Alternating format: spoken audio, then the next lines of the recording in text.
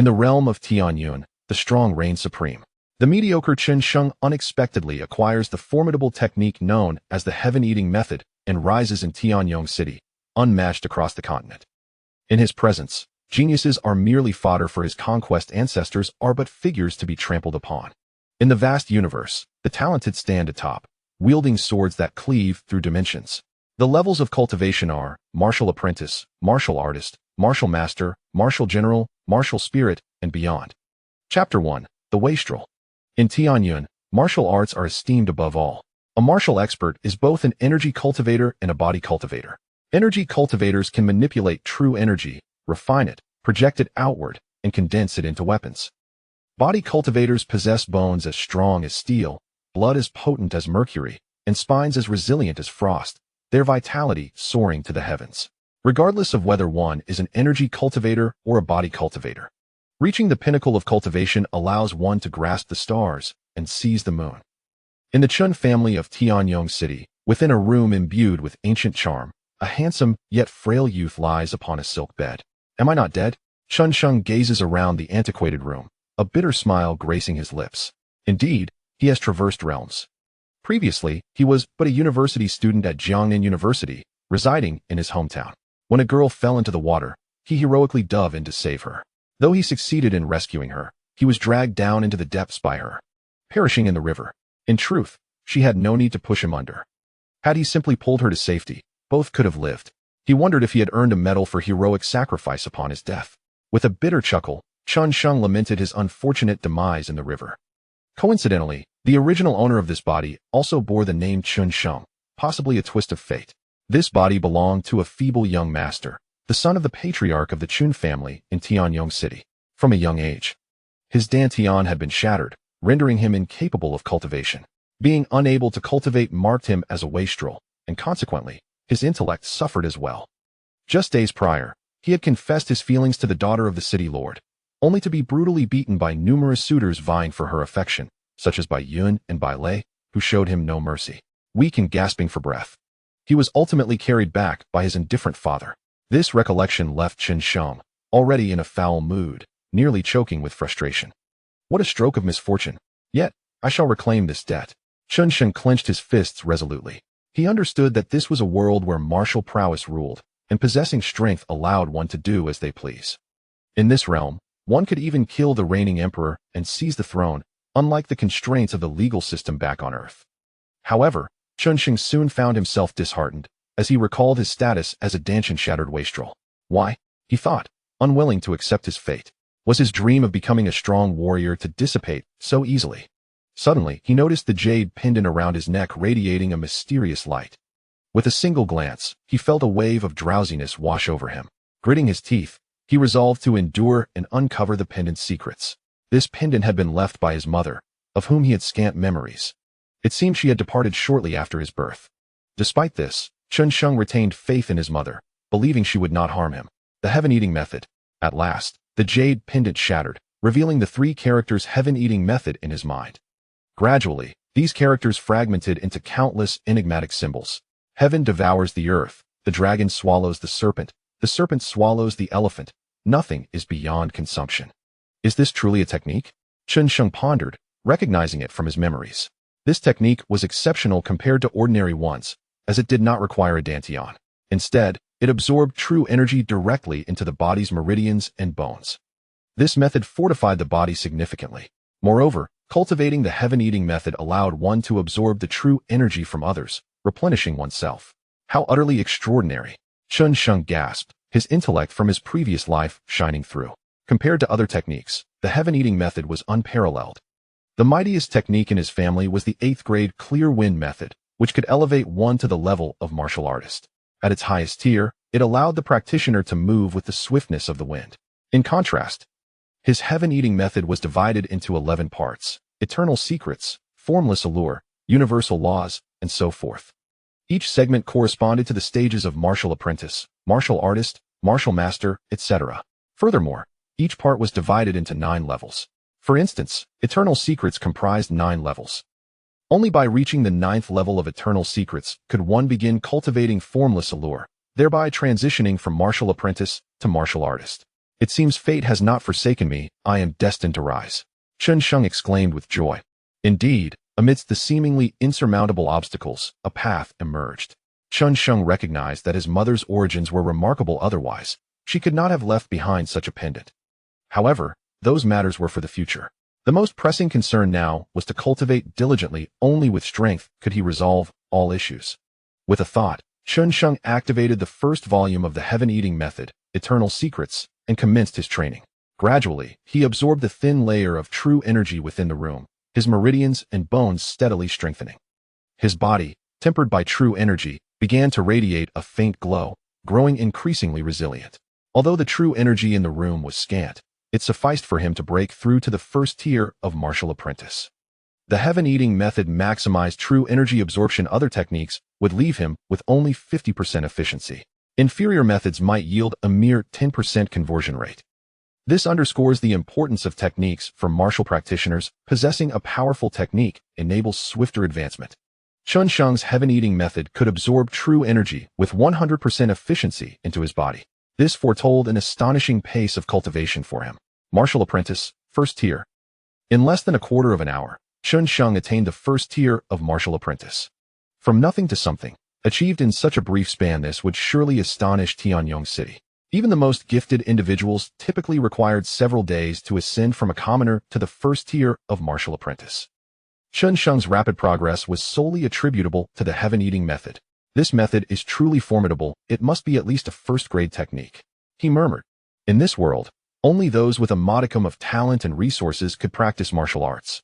The significance of martial techniques is paramount. From 9th grade to 1st grade, legends speak of sacred-level techniques beyond the 1st grade. Yet, Chen Sheng had only heard of these. In Tianyong City, the finest technique available was merely an 8th grade one.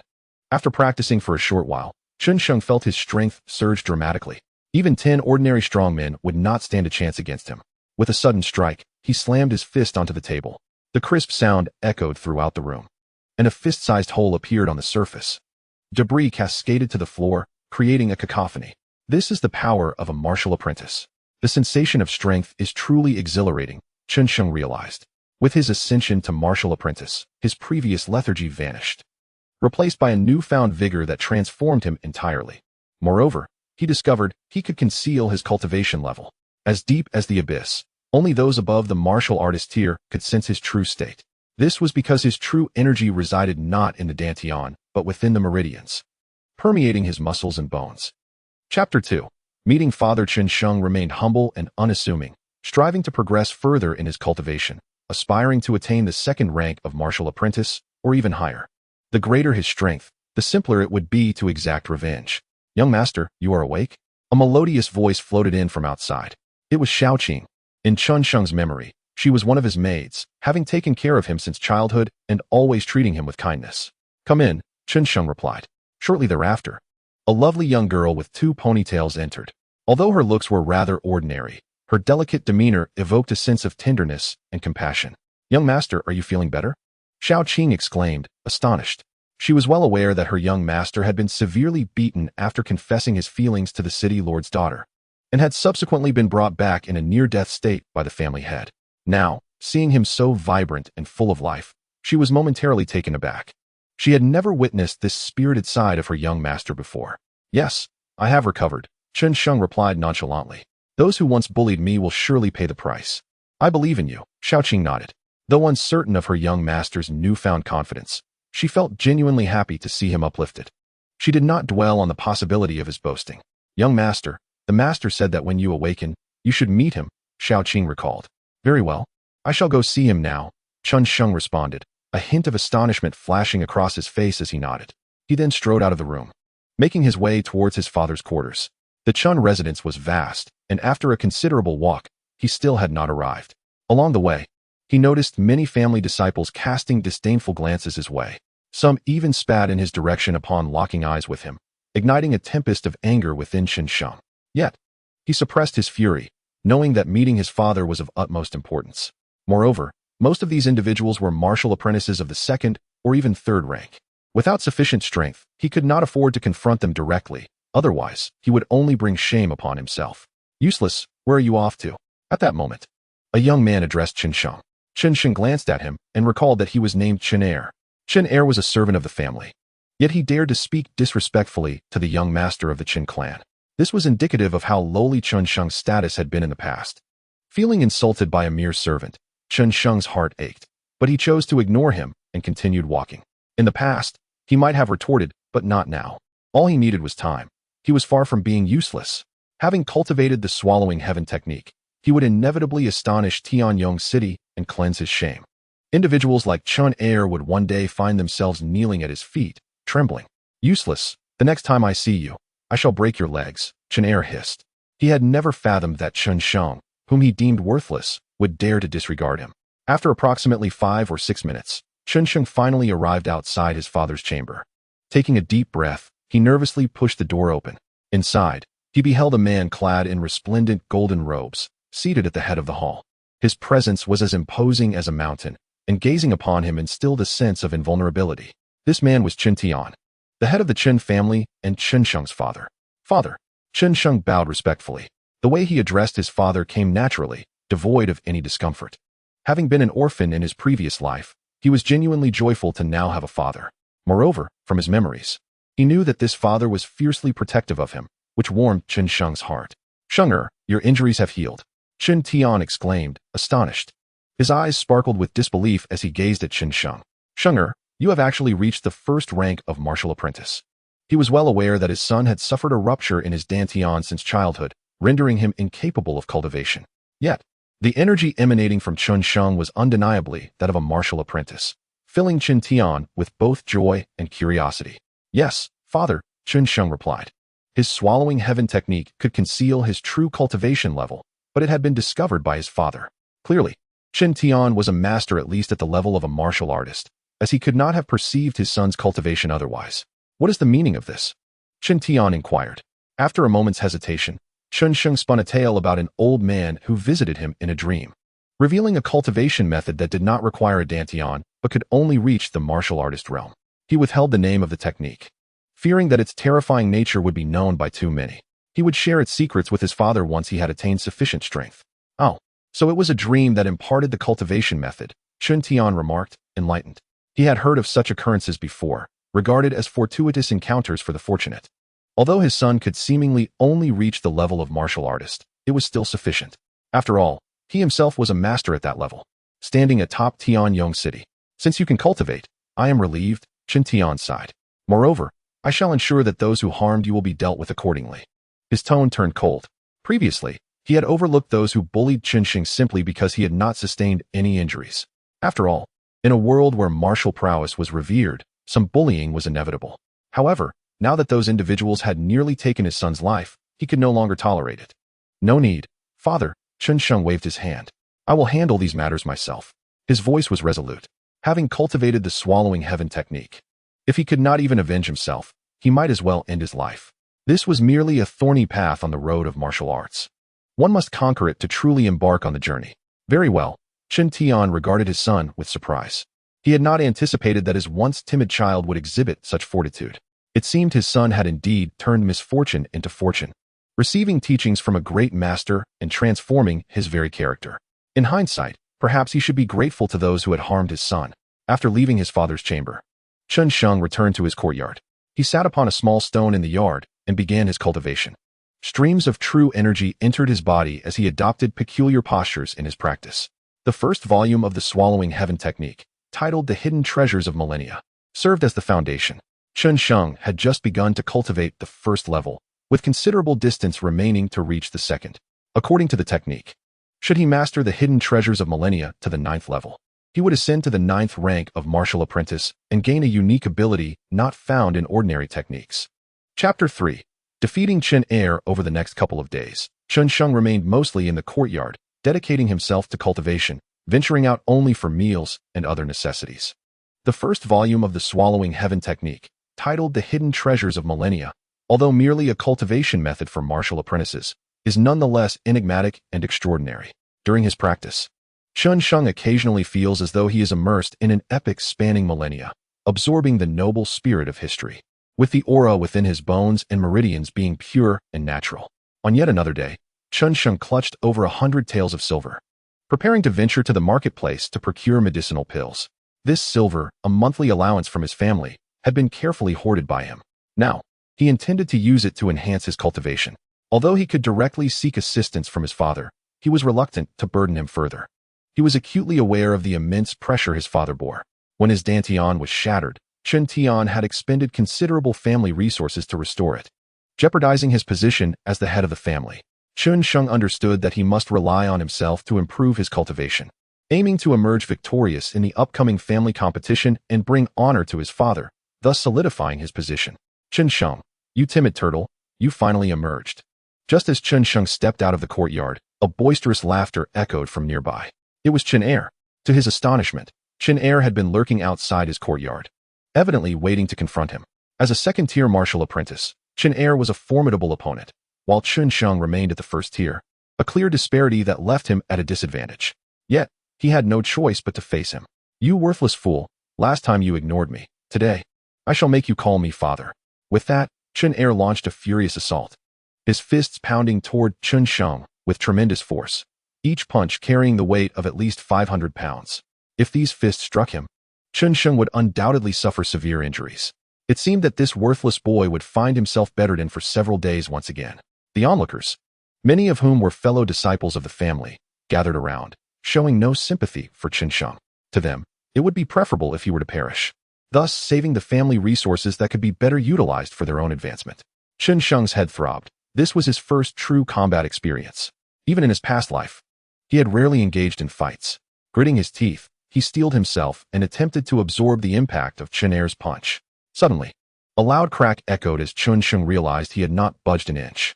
What is happening? I am merely a first-tier martial apprentice. How can I withstand Chen Er's blow?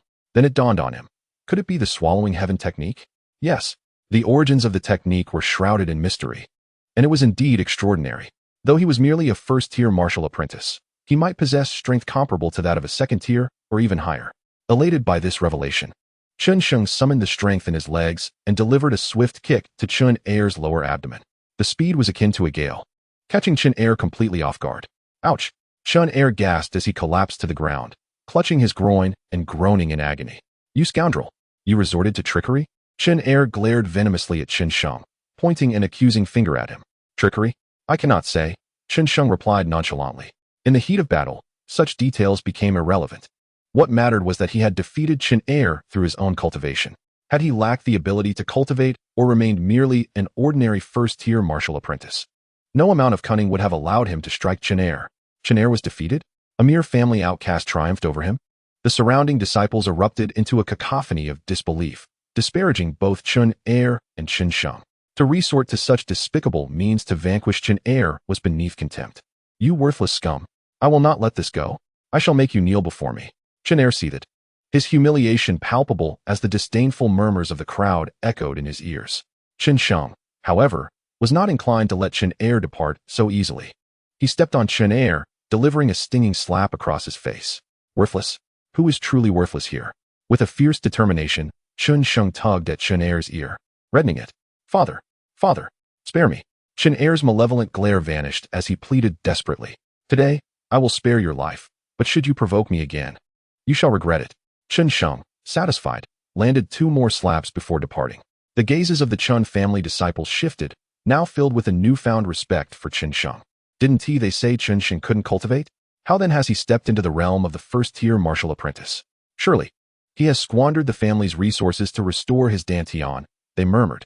Chen Sheng's ascendance to the first tier was likely his limit. After all, he was still deemed a failure, albeit slightly more formidable than Chen Er, the family servant. The crowd laughed derisively, casting one last glance at Chen Er before dispersing. I will not let you off so easily, Chen Sheng, Chen Er thought, his eyes filled with a bloodthirsty rage. He realized he had become the family's laughingstock, all due to Chen Sheng. Instead of reflecting on his own shortcomings, he chose to blame Chen Sheng entirely. With a heart buoyed by triumph, Chen Sheng stepped out of his home, clutching the silver tightly. He had never felt such exhilaration before. He had finally asserted himself, albeit against a mere family servant. In that moment, he felt a deeper connection to his body, as if the remnants of the previous Chen Sheng's spirit had faded further away. As he envisioned the day he would take down all those who had wronged him, he believed he could finally master this vessel completely. Power, he mused. was the ultimate path. Chen Sheng held the silver tightly, recalling that even as the son of the family head, he had been powerless and bullied. Now that he could cultivate, those who dared to oppress him would inevitably face the consequences. Today, it was Chen Heir, a servant of the family. Tomorrow, it could be other disciples or even the sons of elders. He would never forget the faces of those who had once humiliated him. Chapter 4. Martial Arts. Tianyong City is a grand metropolis, home to hundreds of thousands of residents. Surrounding it are scattered towns and villages across the western regions. Within the city, there are 5 or 6 major thoroughfares, ensuring smooth traffic flow and contributing to the city's prosperity, rarely experiencing congestion. Chen Sheng walked along the northern street, guided by memory. He recalled that at the end of this street stood a small elixir shop where one could purchase medicinal pills. As he strolled, an inexplicable sense of daze enveloped him. The shouts of vendors and the ambience evoked memories of ancient China. Yet, Chen Sheng was acutely aware that this world was far more brutal than the ancient times of China. After walking for a short while, he arrived at a modest elixir shop in Tianyong City, which only offered the most common grade 9 elixir, the Gathering Chi pill. In Tianyong City, the most significant repository of elixirs was the Dan Pavilion. It was said that the Dan Pavilion wielded immense power, headquartered in Qian Emperor City. And even the Lord of Tianyong City dared not provoke it. "Welcome, esteemed guest. What do you need?" the shopkeeper inquired as Chen Sheng stepped inside. "I would like 20 Gathering Chi pills," Chen Sheng replied. "Certainly, please wait a moment," the shopkeeper responded cheerfully. Ever since the Dan Pavilion established its presence in Tianyong City, business had been lackluster. It was a rare occurrence for someone to visit, thus the shopkeeper's delight was understandable. He was unaware of Chen Sheng's past. Previously, Chen Sheng, if he had squandered his wealth, would have frequented the Dan Pavilion. This was why he chose this shop. Visiting the Dan Pavilion would expose him to a crowd where acquaintances might recognize him, leading to the shame of being labeled worthless. After acquiring the 20 Gathering Chi pills, Chen Sheng exchanged 100 taels of silver and departed. He did not return home immediately. Instead, he was captivated by the charming, antiquated shops lining the street and wished to explore further. Previously, he could only admire such ancient scenery through television. Now, Tianyong City resembled ancient China closely, providing him the opportunity to indulge in his long-held desires. At that moment, Chen Sheng suddenly noticed a crowd gathered around a corner to his left. Curiosity piqued, he approached. An elderly man squatted on the ground with a book before him. The cover of the book displayed the title of a mid-tier, yellow-grade martial technique, the Tiger Roar Fist. Chen Sheng was astonished. Mid-tier yellow-grade martial techniques were exceedingly rare in this world. Martial arts were classified into 4 levels: Heaven, Earth, Profound, and Yellow, with each level further divided into 3 tiers. The best martial technique in the Chen family was a high-tier yellow-grade technique, which was reportedly incomplete. Even mid-tier yellow-grade techniques were scarce. The Lord of Tianyong City could instill fear precisely because he had mastered a complete high-tier, yellow-grade martial technique. As for profound-grade techniques, only ancient sects and long-established families in the great Qian Empire possessed them. Chen Sheng had only heard of earth and heaven-grade techniques. The strength of a martial artist was determined by the quality of their cultivation and mastery over martial techniques. Now, the sale of a mid-tier, yellow-grade martial technique raised questions. Who would sell such a treasure? Chen Sheng soon learned why it was for sale. "Old man, while this mid-tier yellow-grade martial technique is impressive, it requires a formidable physical body for cultivation. Only body refiners can practice it. It's practically useless," remarked a bystander. Indeed, this mid-tier yellow-grade technique is inferior to the usual low-tier yellow-grade techniques. Others chimed in. Chen Sheng finally comprehended the situation. In this world, martial practitioners cultivated the true energy of heaven and earth, seldom investing effort into strengthening their physical forms. A transformation of the body only occurred upon reaching a profound level in martial arts, as cultivating the body demanded substantial resources. Compared to cultivating true energy, the time and resources required for body refinement were exorbitant. It was said that in ancient times, many focused solely on refining their bodies, known as body refiners, capable of extraordinary feats. However, after the ancient era, their glory faded, and such practitioners became nearly extinct. I cultivate the devouring sky technique, which channels true energy into my meridians, bones, and muscles, making me both a cultivator of true energy and a body refiner, Chen Sheng mused. During his battle with Chen Heir, the second-tier martial apprentice's fist struck his palm without effect, indicating that his physical form was remarkably strong, surpassing even the first-tier martial apprentices. "Old man, how much for the martial technique?" Chen Sheng inquired. At his question, the surrounding crowd fell silent, their earlier banter replaced with astonishment. They did not expect him to genuinely possess the means to purchase it. 100 taels of silver, the old man replied, momentarily stunned before quickly regaining his composure. His excitement palpable. Who is this? A fool willing to buy such a technique? 100 taels is the expenditure of an ordinary family for half a year. Oh, it's Chen Sheng, the foremost among the 3 renowned wastrels of Tianyong City. At that moment, someone recognized him. The 3 wastrels were the most inept individuals from the 3 prominent families, namely Chen Sheng of the Chen family, Li Po of the Li family, and Bai Sun of the Bai family. Among them, Chen Sheng was regarded as the most worthless. The other 2 were at least first-tier martial apprentices. While Chen Sheng was unable to cultivate and had a frail physique, even the other 2 wastrels would bully him without hesitation, solidifying his reputation as the most pathetic among them. Chen Sheng cast a cold glance at the individual who spoke, remaining silent. It appeared his notoriety preceded him, but he was determined to change this narrative. The man who had insulted Chen Sheng trembled at the intensity of his gaze, bewildered at how the so-called wastrel could possess such a piercing stare. Haha, wastrel, I shall take that martial technique. At that moment, a man stepped forward from the crowd, his complexion pale and demeanor casual, mocking Chen Sheng. Chen Sheng, it appears we meet again, Bai Sun sneered. He was the waste of the Bai family, often humiliated by other disciples, and relished in bullying Chen Sheng, who he deemed even more pathetic. Wastrel, because of you, I have also become one of the 3 wastes of Tianyong City. You will buy me that martial technique, or I will beat you into a dead dog. Bai Sun threatened. Wastrel, I see you are inferior to even that, Chen Sheng retorted disdainfully. No longer submissive after gaining strength, he stood confidently. Wastrel Chen Sheng, what did you say? Bai Sun felt as if he misheard. It seemed he could not comprehend that Chen Sheng would dare to insult him. Could it be that the last time Chen Sheng declared his feelings in front of the city lord's daughter had rendered him foolish? I said you are even less than a wastrel. Are your ears deaf? Chen Sheng's voice boomed like thunder, echoing throughout the street. Seeking death, Bai Sun roared. No longer able to contain his anger, he attacked. Like an eagle's claws, his hands lunged towards Chen Sheng, aiming to tear his arm apart. Anticipating the strike, Chen Sheng remained calm. His previous encounters had diminished his fear of combat. With a swift rotation of his right hand, he deflected the 2 clawing hands. With a resounding slap, the force of approximately 500 pounds collided against Bai Sun's chest. Bang! Under that single strike, Bai Sun was sent flying 3 to 4 meters away. His clothes were tattered, blood spewed from his mouth, and he struggled to rise, but it was futile. One move? The foremost among the 3 wastes was defeated by a single blow. Soon, a middle-aged man exclaimed in astonishment, hastily closing his mouth. Chen Sheng's ability to vanquish Bai Sun indicated he was at least a first-tier martial apprentice, if not a second-tier expert. If Bai Sun's earlier words about Chen Sheng being a waste were overheard, he could be in dire straits, especially as an ordinary person. Who is the real waste? Chen Sheng stepped over to Bai Sun, pressing his foot onto his chest. With the surge of qi and blood, Bai Sun coughed up another mouthful of blood.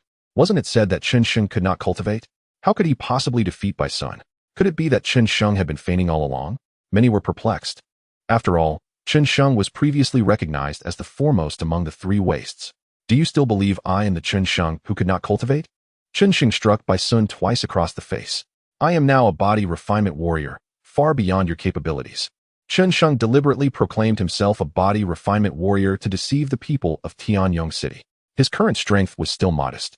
Revealing his true identity would only lead others to underestimate him, as the cultivation speed of body refinement warriors was notoriously slow, requiring substantial resources, making it nearly impossible to catch up to the speed of qi refinement warriors in a short time. Ah, so he is a body refinement warrior. The crowd suddenly understood, their astonishment at Chen Sheng's performance waning. Although body refinement warriors face challenges in advancement, under equal circumstances, qi refinement warriors were generally no match for them, unless in exceptional situations. Bai Sun, release me. I am a disciple of the Bai family, Bai Sun pleaded, sensing the increasing chill emanating from Chen Sheng. He begged for mercy. It is too late. You bullied me in the past, and now you dare to provoke me. Today, I shall make an example of you for the people of Tianyong City to understand that I, Chen Sheng, am not to be trifled with. Chen Sheng aimed to alter the perception of himself in Tianyong City, preparing to make an example of Bai Sun. Otherwise, anyone could tread upon him. He had no time for such fools. With a single palm strike aimed at Bai Sun's dantian, there was a cracking sound, akin to an egg shattering. Bai Sun's dantian was destroyed, rendering him unable to cultivate any longer. Chen Sheng cast a cold glance at Bai Sun before departing. The onlookers regarded Bai Sun with a mix of sympathy and schadenfreude. With Bai Sun incapacitated, he was likely to become the new foremost among the three wastes. Even though Chen Sheng was merely a body refinement warrior, his prowess in the first tier of martial apprentices was formidable, placing him above most adversaries in that realm. Indeed, this Bai waste and Li waste cannot be compared to Chen Sheng. The crowd spoke freely, deriding Bai Sun mercilessly. Chen Sheng, you shall not have a good end. Bai Sun felt despair at the shattering of his dantian. Initially, he had planned to seek revenge in the future, but now, with his dantian destroyed, how could he possibly enact vengeance? He was destined to live as an ordinary person, and his future existence would be akin to a living hell. Regret consumed him. As the crowd gradually dispersed, Chen Sheng led the elderly man home. Young Master Chen, what do you mean by this? The old man looked at Chen Sheng in terror. I do not have enough money with me. Come with me to retrieve it, Chen Sheng replied. Upon hearing this, the old man sighed in relief, feeling a slight fondness for Chen Sheng. As an ordinary person, he would have been powerless if Chen Sheng had chosen to rob him outright. Instead, accompanying him to his home to collect the payment was a gesture of kindness. The elderly man marveled, then followed Chen Sheng home. After returning home, Chen Sheng sought out his father. Ordinarily, he would not burden his father with such matters, but the mid-level yellow-class martial technique was exceedingly rare and beneficial to him, compelling him to ask for his father's assistance. Upon seeing his son return with an unremarkable elderly man, Chen Tian was puzzled, unsure of Chen Sheng's intentions. Son, who is this man? Chen Tian inquired. Father, he possesses a mid-level yellow-class martial technique, Chen Sheng replied, bowing respectfully. A mid-level yellow-class martial technique? Chen Tian was taken aback. Chen Sheng recounted the events that had transpired in Tianyong City. Ah, I see. Chen Tian nodded in understanding. He looked at his son, seemingly wanting to say something, but ultimately refraining. He now comprehended why his son's dantian had been shattered, yet he could still cultivate. Realizing that Chen Sheng was a body refinement warrior who did not require a dantian's qi to refine his body. It required vast resources. And given the Chen family's resources, it was already commendable that they could help Chen Sheng reach the level of a martial artist. However, should Chen Sheng manage to advance to a martial artist through body refinement, he would stand atop the pinnacle in Tianyong City. From his sleeve, Chen Tian produced 100 taels of silver and handed it to the old man. In exchange for a mid-level yellow-class martial technique, 100 taels was a fair trade, even if it was a body refinement technique. It is worth noting that a mid-level yellow-class martial technique typically valued over 10,000 taels. Thank you. The old man accepted the silver, then presented the martial technique book to Chen Sheng. Do you have anything else to discuss? Chen Sheng asked, noticing the old man's hesitant demeanor. After a moment of contemplation, the old man retrieved a ring from his bosom. The ring was silver white, coated in dust, and exuded an ancient aura. Young master, this ring serves no purpose for me, so I shall give it to you. The old man offered the ring to Chen Sheng. My ancestors were also from a martial arts family, but it has since declined. This ring was passed down from my forebears, and I do not know its worth. So it is yours. Chen Sheng examined the ring for a while, but found no extraordinary attributes. Nevertheless, he expressed gratitude to the old man, recognizing the sentiment behind the gift. After the old man departed, Chen Sheng bid farewell to his father. He intended to practice the mid-level yellow-class martial technique. The tiger wore fist. You have returned, young master. Xiao Qing exclaimed joyfully upon seeing Chen Sheng. Although her master had previously been considered a waste, he had always treated her well. Now, upon awakening from his injuries, he had transformed, radiating vitality and strength. Xiao Qing was genuinely delighted for her master. Yes. Chen Sheng nodded with a smile. You may leave now. I wish to practice. As Xiao Qing turned to go, she suddenly paused halfway. Young master, you are able to cultivate now? Xiao Qing looked at Chen Sheng in disbelief. In her memory, her master had suffered a shattered dantian, hadn't he? Indeed. I have encountered some fortunate circumstances and am now able to cultivate, Chen Sheng affirmed with a nod. He gazed at Xiao Qing, his eyes filled with warmth. Having merged with this body, he was aware of the countless times Xiao Qing had been bullied, even coerced into becoming a concubine. Yet, she had endured in silence to care for him, suffering immeasurable hardships. From this moment forward, no one shall bully you again. Chen Sheng vowed silently. Apart from his father, Xiao Qing was the person closest to him. Now that he possessed strength, he was determined to protect her. Wonderful, Xiao Qing exclaimed, elated beyond measure. Upon hearing the young master express his ability to cultivate, Xiao Qing felt a joy that surpassed her own potential for practice. In a moment of exhilaration, she dashed to Chen Sheng's side and embraced him. In that instant, Chen Sheng was taken aback, feeling as if he were enveloped in a cushion of jade. Soft and delightful. Unconsciously, the novice Chen Sheng experienced an involuntary reaction, his body responding with a rush of blood, becoming firm. "Young master, you are bullying me," Xiao Qing exclaimed, her face flushed with embarrassment. Realizing Chen Sheng's physical response, she cast a shy glance at him before fleeing in haste. This girl. Chen Sheng could only manage a wry smile. It must be said, although Xiao Qing was merely a 16-year-old girl, her figure was quite appealing. The mere touch of her brought forth an undeniable impulse within Chen Sheng. Fortuitously, Xiao Qing was quick to escape, otherwise, he feared he might commit an act unworthy of a gentleman. How had he not noticed her allure before?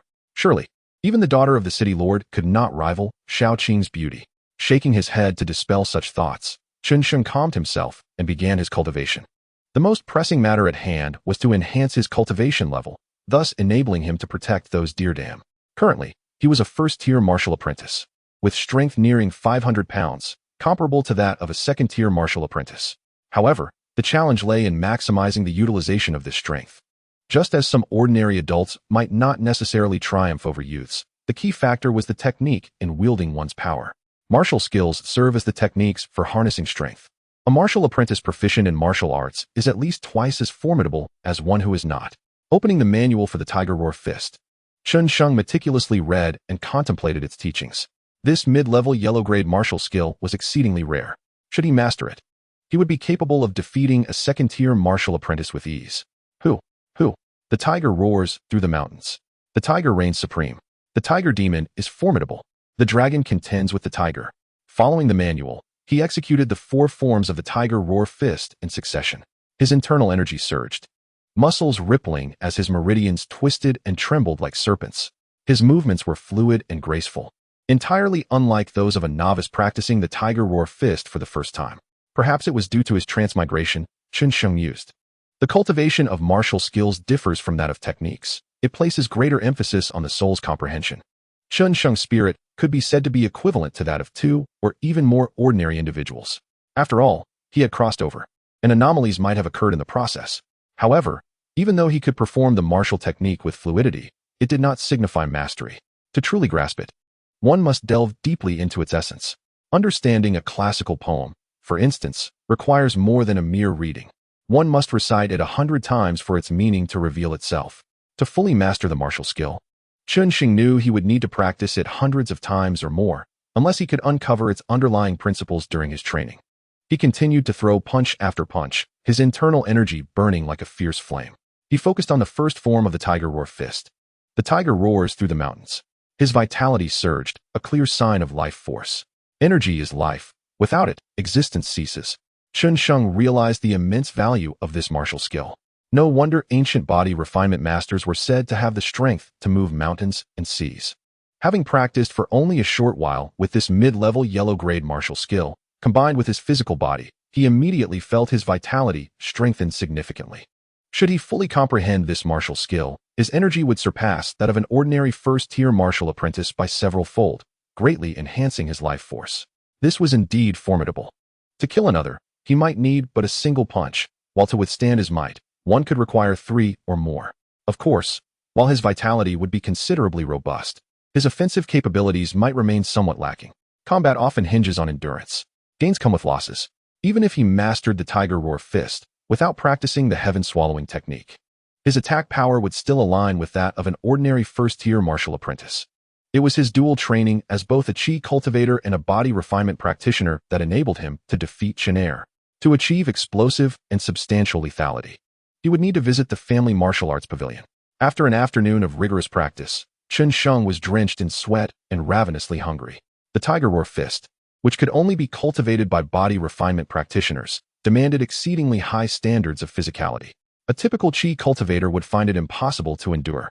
Even Chen Sheng felt weakened and craved a substantial meal, even rare herbs for nourishment. After a refreshing bath, he proceeded to dine. The meals of martial practitioners differ significantly, often infused with numerous medicinal herbs. Chen Sheng devoured his food with enthusiasm and soon felt satiated. Returning to his courtyard, he rested briefly before resuming his cultivation. Activating the heaven-swallowing technique, the true energy in the room began to flow gently into Chen Sheng's body. His meridians absorbed the true energy as if they were sponges, leaving no trace behind. He could feel the true energy within his meridians increasing, and they grew more robust. When the true energy in the room began to dwindle, Chen Sheng remained unperturbed. He retrieved 10 qi gathering pills from his pocket, swallowing them without hesitation, and continued his practice. Crack! A crisp sound echoed, and a delighted smile spread across Chen Sheng's face. Could it be that he had stepped into the second tier of martial apprentices? With excitement, he rose and struck a palm against the trunk of a large tree in the courtyard. Crack! The tree trunk toppled to the ground. Indeed, he had advanced to the second tier of martial apprentices. Furthermore, Chen Sheng not only felt an increase in strength, but also in vitality. He estimated his prowess could rival that of a third-tier martial apprentice. Was it possible that his ascension to the second tier was not merely a breakthrough in qi cultivation, but also in physical refinement? Yes. Chen Sheng recalled that upon entering the first tier, his strength was comparable to that of a second tier. His ability to cultivate both qi and body was attributed to the heaven-swallowing technique. Practicing the heaven-swallowing technique allowed him to assimilate the true energy he absorbed into various parts of his body, including his vitality, thereby enhancing his life force. With each tier he ascended, he gained a more potent life force. Furthermore, he could acquire a richer supply of true energy, amplifying his strength.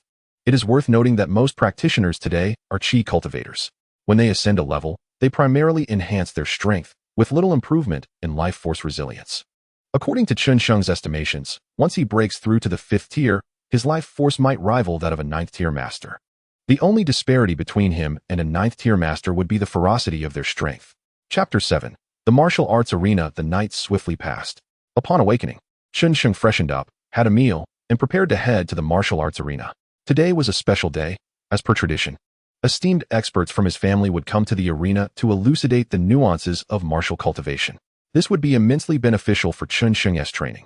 Despite having reached the 2nd tier, he remained humble, fully aware that some of the young talents within his family had already attained the 5th or 6th tier. Upon arriving at the martial arts arena, he discovered a considerable gathering of individuals.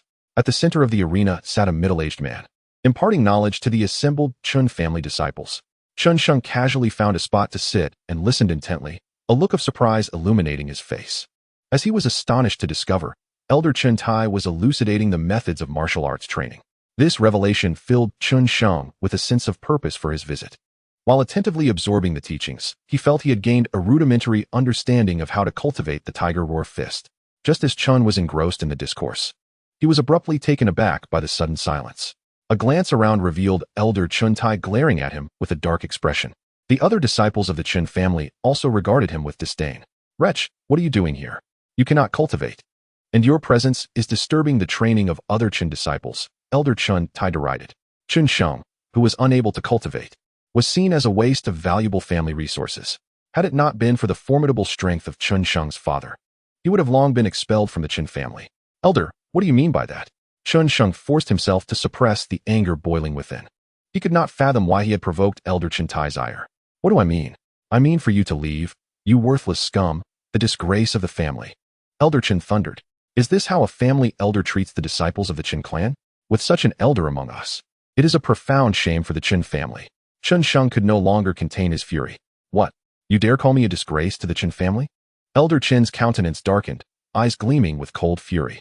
A family waste who cannot cultivate dares to label himself a disgrace?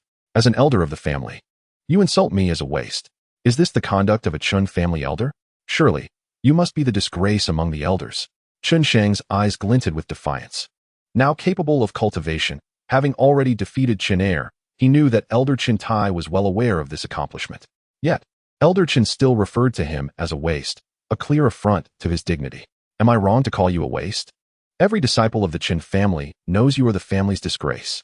Elder Chen spat, his face contorted with rage. Indeed, such a waste can only bully Chen Er. Before me, he could not withstand a single blow. A voice of disdain echoed from a Chen family disciple in the training ground. Chen Sheng followed the sound, discovering a young man of around 15 or 16, with disheveled hair and a cultivation level of the 4th stage of martial disciples. Chen Ta. Indeed, a family waste can only defeat Chen Er. After squandering so many family resources, he remains a waste. In unison, the Chen family disciples began to berate him. Chen Ta mockingly laughed. "Chen Sheng, do you dare to claim you are not a waste? How dare you insult this elder as a disgrace to the family?" Elder Chen Tai, witnessing the collective disdain for Chen Sheng, could not help but smile. "Chen Ta, seize Chen Sheng and bind him to the tree nearby. Elder Chen Tai sneered. Binding Chen Sheng to a tree in the training ground would humiliate him greatly, as well as his father. It was likely that only Chen Sheng's father would be able to free him then. The thought amused many of the Chun family disciples. Yes, Chen Tai replied respectfully, not regarding Chen Sheng at all. With a spring-like agility, he leaped, one foot spinning upward, and, in less than a second, swiftly kicked Chen Sheng in the back. Chen Sheng, seeing the rapidly approaching leg, felt a grave sense of foreboding. He joined his hands together to brace for the impact. Bang! Almost instantly. Chen Sheng realized this was no mere kick. It felt like a hammer striking his hand, the force causing his skin to peel away. He was no match. The strength was overwhelming. Realizing the vast disparity in power, he understood that this martial disciple of the fourth stage possessed nearly 4,000 pounds of strength bearing down on him, a terrifying force. Although he had stepped into the second stage of martial disciples, his own strength was barely 2,000 pounds. Chen Tai's might was nearly double his own. Only due to Chen Sheng's vigorous vitality and his training as a body-forging warrior could he withstand that kick. A typical second-stage martial disciple would have sustained severe injuries. Tiger Roar in the mountains. Chen Sheng unleashed the first form of his martial technique, the Tiger Roar fist, striking against Chen Tai's foot. Due to some of Chen Tai's strength dissipating, and with Chen Sheng employing the Tiger Roar fist, his power surged to approximately 3,000 pounds. Barely managing to repel Chen Tai's foot. Seizing the moment of Chen Tai's surprise, Chen Sheng made a swift escape. Chen Tai, did you not claim you could subdue me in one move? He called out mockingly from a distance. Impossible. The Chen family disciples were incredulous. Elder Chen Tai was also momentarily stunned, unable to comprehend how Chen Tai had allowed Chen Sheng to flee. They all expected that Chen Tai would easily suppress Chen Sheng. After all, Chen Tai was a fourth-stage martial disciple, while Chen Sheng was merely considered the family's waste. Elder Chen Tai, I am utterly ashamed, Chen Tai stammered. Unable to believe he had let Chen Sheng escape. He could sense the mocking gazes of the surrounding Chen family disciples. He had not forced Chen Tai to kneel, which would have been a significant loss of face. No, it is not your fault. You were careless, allowing that brat to escape by chance, Elder Chen Tai consoled him. Chen Tai's father was the head elder of the Chen family, wielding great influence, and thus Elder Chen Tai smiled at him.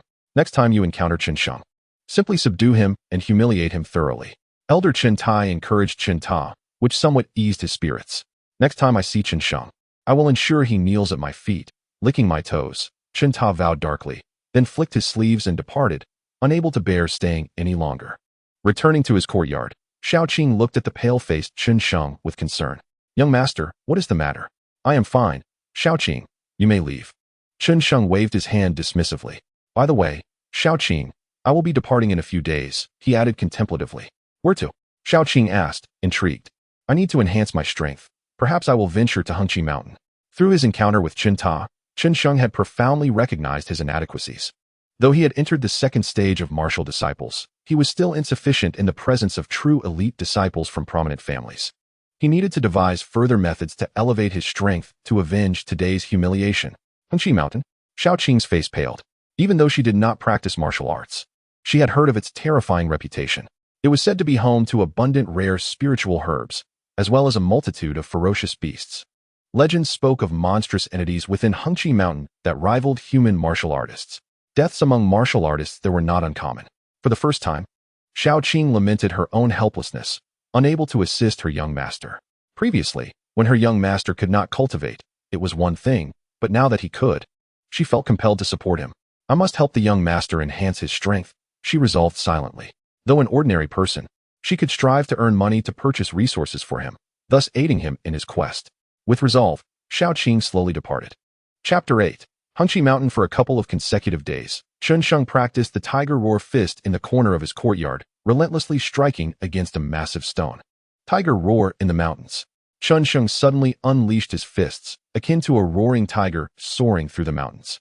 Suddenly, he aimed at the target and unleashed a powerful strike. Bang! His fist collided with the massive stone, producing a resounding echo and a wisp of white smoke. Continuing his efforts, Chen Sheng gritted his teeth and diligently trained, envisioning himself as a tiger in the mountains, hunting for prey. For several consecutive days, he dedicated himself to relentless practice. On the third day, he stepped back a few paces, his eyes gleaming with intensity, his body akin to a tiger preparing to pounce. As his momentum reached its zenith, he struck swiftly. Bang! His fist met the stone, causing a small fragment to break away. Success, Chen Sheng thought with satisfaction. He had never anticipated shattering the boulder with a single blow. To accomplish such a feat would require the strength of a true warrior. To be able to dislodge even a small piece of stone with his punch was commendable, signifying his mastery of the first form of the tiger roar fist, known as tiger's cry in the forest, which indicated he had attained a minor level of proficiency. In this world, martial arts training is categorized into 4 stages: minor proficiency, major proficiency, perfection, and great perfection. Achieving minor proficiency is relatively simple, being foundational. Attaining major proficiency requires comprehension, while reaching perfection is exceedingly challenging. As for great perfection, it is a realm reserved for prodigies, rarely achieved by others. Chen Sheng had accomplished the minor proficiency of the tiger roar fist in such a short span, attributed to his remarkable talent and formidable spiritual strength, coupled with his diligence. After reaching this stage, he took a moment to rest before immediately preparing to head to Hengqi Mountain, a place where he could rapidly enhance his cultivation. There, beasts abound, and precious spiritual herbs are plentiful. He could hunt these beasts to hone his martial skills or seek out herbs to consume for cultivation enhancement. However, Hengqi Mountain is fraught with peril. It was only after days of hard work on the tiger roar fist that he dared to venture there. Hengqi Mountain lies 1,000 miles from Tianyong City, and even on his swift steed, it took Chen Sheng an entire day to arrive. He secured his horse to a tree, surrounded by grass, ensuring it would not go hungry. Another crisp morning dawned. As autumn approached winter, a chill filled the air. The outskirts of Hengqi Mountain were swept by brisk winds, and the forest was eerily quiet, with most creatures preparing for hibernation. Yet, from time to time, Chen Sheng could hear the roars of beasts echoing through the woods. The autumn breeze brushed against him, sending a shiver down his spine. Standing at the edge of Hengqi Mountain, Chen Sheng marveled at the breathtaking beauty of nature. Such primeval forests were a rarity in the world he once knew. Towering trees with lush foliage surrounded him. Even in sunlight, it would be difficult for rays to penetrate through the dense canopy, as the trees were nearly shoulder to shoulder, leaving little room for light to filter through. Chen Sheng settled into a meditative position, swallowing 2 qi gathering pills to restore his true energy. He was about to engage in battle, and if he did not prepare adequately, he would find himself ill-equipped to face the challenge. The qi gathering pills, classified as 9th-tier elixirs, could replenish a person's expended true energy and assist in breaking through to higher realms. After a while, Chen Sheng felt his body attain its optimal state. Rising to his feet, he moved slightly, his muscles crackling with explosive energy.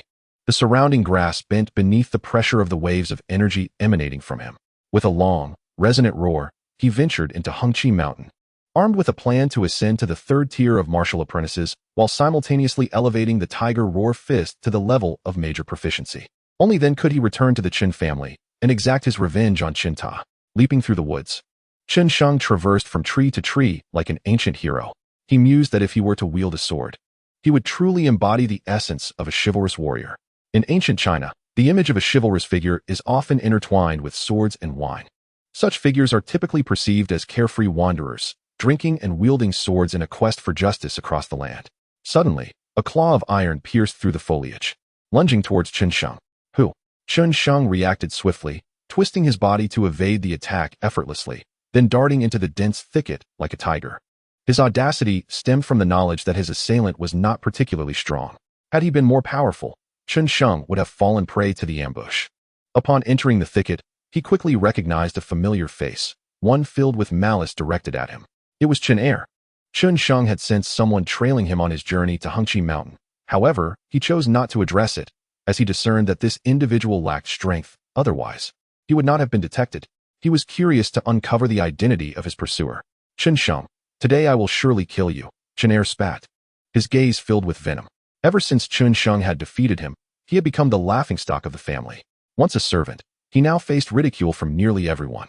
Today he finally saw an opportunity to exact revenge. With a furious shout, he proclaimed, Iron Dragon Claw. His anger fueled his resolve as he launched himself at Chen Sheng, intent on killing him. His plan was astute. Hengqi Mountain was remote enough that if Chen Sheng were to perish here, no one would know who was responsible. Chen Sheng maintained his composure. Now a 2nd-tier martial apprentice, he was vastly superior to Chen Er. Even as a 1st-tier apprentice, he had bested Chen Er with ease. How much more so now? With casual precision, he met Chen Er's claw with both hands. Bang!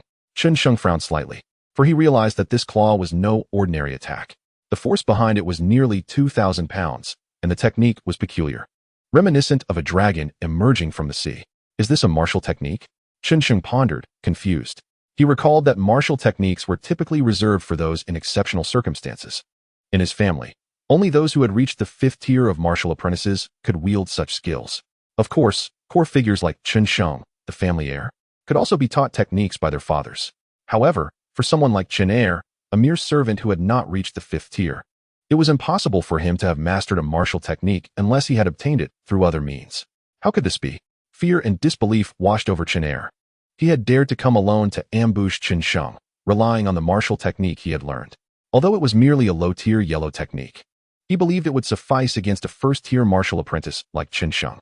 He never anticipated that Chen Sheng had advanced to the 2nd tier in less than 10 days, a terrifying leap. Young master, I was momentarily foolish. Please spare me. Chen Heir stammered, panic evident on his face. He knelt before Chen Sheng, managing to maintain his balance even on the tree branch. He relinquished his resistance, hoping to plead for mercy. Given that he had just used a martial technique, and Chen Sheng had effortlessly countered it, he realized he was undoubtedly no match for him. Perhaps by kneeling in supplication, this so-called waste of a young master would show him mercy, as he had done previously. Father, please spare me, Chen Heir begged, completely casting aside his pride in his desperation to survive. Spare you? Chen Sheng chuckled. Having once spared him, he now seeks to kill me after mastering a martial technique. If I release him again, he may cultivate to an even greater strength and seek trouble with me once more. Although Chen Sheng is confident in his ability to suppress Chen Heir, his patience is wearing thin. Such a treacherous snake lurks in the shadows, ever poised to strike. Should I show any sign of weakness, it will not hesitate to bite. Determined to end this, Chen Sheng unleashed a powerful punch upon Chen Heir's head, delivering a fatal blow. Chapter 9. The Hunt for Beasts with Chen Heir slain. Chen Sheng felt a surge of blood rise in his throat, an uncomfortable sensation. After all, this was his first experience with taking a life. However, he quickly regained his composure. In a world where martial prowess reigns supreme, killing is a common occurrence. If one cannot harden their heart, they will inevitably suffer in the future. After dispatching Chen Heir, Chen Sheng leapt down from the tree and began to excavate a large pit. Although Chen Heir was dead, Chen Sheng ensured that his body remained intact, burying him to prevent his remains from being devoured by beasts. Having completed this task, Chen Sheng continued his journey toward the heart of Hengqi Mountain. Throughout his trek, he encountered scarcely any beasts, yet he remained vigilant. He understood that formidable creatures congregated at the mountain's core. Suddenly, he caught a rustling sound. His keen ears detected the unmistakable noise of beasts feeding.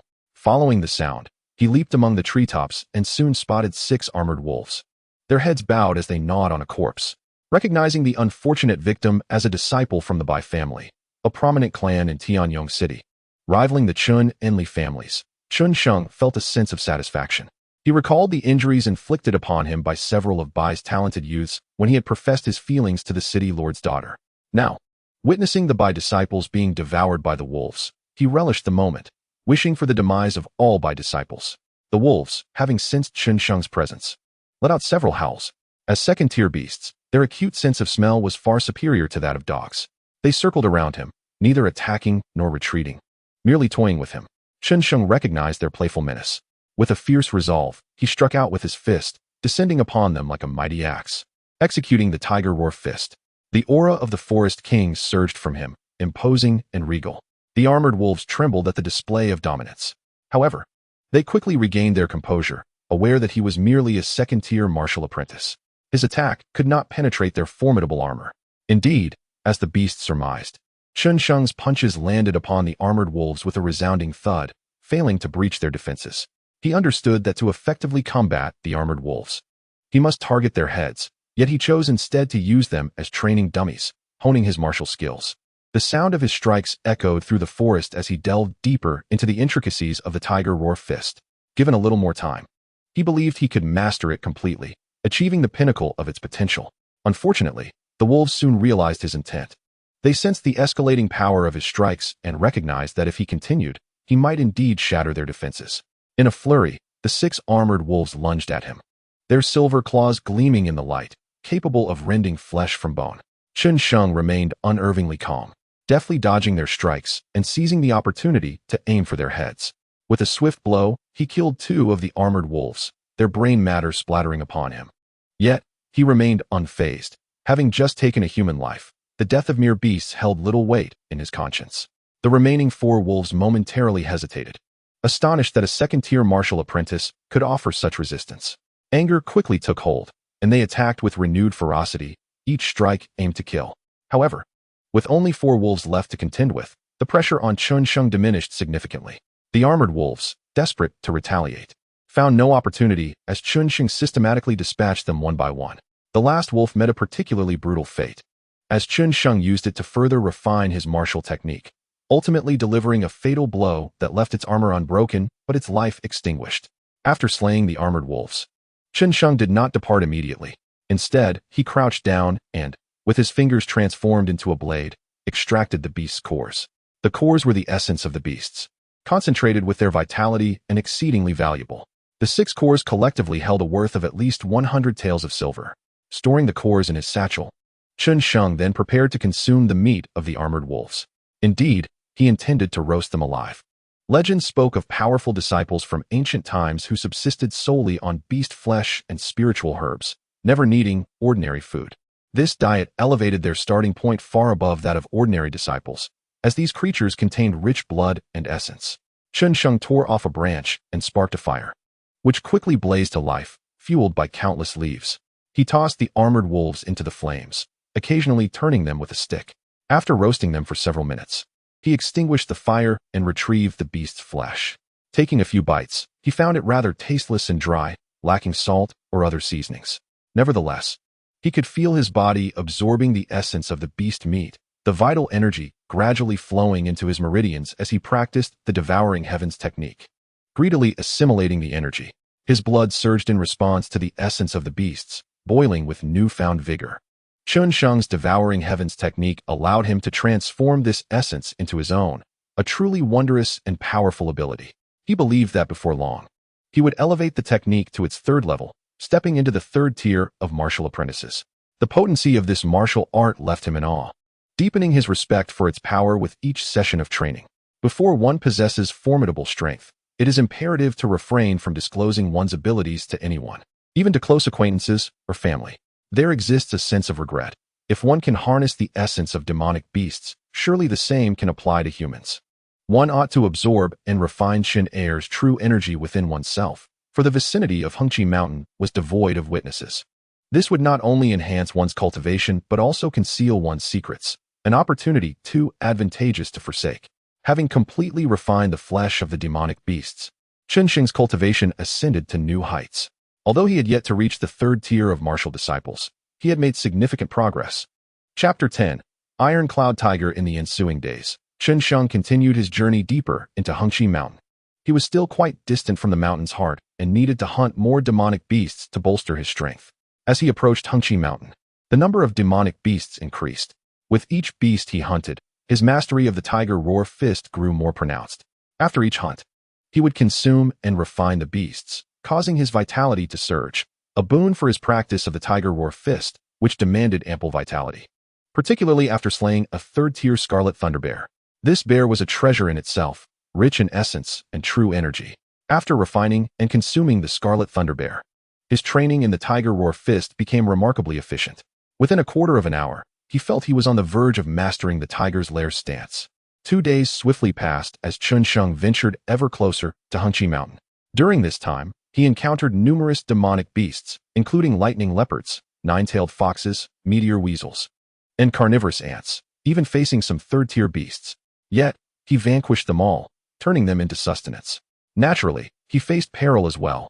The carnivorous ants, robust and agile, thrived in swarms, often attacking in hundreds, leaving desolation in their wake.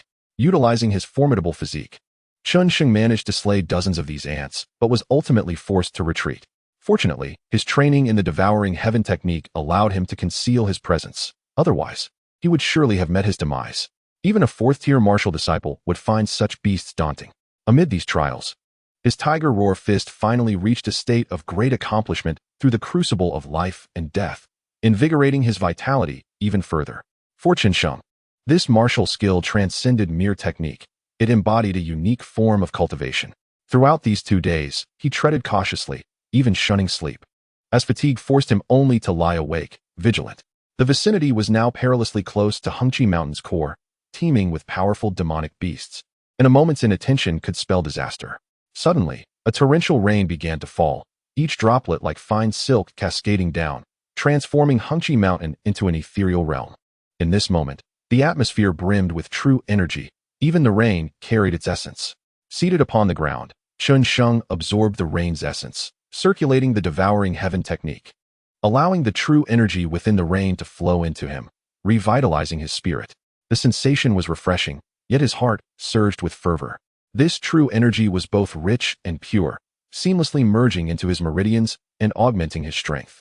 The more he practiced, the closer he felt to reaching the third tier of martial disciples. Yet an unseen barrier remained, as if something essential was missing. At that moment, a guttural roar resonated through the air, sending a shiver down Chen Sheng's spine. He instinctively felt the encroaching danger. A single misstep could lead to his demise.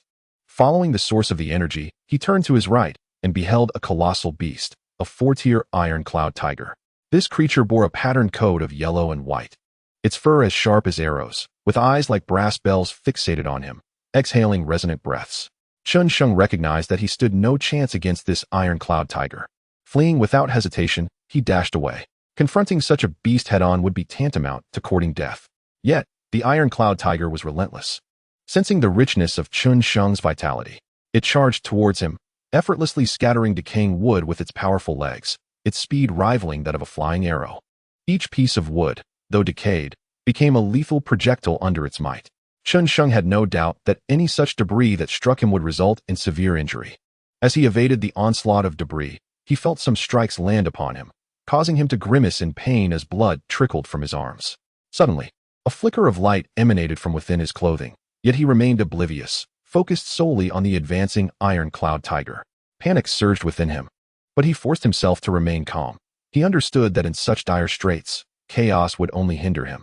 He needed to devise a plan. At last, he perceived a phenomenon. The water from a nearby stream was gathering, flowing down from the hillside and pooling into a small creek. As it meandered away, Chen Sheng heard a rhythmic sound. He ran desperately, soon discovering that the creek flowed into a dark cave. The cave was surrounded by dense underbrush, barely accommodating a single person. With determination, he resolved to enter the cave. The iron-cloud tiger was now less than 10 meters away. Any further hesitation would surely lead to his demise. Better to seek refuge than to be devoured. With this resolve, Chen Sheng plunged into the cave. Roar! The iron-cloud tiger arrived at the cave entrance almost instantaneously, letting out an enraged roar as it watched Chen Sheng disappear within. The prey it had nearly captured had eluded it, provoking its fury. Its body was more than twice the size of Chen Sheng's, preventing it from entering the cave. Otherwise, it would have rushed in to drag Chen Sheng out. Although it could not enter, it still lingered outside the cave, seemingly waiting for Chen Sheng to emerge. If Chen Sheng were aware, he would be at a loss whether to laugh or cry. Meanwhile, Chen Sheng ventured into the cave.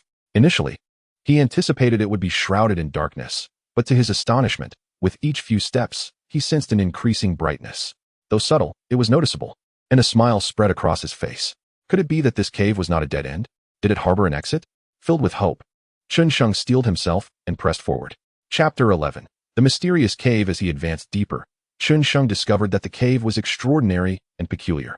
Thanks to the faint light, he discerned patterns adorning the walls. Most of these designs depicted bizarre postures of martial artists, some bent like bows, others standing tall like cranes atop pine trees, strange and astonishing. Chen Sheng speculated that perhaps someone had been here before. At that moment, he suddenly felt the impact of arrows. They whizzed past his face, striking the walls and shattering the rock, sending sparks flying. In that instant, Chen Sheng held his breath, his gaze sharp and alert. He had narrowly escaped being shot. He certainly did not consider his body harder than stone. Whoosh, whoosh, whoosh. More arrows shot forth from within the cave. Chen Sheng remained calm, focusing intently. In a flash, he evaded like a serpent, and when he could not dodge, he caught the arrows with his hands. After nearly 10 arrows, none struck him. However, he did not exhale in relief. He sensed that greater dangers lurked within. This was an instinct that martial artists often possessed, usually accurate. He pondered whether to continue forward. If he did, danger was inevitable, and he could very well meet his demise within. Conversely, if he lingered here, perhaps the iron-cloud tiger outside would leave, ensuring his safety. Yet, standing at the entrance, he felt an irresistible urge to explore further. The patterns and arrows hinted at the presence of others who had ventured here before. Resolute, Chen Sheng decided to delve deeper. He refused to believe he would perish at the cave's mouth. With a swift motion, he dashed inside. Arrows continued to fly, yet still could not breach his defenses. Bang! After about a minute, the cave entrance was nearly visible. Suddenly, an iron gate descended, crashing toward Chen Sheng, summoning all his strength. He leaped just in time to avoid being crushed beneath it. This gate must have weighed over 1,000 pounds, slamming into the ground and sending up clouds of dust, resonating with the sound of metal colliding. As time passed, flames erupted from both walls. The intense heat scorched the walls, creating several blackened spots. A stray ember singed a corner of Chen Sheng's clothing, igniting it. He quickly tore away the burning fabric, acutely aware that he was teetering on the brink of life and death. However, amidst the peril, he was not without gain. In his encounters with danger, his true energy surged rapidly. Each narrow escape tested his mettle, and his heaven-swallowing technique constantly absorbed the abundant energy within the cave, which was remarkably dense, far stronger than what he encountered outside. At this moment, he could indeed break through to the third level of martial apprentice. Yet, he refrained. In such a perilous place, he needed to find safety first. A sudden breakthrough amidst imminent danger would be akin to sealing his fate. Calming his spirit, Chen Sheng continued deeper into the cave, resembling an explorer unraveling its mysteries. Thud, thud. After another minute, he heard heavy footsteps, each step resonating ominously against the ground, exuding a powerful aura. Though he had yet to see anything, a heavy dread enveloped him. This was undoubtedly a formidable foe, and another life-or-death battle awaited. Soon, he beheld 3 wooden figures emanating the aura of third-level martial apprentices. These wooden figures were indeed his true adversaries, for he was still only a second-level martial apprentice.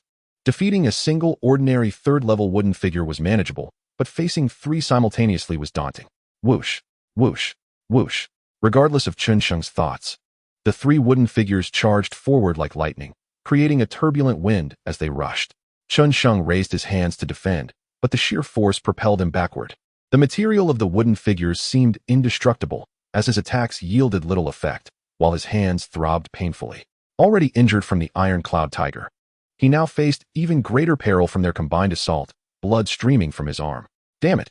Chen Sheng could not help but curse. He never anticipated encountering such monstrous foes, let alone 3 at once. He truly felt outmatched. Unfazed, the wooden figures pressed their assault. They leaped to the cave's apex before crashing down upon him, 6 feet landing simultaneously. The rush of air sent shivers down Chen Sheng's spine, and the overwhelming pressure extinguished any thought of resistance. Was this to be his end? Despair washed over him. He had yet to avenge himself after acquiring the heaven-swallowing technique. To die here was utterly unacceptable. If I must perish, then you shall too. At that moment, Chen Sheng's resolve hardened. No longer would he evade. He faced the 3 third-level wooden figures head-on. With unwavering determination, he unleashed the second form of the Tiger Roar Fist, his internal energy erupting. His body surged with the ferocity of a tiger and the grace of a dragon. His fists glimmered with a faint light, and an image of a tiger seemed to rest upon his knuckles. In this moment of desperation, Chen Sheng's martial prowess surged to unprecedented heights, striking the 3 wooden figures with tremendous force, sending them crashing to the ground. Yet he too suffered. The weight of 6 feet pressed upon him, and he felt as though his heart might burst. He coughed up blood, his energy waning, but a rush of exhilaration surged within him. He discovered that the wooden figures were not invincible after all. He had always been timid, and his first instinct upon seeing the wooden figures was to flee, convinced he would surely perish at their hands. Even after acquiring the swallowing heavens technique and stepping into the realm of a martial apprentice, he lacked confidence in defeating Chen Er. He had never comprehended the true essence of martial arts, unaware that one must bravely confront formidable foes on the path of martial prowess. Now, enlightenment dawned upon him. As long as he dared to challenge, he could conquer his adversaries.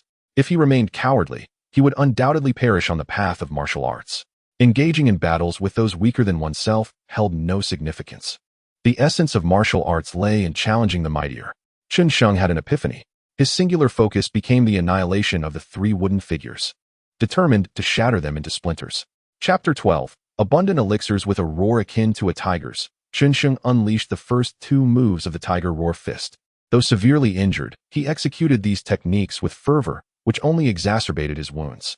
Yet, he was resolute. These 2 moves showcased his prowess, striking one wooden figure with such force that it shattered. However, he too suffered in the exchange. The remaining 2 wooden figures seized the opportunity and struck him with force. Bang! Chen Sheng was sent flying, crashing to the ground, yet he rose again, like an indomitable cockroach. He continued to engage the wooden figures, trading blows. The clash of fists echoed as he fought fiercely, almost at the cost of his own life. For every punch he landed on the wooden figures, they retaliated with kicks. Were it not for Chen Sheng's status as a body refinement practitioner and his mastery of the Tiger Roar fist, he would have collapsed long ago. He grew increasingly valiant, resembling a war god. Despite his escalating injuries, his combat prowess remained undiminished. He struck the wooden figures with relentless punches. Although their bodies were as hard as stone, they could not withstand the frequency of Chen Sheng's attacks. Eventually, he punched a hole through one wooden figure and lifted another, using it as a battering ram against the ground until it lay in ruins. Invincible and heroic, despite his tattered clothing, Chen Sheng became a sight to behold. Should anyone have witnessed him in that moment, they would have thought twice before making a move. After tearing the wooden figures to shreds, Chen Sheng finally relaxed his taut nerves. He had unleashed his full potential, achieving his optimal state to vanquish the wooden figures of the third-level martial apprentice. If anyone were present, they would have hesitated to act against him. After dismantling the wooden figures, Chen Sheng sat down to rest, his body weary and battered. Upon sitting, he immediately began to circulate the swallowing heavens technique, gradually replenishing his expended vital energy. The restoration of his internal energy would take time. As a body refinement practitioner who had perfected the Tiger Roar fist, he could recover swiftly. After a brief respite, Chen Sheng continued on his journey. Having come this far, faced numerous obstacles, and paid a hefty price, he was determined to explore the cave ahead. Not entering would leave him unsatisfied. After several minutes of walking, he finally spotted a stone door. Summoning all his strength, he approached the door and pushed it open. Inside lay a hidden paradise. Immediately, Chen Sheng beheld an expansive area, almost as vast as his own courtyard. Before him flowed a crystal-clear stream, dotted with pebbles of various shapes, arranged in intriguing formations. In front of the stream stood a stone table, accompanied by an alchemical furnace. The surroundings were framed by rocky walls, while the ground was laid with a uniform expanse of jade stone, ancient yet luxurious, exuding a remarkable aesthetic appeal.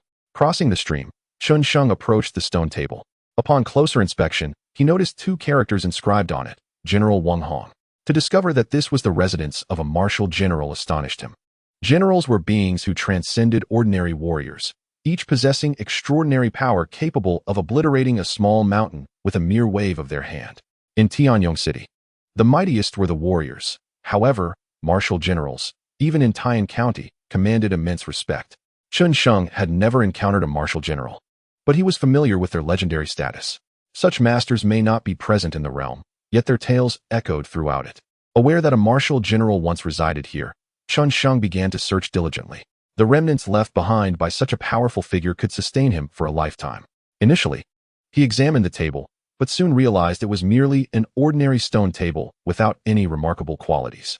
Redirecting his attention to the alchemical furnace, he found its exterior antiquated, adorned with intricate engravings of mythical creatures like dragons, white tigers, and turtles, mysterious and ancient.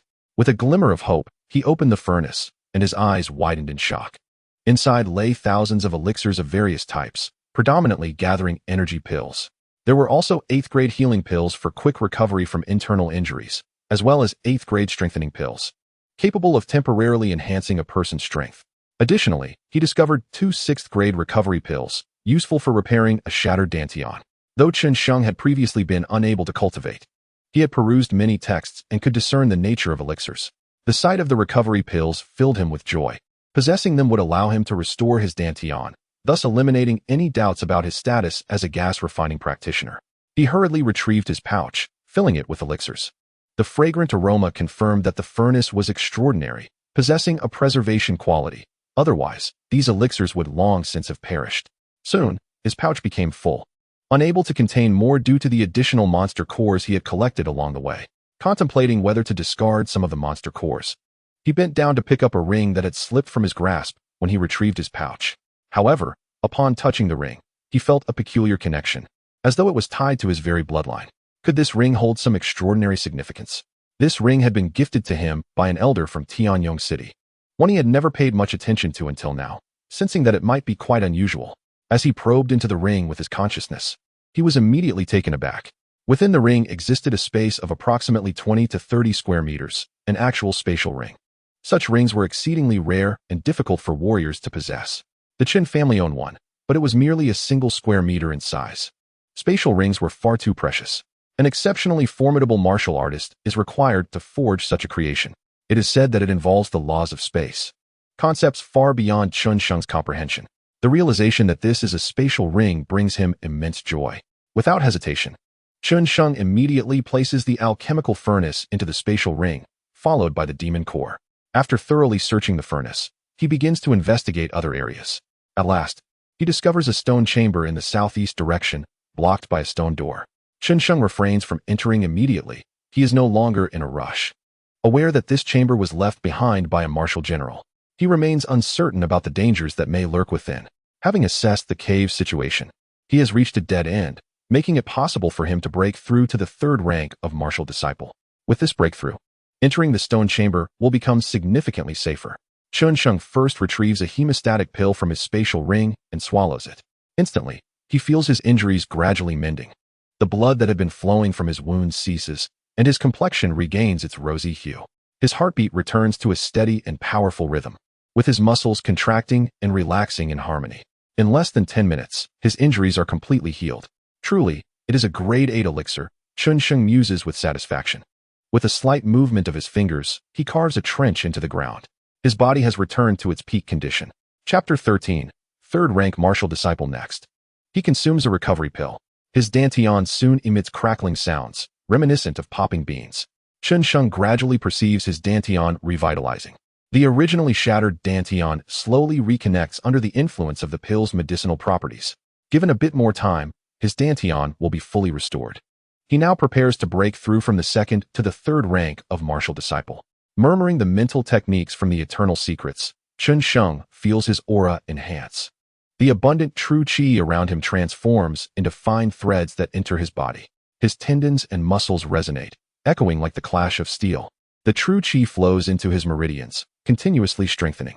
Once Chen Sheng strikes, he will unleash the power of true qi. True qi is a unique energy of the heavens and earth. By harnessing true qi, one can exert tremendous force. Typically, individuals absorb true qi into their dantian. But Chen Sheng's Devour the Heavens technique draws it into his meridians. Furthermore, the first volume of Devour the Heavens, the Eternal Secrets, corresponds to the training of martial disciples. As Chen Sheng cultivates, his prowess can become as timeless as an epic, imperceptible to others unless they are masters above the martial rank. Time passes slowly, and Chen Sheng's aura grows increasingly formidable. He feels significantly more powerful than before. His body's organs are exhilarated, moving vigorously. The heavenly spirit point swells, and his face flushes as if ablaze. Finally, with a roar, Chen Sheng breaks through the qi barrier of the second rank of martial disciple. His aura soars like a rocket, and his body leaps 3 to 4 meters into the air. He has now entered the third rank of martial disciple. At the same time, his dantian has been restored. He can now transfer the true qi from his meridians into his dantian. Others would merely assume that his dantian has recovered enough to gather true qi, unaware of his unique ability to accumulate it within his meridians. Of course, Chen Sheng does not intend to reveal his capacity to refine qi just yet. He must conceal his strength until the family's annual competition, where he intends to astonish everyone and prove that he is not a waste.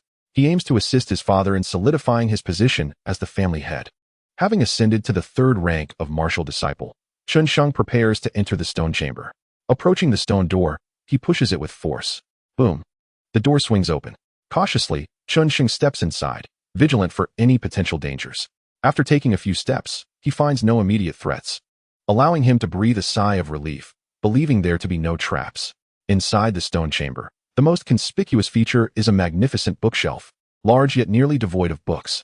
Chen Sheng meticulously searches the area and, to his surprise, discovers a tome partially obscured by a slender, delicate sword on a shelf to his left, leaving only a corner visible. The sword shares the same hue as the book, appearing almost as one. Without careful examination, it would be nearly impossible to notice. Chen Sheng extracts the sword and retrieves the book, opening the first page to reveal a low-grade martial technique, Thunderclap Sword. This is a martial technique of the mysterious tier. Chen Sheng's heart races at this revelation. He struggles to believe its authenticity. Mysterious tier martial techniques are the hallmark skills of illustrious sects over millennia. In the entire Tianyong city, Only yellow-tier martial techniques are commonplace. Should he master a mysterious tier martial technique, surpassing several ranks in combat would not be out of reach. Turning several pages. The profound symbols confirm to Chen Sheng that this is indeed a genuine, mysterious tier martial technique. He clutches it tightly, fearful of damaging this low-grade martial technique. Next, he examines the slender sword in his hand. It is as light as a feather and remarkably flexible. Chen Sheng finds it easy to wrap the sword around himself, akin to a belt from his past life on Earth, marveling at its ingenuity. With a swift motion, he slices the bookshelf with the sword. Whoosh! A flash of cold light appears as a fissure forms on the shelf. Although the speed of his strike cleaved one corner, the shelf remains standing, undisturbed. What a sharp sword! Chen Sheng exclaims in admiration. If he is not mistaken, it must be a treasured sword.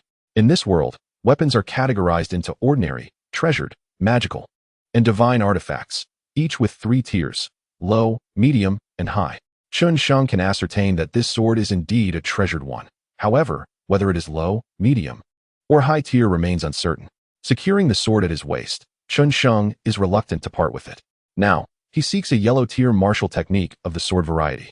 Although the thunderclap sword is a mysterious tier technique, mastering it cannot be achieved overnight. Yellow tier martial techniques are comparatively easier to comprehend. If he can learn a yellow tier sword technique, his offensive capabilities will see a significant enhancement. As Chen Sheng practices the Devour the Heavens technique, he embodies both a chi refiner and a body refiner. His defense is robust, his vitality abundant, and his true chi ample. The only deficiency lies in his offensive power. He possesses only the Tiger Roar Fist, a technique that lacks sufficient striking force and focuses more on refining chi and blood. Should he acquire a yellow tier sword technique, he would be unbeatable, capable of both offense and defense. Chen Sheng thoroughly inspects the remaining areas of the bookshelf but finds no further discoveries. After a few rounds of searching the stone chamber, he concludes his exploration. Soon, another day passes. That night, Chen Sheng sleeps within the stone chamber, having spent the day searching for other treasures within. Chen Sheng was also attempting to cultivate the low-level Xian-tier martial skill, Thunder Sword. However, this Thunder Sword truly lived up to its reputation as a Xian-tier technique, and Chen Sheng found himself unable to grasp its intricacies. He could only sigh in frustration. After spending over a day in the stone chamber, he prepared to depart. Having broken through to the 3rd stage of the martial apprentice realm, his strength had significantly increased, and he felt capable of defeating the 4th stage Iron Cloud Tiger. Even with a disparity in power, he could simply consume a Tiger Demon Power Pill, a precious 8th grade elixir. Though valuable, Chen Sheng had harvested much without understanding its worth. This pill could temporarily amplify his strength, instilling him with unwavering confidence in vanquishing the Iron Cloud Tiger. As he began to walk outside, thoughts of how to slay the tiger and roast it for a meal filled his mind. The beast was so detestable, having relentlessly pursued him. It was easy to imagine the frustration that simmered within Chen Sheng. Simultaneously, he envisioned exacting revenge on Chen Ta. Knowing that he had now stepped into the 3rd stage of the martial apprentice realm, mastering the Tiger Roar Fist, far surpassing his previous encounter with Chen Ta. He felt fully prepared to crush Chen Ta beneath his feet. Soon, Chen Sheng emerged from the cave, just as the rain outside ceased. He heard the roars of the beast and the screams of humans, leaving him puzzled. Was someone battling the Iron Cloud Tiger? Chapter 14. The Fisherman's Gain. Following the sounds, Chen Sheng arrived at their source. Several young men clad in tight attire were engaged in a fierce struggle with the Iron Cloud Tiger. As he beheld these 3 or 4 4th-stage martial apprentices from the Bai family, his eyes blazed with fury. 2 of them, Bai Yun and Bai Lei, were the very individuals who had humiliated him in the past. Although the incident of confessing his feelings to the city lord's daughter was long behind him, Chen Sheng, merely occupying this body, felt a surge of indignation upon seeing them. He recognized that remnants of Chen Sheng's lingering thoughts were at play. Even he, in his previous life, had wanted nothing more than to crush those 2. He recalled how, during his confession, the city lord's daughter had rejected him, and Bai Yun and Bai Lei had mercilessly beaten him, forcing him to crawl out of the city lord's estate like a dog, bringing shame upon the Chen family. From that moment on, Chen Sheng had become a source of ridicule among the Chen family disciples, and his father faced scrutiny from the elder council, nearly losing his position. Now, witnessing Bai Yun and Bai Lei, Chen Sheng was prepared to make them pay dearly. After all, they had once forced this body to crawl out like a dog, and now he was set to turn the tables, rendering them helpless. Yet, Chen Sheng remained composed. The 4 Bai family disciples comprised 2 3rd stage and 2 4th stage martial apprentices. Charging in recklessly would yield no advantage and might even alert them. He decided to bide his time, waiting for the two sides to weaken each other in their battle with the Iron Cloud Tiger. When they were both injured, that would be his moment to seize the opportunity. Chen Sheng understood that the corpses of the Bai family disciples discovered upon entering the Hengqi Mountains likely resulted from their attempts to hunt the beasts. Now, these Bai disciples were intent on slaying the fourth-stage Iron Cloud Tiger, seemingly driven mad by the prospect of its beast core. The Iron Cloud Tiger was no foe to be trifled with. As Bai Yun wielded his blade with ferocity, his face twisted in rage. The gleam of the weapon shone brightly, cleaving through trees with ease. He and Bai Lei coordinated their efforts, enclosing the creature's vulnerable spots. The Iron Cloud Tiger, however, was not to be underestimated. Its formidable physique rendered ordinary weapons ineffective against its defenses. Wherever it charged, destruction followed, toppling small trees in its wake. White wind, white rain. You go distracted, Bai Yun commanded. The remaining two Bai family disciples, without question, foolishly rushed forward. As ordinary third-stage martial apprentices, their fate was sealed in the face of the Iron Cloud Tiger's wrath. Within seconds, white wind and white rain were devoured by the beast. Observing this tragic end, Chen Sheng felt no sympathy. He harbored a deep-seated desire to see all the Bai family disciples consumed by the tiger. Simultaneously, he couldn't help but admire Bai Yun and Bai Lei for their ruthlessness, even willing to use their own kin as pawns in pursuit of the Iron Cloud Tiger. The allure of the beast was undeniable. Chen Sheng knew that a fourth-stage Iron Cloud Tiger's core was worth several thousand taels of silver. Despite white wind and white rain being nearly dead, Bai Yun and Bai Lei seized the moment as the tiger feasted upon them. Their blades struck with precision, targeting the beast's eyes, its critical weakness. In an instant, the Iron Cloud Tiger let out a roar of agony as its vision was obliterated. Enraged, it retaliated, its claws aiming for the hearts of Bai Yun and Bai Lei, intent on tearing them from their chests. In that life-or-death moment, they fought back with reckless abandon, their weapons slashing fiercely at the Iron Cloud Tiger. One strike, two strikes, three strikes, one claw, two claws, three claws. They battled fiercely, each side fighting for survival. Ultimately, the combined might of Bai Yun and Bai Lei prevailed. After slaying the Iron Cloud Tiger, they erupted into triumphant laughter, knowing the beast's value was immense. By exchanging its core, they could acquire resources to elevate their cultivation to the fifth stage of the martial apprentice realm. Despite their injuries, they felt their effort had been worthwhile.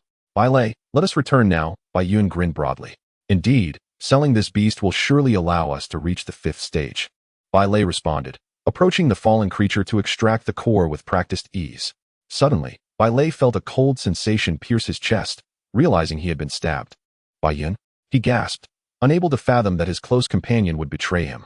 Did you truly believe I would share the spoils of this beast with you? Bai Yun laughed derisively, pushing Bai Lei aside to claim the core for himself. Now with this core, my ascension to the fifth stage is all but assured. Bai Yun envisioned his newfound power, imagining himself winning the heart of the city lord's daughter. Meanwhile, Bai Lei stood in despair, never expecting such treachery from his once loyal brother. His fate seemed sealed. Bai Lei pondered to himself, clapping his hands. Clap, clap, clap. Chen Sheng stepped forward.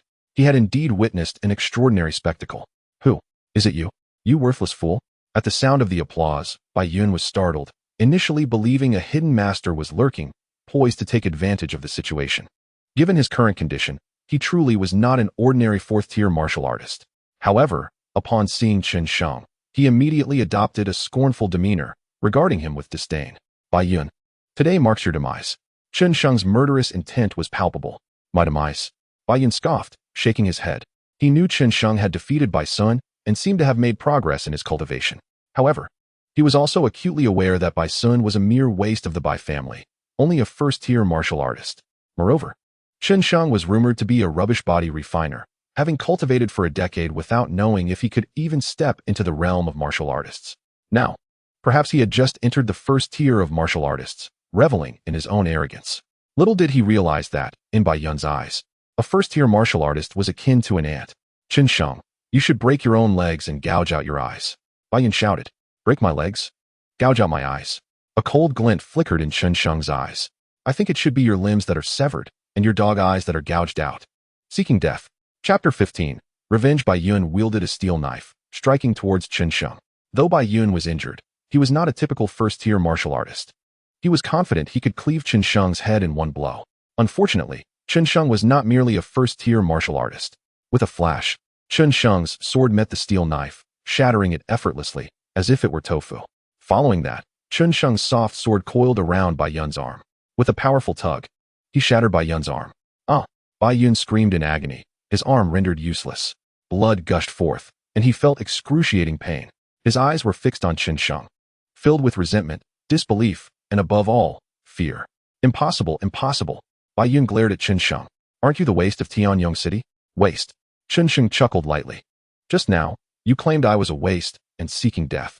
So, who is truly seeking death now? Chen Sheng approached Bai Yun, towering over him. Instantly, Bai Yun's face flushed with shame, turning as unsightly as pig liver. Waste, what do you intend to do? As he gazed at the approaching Chen Sheng, Bai Yun felt an inexplicable tremor in his heart. Naturally, I intend to kill you. Chen Sheng replied coldly. To still refer to oneself as a waste. This individual was destined to perish. Do you know I am a member of the Bai family? If you do this, it will incite a war between the Bai and Chen families. Can you bear the consequences? Bai Yun questioned. Fool, if I kill you here, who would know it was me? Chen Sheng scoffed. Wait, Chen Sheng, do not kill me. I am willing to be your servant. Bai Yun, sensing the coldness radiating from Chen Sheng, felt a chill in his heart and hurriedly spoke. Be my servant? Chen Sheng, poised to deliver a fatal blow to Bai Yun and subsequently to Bai Lei, paused at Bai Yun's plea, his eyes sparkling with a peculiar light. Observing Chen Sheng's expression, Bai Yun was overcome with goosebumps, sensing that something ominous was about to unfold. In that case, you and Bai Lei will first bark like dogs for me. 100 times. Chen Sheng pointed at Bai Yun and Bai Lei, mercilessly humiliating them, intent on repaying the humiliation they had once inflicted upon him. What? This is impossible. Bai Yun's fury nearly caused his lungs to explode. How could this worthless fool demand that he bark like a dog? Were it not for Chen Sheng's superiority, he would have skinned him alive and thrown him to the dogs. Woof, woof, woof. At that moment, Bai Lei began to bark. And with an unusual excitement in his eyes, he gazed at Bai Yun, repeatedly barking at him, his face reflecting a sense of revenge. Bai Yun, even Bai Lei has become a dog. Do you wish to perish?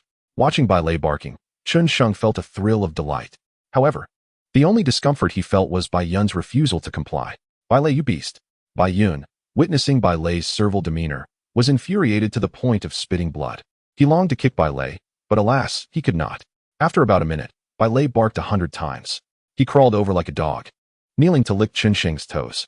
This made Chen Sheng feel nauseated. What a shameless individual, calling himself a practitioner of martial arts. He had brought disgrace upon the realm of body refiners. Master, Bai Yun did not learn to bark like a dog. Perhaps we should kill him. Bai Lei trembled with excitement and a sense of revenge. Indeed, he should be killed. Chen Sheng finally understood Bai Lei's wretchedness was driven by a desire for vengeance against Bai Yun's past treachery. Thus, he decided to push the matter further. He was curious to see how Bai Yun would react. Bai Yun, he pointed at Bai Lei, at a loss for words. Simultaneously, he watched as Chen Sheng approached step by step, his heart racing.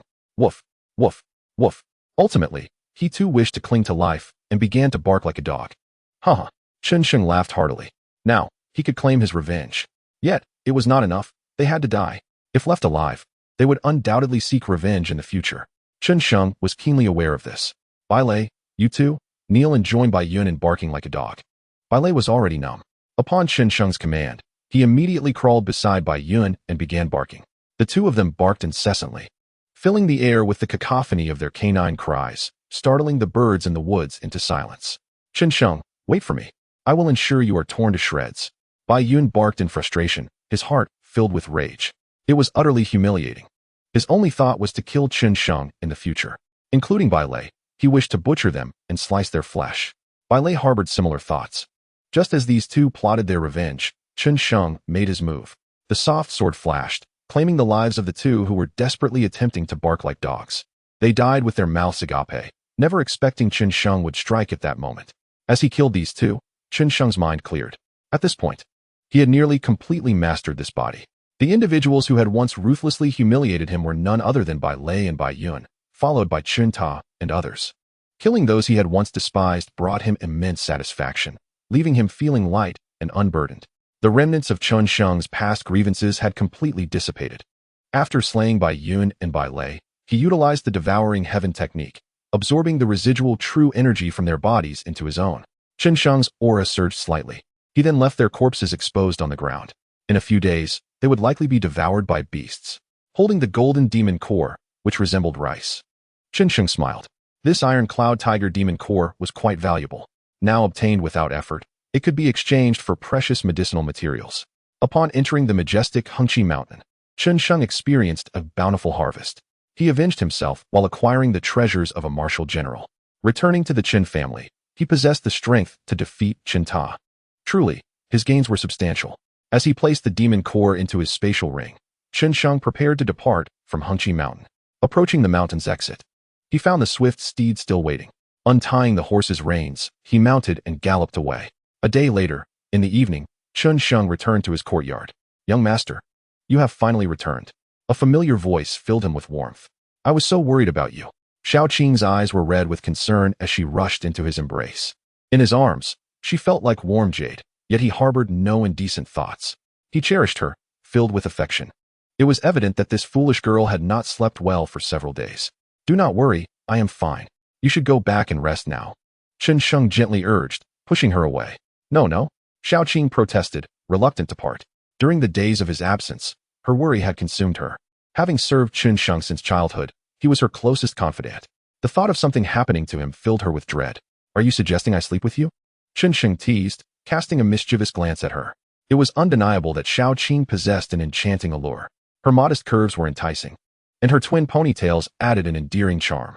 The flowing light blue gown she wore made her resemble a princess from the Moon Palace, far from an ordinary maid. Chen Sheng's breath quickened. "You are bullying me again, young master." Xiao Qing blushed as she playfully puffed out her chest. In her heart, there was only Chen Sheng. Even if he desired her, she would not refuse. "All right, hurry back now," Chen Sheng sighed, feeling a mixture of emotions as he gazed at her alluring form. To say he was unaffected would be a lie, yet he understood that the time was not yet right. Chapter 16. The beautiful Xiao Qing observing the lively and dependent Xiao Qing, Chen Sheng couldn't help but reminisce about his past life. Although he had been a university student, he was just one among many, with graduate students everywhere. Job prospects were scarce, and he had no girlfriend. Now, blessed with the enchanting Xiao Qing, he marveled at how fortunate he was. "Xiao Qing, shall we explore Tianyong City together tomorrow?" Chen Sheng proposed. "Really?" Xiao Qing beamed with joy, unable to believe her ears that her young master wished to go shopping with her. She recalled that he used to know only how to charm the city lord's daughter, and now he finally remembered her. "Indeed." Chen Sheng nodded earnestly. "I promise I will not allow anyone to bully you from now on." He made a silent vow in his heart. "Wonderful young master," Xiao Qing exclaimed, excitement making her leap into the air. Her young master, who used to only seek the favor of the city lord's daughter, had become a devoted practitioner after recovering from his injuries. Now, he was finally beginning to understand her feelings. It was worth all the care and concern she had given him in the past. Suddenly, she dashed in front of Chen Sheng and kissed his cheek with her adorable cherry-like lips before quickly lowering her head and scampering away. How embarrassing, how embarrassing. Chen Sheng could still faintly hear her bashful voice. Touching his slightly damp face, he felt a rush of emotions. The first kiss from a girl made his heart race, even after she had left. After Xiao Qing departed, Chen Sheng entered the bathroom. After freshening up, he prepared to enjoy a well-deserved rest. The past few days spent in Hengqi Mountain had kept him vigilant against danger, with little sleep. Now, he could finally indulge in a peaceful slumber. The next morning, Chen Sheng was roused by a gentle tapping on his backside. A pair of delicate hands playfully smacked him awake. "Young master, rise and shine. Hurry up," Xiao Qing pouted. Her cheeks flushed with embarrassment. "Isn't it a bit too early today, Xiao Qing?" Chen Sheng groaned lazily, having not slept well in days. However, sensing her eagerness, he quickly got up. He had rarely accompanied Xiao Qing before, and now that he was finally taking her shopping, it filled him with guilt for not doing so sooner. How foolish he had been to chase after the city lord's daughter instead of cherishing the beauty before him. Today, Xiao Qing had dressed up for their outing to Tianyong City. Gone were her ponytails, replaced by her long, flowing black hair cascading down like a waterfall, straight and shimmering. The light yellow gown she wore perfectly concealed her body while accentuating her graceful curves. With her cherry-like lips, arched brows, and rosy cheeks, she captivated Chen Sheng's gaze. Today, she exuded a different charm, less of her usual lively cuteness and more of a sultry femininity. As he recalled her playful smacks on his backside, Chen Sheng began to wonder when he might have the chance to pat her delightful form. The more he thought about it, the more excited he became, imagining how delightful it would feel. "Young master." Xiao Qing's fair hand grasped the corner of her skirt as she spoke softly. Being admired by the one she cherished filled her with joy and embarrassment. How could her young master look at her like that? His gaze was somewhat intense, as if he wished to devour her.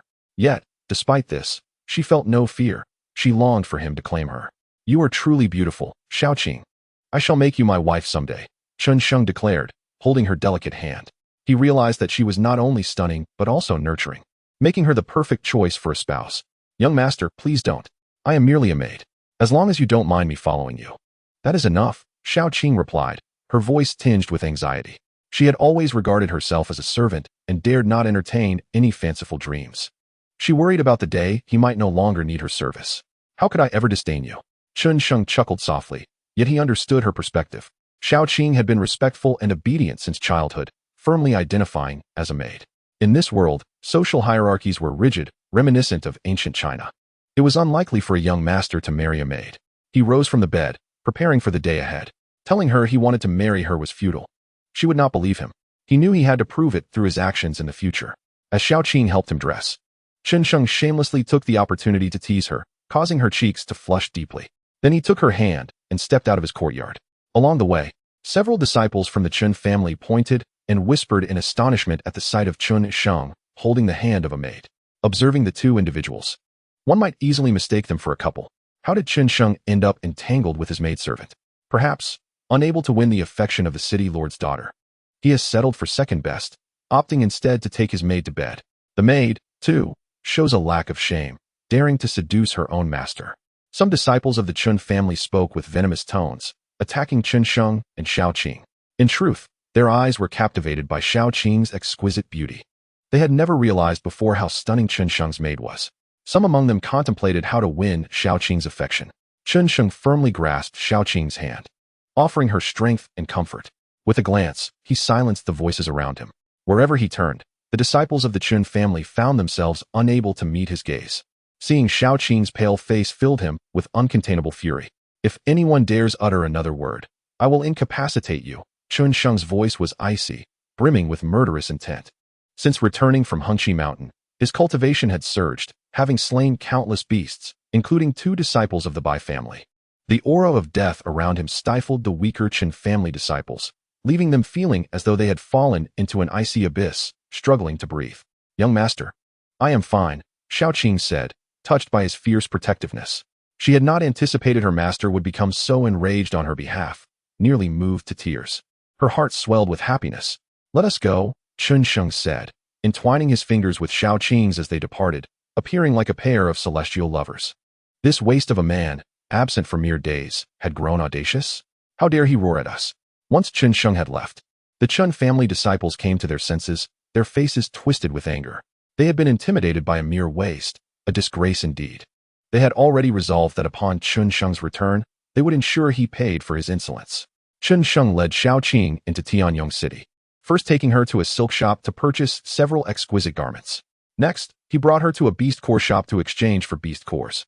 "Young master, are you here to exchange beast cores?" Xiaoqing inquired. "Indeed, I hunted a considerable number of beasts in Hengqi Mountain," Chen Sheng nodded. Among them was a 4th-tier beast. He whispered into Xiaoqing's ear. The warm breath against her skin made her legs feel weak, her ears flushing with warmth.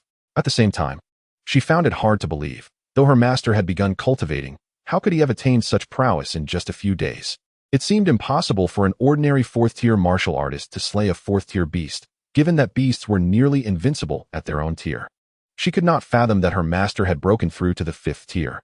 Despite her doubts, she refrained from voicing them, instead expressing, "Young master, you are truly impressive."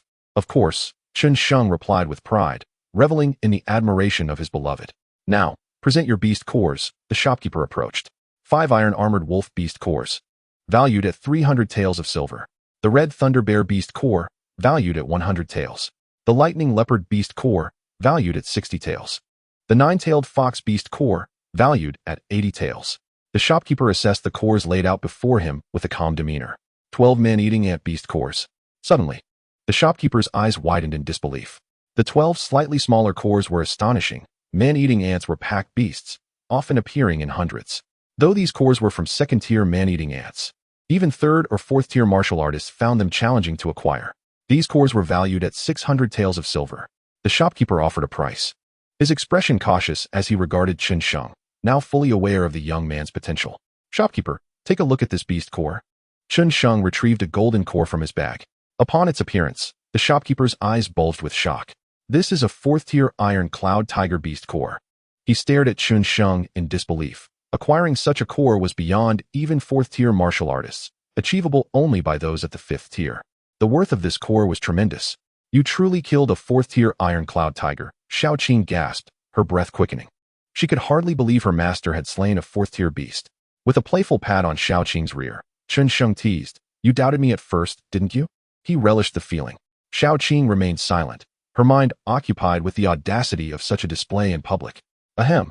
The shopkeeper cleared his throat. "This 4th-tier iron cloud tiger beast core is valued at 1,200 taels of silver." He then took out an abacus and calculated. In total, that comes to 2,400 taels of silver. The shopkeeper retrieved a bag of silver from his drawer, counting and then placing additional coins into a pouch before handing it to Chen Sheng. Without counting, Chen Sheng accepted the bag and left. "You have advanced to the 5th tier, young master?" Xiao Qing asked as they strolled through the streets, astonished at her master's rapid progress.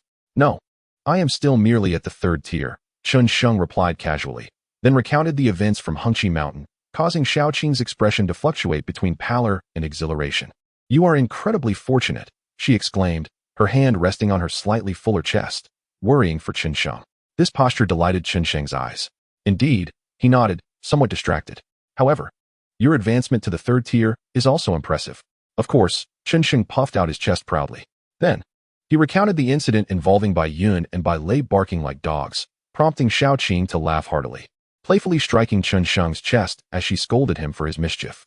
Just then, a familiar face approached, Li Pe, one of Tianyong City's 3 wastes. Chen Sheng regarded him with indifference, recalling how Li Pe had once insulted him. In his current good mood, he had little desire to engage. "Chen Sheng, who is this?" After waiting for a response that never came, Li Pe's expression darkened, though he dared not act rashly. Fully aware that Chen Sheng was no longer the waste he once was. Chen Sheng had proven himself as a cultivator, having even incapacitated Bai Sun.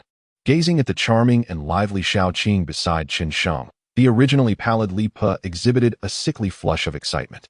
It was Xiao Qing's allure that drew him in. His heart raced with the desire to possess her.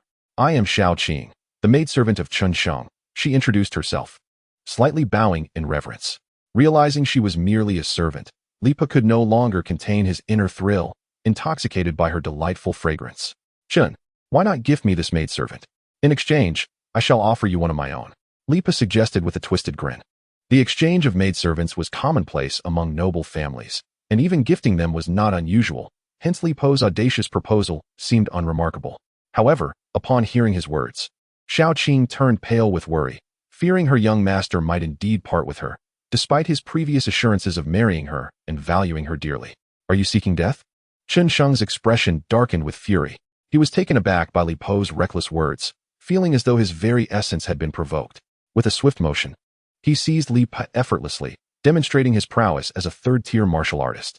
He hoisted Li Pe and slammed him down mercilessly, placing his foot upon Li Pe's most vulnerable point. A piercing scream escaped Li Pe's lips, resonating throughout the street. "Isn't that Li Pe? It seems he has suffered a grievous injury at Chen Sheng's hands. How foolish of him to provoke Chen. He is no longer the same man he once was." Li Pe glared at Chen Sheng, his heart shattered as he realized the severity of his condition. Regaining his composure, he concealed his resentment, fully aware that he was no match for Chen Sheng. If this continued, Chen Sheng might very well take his life. "Li Pe, you truly court death by coveting my woman." Chen Sheng's face was clouded with wrath, preparing to end Li Pe's life. As he sensed the growing chill radiating from Chen Sheng, Li Pe trembled in fear. He never anticipated the depths of Chen Sheng's ferocity. Had he known how much Chen Sheng valued his maidservant, he would never have dared to provoke him. Ensnared by his own desires, he now faced the prospect of losing his life. "Miss Xiao Qing, please spare me," Li Pe pleaded, kneeling at her feet and bowing in supplication. He understood that Chen Sheng's fury stemmed from Xiao Qing's presence. If she interceded on his behalf, he might be spared. "Master, perhaps it would be best to let him go." Xiao Qing discreetly kicked Li Pe aside. Disgusted by him, she harbored thoughts of eliminating him, yet reconsidered, realizing that as a member of the Li family, his demise could bring trouble to her young master. Xiao Qing always prioritized Chen Sheng's well-being above all else. "Today, I will grant you a reprieve, but know this, Do not cross my path again, Chen Sheng declared, delivering a swift kick that sent Li Pa sprawling. He then took Xiaoqing's hand and departed. Encountering Li Pa had indeed soured the moment. Had Xiaoqing not spoken, Chen Sheng would have undoubtedly ended Li Pa's life, and his lineage would have been of no concern to him. Chen Sheng took Xiaoqing for candied haws, hoping to lift her spirits. The candied haws of this city were far superior to those of his previous life, crafted from an essence akin to a magical remedy. As they shared the treat, each bite brought a unique charm to the occasion, with Xiaoqing's cheeks blossoming with color, her bashfulness intermingling with happiness. Master, you must require numerous herbs for your cultivation. Xiaoqing inquired as she enjoyed her candied haw. Indeed, what is it? Chen Sheng replied, puzzled by her question. I wish to buy some spiritual herbs for you, she stated shyly, revealing a handful of silver coins from her pocket. Where did you acquire such wealth? Chen Sheng asked, astonished, knowing that as a mere maid, she earned little each month. Do not concern yourself with that. Let us proceed to the apothecary to procure the herbs, she insisted, intertwining her arm with his as they made their way to the herbal shop. As they walked, Chen Sheng relished the closeness, occasionally brushing against Xiaoqing. The few hundred silver coins she possessed were not substantial to him, having recently sold a beast core for over 2,000. Yet, he recognized her desire to contribute, and thus willingly indulged her wishes. Upon arriving at the apothecary, the shopkeeper greeted them with a smile. What can I assist you with today? Master, purchase whatever you need. I will cover the cost, Xiaoqing exclaimed with excitement, thrilled to finally be of service to him. I would like a century-old reishi mushroom, Chen Sheng ordered. Certainly. The shopkeeper promptly retrieved a dark reishi mushroom and handed it to Chen Sheng. How much? Xiaoqing inquired, ready to pay. 200 silver coins. Here. Xiaoqing handed over nearly all her coins, her loss overshadowed by her joy in contributing to Chen Sheng's needs. The shopkeeper, however, regarded Chen Sheng with disdain, having presumed that he would become more respectable through cultivation, only to witness him relying on a maid for support. Chen Sheng sensed the shopkeeper's scorn but remained silent. As long as Xiaoqing was happy, that was sufficient. With the herbs acquired, Chen Sheng and Xiaoqing strolled through the streets until dusk, reluctant to part ways as they returned home. Once in his chamber, Chen Sheng took out the century-old reishi mushroom gifted by Xiaoqing, chuckling softly, silly girl. He then commenced his training in the Tiger Roar Fist. With Xiaoqing's beauty blossoming, he felt compelled to strengthen himself to safeguard her. Having missed a day of training, he felt somewhat out of practice but quickly regained his rhythm. Each movement resonated with the essence of the fierce tiger. His strikes were powerful and relentless, his gaze sharp and piercing, instilling fear in any who might dare to challenge him. After an hour of rigorous training, Chen Sheng paused and consumed the reishi mushroom. The once languid vitality surged back into life, revitalizing fatigued muscles. He continued to practice the Tiger Roar Fist, having mastered it to a significant extent and now on the brink of perfection. Once he attained complete mastery, his life force would be further amplified. Though merely a third-tier martial disciple, his vitality rivaled that of a fifth-tier. After approximately an hour of diligent practice, he paused and began to circulate the devouring sky technique. The room filled with vital energy that gradually permeated into his body, causing subtle changes within his meridians. This energy expanded his meridians. As he consumed nearly all the vital energy present in the room, he then endeavored to channel this energy into his dantian. Indeed, under his mental command, the energy slowly filled his dantian. However, despite the presence of vital energy, he could not utilize it. His strength derived solely from the energy within his meridians, rendering his dantian merely a hollow vessel, serving only to conceal the reality of his mysterious training. Should his ability to refine energy be exposed, others would merely assume his dantian had healed, oblivious to any extraordinary traits he possessed. In the subsequent days, Chen Sheng immersed himself in training, spending his days at the martial arts arena and his nights in his courtyard. Occasionally, when Xiaoqing visited, he shamelessly teased her, leaving her blushing each time. This lifestyle brought Chen Sheng great satisfaction, as he could both cultivate his skills and indulge in playful banter with his maid. The only vexation he felt was the inability to locate Chen Ta.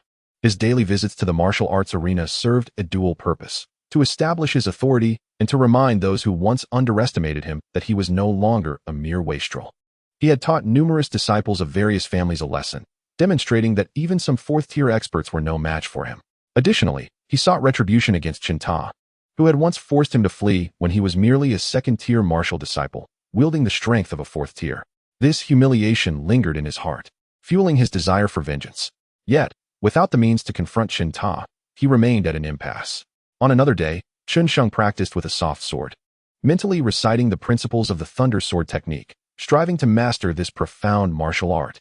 His sole deficiency lay in his offensive power. Although formidable compared to an average third-tier disciple, it was insufficient. He was aware that his vitality would soon rival that of a fifth-tier disciple. Should he master this sword technique, his attack potency would significantly increase, along with his overall strength. In time, facing opponents 2 tiers above him would not be out of reach. However, this thunder sword was indeed a profound technique, and despite its classification as a low-level art, Chen Sheng had yet to grasp its essence. He contemplated breaking through to the 5th tier to gain access to the family's martial arts pavilion, where only 5th-tier experts could study advanced techniques, underscoring their rarity. Although Chen Sheng was the son of the Chen family patriarch and could technically enter the martial arts pavilion, he preferred to rely on his own strength to earn that privilege. "Young master, it's time for dinner," Xiao Qing announced, approaching with a light step. For the past few days, she had been bringing him meals, while he devoted the rest of his time to training. Chen Sheng replied, pausing his practice and sitting on a stone bench in the courtyard. The aroma of the delicious food stirred his appetite, prompting him to eat ravenously. "Young master, slow down," Xiao Qing chuckled, watching him with a mix of amusement and concern for his well-being. Each day of rigorous training left him exhausted. As he ate, Xiao Qing occasionally dabbed his mouth with an embroidered handkerchief, adding to his enjoyment. "Xiao Qing, are you all right?" Chen Sheng suddenly noticed something amiss with her demeanor. She had been sitting sideways, revealing only half of her face, a stark contrast to her usual direct gaze. "Young master, what could possibly be wrong with me?" Xiao Qing replied, her expression betraying a hint of panic, though she attempted to maintain her composure. "Turn and face me. I want to see your face," Chen Sheng insisted, feigning anger. "No, young master, I'm not feeling well today," she stammered, visibly flustered as she tried to evade his request. "I must leave now. I still have chores to do," she said, attempting to rise. "Sit down," he commanded, pulling her back and positioning her to face him directly. "Xiao Qing, who did this to you?" Chen Sheng's heart ached as he gazed upon her face, a piercing pain striking him. On her right cheek, a vivid bruise marred her delicate skin, with 5 distinct finger marks still visible, and even traces of blood. It was evident that the assailant had been merciless. "Young master, it was just a mosquito bite," Xiao Qing replied, her voice trembling, unwilling to divulge the truth, fearing Chen Sheng's impulsive reaction might lead to trouble. "Enough. Do you think I still consider you my maid? Tell me the truth. Otherwise, you shall no longer be my servant." Chen Sheng's eyes blazed with fury, an intensity he had never felt even when he first arrived in this body, which had endured such humiliation. Xiao Qing held a significant place in his heart, serving as his Achilles heel. "Young master." Xiao Qing could no longer hold back. She collapsed into his embrace, weeping bitterly. As she cried, she recounted the events to him. It turned out that she had been trying to assist Chen Sheng and had borrowed over 200 taels of silver from the family steward, Chen Su, agreeing to repay 10 taels each month. However, on that day, Chen Su unexpectedly demanded the immediate return of the money, threatening to sell her to a brothel in Tianyong City if she failed to comply. Xiao Qing had intended to use the money to purchase a century-old spirit mushroom, knowing she could not possibly repay it or endure the fate of being sold into such a place. A heated argument ensued between her and Chen Su, culminating in several slaps to her face as he berated her as a worthless maid. "Foolish girl." Chen Sheng tenderly caressed the bruise on Xiao Qing's face, his heart aching deeply. Now he understood where she had acquired the funds. She had borrowed them from Chen Su. "Damn that Chen Su," he vowed, condemning him to a dire fate.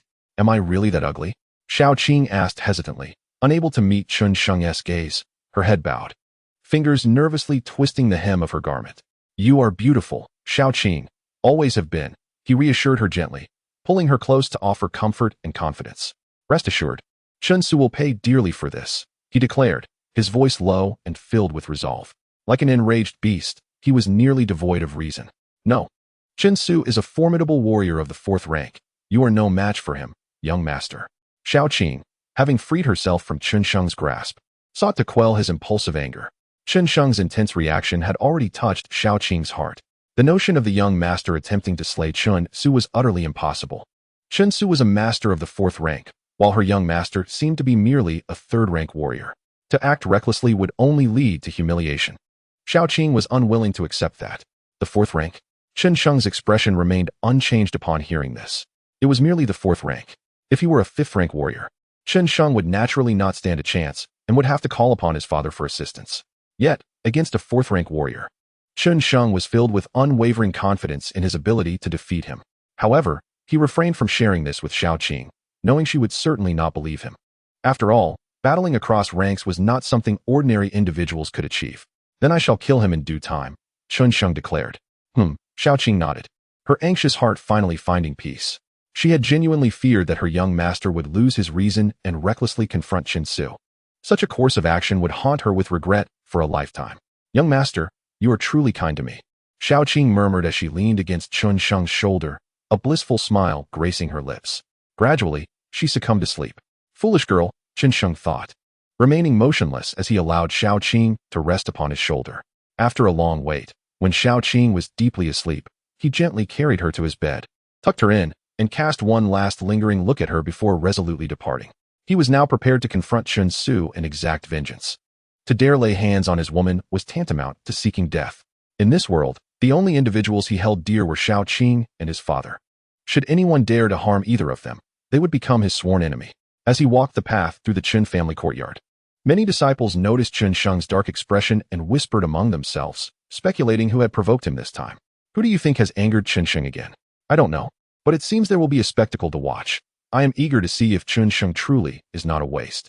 Though Chen Sheng had bested several Chen family disciples in the training grounds, many had not witnessed it firsthand, leading to skepticism about the rumors.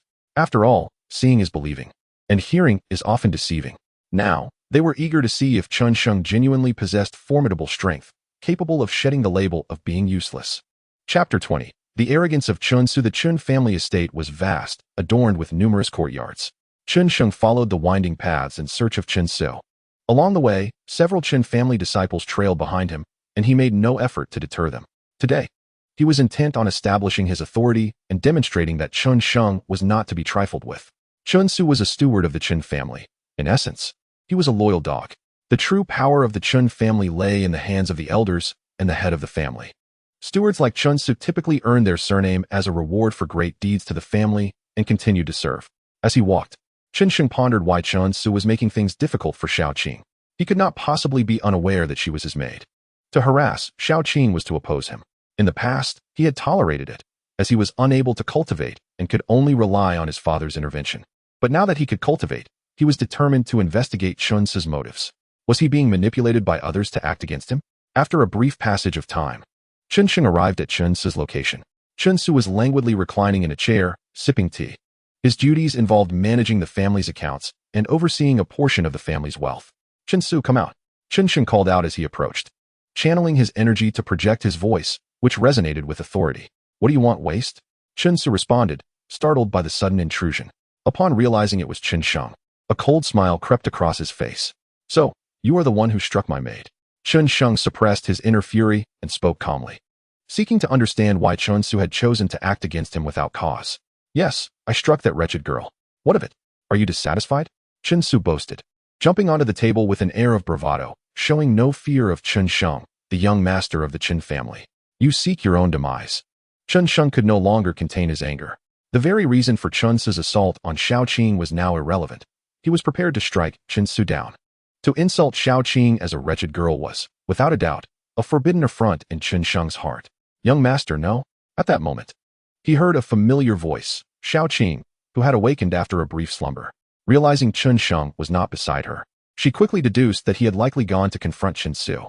Upon witnessing Chen Sheng prepare to engage, she rushed to stop him, fully aware that Chen Su was a master of the fourth rank. If Chen Sheng acted foolishly, he could suffer grave injuries. Chen Su, please spare my young master, Xiaoqing implored. Spare you? On what grounds should I? Chen Su retorted arrogantly. You two are utterly foolish. Kneel and kowtow 100 times, and perhaps I will consider sparing you. The audacity of Chen Su, a mere family steward, was astonishing. Had he lost his mind, demanding that Chen Sheng kneel?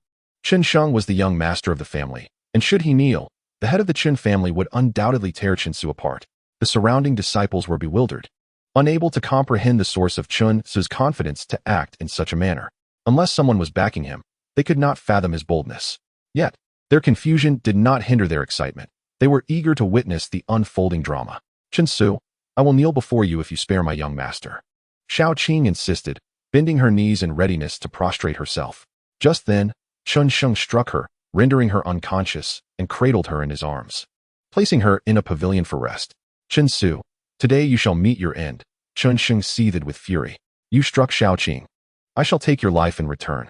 He unsheathed his soft sword, the blade shimmering with light, a testament to his practice over the past few days. Although he had not yet mastered the thunderous sword, he had gained some proficiency and was now ready to challenge Chen Su. Take my life? You a waste. Have no right to threaten me. Chen Su remained unfazed, exuding an air of confidence as he faced Chen Sheng and his soft sword. He was a warrior of the 4th rank, while Chen Sheng had merely reached the 3rd rank, if that. Even if Chen Sheng had indeed advanced, Chen Su was certain he could handle the situation with ease. Although he was unaware of why he could not perceive Chen Sheng's cultivation, today he believed it was destined for him to perish here. Chen Su exuded a chilling aura of murderous intent, seemingly prepared to take Chen Sheng's life right before everyone's eyes. This revelation instilled fear among the onlookers. When did the family steward become so audacious as to threaten even the family heir? Chen Sheng's soft sword lunged towards Chen Su, who deftly evaded the strike with a swift movement of his shoulder, demonstrating considerable combat experience. He then pinched Chen Sheng's sword between his fingers, intent on shattering it.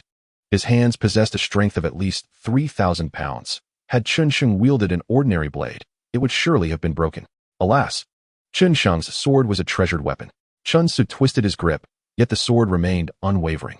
Suddenly, Chen Sheng spun the blade, its sharp edge slicing into Chen Su's hand, drawing blood. You waste of space, you are courting death. Chen Su seethed with anger, having stumbled against Chen Sheng. He could hardly believe that a mere 4th-tier martial apprentice could not subdue a family outcast. His pride had taken a hit, and through their exchange, he now recognized that Chen Sheng possessed at least 2,000 pounds of strength, indicative of a 3rd-tier martial apprentice. Otherwise, he would not have been able to inflict injury upon him. Iron Dragon Claw. He unleashed a martial technique bestowed upon him by the family. A low-level yellow-grade skill he had perfected over time. To him, slaying Chen Sheng seemed as easy as lifting a finger. His fingers transformed into iron claws, curving ominously. The vapor of his chi enveloped the claws, making them appear as though they descended from the heavens.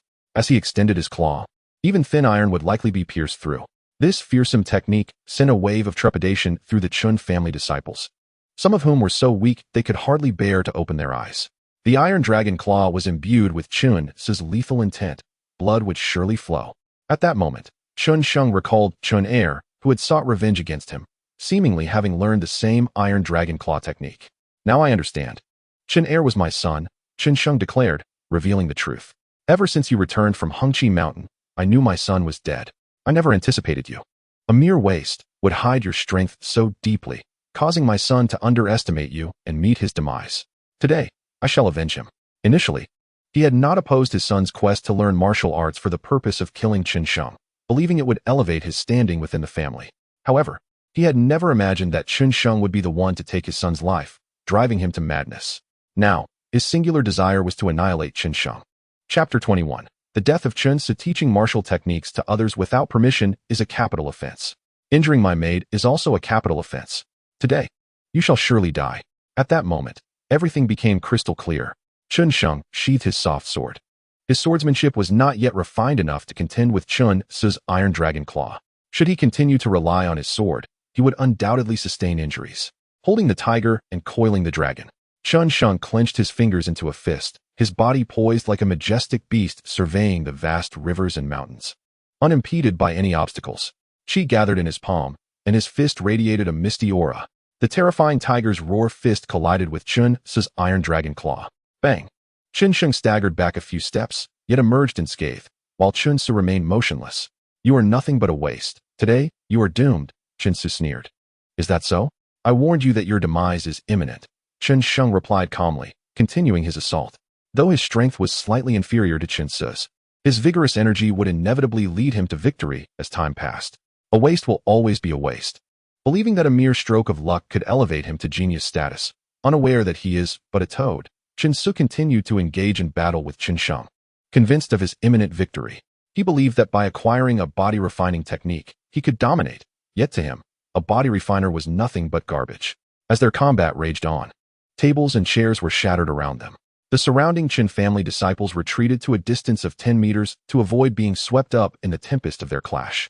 As time progressed, Chen Sheng grew more formidable, while Chen Su began to pant, his strength waning.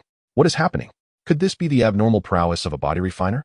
Chen Su thought in panic, realizing he was losing his combat effectiveness, his chi nearly depleted, and his injuries worsening. Yet, Chen Sheng remained as vigorous as ever, seemingly capable of fighting for hours on end. Was Chen Sheng on the verge of defeating Chen Su? It appeared so, as minor injuries held no sway over Chen Sheng. With a resounding crash, Chen Sheng once again struck, causing Chen Su to cough up a mouthful of blood. Seizing the opportunity, Chen Sheng leaped forward, delivering a powerful punch to Chen Su's head. Chen Su attempted to defend himself, but was too slow. His speed could not match that of Chen Sheng. At this moment, Chen Su was gravely injured and could not evade the blow. Chen Sheng's fist struck his skull, blood gushing forth. Had Chen Sheng not restrained his strength, Chen Su would have been left lifeless. With a swift kick to Chen Su's leg, he fell to his knees. I shall break your legs first, then take your life. Chen Sheng harbored deep-seated hatred for Chen Su and could not afford to end his life easily. He sought to torment him before sending him to the afterlife. You coward! If you have the guts, kill me. Chen Su trembled at Chen Sheng's demonic voice, cursing him in desperation for a swift death. With a swift flick of his soft sword, Chen Sheng severed Chen Su's legs. In agony, Chen Su writhed on the ground, realizing he was being mercilessly tortured. Chen Sheng had indeed transformed. He was no longer the waste he once was. From now on, one must tread carefully and avoid provoking Chen Sheng or his allies. Many disciples of the Chun family were merely third to fourth-tier martial apprentices. Despite being a fourth-tier martial apprentice himself and possessing martial skills, Chen Su had still been defeated by Chen Sheng. Should they dare to provoke him, they would surely meet the same fate as Chen Su. Chen Sheng overheard the murmurs of the Chun family disciples, knowing his goal had been accomplished. Yet, it was still insufficient. He aimed to further intimidate those former disciples of the Chen family, ensuring they understood his ruthlessness. Chen Su, your time has come. Chen Sheng pointed his sword at Chen Su's head. With a mere flick, he could end his life. Stop. Suddenly, a young fourth-tier martial apprentice emerged from the crowd, darting through like a leopard, leaping onto the pavilion and tree branches. Standing several dozen meters away from Chen Sheng, it took only a few breaths for the young man, Chen Ta, to reach him. This was the very Chen Ta whom Chen Sheng had been seeking for days, now appearing here to rescue Chen Su, inevitably leading to a confrontation with Chen Sheng. In truth, Chen Sheng had long sensed the presence of someone lurking in the shadows, a killing intent aimed squarely at him, making it nearly impossible for him to remain unaware. However, he had not anticipated that the figure behind him would be Chen Ta. It now appeared that Chen Ta and Chen Su were conspiring together, with Chen Ta even directing Chen Su to slap Xiao Qing several times. This revelation solidified Chen Sheng's resolve to eliminate Chen Su, and subsequently, to incapacitate Chen Ta as well, in order to rid himself of the deep-seated resentment that plagued him. You dare, you worthless fool. Chen Ta's face bore a fierce expression upon seeing Chen Sheng's intent to kill Chen Su. In a swift leap, he kicked several chairs into the air, hurling them toward Chen Sheng like projectiles. The speed was astonishing, and some of the chairs exploded mid-flight. Unable to withstand the tremendous pressure of the air, while engaged in battle with Chen Su, Chen Sheng had been secretly observing. And upon witnessing Chen Sheng's ability to defeat Chen Su, Chen Ta immediately resolved to eliminate him. This Chen Sheng was indeed formidable. Just over a week ago, he had been forced to flee from Chen Ta, yet now he could vanquish a fourth-tier martial artist. This filled Chen Ta with dread. For if Chen Sheng were to rise in power, the position of family head might very well fall to him. Thus, he must either kill or incapacitate Chen Sheng, leaving the wrath of the family head to be borne by his father, for Chen Ta's lineage was destined to ascend to leadership. As Chen Sheng cleaved through the chairs with his soft sword, he felt the immense pressure push him back repeatedly. Chen Ta's strength was indeed remarkable, yet regrettably, he remained at the fourth tier of martial arts. As long as he stayed at that level, Chen Sheng had confidence in his ability to defeat him. Seizing the opportunity while Chen Ta was still about 10 meters away, Chen Sheng swiftly severed Chen Su's head. I shall slay this beast. Who dares to stop me? Chen Sheng declared coldly, his sword dripping with blood, his visage smeared with the crimson evidence of his actions, presenting himself as a harbinger of death. Had Chen Sheng truly killed Chen Su? Did he not fear Chen Ta? After all, Chen Ta was significantly more powerful than Chen Su. The onlookers from the Chen family did not intervene. Instead, they remained captivated by the unfolding drama. Chen Sheng's father was the head of the Chen family, while Chen Ta's father was the family's elder. Each of them had influential figures backing them. In previous years, Chen Sheng had been deemed a waste, and thus the position of family head seemed unattainable for him. However, now that he was capable of cultivation, albeit as a body refiner, it was evident that his combat prowess was exceptional. This possibility of him becoming the future head of the Chen family was something that those who aspired to the position, like Chen Ta, were unwilling to accept. Most of the Chen family disciples understood this dynamic very well, their minds clear on the matter. Chapter 22. The Downfall of Chen Ta. Chen Ta, you have been absent from the martial arts arena these past few days. And now you have come to seek your own demise. After slaying Chen Su, Chen Sheng sheathed his sword, facing the charging Chen Ta, without a hint of retreat. I shall kill you without even needing a weapon. I will slay you with my bare hands. Chen Sheng spoke this deliberately. For while he could indeed fight without a sword, using his fists would be even more formidable. However, his words would lead others to believe he was underestimating Chen Ta. You worthless fool. You openly slay a family steward. Even if the family head were to arrive today, I would still render you powerless. Chen Ta's fury ignited upon hearing Chen Sheng's disdain. Seizing the opportunity presented by Chen Sheng's act of killing Chen Su, he sought to cripple Chen Sheng's cultivation. Cold-hearted and merciless, he showed no regard for familial bonds. Did Chen Sheng truly intend to engage Chen Ta in hand-to-hand combat? Did he not realize that Chen Ta was no ordinary fourth-tier martial artist? Chen Sheng's arrogance would surely lead to his downfall. The onlookers were skeptical of Chen Sheng's chances, believing that if he were to duel Chen Ta with a sword, he would stand a better chance, as wielding a weapon was fundamentally different from fighting unarmed. Yet they were unaware that Chen Sheng's swordplay had grown rusty, and he was more powerful with his fists. Thunderous winds roar through the rivers. Chen Ta unleashed the family's martial technique, the thunderous palm, a skill taught to him by his father, which he had now mastered. Upon its release, a tempest seemed to descend. The winds howled, unstoppable even by the steepest cliffs. As Chen Sheng faced this onslaught, he employed the Tiger Roar Fist. Typically, one would assume that a mid-level yellow-tier martial art would be superior to a low-level one. However, the Tiger Roar Fist was unique in that it primarily refined Chen Sheng's vitality. The offensive power of this technique was only marginally stronger than that of a low-level yellow-tier martial art.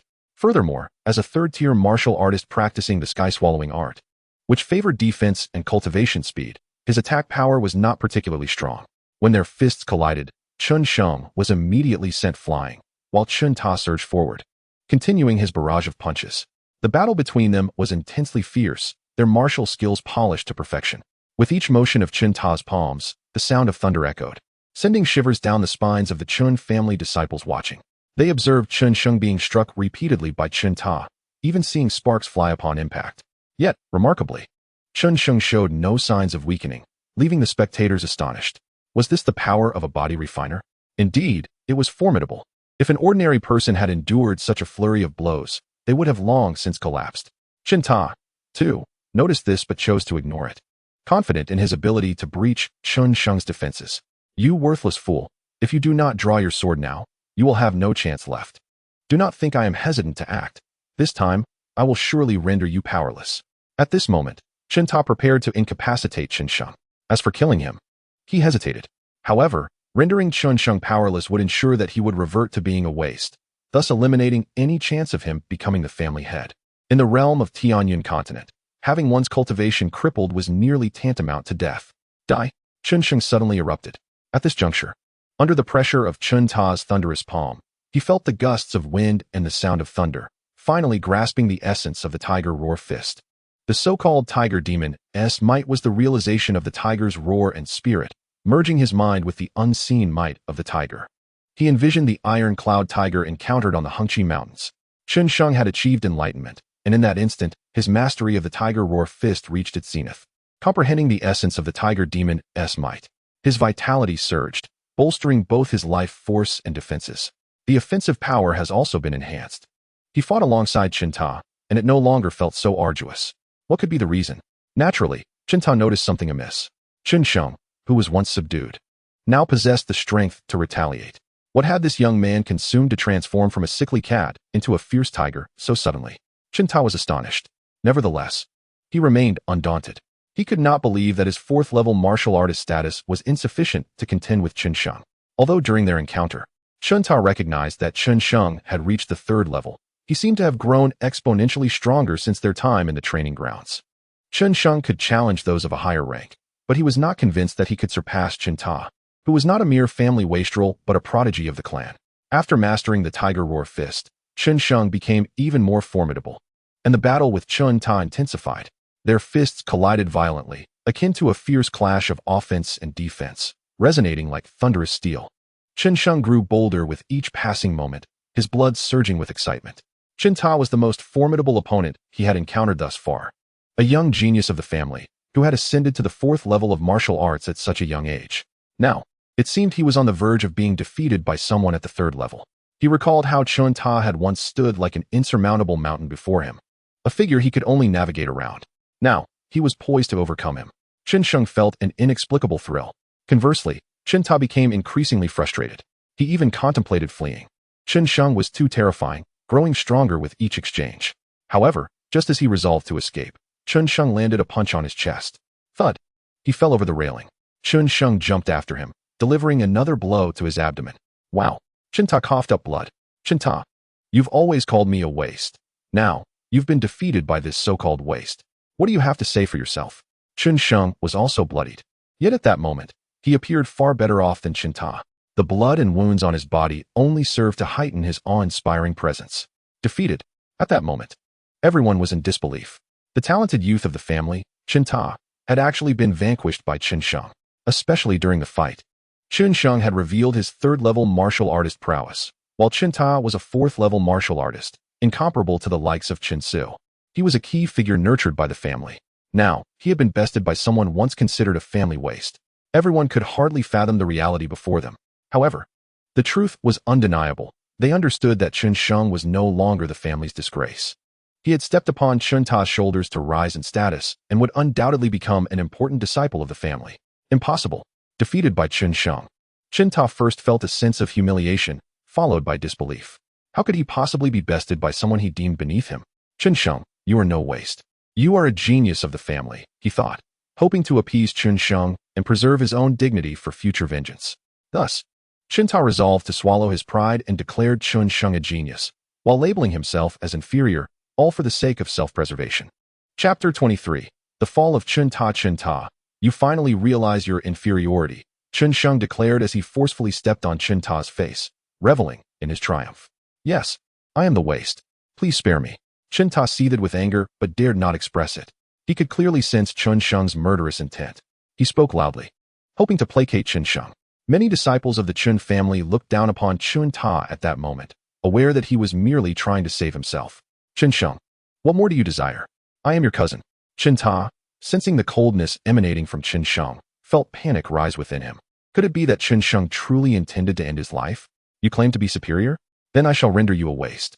Chen Sheng's hand struck Chen Ta's dantian, shattering it and causing his vital energy to leak out.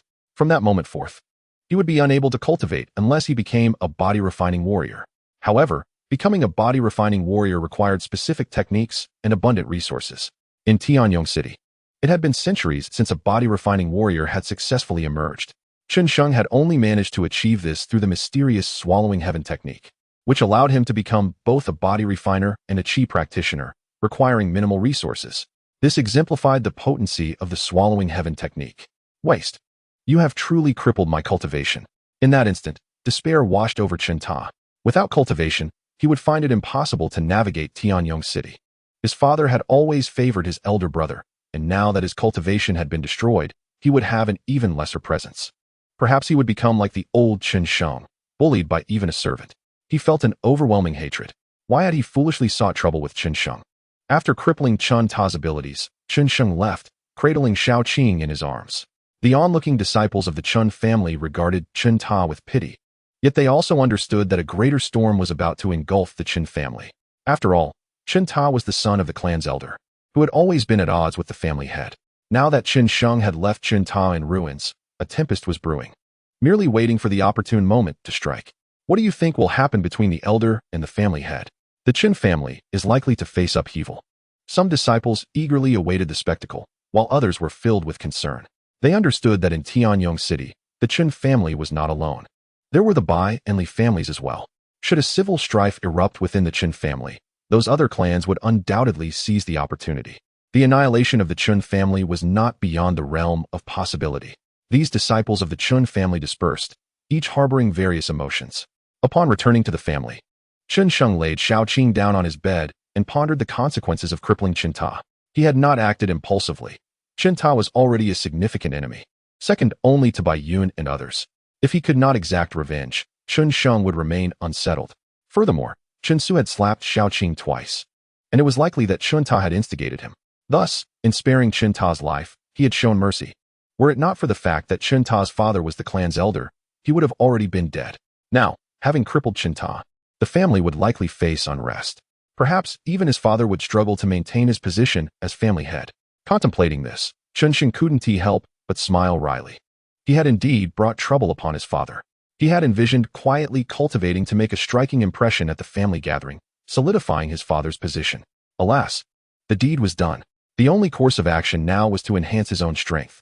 Chen Sheng understood that this world ultimately revered martial prowess. The night passed without incident. The next morning, Xiaoqing awoke with a flushed face, rising hastily from her bed. She glanced at Chen Sheng beside her, her breath quickening. She was acutely aware that her body was unharmed, and that nothing untoward had transpired. Yet, the realization that it was her first night sharing a bed with a man filled her with shyness.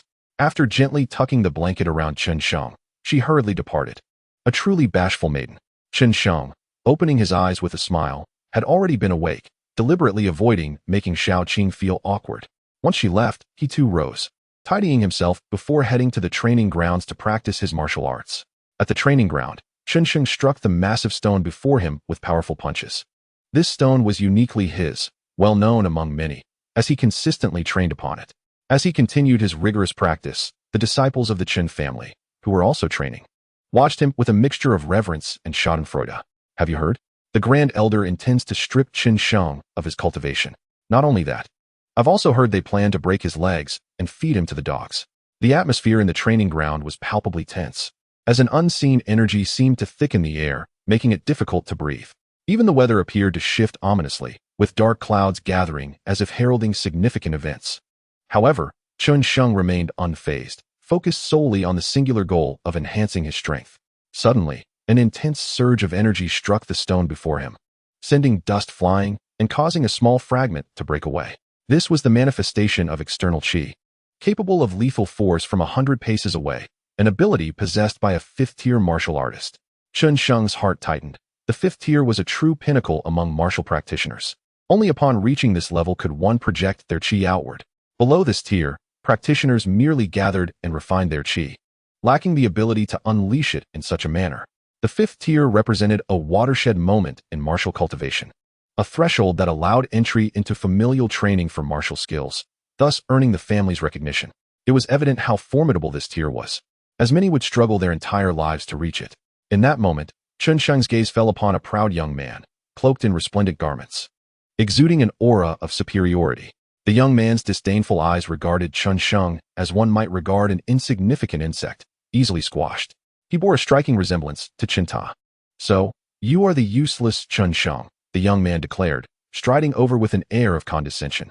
"I am Chen Sheng, yet I am no waste," Chen Sheng responded, maintaining his composure without a hint of trepidation. "I declare you a waste, and thus you are one," the youth retorted, jabbing a finger at Chen Sheng, spitting disdainfully as he spoke, completely disregarding him. "If there is nothing more, I shall take my leave," Chen Sheng said, a fire igniting within his chest, which he forced to extinguish. "Stop. Did I permit you to leave?" The young man's fingers flicked, unleashing qi that struck the ground in rapid succession, creating numerous craters.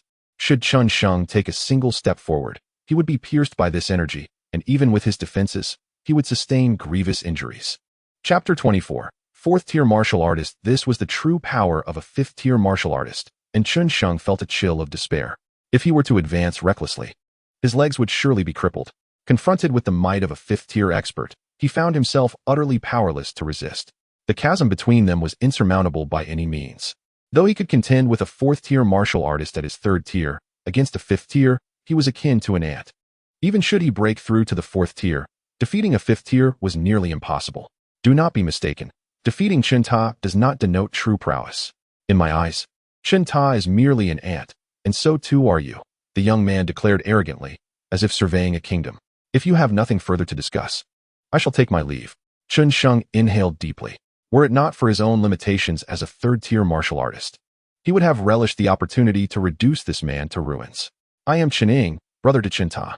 Though my brother may be a waste, he is not someone you can so easily trample," he proclaimed, revealing his identity with a flick of his finger, sending forth a bolt of qi that struck Chen Sheng's leg, inflicting a grievous wound. You still refuse to submit? Chen Sheng taunted, observing the fury in Chen Sheng's eyes. His tone sharp and mocking, as if toying with a mouse. You dare not respond. You tremble like a spring under restraint. The more you suppress it, the more it yearns to spring forth. Yet, your immense willpower keeps you in check. You have likely considered defiance, but the disparity is too great. Resistance would only lead to humiliation. It is clear you seek to endure this humiliation. Know this, a waste like you is beneath me. A single slap would suffice to end your existence.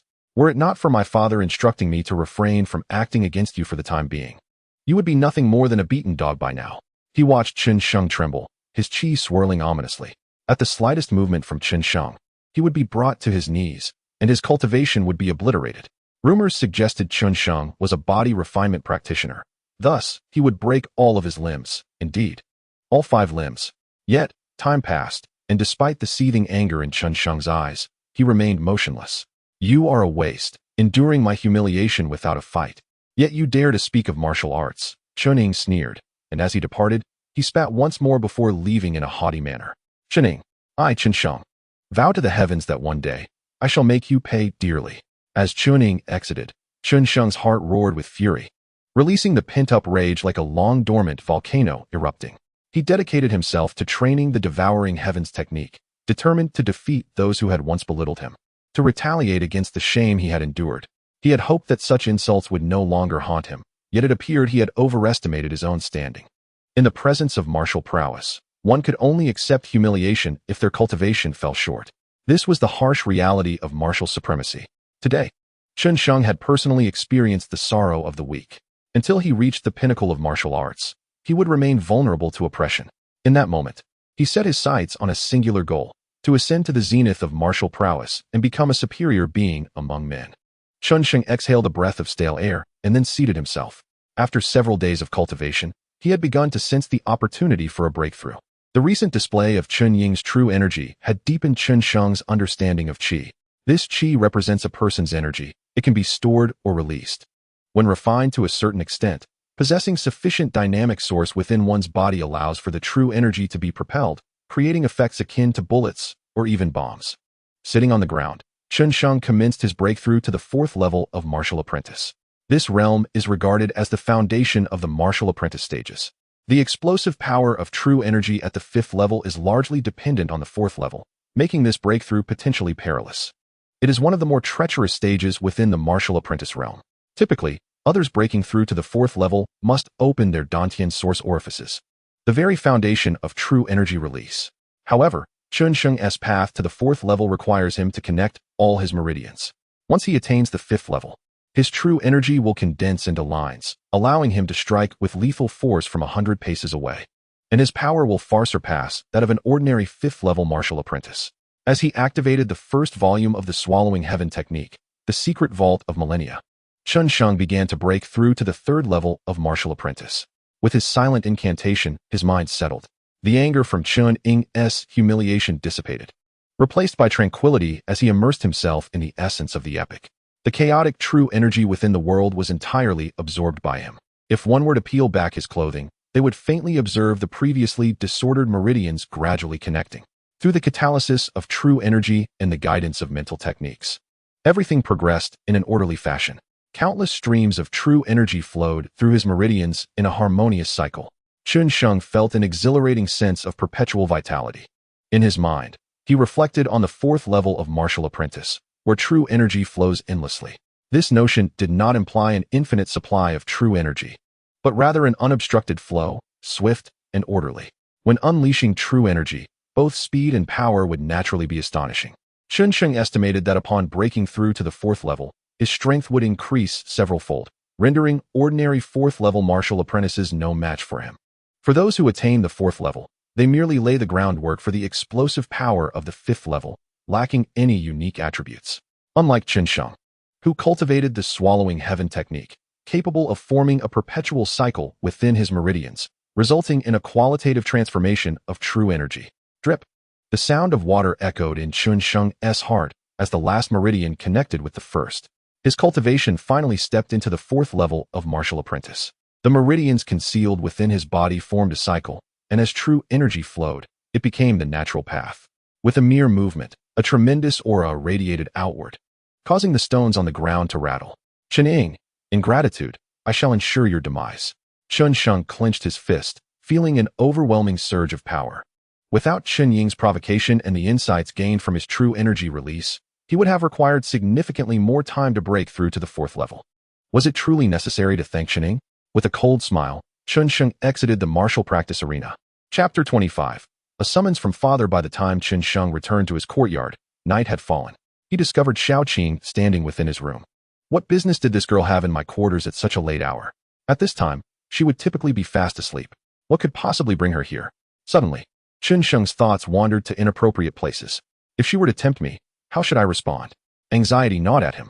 Young master, you have finally returned.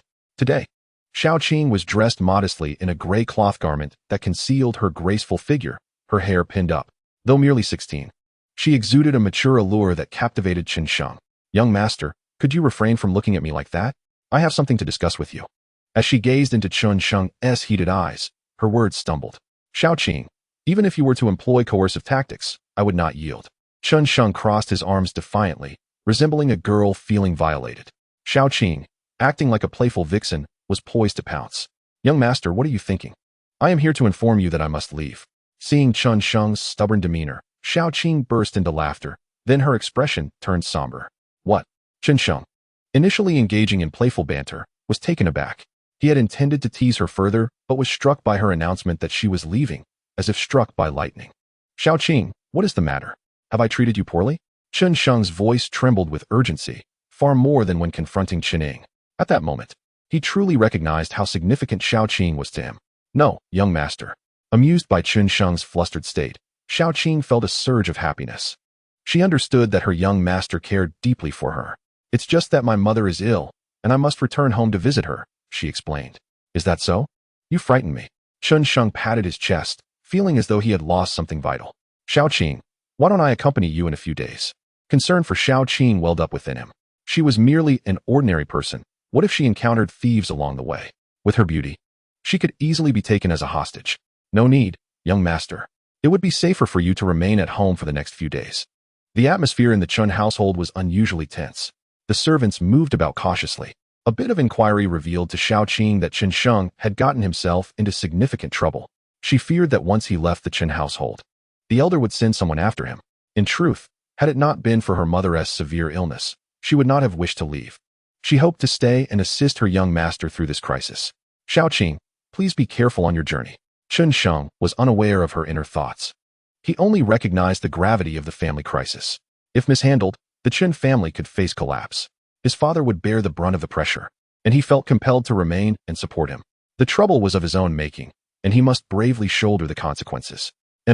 Xiaoqing nodded obediently. They continued their conversation for a while, with Chen Sheng telling jokes to lighten the mood. Xiaoqing's laughter echoed joyously, momentarily alleviating the sorrow of parting. After about an hour, she reluctantly took her leave. Chen Sheng faintly heard her weeping, which weighed heavily on his heart. For a long time, he withdrew his gaze and lay restlessly in bed. That night, sleep eluded him. The following day, Chen Sheng visited Xiaoqing's residence only to discover that she had already departed, leaving behind a letter urging him not to be sad, as she would return soon. Gazing at the letter, Chen Sheng felt a fresh wave of anguish wash over him, lamenting that he had not even had the chance for a final farewell. It seemed that Xiaoqing had chosen to leave early to escape the melancholy of their farewell. Upon leaving her abode, Chen Sheng resumed the monotonous routine of his training. Perhaps it was due to Xiaoqing's absence, but his mind remained restless. Even the meditation techniques of the Qianqiu secret vault proved futile in calming his spirit. Days passed, and his progress in training stagnated. The Thunder Roar sword technique remained elusive, while the Tiger's Roar technique remained at a mere completion stage. The prospect of breaking through to the great perfection realm felt like a distant dream. One day, a familiar figure arrived at Chen Sheng's courtyard. This was the individual whose actions had led to Chen Ta's downfall, stirring up significant trouble. Chen Sheng's father could no longer remain indifferent. At last, his father had sent his steward to summon him. Young master, the master requests your presence, said the steward, Chen Hui. In Chen Sheng's memory, this elderly steward had always been kind, never looking down on him even when he was deemed a failure. Chen Sheng nodded in acknowledgement and followed Chen Hui to his father's courtyard. As they walked, Chen Sheng noted that the usual maids and servants were diligently attending to their duties. Amidst their whispers, he caught snippets of conversation. I hear this useless young master has turned his fortunes around and can now cultivate. Not only that, but he also defeated Chen Ta. Isn't that a calamity? Indeed. Word has it that the Grand Elder has decided to break Chen Sheng's legs. The maid spoke with a sense of glee. In truth, Chen Sheng's confrontation with Chen Ta had occurred several days prior, and news of it had circulated throughout the Chen family. Now, as the maid saw Chen Sheng, their chatter resumed, filled with a mixture of envy and schadenfreude at his newfound strength. Do not worry, young master. As long as the master is here, no one will dare to harm you, Chen Hui assured him. The steward himself possessed profound cultivation, his strength hidden beneath a calm exterior, allowing him to overhear the maid's gossip while comforting Chen Sheng. I am not afraid, Chen Sheng replied resolutely, which surprised Chen Hui. He turned to glance at Chen Sheng and noted the absence of fear in his demeanor, silently commending him. He had heard from the master that ever since his son had been injured by a few young scions of the Bai family and returned to the clan, he had not only healed, but also emerged with newfound courage. Initially skeptical, Chen Hui now believed it wholeheartedly. It seemed that through adversity, Chen Sheng had found strength, and his personality had transformed into one of resilience. In Chen Hui's eyes, Chen Sheng's defeat of Chen Ta was inconsequential. He understood the family's backing. As long as the master remained, no one would dare to lay a finger on Chen Sheng. Upon arriving at his father's courtyard, Chen Sheng was greeted by the sight of his father standing proudly in the center of the hall, exuding an aura reminiscent of a mighty mountain. Under his father's protection, Chen Sheng felt invulnerable, as if no one could harm him. Father, I have caused a great calamity and brought trouble upon you, Chen Sheng said, kneeling on the ground in contrition. Ah, Shenger, you have arrived, Chen Tian replied with joy upon hearing his son's voice. He immediately helped Chen Sheng to his feet. I have already heard about your confrontation with Chen Ta. This is not your fault. It merely reveals Chen Ta's own inadequacies. Chen Tian was well aware of how Chen Ta had previously bullied Chen Sheng when he was unable to cultivate. As long as Chen Sheng was not gravely injured, he had chosen to disregard those who sought to impose their will upon him. After all, in this world that revered martial prowess, being bullied without strength was inevitable. Now that his son had proven himself through hard work, defeating Chen Ta, Chen Tian felt nothing but pride and joy, and would never blame Chen Sheng. But father, the Grand Elder will surely make things difficult for you. Chen Sheng expressed his concerns. He had been unable to cultivate since childhood, and his father had expended considerable family resources to heal him, drawing criticism from many elders. Now that he had defeated Chen Ta, would this not provide the Grand Elder with a reason to retaliate? Haha, Sheng, do you know what kind of world this is? What does a family head rely upon? Chen Tian asked, stroking his beard. Naturally, it is a world that reveres martial prowess. To become a family head, one must possess formidable strength, Chen Sheng pondered before responding. Indeed, Shenger, to ascend as the family head, one must possess exceptional cultivation. My standing as the family head is firmly rooted in my status as the foremost martial artist of the Chen family. I am at the 9th stage of martial arts, while the Grand Elder is merely at the 2nd stage. Most of the other elders are also around the 2nd stage. Compared to me, they are worlds apart. As long as I am here, they will not dare to act against you. Even if you were to incapacitate the Grand Elder's eldest son, they would not be able to touch a hair on your head. As Chen Tian spoke, a powerful aura emanated from him, filling the room with vibrant energy. Tables splintered under the force of his presence, and the air buzzed ominously, as if heralding the arrival of a deity. Chen Sheng struggled to contain his excitement, realizing the depth of his father's strength. In comparison, he felt like an ant. Chen Tian could likely end him with a mere glance. Even Chen Ying, whom he had once encountered, would seem no more than a slightly larger insect in the face of his father's might. Finally, Chen Sheng understood that even after defeating Chen Ta, his father remained unfazed, a master at the 9th stage of martial arts. While the Grand Elder languished at the 2nd stage, his father could likely crush the Grand Elder with a single blow. So, you need not fret. Just continue to train diligently. At the annual family gathering after March, achieving commendable results would allow them to deliver a resounding slap to the elders. Chen Tian continued, articulating the significance of the family meeting, which was the most vibrant occasion for the Chen family throughout the year. During this event, all members of the Chen clan would convene, and the younger generation would compete to determine who among them would be recognized as the foremost youth. A disciple worthy of the family's vigorous support. A strong performance would bring honor to the elders. Yes, father, Chen Sheng replied solemnly, fully aware of the necessity to diligently cultivate his skills. Reflecting on the humiliation inflicted by Chen Ying, he recognized that it stemmed from a fear of his father. Otherwise, he would have easily crushed him. This vendetta must be avenged. Ideally, he would defeat Chen Sheng at the family gathering, trampling him underfoot and rendering him powerless, thereby delivering a profound humiliation. With his father's backing, he need not fear retaliation from the Grand Elder. Sheng, you may leave now and focus on your training. I shall also assign someone to keep a close watch on the Grand Elder to prevent any desperate actions against you. Chen Tian gestured for Chen Sheng to depart, then instructed Chen Hui, the steward, to deploy personnel to monitor the family's every movement, thwarting any attempts of oppression. Chen Sheng exited swiftly, his heart brimming with determination. Initially, he had become somewhat lethargic in his training after Xiao Qing's departure. However, with his father's expectation for him to shine at the family gathering, a new goal ignited within him, renewing his fervor for cultivation. This was not to say he had forgotten the sadness of Xiao Qing's absence. Rather, his father's words made him realize he was not alone, as his father was ever watchful over him. Now, with his father's hope resting on him for the upcoming gathering, he could not afford to disappoint. In the following days, Chen Sheng dedicated himself to rigorous training. He retrieved his soft sword to practice the thunderclap sword technique. His offensive capabilities were still lacking relative to his strength, particularly in the area of attack, which required enhancement. He aspired to break through to the 5th rank of martial disciple, as doing so would grant him access to the martial arts pavilion to learn a low-level yellow-grade martial art. The thunderclap sword technique was proving too challenging. After dozens of days of training, he had made no discernible progress.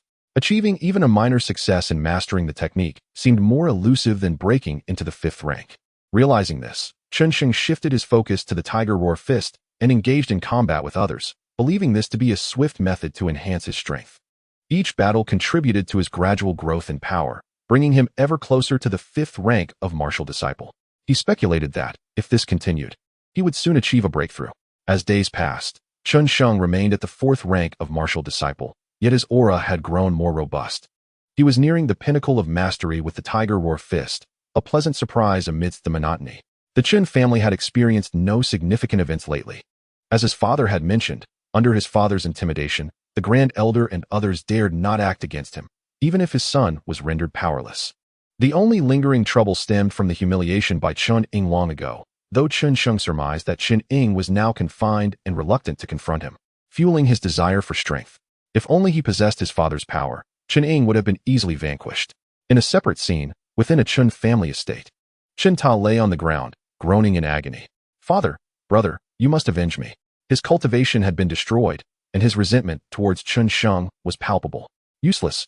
Chen Ying's piercing gaze fell upon Chen Ta, causing him to tremble in shame. "Enough. Although your brother is a failure, he is still your brother. He is my son, and this debt must be settled." The Grand Elder, Chen Lei, remarked nonchalantly, his eyes dismissive as he observed his son's disgrace. To him, only his eldest son mattered. Having already reached the 5th rank of martial disciple, with limitless potential for the future. "Father, Chen Tian's cultivation is formidable. He may prove difficult to handle," Chen Sheng cautioned. Having heard of Chen Tian's prowess, "You need not concern yourself with that. Instead, reach out to the other elders," the Grand Elder commanded. As night fell, the Grand Elder and Chen Sheng conspired together. Meanwhile, Chen Sheng diligently practiced the Tiger Roar Fist, striking a sturdy tree with a resounding thud. To his delight, a branch shattered upon impact. Could it be that his Tiger Roar Fist had reached a new level? He sensed a surge of vitality within, akin to a volcano ready to erupt. Fueled by excitement, he continued to strike the tree, gradually causing more branches to fall. Eventually, panting heavily, he paused his training, now eager to break through to the 5th rank of martial disciple. His hopes for mastering the thunderclap sword technique had dimmed, as it proved overly difficult. In the days that followed, Chen Sheng spent less time in the training grounds, having nearly exhausted his opponents. Engaging in further battles yielded diminishing returns. Just then, a sudden thunderstorm erupted, with roaring thunder and silver flashes illuminating the sky. To his astonishment, it began to rain during winter, a phenomenon he found perplexing. Reflecting on the marvels of the world, he recalled that in his previous life, he had never encountered thunder in winter. As the cold raindrops fell upon him, he returned to the courtyard, unaware that chaos had ensued within the Chen family. In the family council hall, a multitude of high-ranking members had gathered, with elders continually arriving. A middle-aged man clad in gray, hurrying from the direction of the martial arts pavilion, exuded an air of nobility despite his plain attire. His formidable energy kept the rain at bay, and he was accompanied by several spirited young talents, each a master in their own right.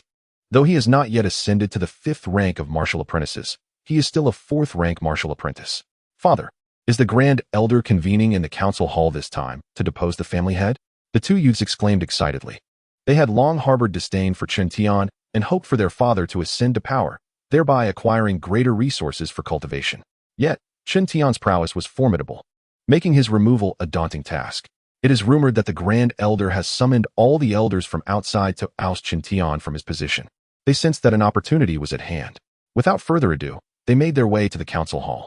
The elder in question was Chen Suo, the third elder of the Chen family, a martial artist of the 5th rank. He was acutely aware of Chen Tian's formidable nature. His visit was not fueled by high hopes of deposing Chen Tian, but rather to gauge the disparity between himself and Chen Tian. Third brother, you have come as well.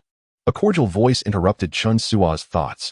Turning around, he immediately recognized a middle-aged man with a broad face, a large sword slung over his back, approaching with a smile. This man was Chen Jia, the second elder of the Chen family. Many of the Chen family's elders were not stationed in Tianyong City. Some ventured elsewhere for training, while also overseeing the family's business affairs in those regions. Now, with the Grand Elder plotting to unseat Chen Tian, they too felt compelled to participate. After all, Chen Tian, as the family head, had squandered immense resources trying to remedy Chen Sheng's shortcomings during his time as a waste. Consequently, the resources had proven fruitless. Now that Chen Sheng was reportedly able to cultivate and had become a body refiner, their discontent grew. For a body refiner consumed considerable resources, and if this continued, what would become of their own sons and daughters?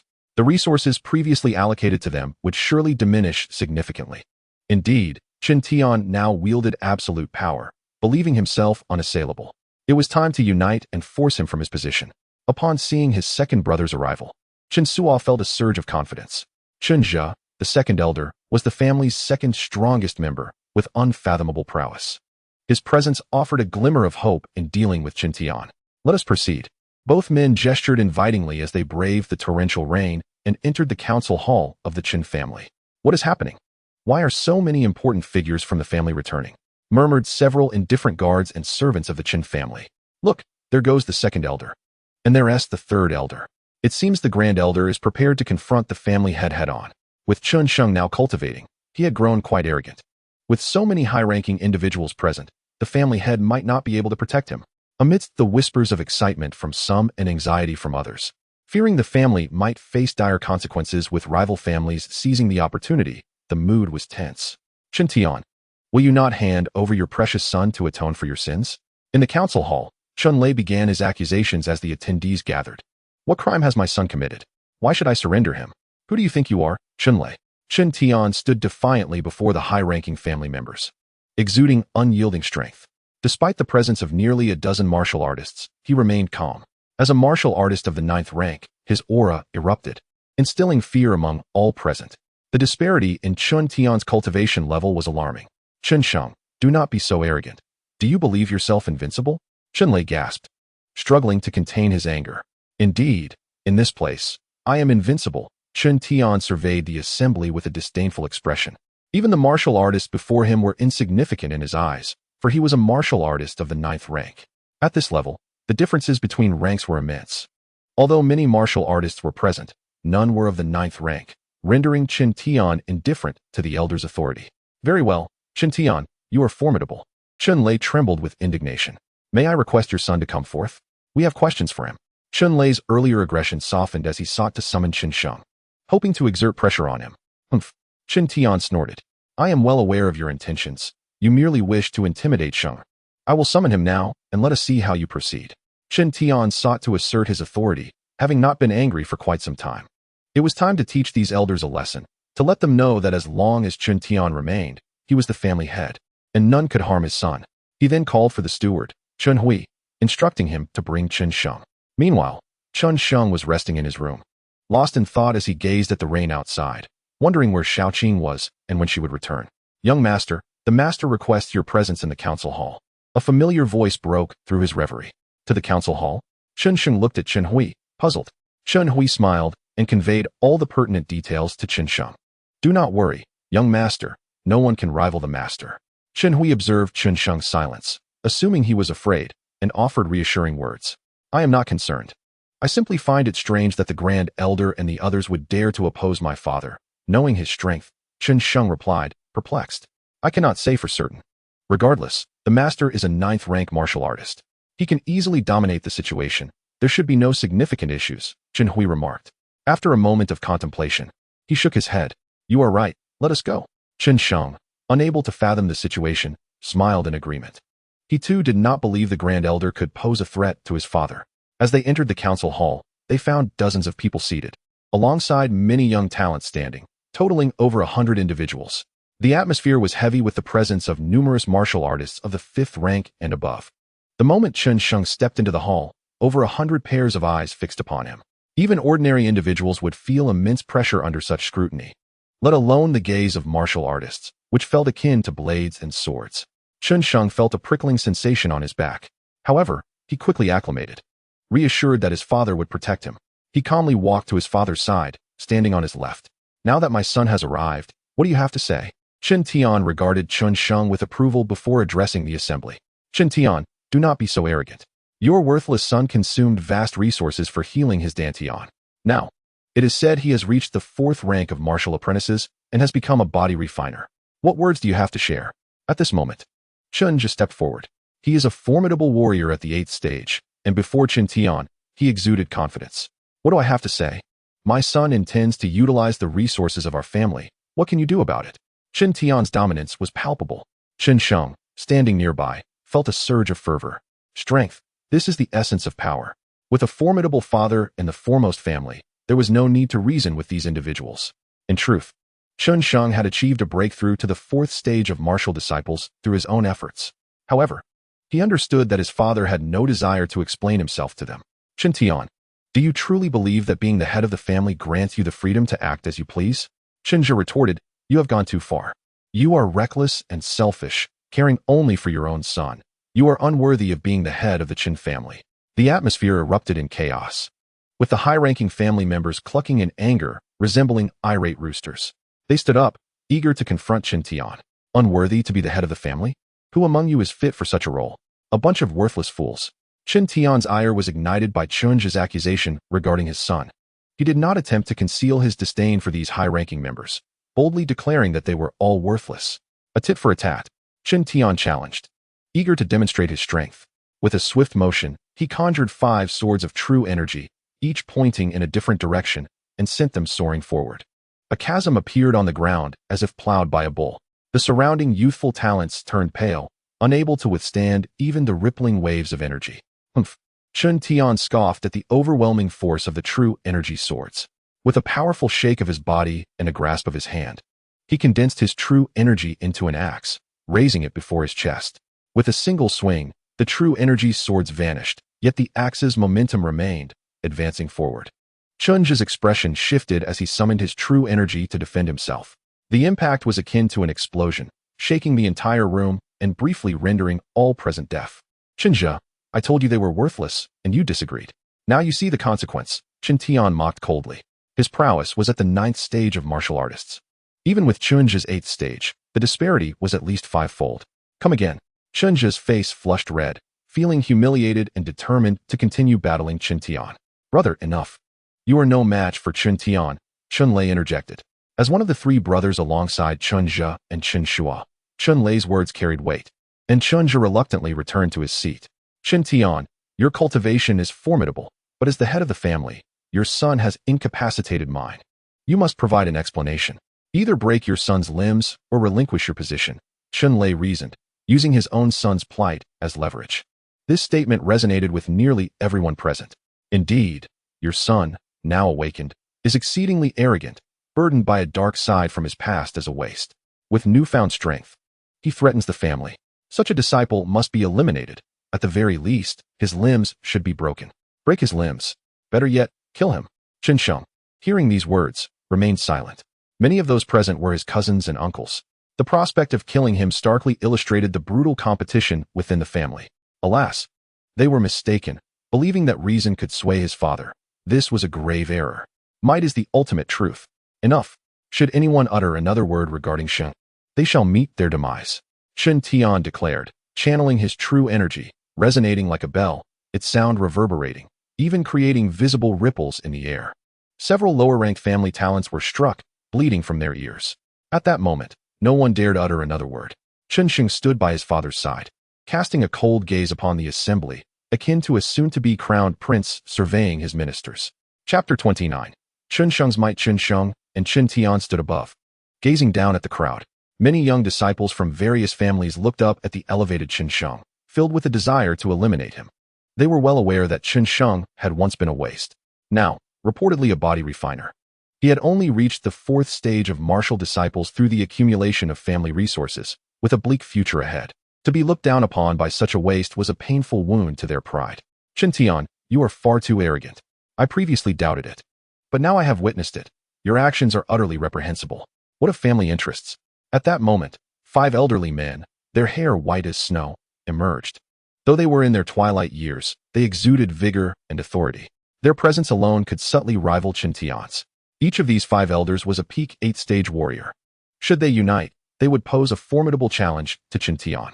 They were the family's esteemed elders, typically reclusive in the family's sacred grounds. This time, Chen Lei had summoned them to confront Chen Tian. Esteemed elders, their aggression is intolerable. Chen Tian's demeanor shifted upon seeing the 5 elders.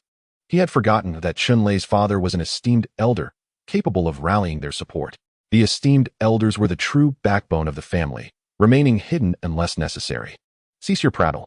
Immediately resign from your position as head of the family, and personally break your son's legs. One elder commanded coldly. This elder was Chen Lei's father, Chen Sheng, now standing to support his son and grandson, seeking justice. Leveraging his status as an esteemed elder, he dared challenge even the head of the family. The authority of the esteemed elders represented the family's will, far exceeding the power of the head of the family. They were stronger as a collective, typically remaining in the shadows. Uncle, I can resign as head of the family, but what fault lies with my son? Chen Tian vehemently opposed this notion. He could accept stepping down, but the thought of breaking his son's legs was more unbearable than his own death. Chen Tian, do you defy the orders of the esteemed elder council? Do you seek rebellion? Chen Chongqing's voice was filled with anger. As an esteemed elder, who would dare defy his command? He sought to unite the other esteemed elders to subdue Chen Tian, each being peak 8th-stage warriors capable of easily overpowering him. If breaking my son's legs constitutes a rebellion, so be it, Chen Tian resolutely declared, determined to protect Chen Sheng. Chen Tian seeks to rebel. Let the elders unite to eliminate him. The other warriors stirred, ready to take action against Chen Tian and his son. They were incredulous. So many individuals still could not bring down Chen Tian. Wait, I have something to say, Chen Sheng interjected as he stepped forward, determined to turn the tide. Otherwise, no matter how formidable his father was, he would be suppressed under the leadership of the Grand Elder. The one who tied the knot must also be the one to untie it. The root of the problem lay within himself. Only he could resolve this predicament at that moment. You worthless wretch, speak your mind. Immediately cripple your own legs, and you may spare both your lives. A waste, built solely from resources, had no right to speak. Upon hearing Chen Sheng's voice, the elders and disciples of the Chen family cast cold glances at him. If not for Chen Tian's presence, they would have struck Chen Sheng down. When had he become worthy of speaking here? Silence. Did you not label me a waste? Then, if Chen Ta is defeated, does it not render you even more worthless? Chen Sheng exclaimed loudly. If you ever find yourselves inferior to a waste, do you still have the right to voice such opinions? He gazed at these Chen family members, now prepared to engage them in battle. They continually proclaimed themselves as worthless, clinging to outdated notions. It was time for Chen Sheng to demonstrate that they were even lesser than what they deemed waste. You little beast. I could crush you with a mere finger, Chen Zhe seethed, furious after being defeated by Chen Tian. Seeing Chen Sheng's arrogance only fueled his rage. You, at your age, shamelessly bully a junior. If I were your age, I could crush you with a single finger. You seek death. Chen Zhe could no longer contain himself. His fingers crackled with energy, condensing into a sword-like form, launching towards Chen Sheng. Chen Sheng did not evade. He knew his father would protect him. Indeed, with a mere wave of Chen Tian's hand, the attack was effortlessly absorbed. What's this? Angry out of shame? You are all garbage, worthless. Bestowing resources upon you is a waste. Just 2 months ago, I was an ordinary person. Now, I am a 4th-tier martial apprentice, invincible among my peers. Chen Ta's downfall was merely his own folly. Resources are meant for those with talent, and I am that talent. Chen Sheng, under Chen Tian's protection, raised his arm triumphantly, his gaze and words dripping with disdain for all present, echoing his true sentiments. He held these individuals in contempt. Having cultivated the devouring sky technique, given time, He would easily surpass everyone. However, his words fell upon others as nothing but arrogance. Like father, like son, they thought. If the father was arrogant, the son was boundless in his hubris. The majority seethed with fury, yet a few keen ears caught Chen Sheng's declarations. One grand elder approached Chen Sheng. You claim to have reached the 4th tier of martial apprentices in merely 2 months. Is that true? May I examine your physique to confirm you are indeed a body refiner and at the 4th tier? Indeed, it is true, Chen Sheng declared proudly. At Chen Tian's nod, he consented to the grand elder's inspection. He had surmised correctly. Not all grand elders sided with Chen Lei. If they recognized his potential, perhaps this crisis could be averted. Chen Ta was ultimately rendered useless, having squandered the family resources.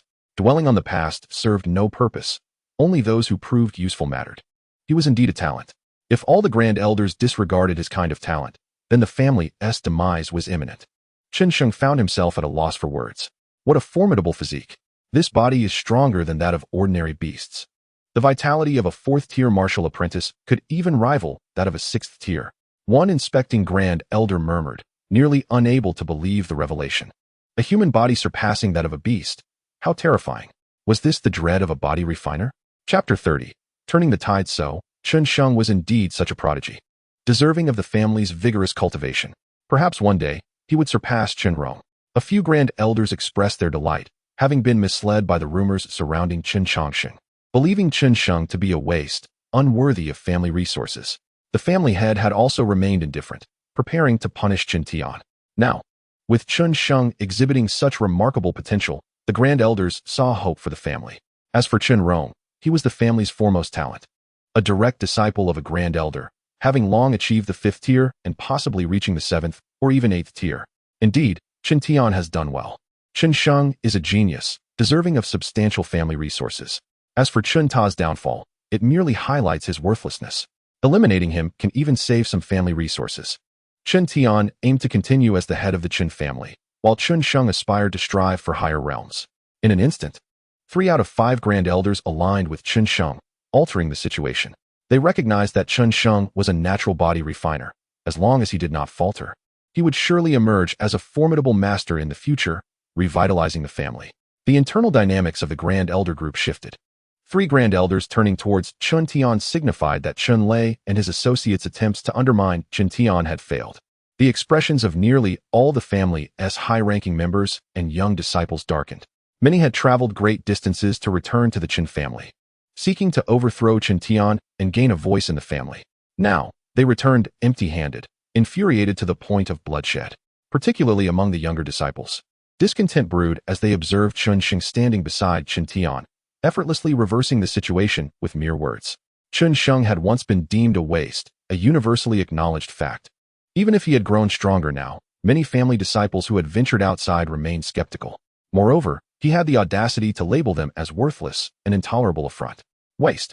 Last time we met, you didn't dare utter a word before me. Now, you speak so boldly. Do you dare to spar? Chen Ning stepped forward. Having conspired with his father for so long, only to be outmaneuvered by someone he deemed a waste. How could he tolerate this? He was determined to humiliate Chen Sheng in front of everyone. You waste, relying on your 5th tier martial apprentice status to bully me, a 3rd tier.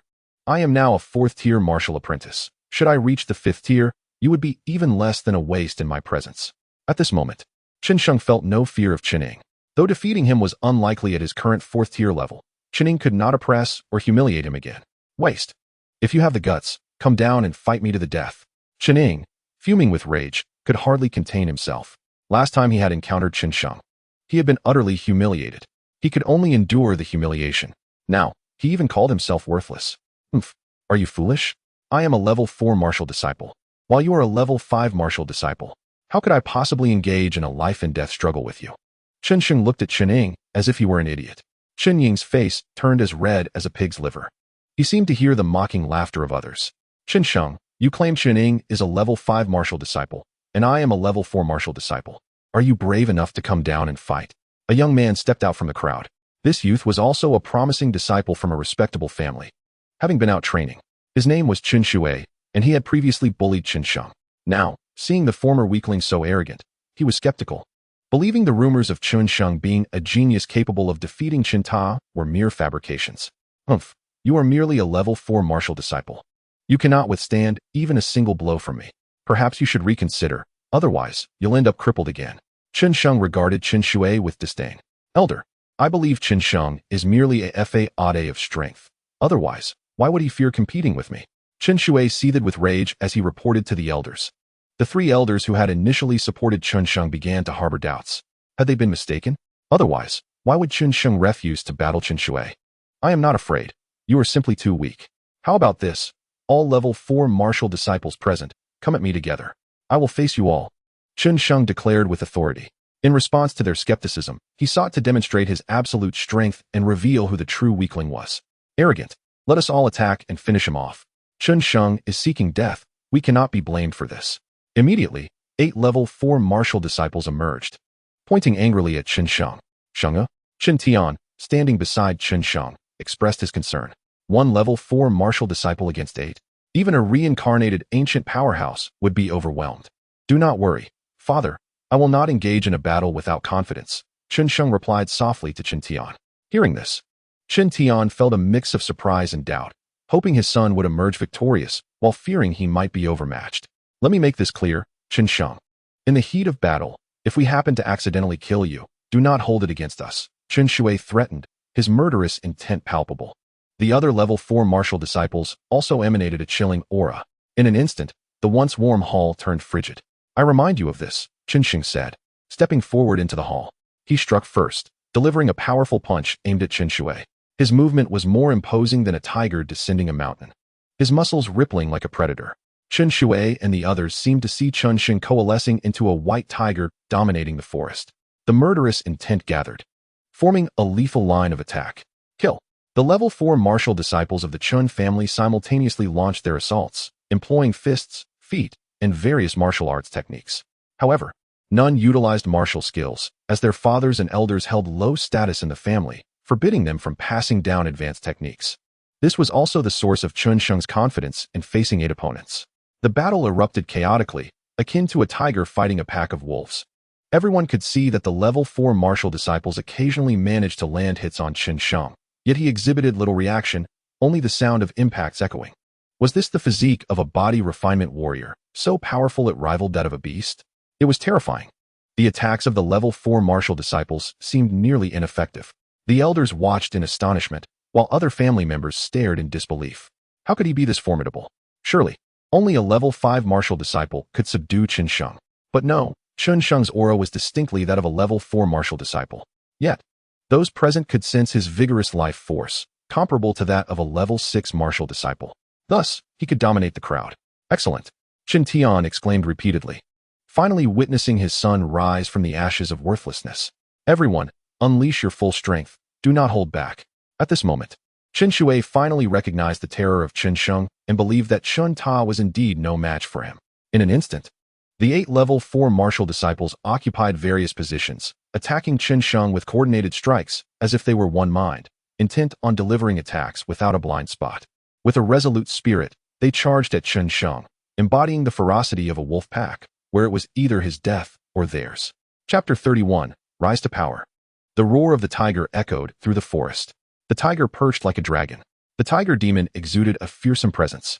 Chen Sheng, too, dared not underestimate his opponents. With so many attacks converging upon him, he unleashed his most potent killing move. The 3 styles of tiger roar fist flowed seamlessly, like clouds and water. Boom, boom, boom. The sounds of explosions filled the hall, causing the chi to surge. No one could see what transpired inside, only hearing the sounds of agony. Soon, a figure emerged from the haze, Chen Shui. He had come out, leading many to believe that Chen Sheng had been defeated. The cries were horrific. Surely, Chen Sheng had been ruined. Ha! Let this little brat be arrogant, they thought, sneering in delight as they saw Chen Shui emerge unscathed. However, their laughter quickly faded. As the smoke cleared, Chen Sheng stood unharmed, while 5 or 6 bodies lay scattered in the hall, their clothes tattered and bodies battered, resembling lifeless corpses. Impossible. How could this waste be so powerful? Was Chen Sheng's strength truly due to his status as a body refinement warrior? Many began to panic. 8 level 4 martial disciples could not defeat a single Chen Sheng? Was he actually a level 5 martial disciple? No. His aura was distinctly that of a level 4 martial disciple. Yet, the experts present could sense his robust life force, rivaling that of a level 6 martial disciple. allowing him to dominate all. Indeed, Chen Sheng is a natural body refinement warrior. We must allocate more family resources to him. Perhaps he is the future of the Chen family. In that instant, the elders designated Chen Sheng as a core disciple of the family. Through the recent battle, they had already recognized his potential. Moreover, Chen Sheng had claimed to have risen from an ordinary person to a level 4 martial disciple in just 2 months. A feat exceedingly remarkable. If word got out, the entire Tianyong city would be astounded. Chen Sheng, you performed exceptionally well. This time, the family misunderstood you and your father. To make amends, I announced that a 1,000-year-old spirit mushroom will be granted to Chen Sheng. The 3 elders decided after deliberation. They feared that Chen Sheng might harbor resentment towards the family, which could lead to future calamities. Such situations had occurred in the past, where families stifled talented disciples, only for those disciples to rise and ultimately destroy their families. Yes, thank you, elders, Chen Sheng replied with a bow. Ultimately, the Chen family would always recognize those with potential.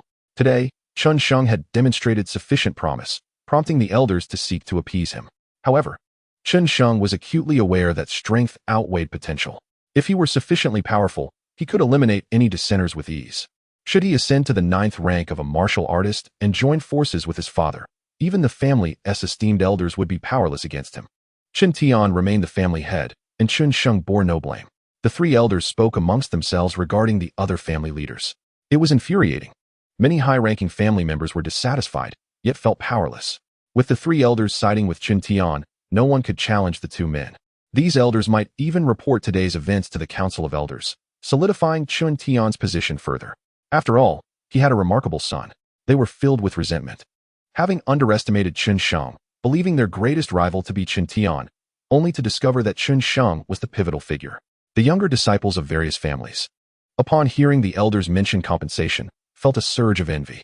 The 1,000-year-old spirit herb was a rare treasure, with each family possessing no more than 10. Each herb was worth a fortune and was rarely available for purchase. With such a boon, Chen Sheng was destined to elevate his cultivation significantly. Elder, I refuse to accept this, Chen Ying bellowed, glaring at Chen Sheng, who had once been reduced to crawling at his feet, but now shone brightly, igniting Chen Ying's ire. What grounds do you have for your defiance? The elder shot back coldly, contemplating how he would have struck Chen Ying down had it not been for his grandfather's influence. When did family disciples gain the audacity to question the elder's decisions? Why should Chen Sheng be entitled to the 1,000-year spirit herb? Chen Ying demanded. Simply due to his potential, the elder replied. Isn't this world one that reveres martial prowess? What good is potential? Chen Ying countered. If Chen Sheng can defeat me, I will have no further objections. He stubbornly declared. You are a 5th-rank martial apprentice, while Chen Sheng is merely a 4th rank. How can he possibly challenge you? The elder scoffed, echoing words once spoken by Chen Sheng, as if mocking Chen Ying's intellect. Chen Ying trembled with rage, but dared not retaliate. For the elder's status and cultivation far surpassed his own. All the resentment he harbored was directed towards Chen Sheng, whom he blamed for his misfortunes. Elder, I have something to say, Chen Sheng interjected with a smile. Speak, the elder replied kindly, his demeanor towards Chen Sheng markedly different from that towards Chen Ying. Chen Ying, remember when I was a 3rd-rank martial apprentice and you labeled me a waste? You humiliated me in the training grounds, and I could do nothing but endure. Now that I have reached the 4th rank, I may still not match your strength, but I vowed to avenge the humiliation you inflicted upon me. Let us establish a pact. At the family gathering, we shall settle this once and for all. What do you say? Chen Sheng stated coldly. Very well, Chen Sheng. Do you mean it? Chen Ying's previously furious heart now raced with a blend of anger and exhilaration at Chen Sheng's audacity. He envisioned how he would vanquish Chen Sheng at the family gathering, ensuring that this waste would be erased from the Chen family. Indeed, I mean it. Chen Sheng affirmed resolutely. The family gathering is in over 2 months, ample time for me to break through to the 5th rank and easily dispatch Chen Ying. Then let us swear an oath of martial arts, they proclaimed, standing before the assembly to make their solemn vow. The martial oath held significant weight in this world, punishable by the heavens if violated, unlike the trivial oaths of the past. Son, do you truly believe you can break through to the 5th rank in such a short time? Chen Tian asked, knowing that if Chen Sheng achieved this, he would undoubtedly prevail over Chen Ying. The challenge lay in whether he could reach that level within 2 months. The 5th rank was a realm distinct from the previous ones, and the breakthrough was notoriously difficult, causing Chen Tian to worry. Father, rest assured, I will undoubtedly reach the 5th rank, Chen Sheng declared confidently. If I cannot achieve it in over 2 months, then my efforts in cultivating the devouring heaven technique would have been in vain. Chapter 32. Making a Nameful. Chen Sheng is blissfully unaware that I am on the verge of breaking through to the 6th rank, Chen thought. Confident in his ability to surpass Chen Sheng and eager to humiliate him further. Both Chen Sheng and Chen were calculating their next moves. And only time would reveal who would emerge victorious at the family gathering. Chen Tian, this time you have outdone yourself, Chen Lei remarked, casting a deep glance at both Chen Tian and Chen Sheng before departing with Chen. Other high-ranking family members followed suit, recognizing that their presence here was futile, especially with the elders aligned with Chen Tian. Son, I did not foresee your rapid advancement in body refinement, Chen Tian mused after everyone had left. Body refinement practitioners were recognized as formidable within their ranks, albeit slow to cultivate compared to Qi refinement practitioners. That Chen Sheng could break through 4 ranks in just 2 months was beyond anyone's expectation. Father, my body refinement technique is exceptional. Coupled with my shattered dantian from a young age, my physical foundation is strong, making my progress in body refinement remarkably efficient, Chen Sheng explained. Ah, I see. Chen Tian nodded, realizing that his son had turned adversity into an advantage. At this rate, you may someday surpass me. I find it increasingly difficult to ascend to the rank of a martial master. I hope you can exceed my achievements and one day reunite with your mother. Chen Tian sighed. Father, who is my mother? Where is she? Chen Sheng questioned, having no recollection of her, as if she were a figment of his imagination. You shall discover that once you become the foremost figure in the empire, Chen Tian replied, seemingly holding back a torrent of words, hesitant to divulge more. The foremost figure in the empire. Chen Sheng clenched his fists tightly, establishing yet another goal. The empire was home to an array of powerful individuals, rumored to include martial kings. To become the greatest in the empire was a formidable challenge, yet Chen Sheng was resolute. Bolstered by the confidence bestowed upon him by his mother's mysterious devouring heaven technique, which promised rapid advancement towards the martial king realm and beyond. Enough, my son. These aspirations are still distant. The most pressing matter is to reach the 5th rank and defeat Chen. One must not reach too high too soon, Chen Tian advised. Understood, Chen Sheng replied, then took his leave. Returning to his own courtyard, it was not long before a family steward approached, presenting an exquisite jade box to Chen Sheng with utmost respect. Hearing that Chen Sheng was no longer regarded as the family's disgrace, but rather as the hope designated by the elder, the steward sought to curry favor with him. You may leave. Chen Sheng waved his hand dismissively, as if shooing away a dog. The steward, however, dared not utter a word in protest. Such was the transformation brought about by strength. In the past, even as a young master of the family, he would have been subjected to bullying. Upon opening the jade box, Chen Sheng immediately beheld a vibrant red spirit mushroom, its hue reminiscent of flickering flames, exuding an aura of vitality. The fragrance of the medicinal herb enveloped him, invigorating his senses. Chen Sheng inhaled deeply, feeling the blood and energy within him surge. Truly, it was a millennium-old spirit mushroom. He carefully stored the mushroom away, opting not to consume it immediately. This rare treasure could assist him in achieving the pinnacle of the Tiger Roar Fist. Yet he realized he still lacked a complete understanding of the final move, Dragon Clash. He must first thoroughly comprehend the Tiger Roar Fist before consuming the spirit mushroom. Only then could he harness its potent energy to attain mastery. Outside the Chun residence, a fervor erupted among the family guards and servants, who huddled in corners discussing recent events. Have you heard? The family elders could do nothing against the patriarch. He truly is formidable. Your information is incorrect. I have reliable intel that it is all due to Chen Sheng, who has now become the core focus of the family. Is that so? Surely, you jest. You do not realize, Chen Sheng is no longer a waste. He has become a pivotal figure in the family, defeating 8 opponents of equal rank single-handedly. One guard recounted animatedly, as if he were Chen Sheng himself. The news left everyone astonished, mouths agape. Some former bullies of Chen Sheng felt a twinge of anxiety, pondering whether they might face retribution. Conversely, many of the family's lower ranks breathed a sigh of relief. Chen Tian remained the patriarch, and the recent family meeting had yielded no significant losses. Therefore, the Chen family had not suffered greatly. It is worth noting that under Chen Tian's leadership, although he had generously allocated training resources to Chen Sheng, the ordinary underlings were largely unaffected. They simply appreciated the good provisions and accommodations provided by Chen Tian and had no desire for a change in patriarch, as the fate of a new leader was uncertain.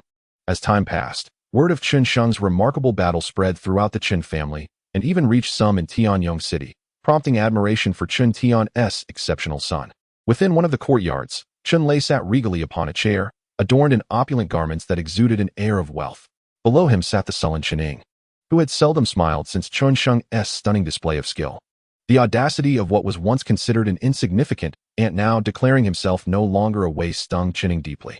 Only by defeating Chen Sheng at the family annual meeting could he hope to restore his own sense of dignity. Inger, have you yet broken through to the 6th level of martial discipleship? Chen Lei inquired, his brow furrowing as he gazed at Chen. Father, just grant me a little more time, and I shall surely achieve the 6th level, Chen replied confidently. Alas, if you are defeated by Chen Sheng at the annual meeting, our branch will become a laughingstock. To ensure we are fully prepared, I have already sent word to your sister, Chen Lei stated slowly. What? Chen exclaimed in shock. His sister, Chen Shui, had exhibited extraordinary talent from a young age and had been taken away by a master for training. It was later revealed that this master was an elder of the Qinghua sect, and Chen Shui was said to be his prized disciple. This connection had enabled Chen Lei to rise to the position of the family's grand elder, second only to the patriarch. While he was uncertain of his sister's current abilities, he knew she was certainly more formidable than himself, despite her younger age. Simultaneously, resentment brewed within him. He felt as though his father did not believe in him. Chen Sheng, I will ensure your destruction, he vowed silently. Chapter 33, 5th level of martial discipleship. Time passed swiftly, and a month slipped by in the blink of an eye. Winter had arrived, with biting winds howling through Tianyong City. The townspeople donned thick cotton garments to stave off the cold, while those with lower martial cultivation bundled themselves even more tightly. Struggling against the chill, seated at a stone table in his courtyard, Chen Sheng wore only a thin garment, his robust vitality rendering him impervious to the cold. He pondered the whereabouts of Xiao Qing, recalling the joyful days they had shared. It had been 1 to 2 months since she had left, claiming she needed to care for her ailing mother. Yet, so much time had passed without a word from her. Surely, she would return soon, or at the very least, send a letter. However, no communication had come, stirring worry within Chen Sheng. He yearned to travel to Xiao Qing's hometown to search for her. But time was not on his side. The family annual meeting was just over a month away, and he had a duel to prepare for against Chen. To violate his martial vows would jeopardize his path in martial arts. After the meeting, if there was still no news of Xiao Qing, he would embark on a search for her, he resolved. For now, his most pressing concern was to devote himself to training in preparation for the upcoming meeting. After more than a month of effort, he had reached the pinnacle of the 4th level of martial discipleship. Yet, he still found himself on the cusp of breaking into the 5th level. Despite the ceaseless flow of true energy within him, he struggled to manifest it externally, indicating he had reached a bottleneck. In his spare time, he practiced the thunder sword technique. Perhaps by chance, he began to grasp the basics of this swordsmanship. Though not yet achieving mastery, time continued to elapse, and the family annual meeting drew nearer. The upcoming duel between Chen Sheng and Chen Ying had become common knowledge among the family members. Some disciples favored Chen Sheng, while others supported Chen Ying, leading to wagers being placed among them. The odds were 10 to 1 for a Chen Sheng victory and 1 to 1 for a Chen Ying win. Most remained skeptical of Chen Sheng's chances, given that he was merely at the 4th level of martial discipleship, while Chen Ying was rumored to have already ascended to the 6th level, a significant 2-tier difference. Even if Chen Sheng managed to break through to the 5th level, the prevailing sentiment was that the odds were evenly matched at best. After all, it was believed that Chen Ying could easily overpower Chen Sheng with just one hand. Chen Sheng remained silent amidst it all, choosing instead to wager 2,000 taels of silver on his own victory. This unexpected display of confidence left many astonished. Could it be that Chen Sheng truly believed he could defeat Chen Ying? It appeared that he was merely deceiving himself, as others speculated that this was an act of self-encouragement, indicative of his underlying insecurity. After placing his bet, Chen Sheng refrained from further comment. Coldly observing the opinions of those around him, he dedicated himself to his training, anticipating a bountiful outcome at the family's annual meeting. If he could indeed conquer Chen Ying, a reward of 20,000 taels awaited him. As night fell, Chen Sheng immersed himself in his practice at Dahan Mountain, situated merely a mile from Tianyong City. This modest hill was devoid of monstrous beasts, save for a few untamed animals, making it an ideal sanctuary for solitary meditation. The night sky was a deep azure, and as Chen Sheng activated the swallowing heaven technique, an abundance of vital energy flowed into his being. The energy visibly coalesced within him, circulating with increasing intensity, on the verge of breaking free. If one listened closely, the sound of flowing water could be heard, akin to a mountain stream. Rising to his feet, Chen Sheng leaped forward, the gravel beneath him crunching loudly. With the force of a tiger, his feet struck the ground, causing the stones to tremble. Suddenly, the vital energy within him surged, accelerating in its cycle, as if it were poised to erupt like a whirlpool. The intensity escalated. Break! Chen Sheng roared, and in an instant, his fist burst forth with vital energy, manifesting as a powerful strike that collided with a sapling 100 paces away. The tree shook violently, several branches snapping under the force of his attack. His energy radiated outward, capable of killing from 100 steps away. Chen Sheng realized he had finally ascended to the 5th rank of martial apprentices, achieving the realm of energy breakthrough. His combat prowess had increased exponentially, far surpassing his previous abilities. With ease, he could dispatch anyone below the 4th rank of martial apprentices. He had become an indomitable force. Furthermore, the swallowing heaven technique he practiced was formidable. Having just entered the 5th rank, he was already capable of shattering branches from a distance. Rarely did one encounter such strength at this stage. Typically, newcomers merely exhibited energy release that caused trees to sway. Only with sufficient cultivation could one reach this level. Much like Chen Sheng, a master he had encountered previously, whose vital energy had pierced the ground, creating a multitude of hornet nests, an apex of the 5th rank. Now that he had attained the 5th rank, Chen Sheng felt a surge of confidence, despite the time that had passed without his advancement. He could not help but feel anxious, for the family meeting was less than a month away. Should he fail to reach the 5th rank, he would surely fall victim to Chen Sheng, who he believed would show him no mercy. With his newfound strength, Chen Sheng was resolute. Even if Chen Sheng was formidable, he would triumph. The battle at the annual meeting was destined to be a victory for him. Moreover, those who had mocked him would be silenced. His odds were set at 10 to 1, and hardly anyone believed in his potential. Soon, he would claim his 20,000 taels. Having achieved the 5th rank, Chen Sheng was eager to enter the martial arts pavilion to select a martial technique. Currently, he only knew the Tiger Roar Fist, which lacked sufficient lethal power. He sought a technique with exceptional destructive capability, preferably a sword technique, as he possessed a treasured soft sword. To not utilize it would be a grave waste.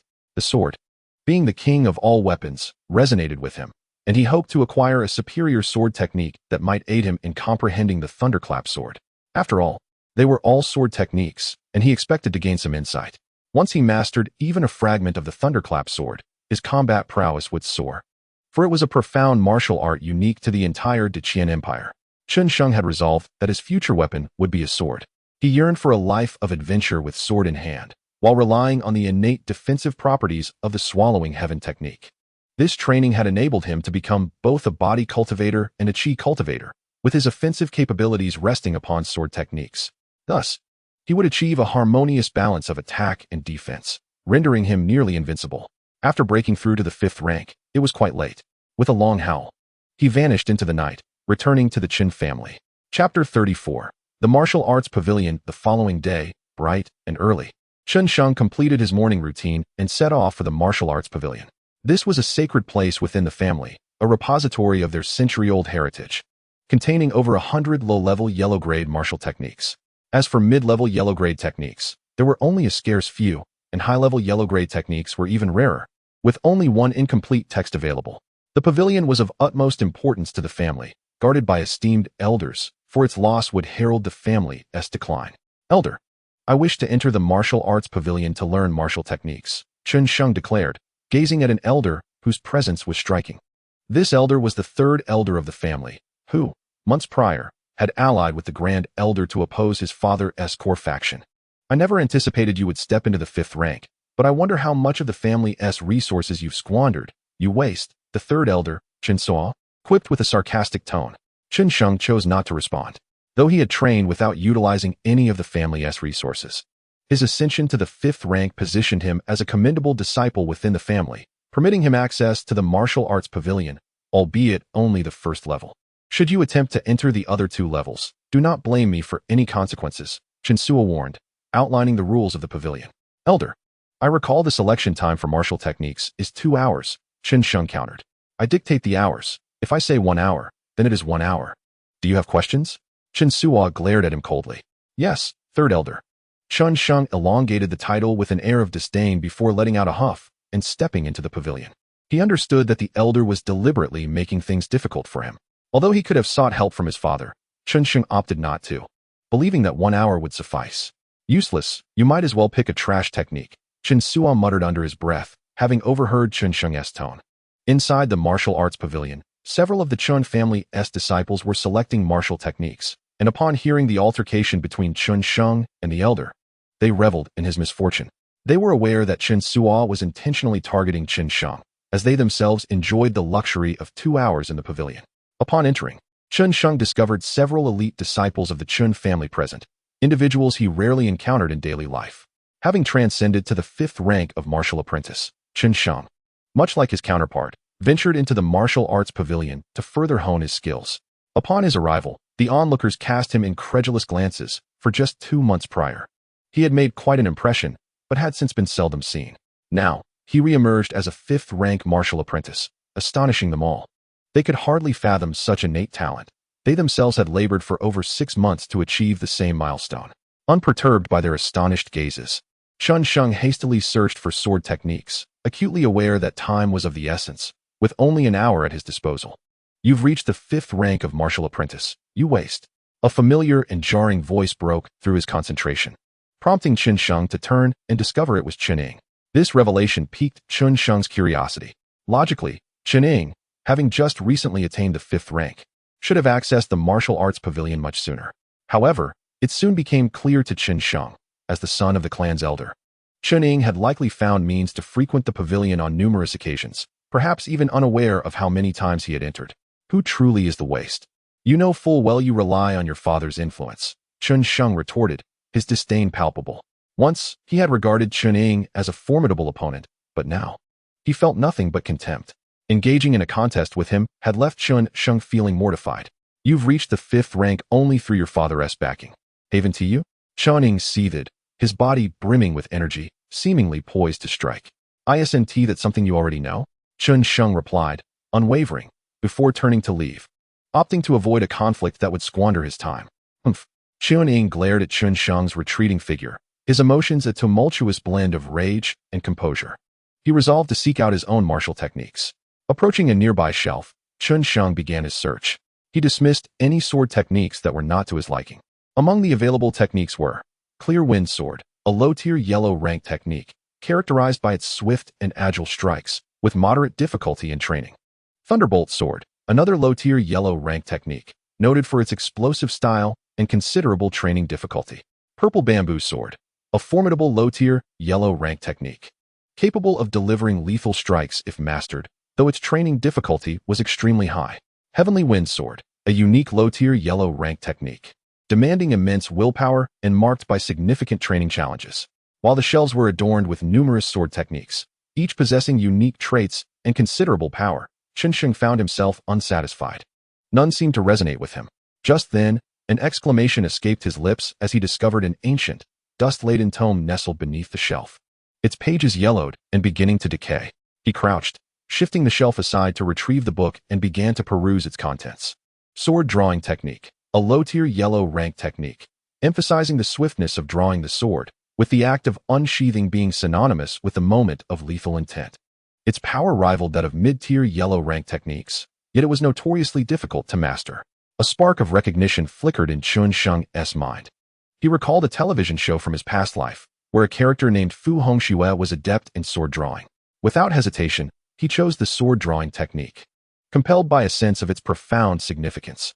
After careful consideration, he understood that the moment a swordsman draws his weapon is often the slowest and most perilous, an opening for adversaries to strike.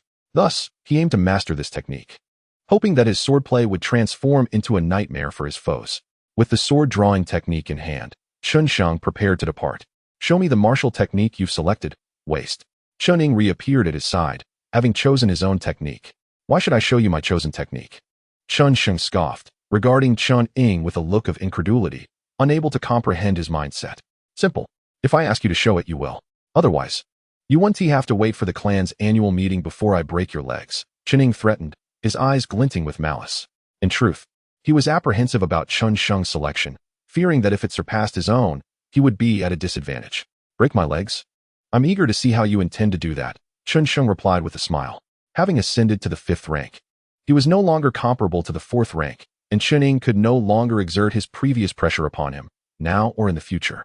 "Fool, you've brought this upon yourself," Chen Ying hissed, his eyes glinting with lethal intent as he summoned his energy, ready to strike. "Indeed, I have," Chen Sheng shrugged nonchalantly. Die. Chen Ying lunged, his energy coalescing into a talon-like grasp aimed at Chen Sheng. Observing the impending attack, Chen Sheng remained unfazed, channeling his energy and retaliating with a powerful punch, summoning 5 energy-infused fists to counter the strike. The impact reverberated through the pavilion, shaking shelves and drawing the ire of onlookers who had been focused on their own technique selections. Many were now distracted, voicing their grievances against Chen Sheng, deeming him overly petty for refusing to share. Why are you fighting? This is absurd. Chen Ying pondered, disheartened that his attack had been so easily thwarted. The realization dawned on him that Chen Sheng, having just achieved the 5th rank, was remarkably formidable. Determined to incapacitate Chen Sheng, he prepared for another assault. Enough!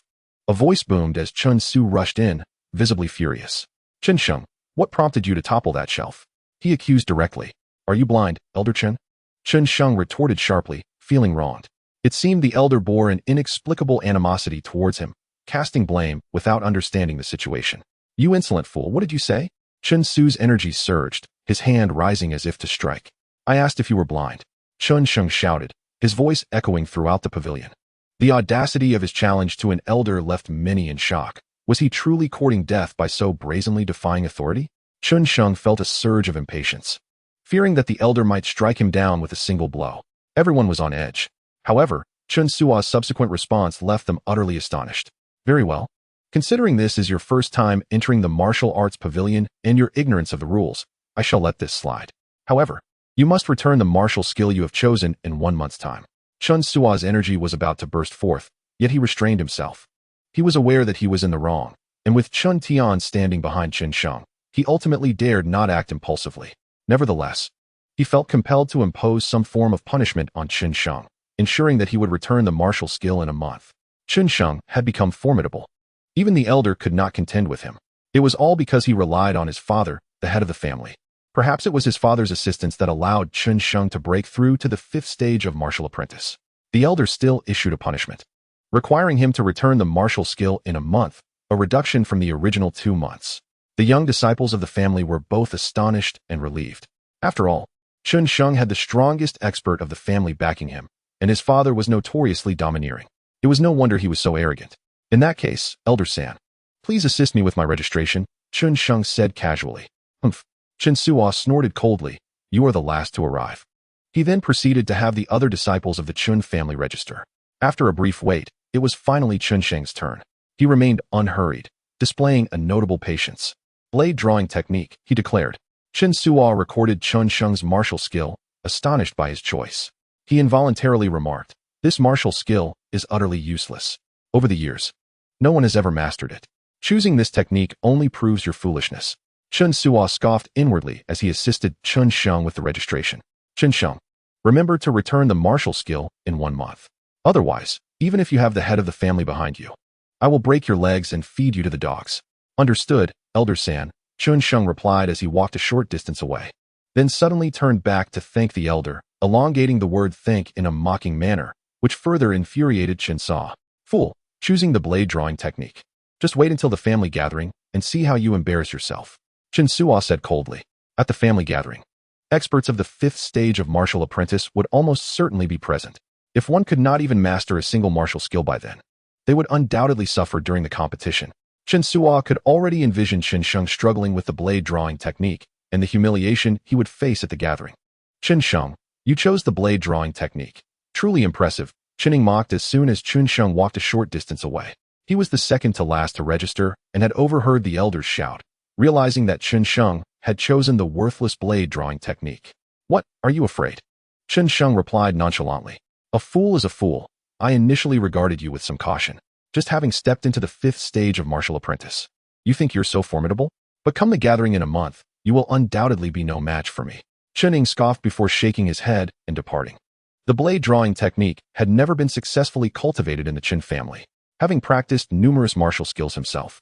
Chen Ying believed that Chen Sheng was no longer his rival and abandoned any thought of fighting him now. Instead, he looked forward to defeating Chen Sheng publicly at the family gathering, thoroughly humiliating him. Is that so? At that time, I shall use the blade drawing technique to incapacitate you, Chen Sheng mused inwardly. Although the blade drawing technique was challenging to cultivate, it was not impossible. Especially since he had traversed into this world with the soul of another, he possessed the equivalent of 2 souls and a commendable comprehension ability. Upon returning to his courtyard, Chen Sheng packed his belongings and informed his father that he would be training on Hengqi Mountain. He planned to stay for a month before returning to return the martial skill and participate in the family gathering. When Chen Tian learned that Chen Sheng had chosen the blade drawing technique, a peculiar expression crossed his face.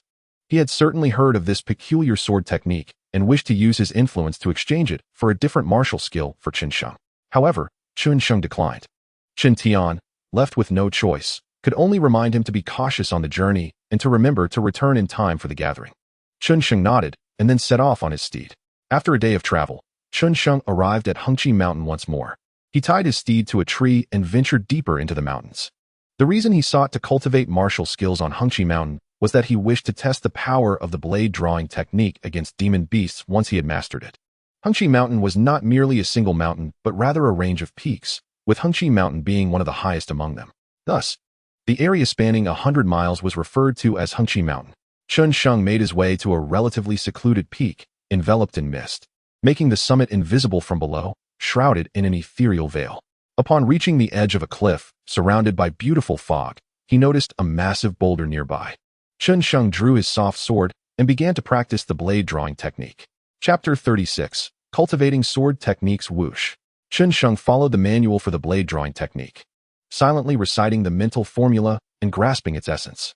At the critical moment, he struck swiftly, not hesitating in the least. The sword was drawn in a flash. As swift as lightning, like a clap of thunder. Crack! Sparks flew as his strike met the boulder, causing fragments to rain down and dust to rise. No good, Chen Sheng mused, observing the shallow sword mark left behind. He furrowed his brow and continued to reflect on his shortcomings. According to his understanding, speed was essential. However, it now seemed that the blade drawing technique required not only speed, but also strength. Just as in all martial arts, speed alone cannot overcome all. There are conditions that must be met, such as possessing a fundamental strength. Otherwise, no matter how fast an ant may be, it cannot possibly kill an elephant. With the soft sword sheathed at his waist, Chen Sheng stood still for a long while before drawing his sword once more. Whoosh! The sword was drawn swiftly, imbued with true energy. However, this energy, which had originally coalesced into sword intent, dissipated just a few centimeters from his body. Whoosh! It transformed into a gust of true energy, scattering into the air. It seems my understanding is accurate, he thought, smiling despite the fact that this strike was weaker than the previous one. He had grasped the essence of the blade drawing technique, realizing that it required even more strength. The previous strike, imbued with true energy, would, if he reached a minor accomplishment in cultivation, carry sword intent when drawn. If he faced an opponent of the 4th stage of martial apprentice or below, striking from 100 paces away would allow him to unleash the sword intent that could potentially defeat them. Certainly, the current Chen Sheng is not yet capable of such feats. The distance remains a challenge. However, he has already grasped the fundamentals. What he requires now is diligent practice, an unwavering commitment to perfecting the art of drawing the sword. He must master the speed, strength, and timing of each strike, seeking a balance among these elements. When he achieves a harmonious integration of all three, the power of his swordsmanship will be maximized, allowing him to reach a minor level of proficiency. In the days that followed, Chen Sheng dedicated himself to relentless training. His sword was drawn and sheathed countless times, a repetitive cycle that wore down his belt and exposed the flesh beneath. Yet he persevered. Days turned into 10, and he remained at the foot of a colossal rock, seldom leaving its side. When hunger struck, he hunted beasts for sustenance, while simultaneously honing his sword techniques. Thirst was quenched with the morning dew. His mind was solely consumed by the art of drawing the sword, and he was nearing a minor mastery of it. With a sudden motion, he drew his sword, unleashing a wave of sword energy that struck the rock, cleaving off a significant portion and creating deep impressions without piercing through completely. Beneath the inky night sky, a shadowy figure emerged, executing strikes with mechanical precision. Yet, each movement was imbued with artistry, rendering his actions visually pleasing. Despite the dim moonlight obscuring the rock, his strikes consistently landed on the same spot, a testament to his countless repetitions. Even with eyes closed, he could wield his sword with precision. Having practiced the technique innumerable times, his waist bore the marks of his dedication, bloodied from the friction of the blade. Yet he gritted his teeth and continued. He recalled tales of perseverance, such as the iron pestle grinding down to a needle, and understood that only through effort could one reap rewards. He was merely at the 5th level of martial apprentice, practicing only basic yellow-grade techniques. If he could not commit to such a fundamental skill, how would he ever hope to master more advanced techniques? As time marched on, the family annual meeting drew near. Standing at the edge of a cliff, he faced the colossal rock and suddenly drew his sword. The blade shimmered, radiating brilliance even in the late morning light. With a single strike, he severed a large section of the rock, creating a 10-centimeter deep hole. Content with his achievement, Chen Sheng sheathed his sword, having finally reached a minor level of mastery in his technique. Anxiously, he realized the urgency of returning for the family meeting, where he was to face Chen Ying in a duel. Yet, he understood the importance of patience. Haste might only hinder his progress in mastering the sword technique. With only 3 days remaining until the meeting, he had achieved his goal and resolved to hunt some 5th-level beasts to further test his sword skills before returning home. He spent half an hour descending the mountain, venturing into the depths of Hengqi Mountain, embarking once more on his quest to hunt beasts. As he traversed the familiar path, nostalgia washed over him, recalling his first venture into Hengqi Mountain to enhance his skills. Setting aside his emotions, he scanned the surroundings for formidable 5th or even 6th-level beasts. Suddenly, a fearsome roar pierced the air, and a massive black wild boar emerged before him. This creature, known as the Flying Pig, was renowned for its size and agility. Chen Sheng pondered whether it would be faster than his sword. In no time, the 5th-level Flying Pig charged at him with ferocity, intent on devouring him. With a swift motion, he unleashed a chilling gleam from his blade, halting the boar in its tracks. Moments later, blood erupted from its neck, and it collapsed at Chen Sheng's feet. Impressed by the effectiveness of his sword technique, he marveled at its prowess, likening it to a mid-level yellow-grade martial art. Without the sword technique, he would have never achieved such a swift victory. Acknowledging the contribution of his treasured sword in maximizing the sword's potential, he extracted the beast's core and stored it in his spatial ring. Subsequently, he prepared the boar for a meal, savoring the flesh of a 5th-level beast. After feasting, he utilized the swallowing heaven technique to absorb the creature's energy, feeling his cultivation rise slightly, albeit imperceptibly. Having dealt with the Flying Pig, Chen Sheng continued his journey deeper into Hengqi Mountain. Along the way, he encountered numerous beasts, easily dispatching those below the 5th level without sustaining any damage. He struck down enemies from several meters away, collecting their cores with ease. He even faced a swarm of 3-level man-eating ants, numbering in the hundreds. Yet they stood no chance against him. With a single sweep of his sword, he annihilated them, the air thick with the aura of death. He did not bother to collect their cores, leaving them behind as he ventured forth. He was no longer the inexperienced Chen Sheng who first entered Hengqi Mountain. After reaching the 5th level of martial apprentice, his strength grew rapidly, rendering these ants mere nuisances. Such was the terrifying power of a 5th-level martial apprentice. Sheer numbers could hardly overwhelm him.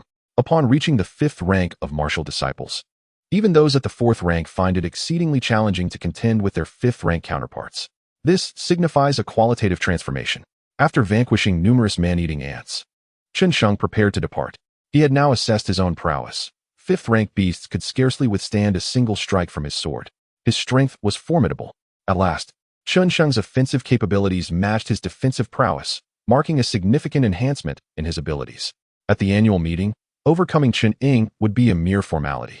Chen Sheng began his journey towards the outskirts of Hengqi Mountain, intending to return home and relinquish his martial techniques. He recalled Elder Chen Su's deliberate decision to grant him a month, a clear act of humiliation aimed at thwarting his mastery of the sword-drawing technique. Now that he had successfully cultivated it, it would undoubtedly exceed his expectations. And then there was Chen Ying. A sound of combat echoed from that direction. Just as Chen Sheng emerged from Hengqi Mountain, about to mount his steed for departure, he faintly heard the clash of weapons to the east. Concealed within a thicket, Chen Sheng observed 5 black-clad warriors of the 5th rank encircling a solitary woman.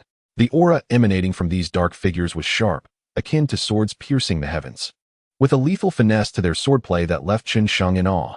Despite his training in the sword-drawing technique, he found himself somewhat lacking in comparison to these formidable fighters. It was not that his technique was inferior, but rather that his foundational swordsmanship was not yet on par with theirs, given his relatively short training period. The woman under siege was equally formidable, though slender and delicate. She radiated a fiery intensity, suggesting she had mastered an exceptionally advanced fire-based cultivation technique. The 5 swordsmen unleashed a profound sword technique simultaneously, akin to a blood-soaked sword emerging from the depths of hell, captivating hearts with its chilling brilliance.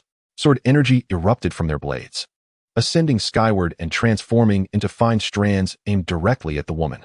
With a swift motion, the woman gathered her vital energy, manifesting it into a radiant palm strike that blossomed outward in all directions, dispersing the incoming sword energy with remarkable strength. She was undoubtedly a 6th-rank martial disciple. Otherwise, her prowess would not be so formidable. Lin Wanner, surrender and hand over the 6th-rank Iron-Cloud Tiger Demon Core, or experience our wrath, the black-clad warriors threatened. These adept swordsmen wielded their formidable skills with confidence, certain of their victory over the 6th-rank woman. Humph, you think handing over the Demon Core will spare me? Lin Wanner retorted, fully aware that their true intent extended beyond the core itself. The leader of the black-clad group scoffed and commanded the remaining 4 5th-rank warriors to advance with their swords directed at her. Seizing the moment of dialogue, they struck with lightning speed. A flash of cold light revealed a wound appearing on Lin Wanner's leg. While not fatal, it rendered her immobile. Is this how the Swordfall sect operates? Sneaky and despicable? Lin Wanner's delicate features flushed with anger. She recognized that had they not taken advantage of her moment of vulnerability, she would not have been so easily captured. Regardless, you will be subdued, the leader leered, his gaze fixated on the beautiful woman before him. It was undeniable that her beauty was enchanting, with a face that could topple kingdoms, playful brows, and fiery eyes. Yet, the sight of her trembling bosom, heaving with indignation, stirred the desires of the black-clad men, who could hardly contain their lust. However, they swiftly suppressed their base instincts, recognizing that she was the object of their master's affection. Should he discover their thoughts, they would certainly face dire consequences. Approach and bind her, the leader commanded, and his subordinates quickly surrounded her. As they bound her with ropes, they could not help but revel in the softness of her skin, even through her garments, marveling at her beauty. Chen Sheng, witnessing this scene, contemplated leaving. He had no intention of playing the hero. He was a stranger to the woman, and this group exuded an aura of danger. It was wiser to maintain a low profile and avoid trouble, allowing sorrow for the woman to settle in his heart. Crack! Just as Chen Sheng lamented the plight of the beautiful woman, he inadvertently stepped on a dry twig. Internally cursing his misfortune, he realized he had drawn attention. Who goes there? The black-clad leader demanded, turning towards Chen Sheng. I merely passed through unintentionally. Please continue. Chen Sheng waved his hand, attempting to depart. This elicited a scornful glance from Lin Wanner, who had initially hoped he might be her savior. Disappointed by his apparent cowardice, she questioned her own allure. Why would he not risk himself for her? Humph, trying to escape? The leader's eyes glinted with malice. The actions they had undertaken today could not be allowed to leak. The woman's noble status demanded their utmost discretion. With a subtle signal, the 5 black-clad warriors released their energy, their sword intent slicing through the air with lethal precision, aimed directly at Chen Sheng. What do you intend? Chen Sheng leaped to the side, narrowly avoiding the barrage of energy arrows. Swish, swish, swish. Several energy arrows struck the trees, leaving them riddled with holes. Had any of them struck Chen Sheng, he would have sustained grievous injuries. Chapter 38. The counterattack. The black-clad warriors did not respond. They pressed their assault. With a fierce determination, they unleashed their deadly sword technique. Chen Sheng's expression turned icy as he drew his soft sword with lightning speed, slashing down with the intent to annihilate all in his path. In that instant, several strands of sword energy surged upward, akin to a radiant rainbow emerging from the horizon. Snap! Snap! With unparalleled skill, Chen Sheng wielded his sword, displaying a formidable prowess that shattered the enemy's assaults. Unfazed, he surged forward, leaving the 5 cloaked figures astonished. They had not anticipated that a mere 5th-tier martial disciple could neutralize their attacks. Reacting swiftly, one of them thrust his long sword, only for Chen Sheng's sword energy to be dissipated.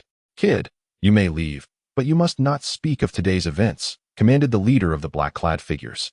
Realizing that Chen Sheng was not to be trifled with, perhaps he was a seasoned disciple from a prominent family, possessing a background and strength beyond the leader's reckoning. Let me go? Chen Sheng chuckled. Had he been weaker, he would have surely perished at their hands. Was this the essence of bullying the weak? Since they sought his demise, the outcome was already sealed. With a swift rotation of his sword, Chen Sheng propelled himself forward like a cannonball, unleashing a torrent of sword energy that formed a veritable sword array. After reaching the 5th tier of martial disciples, his internal energy was abundant, alleviating any concerns about its depletion. With each swing of his treasured sword, countless sword energies sliced through the air like a myriad of glimmering needles, penetrating every possible opening. The black-clad figures were taken aback, their expressions filled with terror as they gazed at Chen Sheng. Where did this freak come from? So much internal energy, and he uses it so continuously. Is he not afraid of his dantian exploding? Lin Wanner watched with wide eyes, initially believing that the assailants would spare Chen Sheng, only to discover that the coward she perceived had a fierce spirit and was unleashing a massacre. His strength surpassed her own by a considerable margin. Stop at once. The leader of the black-clad figures bellowed as 3 of his comrades fell, leaving only 2 remaining. Unperturbed, Chen Sheng continued his assault, pouring his entire focus into his sword. It felt as though the sword had become an extension of his own body, easily maneuvered at his command. He could almost sense the sword's intent.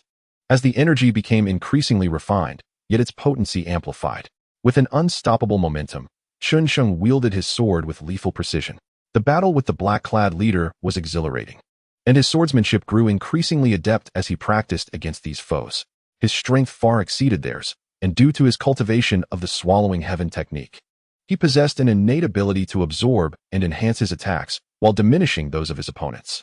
Thus, even in his practice, he was not to be trifled with. Chen Sheng was acutely aware of his own power. He could easily obliterate 5th-tier martial disciples and slay even 6th-tier ones. With another strike, the sword energy sliced through the air, its trajectory both cunning and unpredictable. The shriek of the air was deafening as one black-clad figure could not evade and fell beneath Chen Sheng's blade. The leader, too, was pierced through the chest, his garments shredded by the force of the sword energy before Chen Sheng pressed him to the ground. Spare me. I am from the Falling Sword sect.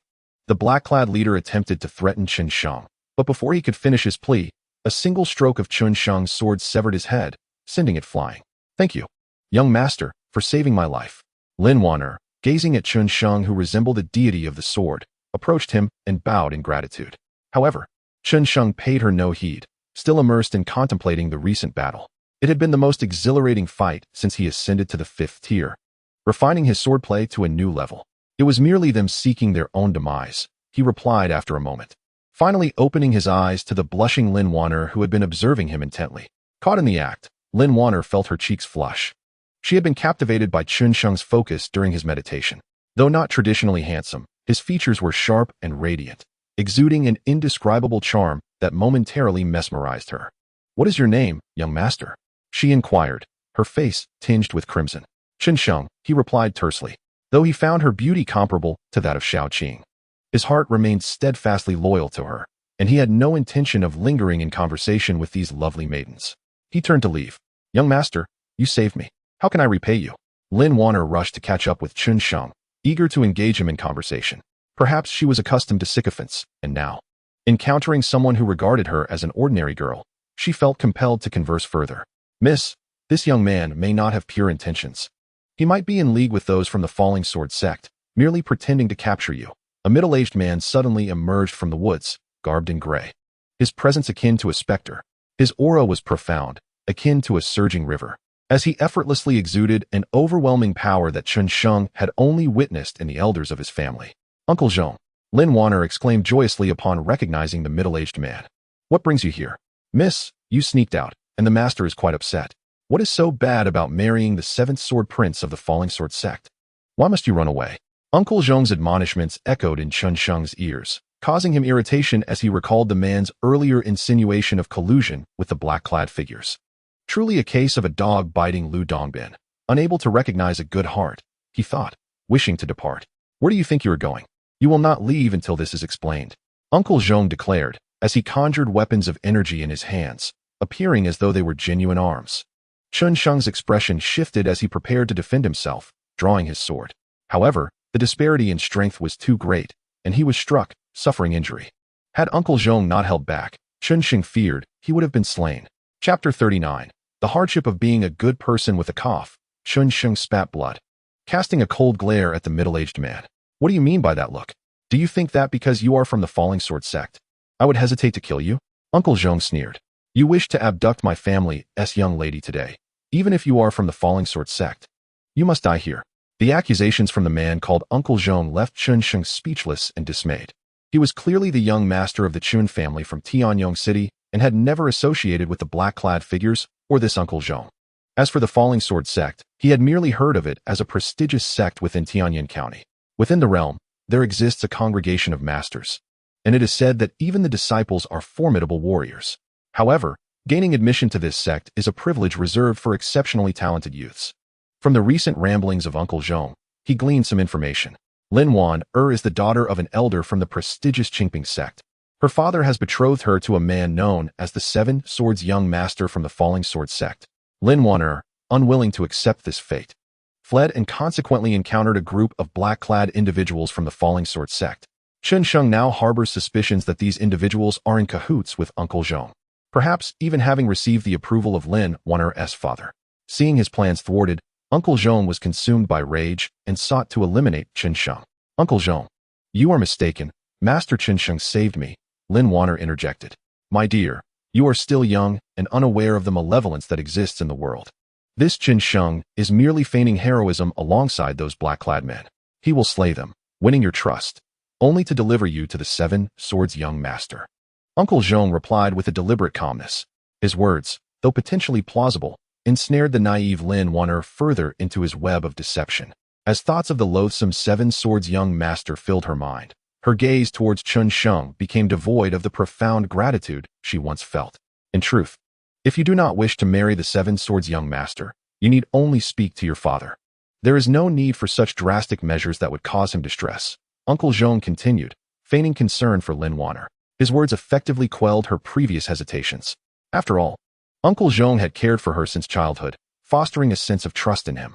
Very well, Master Chen, you may leave, Lin Wan declared, waving her hand dismissively, no longer wishing to see him. Initially, she had intended to express her gratitude to Chen Sheng and even considered introducing him to the Qingping sect, recognizing his potential. But now, her interest had waned. Miss, this young man harbors ill intentions. I suggest we eliminate him. How dare he treat you in such a manner? Not only him, but also the Seven Swords Young Master must be held accountable in the future, Uncle Zhong asserted with an unmistakable intensity, masking his true loyalty. Let him depart. Whether or not this young man is affiliated with the Falling Sword sect remains our speculation. Despite his swordsmanship, Lin Wan replied. Hearing this, Chen Sheng exhaled a sigh of relief. Had that old wretch truly sought to harm him, he would have had no means to resist. A chill settled within him as he recognized the truth of the adage that good deeds often go unrewarded. This had been the case in his past life, and it continued to be so. Henceforth, he resolved to refrain from altruism unless it involved those close to him. Suddenly, Uncle Zhong made his move, appearing before Chen Sheng with blinding speed. With powerful hands, he struck at Chen Sheng's dantian. Reacting instinctively, Chen Sheng attempted to block the attack, only to be overwhelmed, blood spewing forth as he felt the shattering of his dantian. Uncle Zhong, Lin Wan was taken aback, unable to fathom why Uncle Zhong would suddenly cripple Chen Sheng. Miss, while death may be avoided, you shall find it difficult to escape the consequences of this, Uncle Zhong stated coldly. Let us go, Uncle Zhong, Lin Wan said, resigned. Chen Sheng's dantian was shattered, and it was too late for her to intervene. She could do little more than leave his fate to chance. Yes, miss, Uncle Zhong replied respectfully, casting a bloodthirsty glance at Chen Sheng as they departed, as if to mock the consequences of his meddling. Curse it, I will surely kill you one day, Chen Sheng coughed, blood staining his lips. Although his cultivation remained intact, the damage inflicted upon his dantian was a grievous blow. In a world where martial prowess reigns supreme, the absence of power is akin to a living death. Perhaps this was why Uncle Zhong had not taken his life. Fueled by hatred, Chen Sheng consumed a recovery pill, gradually mending his dantian as he made his exit. Fortuitously, he possessed 2 such pills.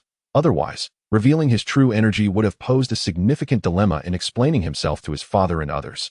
After all, maintaining a facade of strength was paramount. Once outside, he mounted his steed and set off for home. Throughout the journey, his heart remained restless, sensing that he would encounter Lin Wan and Uncle Zhong again in the future. When that time comes, he vowed to exact retribution, particularly against Uncle Zhong. Upon returning home, Chen Sheng first visited the martial arts pavilion to return his techniques. What happened, you worthless fool? You haven't even mastered the basics of the sword drawing technique? Chen Sua scoffed, noting that Chen Sheng was returning the techniques a mere 2 days shy of the 1-month mark. He surmised that Chen Sheng must have struggled immensely, leading him to abandon his training altogether. Should you kneel and beg me, I might consider allowing you to re-enter the martial arts pavilion to select new techniques. Chen Sua taunted, relishing the thought of humiliating Chen Sheng. You idiot, if I wish to select new techniques, I can simply speak to my father. I have no need for you, Chen Sheng replied coldly. a result of the wrongful accusations he had endured from Uncle Zhong and his cohorts. With that, he turned and left. Pathetic.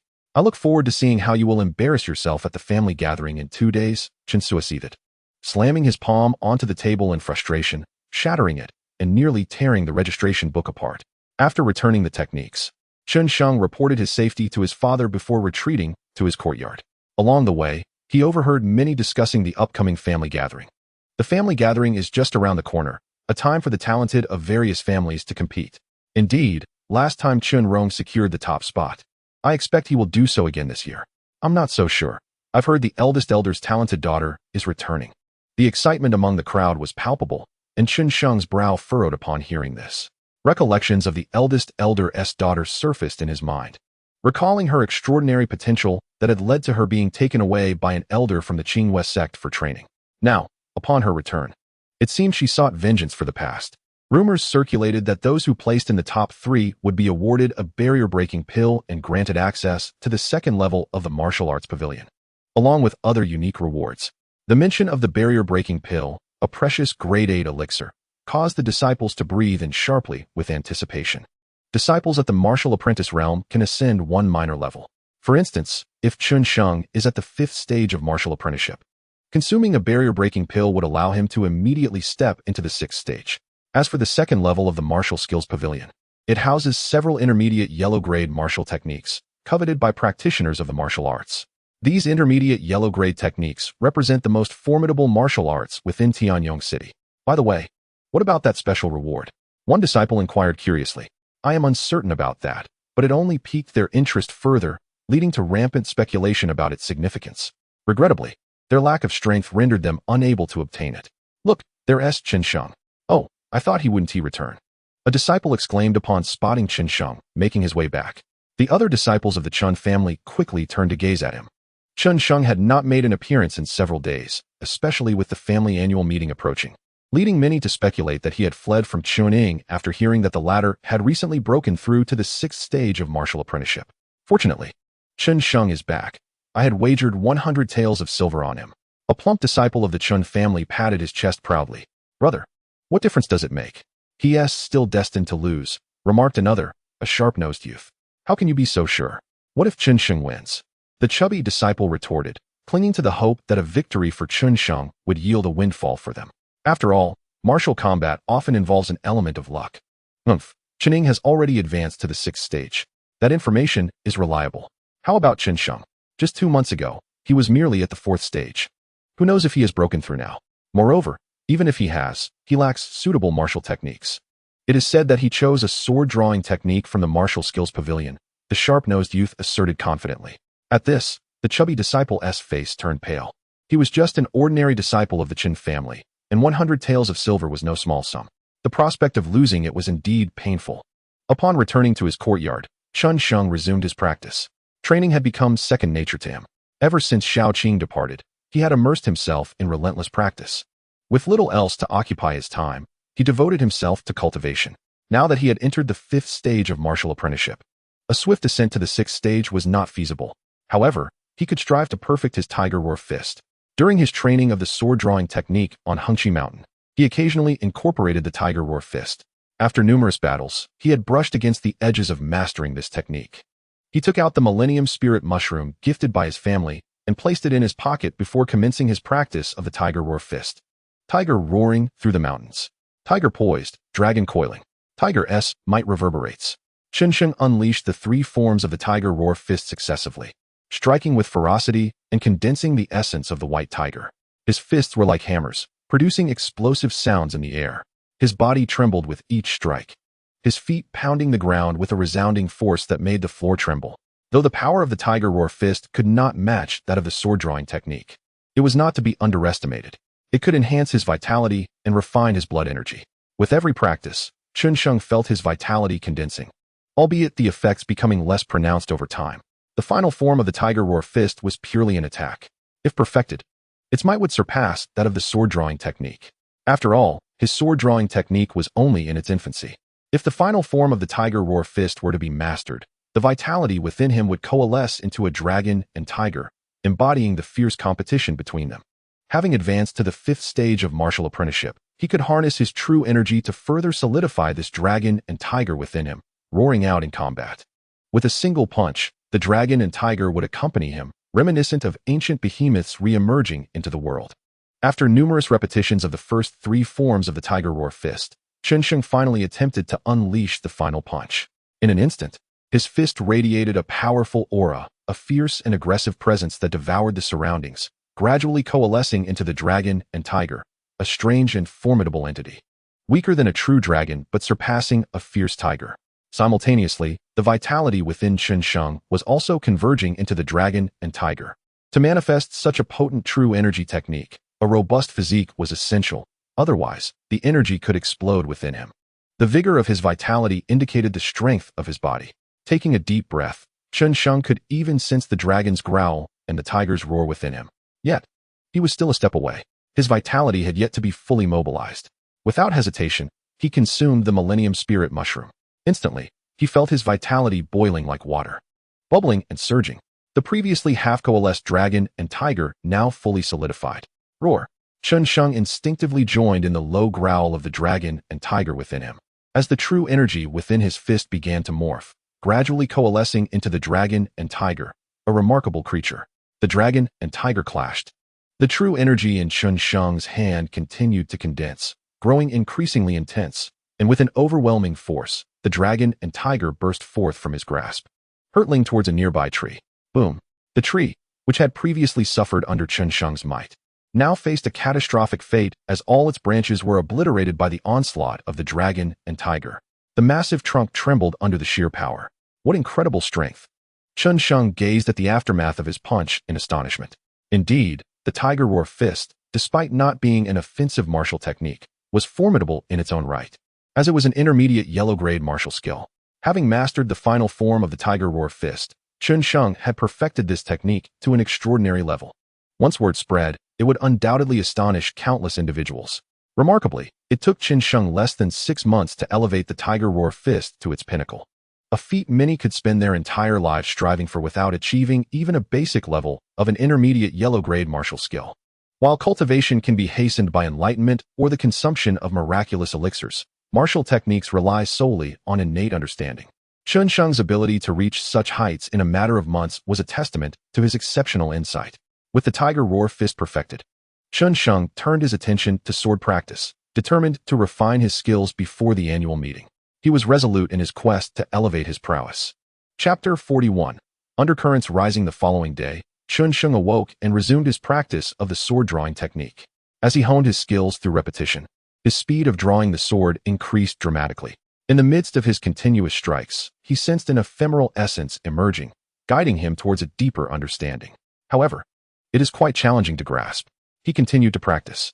After some time, he would refine his thunder sword technique. Time passed swiftly, and the entire day soon slipped away. This day, in particular, was rather uneventful. However, the servants of the Chen family were evidently bustling with activity. The atmosphere had become lively as they diligently cleaned various courtyards of the Chen estate. At the same time, they posted various auspicious couplets and even sent out invitations, hoping that members of other clans would join the Chen family for their annual gathering. In the depths of the night, within the courtyard of Chen Lei, he sat above while a strikingly beautiful woman sat below.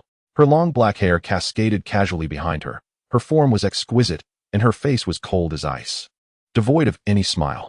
Clad in a form-fitting black outfit that accentuated her figure, she resembled an ice queen. "Shuer, you have finally returned," Chen Lei said, gazing at the woman below, stroking his beard with satisfaction. The greatest fortune of his life was marrying Chen Shue and siring such a prodigy. It was precisely because of Chen Shue that he could firmly hold his position as the family's elder. "I have returned under pressing circumstances. Had I not heard that my second brother was incapacitated, I would not have come back at all," Chen Shue replied coolly, showing no interest in the family gathering.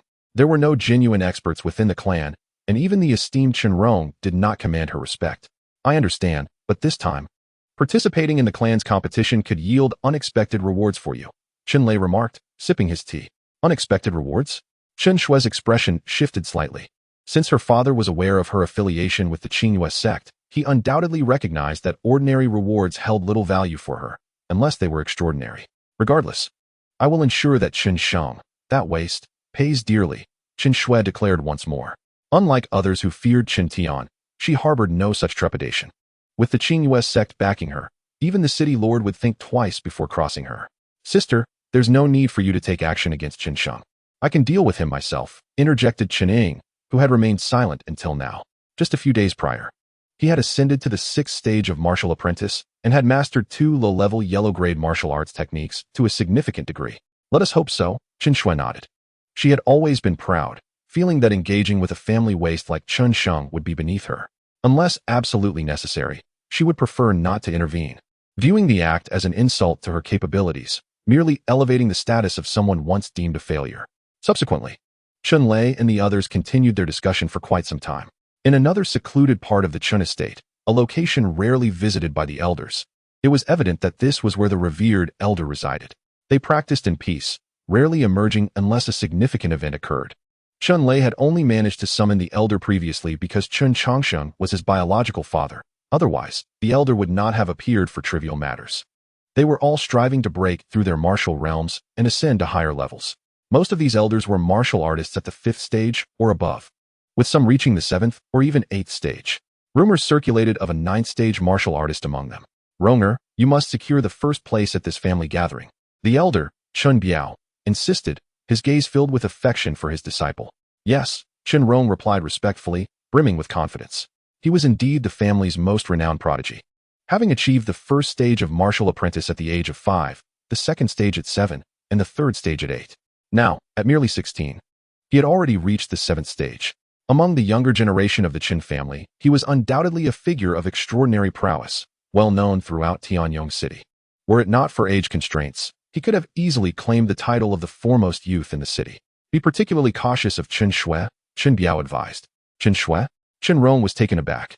He hadn't anticipated her return.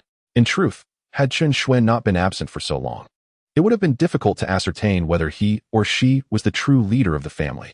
At the same time, a competitive spirit ignited within Chen Rong. Chen Shui's talent was indisputable. Otherwise, she would not have been taken by the elder of the Qingyue sect. Yet, Chen Rong was equally confident in his abilities. Had the Qingyue sect not only recruited female disciples, he believed he too could have caught the eye of the sect's elders. He was determined to secure first place and defeat Chen Shui. Chen Biao urged, "If you can triumph over a disciple of such a prestigious sect, it would reflect greatly on your reputation."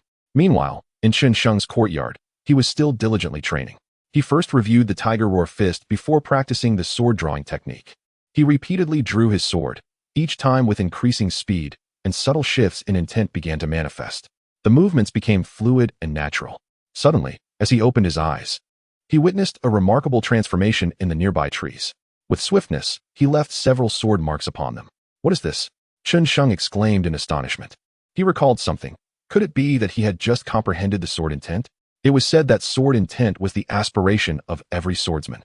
Possessing it denoted a qualified swordsman. Although Chen Sheng regarded his comprehension skills as proficient, he had not anticipated grasping sword intent so soon. Now, unexpectedly, he had achieved this milestone, leaving him quite taken aback. However, he quickly regained his composure, realizing that what he had achieved was merely a half step into sword intent. A complete sword intent would possess immense power, capable of piercing through trees, yet he had only left superficial marks. Having grasped sword intent, albeit in its nascent form, was no trivial matter. He wondered if he could further refine this understanding to reach a minor accomplishment. Yet his ambition was insatiable. He sought to delve deeper, but found himself at a loss. The concept of sword intent was elusive, and despite having touched upon it, he was uncertain how to proceed further. Ultimately, Chen Sheng had to concede, marveling at the mystique of sword intent. With the family gathering set for tomorrow, his newfound understanding of half-step sword intent significantly bolstered his strength. Should he wield his sword imbued with this intent, it could enhance his power by roughly 20%. Such an increase should not be underestimated, for Chen Sheng was already capable of overwhelming an ordinary 6th-stage martial apprentice. An enhancement of 20% would make a substantial difference. No less than mastering the art of swordsmanship. Chapter 42, The Family Annual Meeting. The following day, the Chen family was bustling with activity. All the pathways were meticulously cleaned. Dust and sand removed entirely. Red curtains were hung, symbolizing prosperity and good fortune, welcoming all who arrived. The main entrance appeared completely rejuvenated, instantly uplifting the spirits of those who beheld it. In the Chen family square, a multitude of individuals had gathered. Chen Sheng, having completed his morning routine, sought out his father, and accompanied him to the square. Upon arrival, chairs were arranged at the upper end of the square, designated for the family elders and esteemed guests, while seats below were reserved for the core disciples of the Chen clan. Chen Sheng and his father parted ways, and he took a seat. Gradually, the square filled with a crowd, numbering nearly 1,000. However, due to the spaciousness of the Chen family square, even such a large assembly felt comfortable. As time passed, those who were meant to attend had arrived, including 3 of the family's esteemed elders, among them Chen Sheng, and representatives from the Li and Bai families, as well as officials from the city lord's estate. Chen Sheng recognized them by their distinct attire, indicative of their status. After approximately half an hour, the family annual meeting commenced. Chen Tian, Chen Sheng's father, began with some courteous remarks before officially declaring the start of the family gathering. The annual meeting was an opportunity for the younger generation to showcase their talents and prowess, determining which disciples possessed exceptional abilities. A remarkable performance at the Family Martial Arts Assembly could lead to greater recognition and access to more resources for training. The competition rules were straightforward. Challengers would be selected from the top 10 contenders of the previous year's meeting, who would serve as the champions. Defeating one of them would elevate a challenger to their position, and this process would continue until the strongest 10 were identified. These top 10 would then engage in mutual sparring, with the defeated being eliminated. Luck played a role in the outcomes. From the strongest 10, the final 3 would be determined over 2 rounds, and identifying the first, second, and third places would require 3 rounds. As Chen Tian announced the start of the competition, 10 formidable youths appeared on stage. These individuals were the top 10 from the previous year's assembly, considered the pride of the family. Chen Sheng recalled their names. From left to right, they were Chen Wei, Chen Shi, Chen Jin, Chen Mian, Chen Ling, Chen Wu, Chen Yi, Chen Ying, Chen Xiao, and the family's top contender, Chen Rong. As Chen Tian declared the competition open, the atmosphere ignited with excitement. Many youthful talents were eager to prove themselves. For who would not wish to shine brightly and gain more familial resources? It was then that an incongruous voice pierced through the excitement. Master Chen, I have something to say. An elder from the Bai family stood up from the guest seating. Elder Bai Ma, what would you like to express? Chen Tian inquired, his brow furrowing. Inviting these prominent families to the annual meeting was merely a gesture of courtesy, and now this elder from the Bai family was standing to speak? Chen Sheng has previously incapacitated my Bai family's Bai son, showing disdain for us. Some talented youths from my family are unwilling to accept this, and wish to spar with Chen Sheng, Elder Bai Ma stated leisurely. My son Chen Sheng is a genius. Your Bai family's youths must possess considerable skill, or else they shall falter before him. Chen Tian's sons, Chen Lei and Chen Sua, interjected with a hint of mockery. They were inadvertently elevating Chen Sheng, making the potential fall more dramatic. Very well, let us see the truth in action, Elder Bai Ma retorted coolly. His intent in provoking the Chen family stemmed from the tragic loss of many Bai disciples in Hengqi Mountain a few months prior. On that day, it was noted that Chen Sheng had entered the mountain and returned unscathed, while Bai disciples had not returned. Regardless of any correlation, an explanation was demanded. Moreover, Chen Sheng's rising reputation as a recognized genius of the Chen family warranted a challenge. Defeating him would serve to temper the Chen family's arrogance. Be cautious. For those who are not at the 6th level of martial discipleship are but mere ants before Chen Sheng. Those at the 5th level should refrain from embarrassing themselves. Chen Lei and Chen Sua continued to provoke, igniting the ire of the Bai disciples who were now seething with indignation, their eyes aflame with fury, ready to teach Chen Sheng a lesson. Chen Sheng, step forward if you dare. You are but a waste of space. Several Bai disciples shouted. Standing defiantly in the center of the square, unfazed, Chen Sheng awaited the commotion to settle before responding. Today is the annual meeting of the Chen family. Yet you seek to challenge me here? Is this not overstepping your bounds? His voice rang clear. Years ago, I was indeed a waste, often bullied by your Bai family. Did I ever overstep? Did my father ever bring a confrontation to your doorstep? Now, simply for besting one of your own, you come at me with such aggression. Do you truly believe your Bai family surpasses the Chen family? Of course not. Elder Bai Ma attempted to deny, only to be interrupted by Chen Sheng. You aim only to embarrass me today, perhaps even colluding with some of my family's elders. Chen Sheng's gaze shifted towards Chen Lei and Chen Sua. What do you mean by that, Chen Sheng? Are you suggesting we conspired with Elder Bai to arrange a duel at the family meeting? You are the family's unparalleled genius. What would we gain from such an act? Chen Lei and Chen Sua feigned innocence, their expressions shifting. I know not what arrangements you have made, but they concern me not. However, your Bai family's provocation at this moment is a blatant affront to the Chen family. Regardless, I shall respond, Chen Sheng declared indifferently. His assertion drew nods of agreement from several higher-ups within the Chen family. At this moment, the Bai family sought to compel their own disciples to duel with Chen Sheng, thereby reversing their roles as aggressors. Chen Sheng was commendable indeed. Seated in the position of the esteemed elder, one of the elders praised him. Upon hearing this, even Chen Sheng, who sat beside him, was taken aback. Chapter 43. The Bai family strikes back. This esteemed elder, known as Chen Biao, was among the most formidable of the elders. With a cultivation level of the 9th rank, he wielded significant influence within the family. Curse it! Chun Lei and Chun Su secretly cursed within themselves, for they had secretly conspired with the elders of the Bai family. Among the Bai disciples was a 6th-rank martial apprentice, and they intended for him to defeat Chen Sheng, thereby subjecting him to humiliation at the family gathering. At the very least, they sought to gauge Chen Sheng's combat prowess. But now, it seemed that Chen Sheng had effortlessly won the hearts of the crowd with just a few words. They could hear some neutral elders siding with him. If the Bai family wished to provoke the Chen family, they would have to pay a price. Chen Sheng proposed, "Let it be thus. If your Bai disciple triumphs over me, I shall sever my own limbs. However, if your disciple falls to me, then you shall depart from the Chen family." Such declarations bore heavy consequences for both Chen Sheng and the Bai family. If Chen Sheng were to incapacitate himself, he would become a true waste. Conversely, if the Bai family were driven out at this moment, their reputation would be irreparably tarnished. Had Chen Sheng overstepped? What fueled his confidence? Many prominent family members looked at him in astonishment. Even the previously supportive elder Chen Biao shook his head, believing Chen Sheng was overly impetuous. He recognized that Chen Sheng was merely a 5th-rank martial apprentice, while the Bai family boasted a 6th-rank master. Chen Sheng, are you certain of this course of action? Elder Bai Ma addressed Chen Sheng, though his gaze shifted towards Chen Tian. Very well, your Bai family is so arrogant. My son is willing to teach you a lesson. Which is fortuitous. Chen Tian nodded. Just yesterday, Chen Sheng had promised him a surprise. And should Chen Sheng falter, Chen Tian would naturally come to his son's aid. The so-called agreement meant little to him. Bai So, you shall go first. Elder Bai Ma pointed to a 5th-rank martial apprentice. Open stone fist. Bai So wasted no time.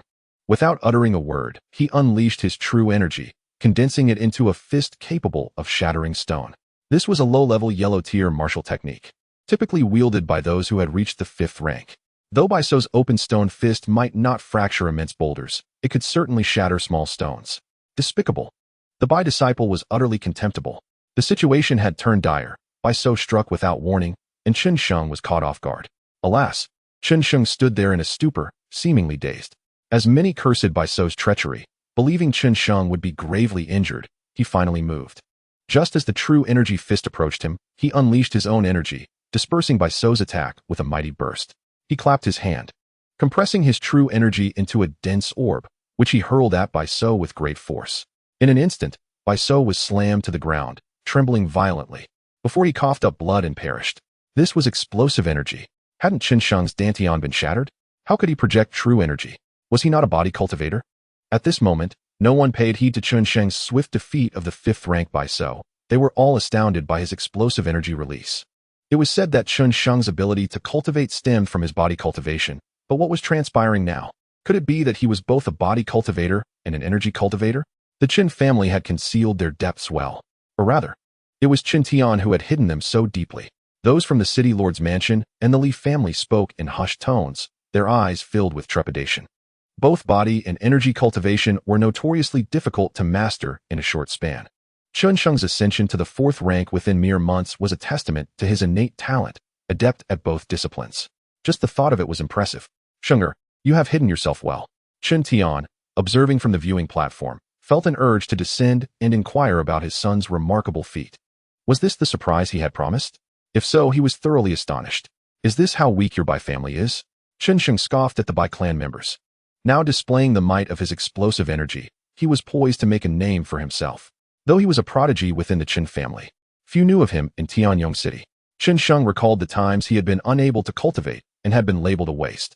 How he yearned to establish his reputation in Tianyong City. Today, he would fulfill that aspiration. Bai Song, you shall take your turn, Elder Bai Ma said. Momentarily stunned by Chen Sheng's explosive display, he quickly regained his composure. Chen Sheng had actually dealt such a lethal blow to Bai So. Never had he anticipated that he would be the one to push too far. Remember, do not hold back. Aim to shatter his dantian, Elder Bai Ma instructed Bai Song. His voice low but audible enough for Chen Sheng to hear. Understood, Elder, Bai Song replied with a sinister grin. I presume you heard what Elder Bai Ma said? Now, go ahead and shatter your own dantian. It will save me the trouble. Bai Song approached Chen Sheng with an air of arrogance. As a 6th-rank martial apprentice, even if Chen Sheng could unleash explosive energy, what did it matter? Go ahead, Chen Sheng replied calmly. If you insist on forcing my hand, then prepare for the consequences. Bai Song sneered, open stone fist. He unleashed the same technique Bai So had employed, but the power was on an entirely different level. As he struck, true energy surged like clouds, condensing into a massive fist, descending with the force of a cleaver. Chen Sheng is doomed. The other Bai disciples exclaimed with excitement. Elder Bai, too, displayed a smile. Bai Song was his disciple, having perfected the open stone fist.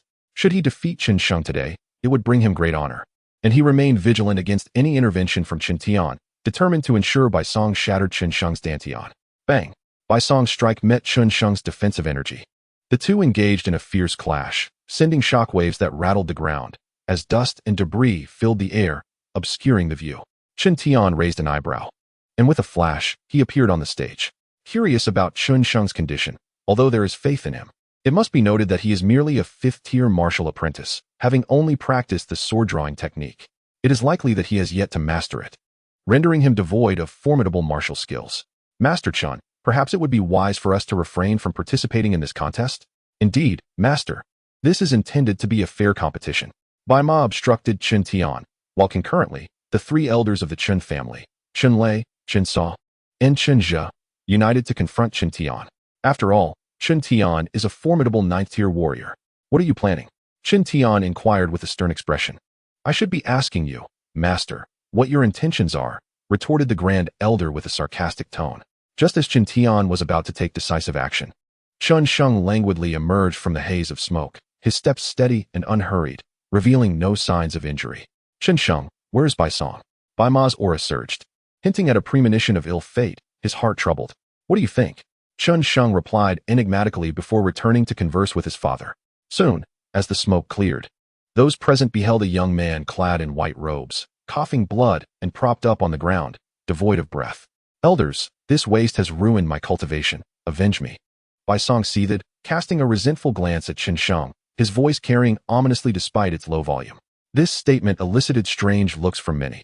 It was quite absurd for him to declare himself a victim of a waste while he himself was no better. Many regarded Bai Song with a tinge of sympathy.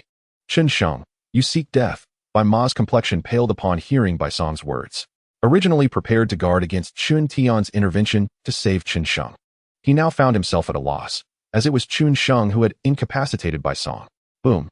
He unleashed a wave of powerful energy toward Chen Sheng, only for Chen Tian to effortlessly dispel the attack with a mere flick of his finger. Chen Tian, what do you mean by this? Bai Song's demeanor was tense. I should be asking you what your intentions are. Chen Tian echoed his earlier words back at him. You. Bai Song's fury simmered as his energy fluctuated. Yet ultimately, he restrained himself. This was the Chen family's territory, and he was not a match for Chen Tian. In that case, we shall take our leave. Bai Song declared, clasping his hands toward Chen Lei before leading the Bai family disciples away, along with Bai Song's lifeless body. At that moment, Chen Sheng interjected nonchalantly. Have you forgotten the agreement? What agreement? Bai Song's expression altered. That you should vacate the premises, Chen Sheng replied with a smile. Humph. You haven't defeated all of the Bai family disciples. By what right do you command us to leave? Bai Song retorted defiantly, waving his hand to exit. However, Chen Tian positioned himself in their path. Are you suggesting that the Chen family wishes to keep my Bai family members here and prepare for war? Bai Song threatened. Master, I believe the Bai family has shown restraint. Should we continue to send forth Bai family experts, Yang Sheng may not stand a chance. At that point, he could be left crippled. The relationship between the Bai and Chen families has historically been amicable. We must not hastily incite misunderstandings, Chen Lei and Chen Sua advised. Those nearby were rendered speechless by this statement. Was this not a blatant falsehood? Bai Song was indeed the strongest among the Bai family disciples present, and the Chen and Bai families had never shared a cordial relationship. In fact, it was quite the opposite. Sheng what is your view? Chen Tian inquired of Chen Sheng. Though Chen Tian understood that expelling the Bai family was improbable, allowing them to depart unchallenged would be overly lenient. He turned to Chen Sheng, noticing the considerable change in him since his injury. He now possessed his own opinions. Chen Lei, Chen Sua, are you elders of the Chen family or the Bai family? Chen Sheng posed the question with a smile, deliberately provoking them. Presumptuous. How dare you address us so casually? Do you think your newfound strength affords you the right to insult us, questioning our allegiance? Chun Lei and Qin Suo were enraged, their tempers flaring. Though they were indeed somewhat biased toward the Bai family, Chen Sheng's words had stripped them of their dignity. Should you truly be devoted to the Qin family, I would naturally address you as elders. But are you? If not, in my eyes, you are no better than mere dogs. The Bai family neglects their commitments. Yet you feign concern for me. Let me be clear, all Bai family disciples present are worthless. If you disagree, come forth and challenge me. Otherwise, return whence you came. Chen Sheng retorted defiantly. Even though these two were high-ranking elders, Chen Sheng had long harbored resentment toward them. Seizing this opportunity, he unleashed his pent-up frustrations while not sparing the Bai family either. Upon hearing his words, the Bai family disciples glared at Chen Sheng with fury, their eyes ablaze. Yet none dared to advance, knowing that a contest with Chen Sheng could lead to their own incapacitation. This was the most infuriating aspect, knowing they were being insulted yet being powerless to retaliate. Chen Tian, what manner of beast have you sired? Chun Lei and Qin Suo were so enraged they nearly wished to strike Chen Sheng down. If they were to be likened to dogs, what did that make Chen Tian? The father of such a beast? Chen Tian replied coldly, "Are you insulting me?" In an instant, both Chen Tian and Chen Sheng found themselves at odds with Chun Lei, each side already harboring disdain for the other, and now the flames of conflict were further stoked. Outside, the Li family and members of the city lord's office sat back, observing the unfolding drama. Enough of the quarrel, Chun Biao's voice rang out from afar. We are all members of the Qin family. What is the purpose of this discord? It is truly embarrassing. With Chun Biao's intervention, the tense atmosphere dissipated. The Bai family had not been defeated, nor had Chen Sheng emerged victorious. Thus, the agreement was rendered null. Chen Sheng's heart was unsettled upon hearing this, wanting to voice his discontent, but was halted by Chen Tian. The Grand Elder Chen Biao held significant weight in his words. Chen Sheng had made a decent impression within the Council of Grand Elders. It would be unwise to clash with Chen Biao and jeopardize his standing within the council, for such actions would yield nothing but loss. Given the circumstances, we shall take our leave. Chen Biao has shown courtesy to the Bai family. Bai Ma also cupped his fists in respect to Chen Biao before departing. Remaining here would only serve to bring shame. Bai Ma, along with the Bai family disciples, discreetly exited the Chun residence. After their departure, the family meeting at the Chun household resumed. Chen Tian briefly recounted the recent events before announcing the commencement of the challenge matches. Instantly, the atmosphere grew tense and charged. Witnessing Chen Sheng's impressive display of strength against the Bai family's disciples had stirred the onlookers' spirits, igniting a fervent desire to showcase their own abilities. The moment they had been anticipating had finally arrived. Soon, challengers began to step forward to contest the top 10. Those who dared to challenge were undoubtedly self-assured in their skills, and they had to be at least 5th-tier martial apprentices. Otherwise, they would face humiliation. As time passed, the majority of the Chun family disciples attempting to challenge the top 10 faced defeat. After all, these were the most formidable 10 from the last competition. Generally, the lineup of the top 10 remains unchanged unless a disciple experiences a sudden epiphany or encounters an extraordinary opportunity. In the midst of this, a familiar disciple from the Chen family, Chen Ying, emerged victorious in his challenge. Chen Ying had advanced to the 6th tier of martial apprenticeship and had mastered 2 martial techniques to perfection. Thus, he managed to narrowly defeat Chen Ling, the only female among the previous year's top 10. Chen Sheng, having taken a moment to regain his composure, prepared for his own challenge. It was uncertain whom he intended to confront.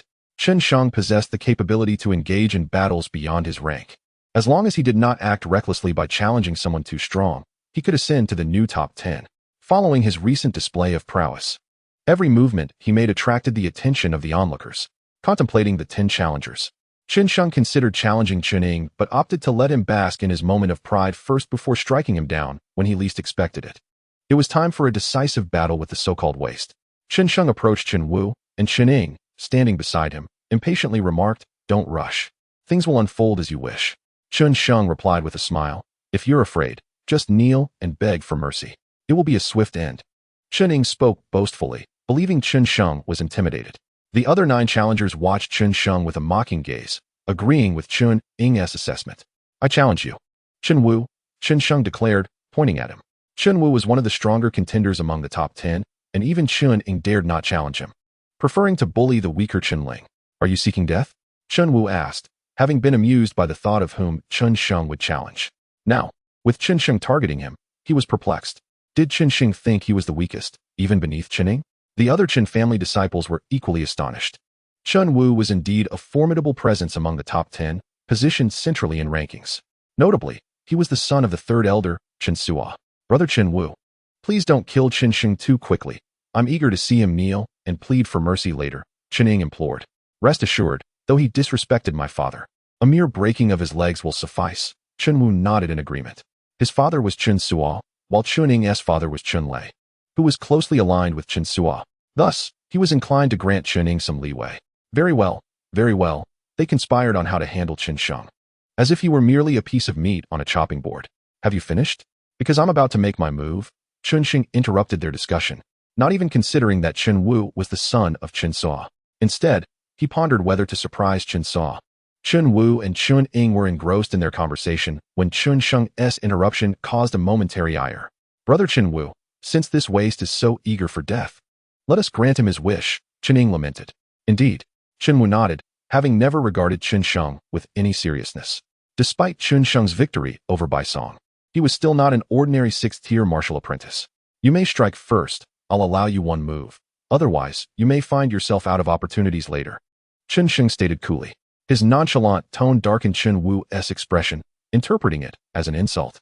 Chen Ying, nearby, clutched his stomach in laughter until Chen Wu shot him a cold glare, prompting him to cease.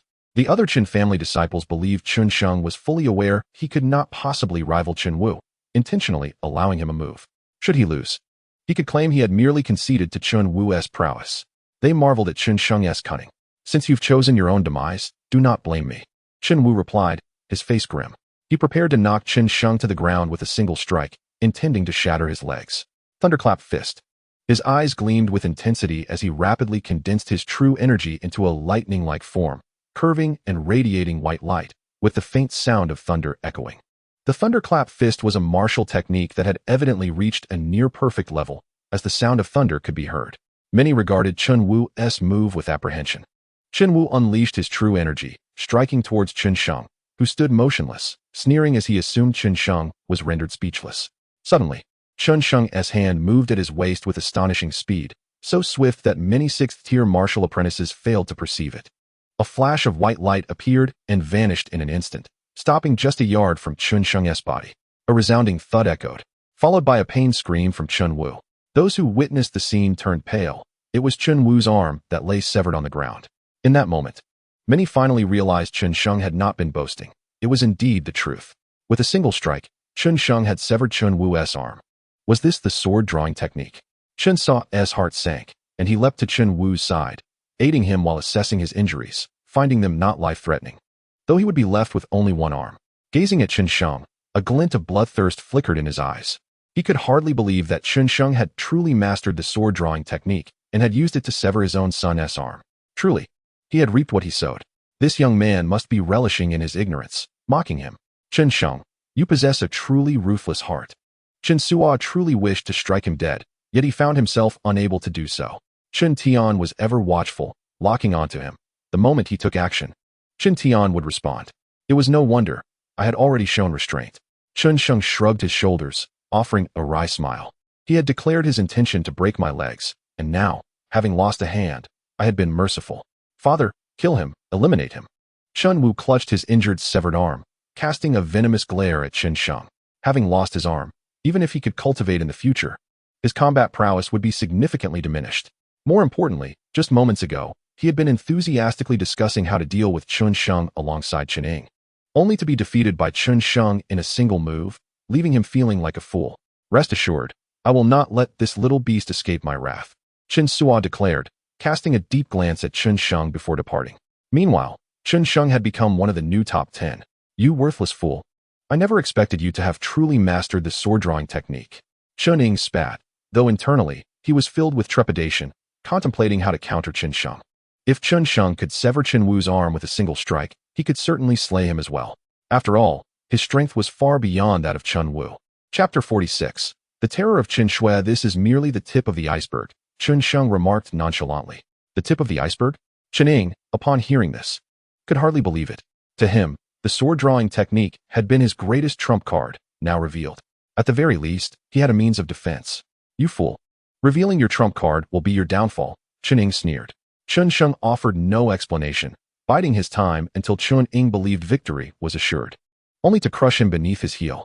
He remembered the humiliation Chen Ying had inflicted upon him in the martial arts arena, and it was safe to say that Chen Ying was the only member of the Chen family he still harbored a deep-seated hatred for. Challenges continued to arise one after another, yet most ended in failure. Not everyone possessed the success of Chen Sheng. "Look, it's Chen Shui," exclaimed a disciple from the sidelines. Chen Shui was an enigmatic figure within the Chen family, having been taken at a young age by the prestigious Qinghua sect due to her extraordinary talent. It had been a long time since she had returned to the Chen family, and rumors swirled that her return was aimed at confronting Chen Sheng. The disciples and elders of the Chen family watched Chen Shui with keen interest, pondering whether she would challenge Chen Sheng, given their well-known animosity. If Chen Shui were indeed to confront Chen Sheng, it was likely that he would stand little chance against her, as her aura exuded the power of a 7th-tier martial apprentice, a level that could easily defeat him with a single strike. Just as everyone anticipated that Chen Shui would challenge Chen Sheng, she merely paused beside him for a brief moment before departing. What does this mean? Is Chen Shui sparing Chen Sheng? Almost everyone was perplexed, except for Chen Lei, who understood her prideful nature. In her eyes, Chen Sheng was nothing more than a waste. To harm him would sully her hands. She would only act if Chen Ying faltered. "I challenge you," Chen Shui declared, pointing at Chen Mian. "Sister, please show mercy." Chen Mian, older than Chen Shui, found himself at a loss for words, even contemplating surrender. However, after some thought, he decided against it, wishing to maintain a semblance of dignity. True C fist. Seeing Chen Shui's silence, Chen Mian assumed she had acquiesced and unleashed his ultimate technique. A surge of true energy coalesced into a massive fist, crashing forth like a tidal wave, radiating tremendous force. Smack!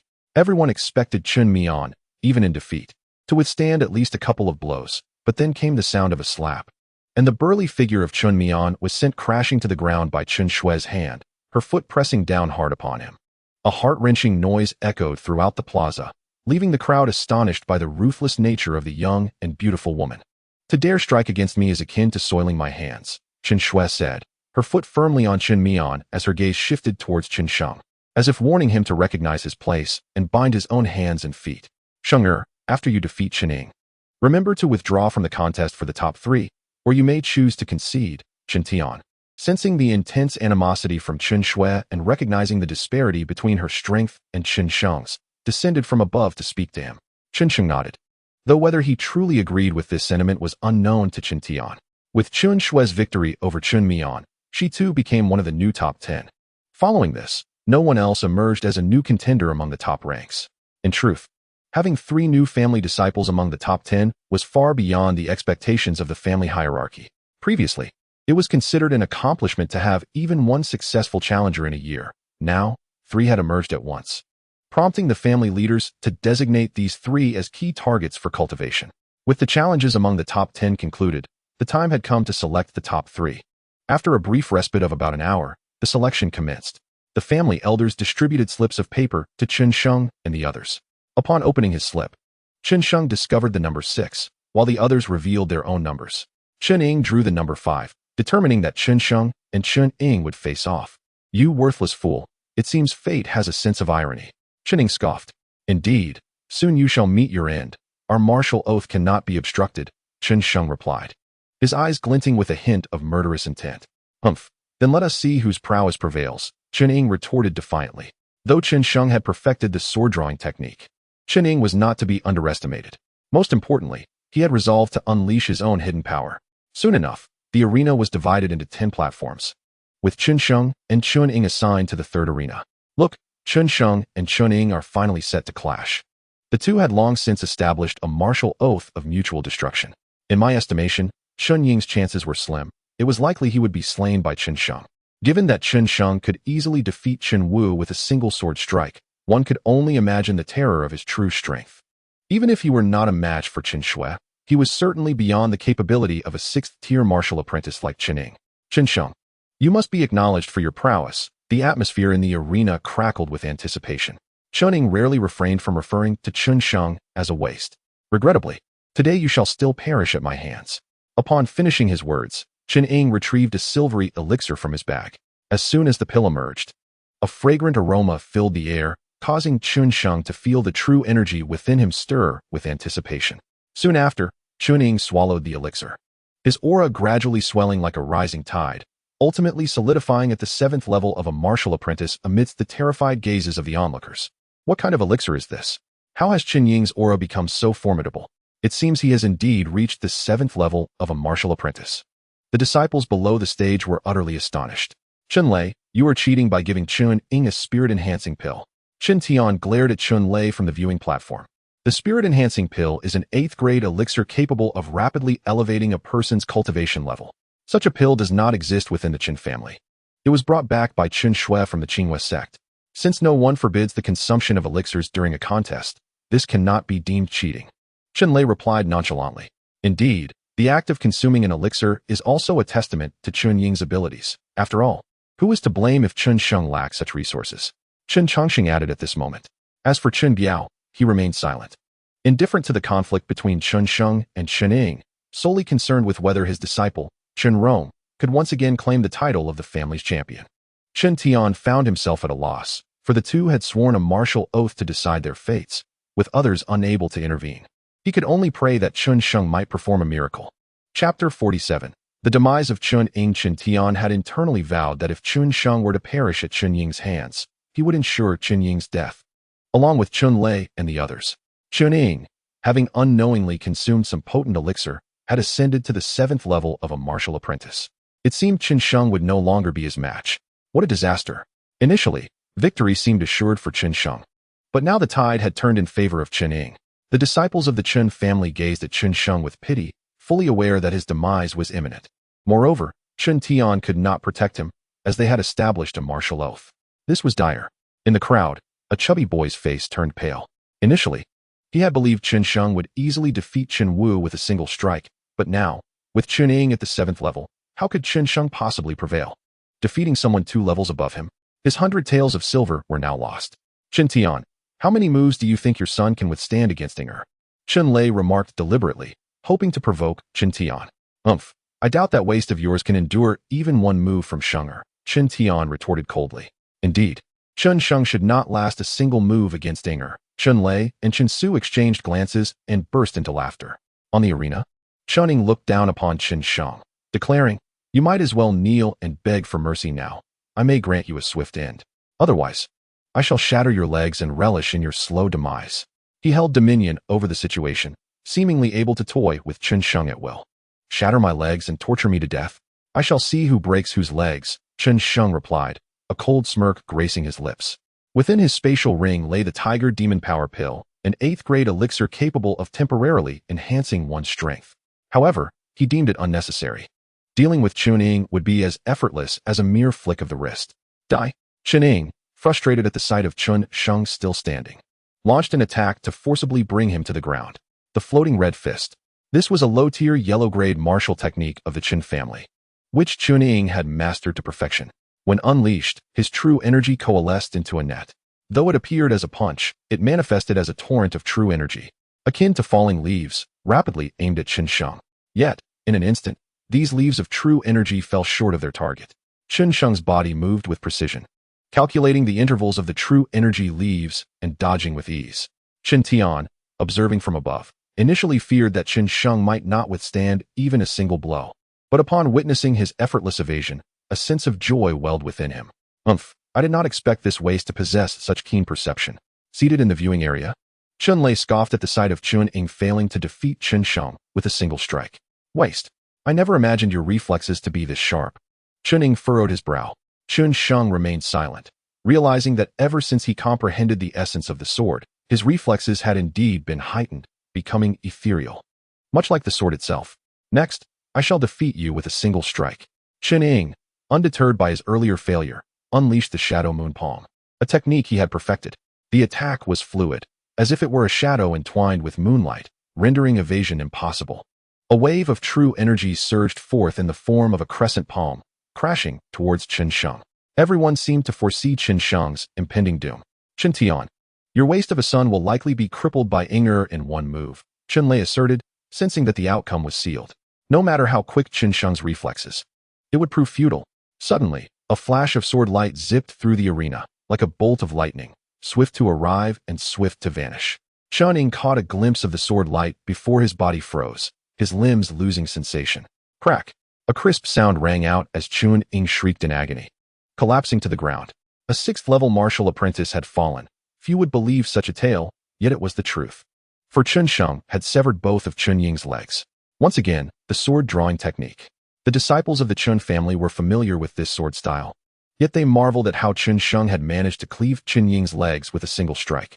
After all, Chen Ying had consumed an elixir, barely qualifying as a seventh-level martial apprentice. Furthermore, considering Chen Sheng had previously utilized the sword-drawing technique against Chen Wu, it would be reasonable to assume that Chen Ying would be on guard and not fall victim to such an attack. It was the essence of the sword. No, it was the half-step sword intent. Chen Shui's eyes sparkled with excitement.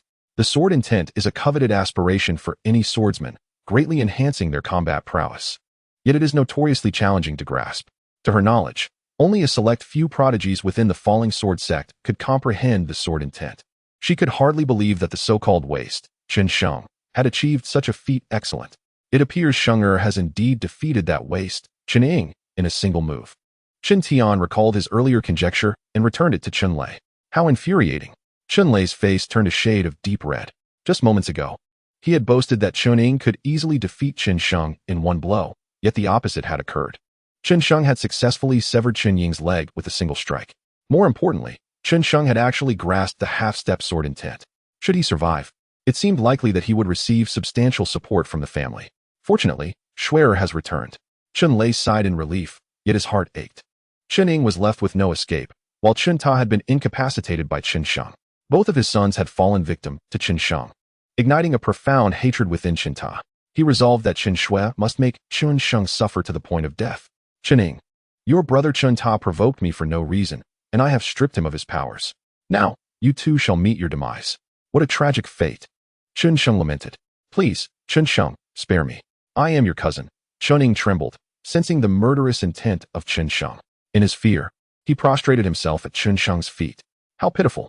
Chen Ying was truly afraid of death, a disgrace indeed. He had previously called Chen Sheng a waste. Yet it was he who truly embodied that term.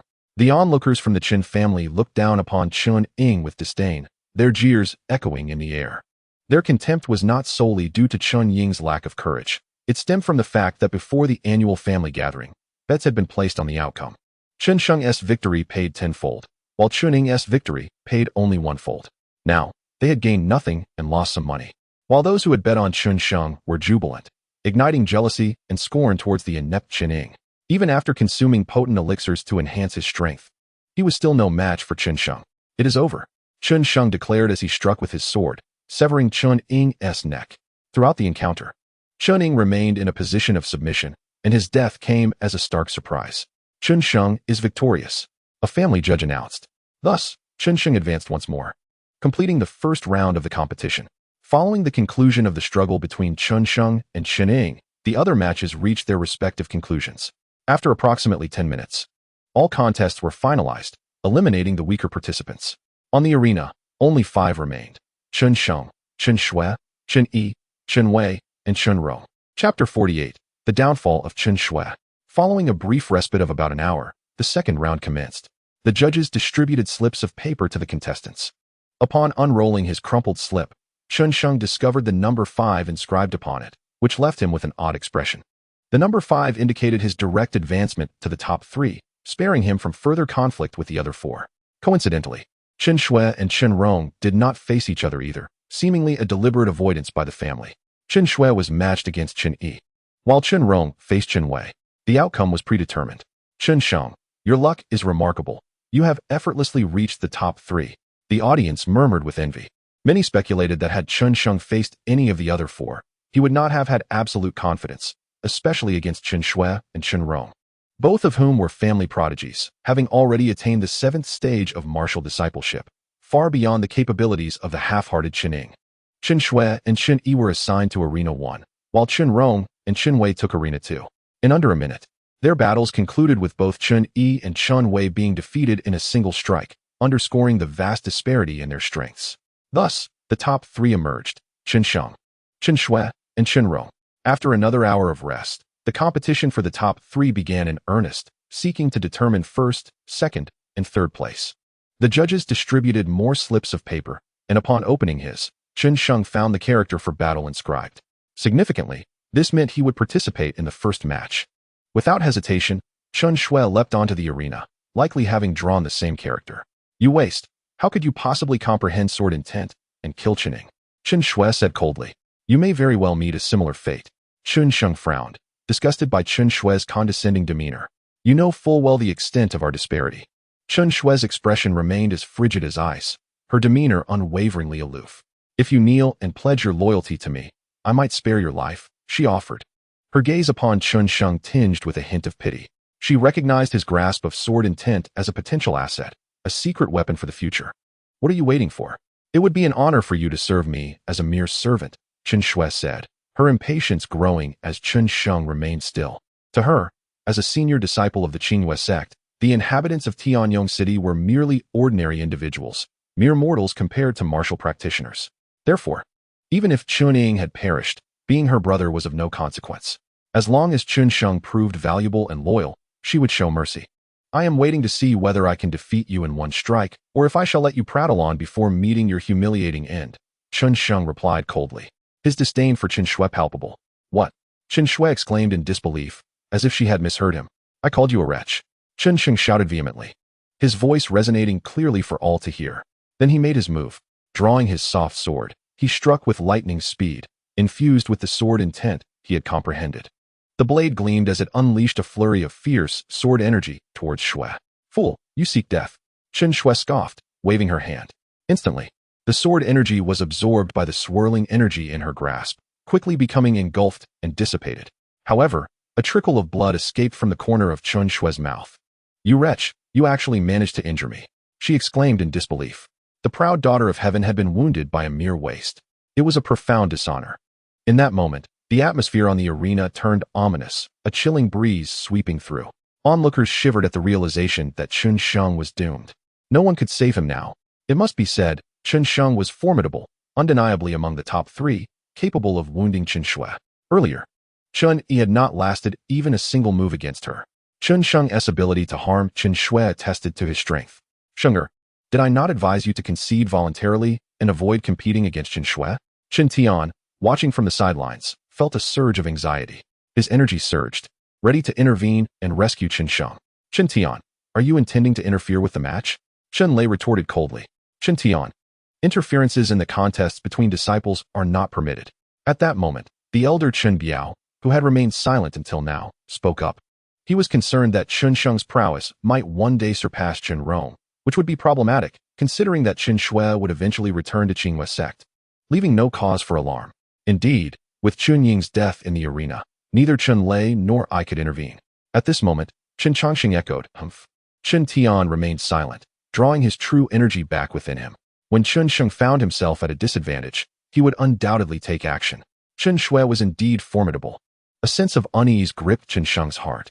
He practiced the devouring heaven technique, his true energy profound enough to rival that of a 6th-tier martial apprentice. However, when he executed his sword technique, merging his understanding of sword intent, it was merely akin to a tickle for Chen Shui. Not only would he injure her, but he would also strike her down with a single blow. Chen Sheng was prepared to fight with all he had. His true energy surged violently, gathering within him. Had his body not been robust, it would have already exploded. The increasingly refined true energy slowly coalesced in Chen Sheng's hand. Onlookers could see a phantom of a dragon and tiger materializing behind him, with the potent true energy taking shape in his grasp. The clash of dragon and tiger. In a single strike, Chen Sheng unleashed his most powerful move. The arena was filled with the fury of his true energy. The previously arrogant Chen Shui, who had taunted Chen Sheng, now trembled, her complexion drastically altered. This was a perfected low-grade yellow-tier martial technique. No, its power surpassed that of a low-grade yellow-tier technique. Yet it fell short of a mid-grade yellow-tier technique. Observing from the stands, many elders were astonished. Chen Tian, who had initially worried, now relaxed his expression, while Chen Lei and others bore somber faces. They had never anticipated that Chen Sheng would attain such mastery over martial techniques. How terrifying was a perfected martial technique? Few were aware, as there were hardly any martial artists in Tianyong City capable of reaching such heights. However, judging by its power, it could rival a strike from an 8th-tier martial apprentice. Could I withstand this blow? Chen Rong, standing below, questioned himself, his face oscillating between pale and flushed. Moon-piercing palm. Chen Shui faced her greatest challenge yet, unable to maintain her previous arrogance and disdain. She unleashed her mid-grade yellow tier technique, the moon-piercing palm. As the true energy manifested like the crescent moon, colliding with Chen Sheng's tiger's roar fist. Boom! The arena erupted with explosive sounds, and the ground beneath them cracked. Chapter 49. The Defeat of Chen Shui. As the dust settled, the crowd remained silent for a long time. On the stage, Chen Shui's black garments lay in tatters, revealing glimpses of her porcelain-like skin. Yet, no one paid attention to this. Their focus remained on Chen Sheng, who still stood tall, while Chen Shui lay on the ground, her delicate body trembling, struggling to rise, but unable to do so. Chen Sheng wiped the blood from the corner of his mouth and approached Chen Shui. What was Chen Sheng planning? He had already defeated her. Surely, he did not intend to humiliate Chen Shui, knowing she belonged to the Qingyue sect. Many disciples of the Chen family looked on, bewildered by his intentions. Trash, if you have the guts, kill me. Otherwise, I will make you pay dearly in the future. Chen Shui, now wounded all over, evoked pity. Yet, the madness in her eyes was chilling. She had never imagined being defeated by a mere fifth-tier martial apprentice. She vowed that once her injuries healed, she would summon her sect brothers to eliminate Chen Sheng and Chen Tian, feeding them to the dogs. Sheng, don't be impulsive. Chen Tian shouted from the stands, fearing Chen Sheng would act rashly. He leaped to Chen Sheng's side, attempting to reason with him. Father, do you think letting Chen Shui go means she will spare me? Chen Sheng retorted. Chen Tian paused, wanting to say more, but ultimately refraining. He understood his son was right. The venomous glare from Chen Shui indicated that once she recovered, she would unleash her wrath upon his son. Chen Sheng, I will have no intention of revenge in the future. Sensing Chen Sheng's murderous intent, Chen Shui finally panicked. I can recommend you to the Qingyue sect, or rather, to any sect you desire. You must understand, my master is an elder of the Qingyue sect. Chen Shui wielded both temptation and threat. Who would believe you? Chen Sheng, wielding his soft sword, drew a line across Chen Shui's neck. In her final moments, Chen Shui's eyes widened in shock. Chen Sheng was doomed. When the Qingyue sect's people arrived, even the Chen family would be unable to protect him. Not only Chen Sheng, but even the family head might face dire consequences. All the disciples of the Chen family involuntarily rose as Chen Sheng killed Chen Shui.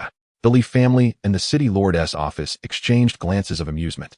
To them, the Chen family would be best obliterated by the fury of the Qingyue sect. Beasts, Chen Lei, Chen Changsheng, and others, even in the face of Chen Sheng's victory over Chen Shui, were merely shocked by his terrifying strength. However, they had never contemplated that Chen Sheng would kill Chen Shui. Die. Simultaneously, Chen Lei and Chen Changsheng launched their attacks toward Chen Sheng, aiming to eliminate this family disgrace. Chen Tian, are you still protecting this little beast? Chen Biao, a ninth-tier martial artist, exclaimed. He could hardly fathom Chen Sheng's audacity. Such lawlessness. Elders, I have something to say. Allow me to speak before you take my life. Chen Sheng interjected. Trash, what more do you have to say? You are a burden to the family. The family nurtured you only for you to bring ruin upon it. Hurry and cripple your cultivation. When the Qingyue sect arrives, let them deal with you. One elder after another pointed at Chen Sheng, berating him. All the elders stood with Chen Lei, fully aware that Chen Sheng was doomed. Since the Qingyue sect's people are coming to seek me out, do you still wish to strike me down? Chen Sheng regarded these family relics as if they were fools. Trash, what kind of look is that?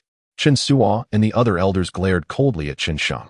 If the Qingyue sect comes looking for trouble and you kill me, how will you explain it to them? Chen Sheng was unfazed by their bloodthirsty gazes. Therefore, not only can you not kill me, but you must also protect me. Protect you?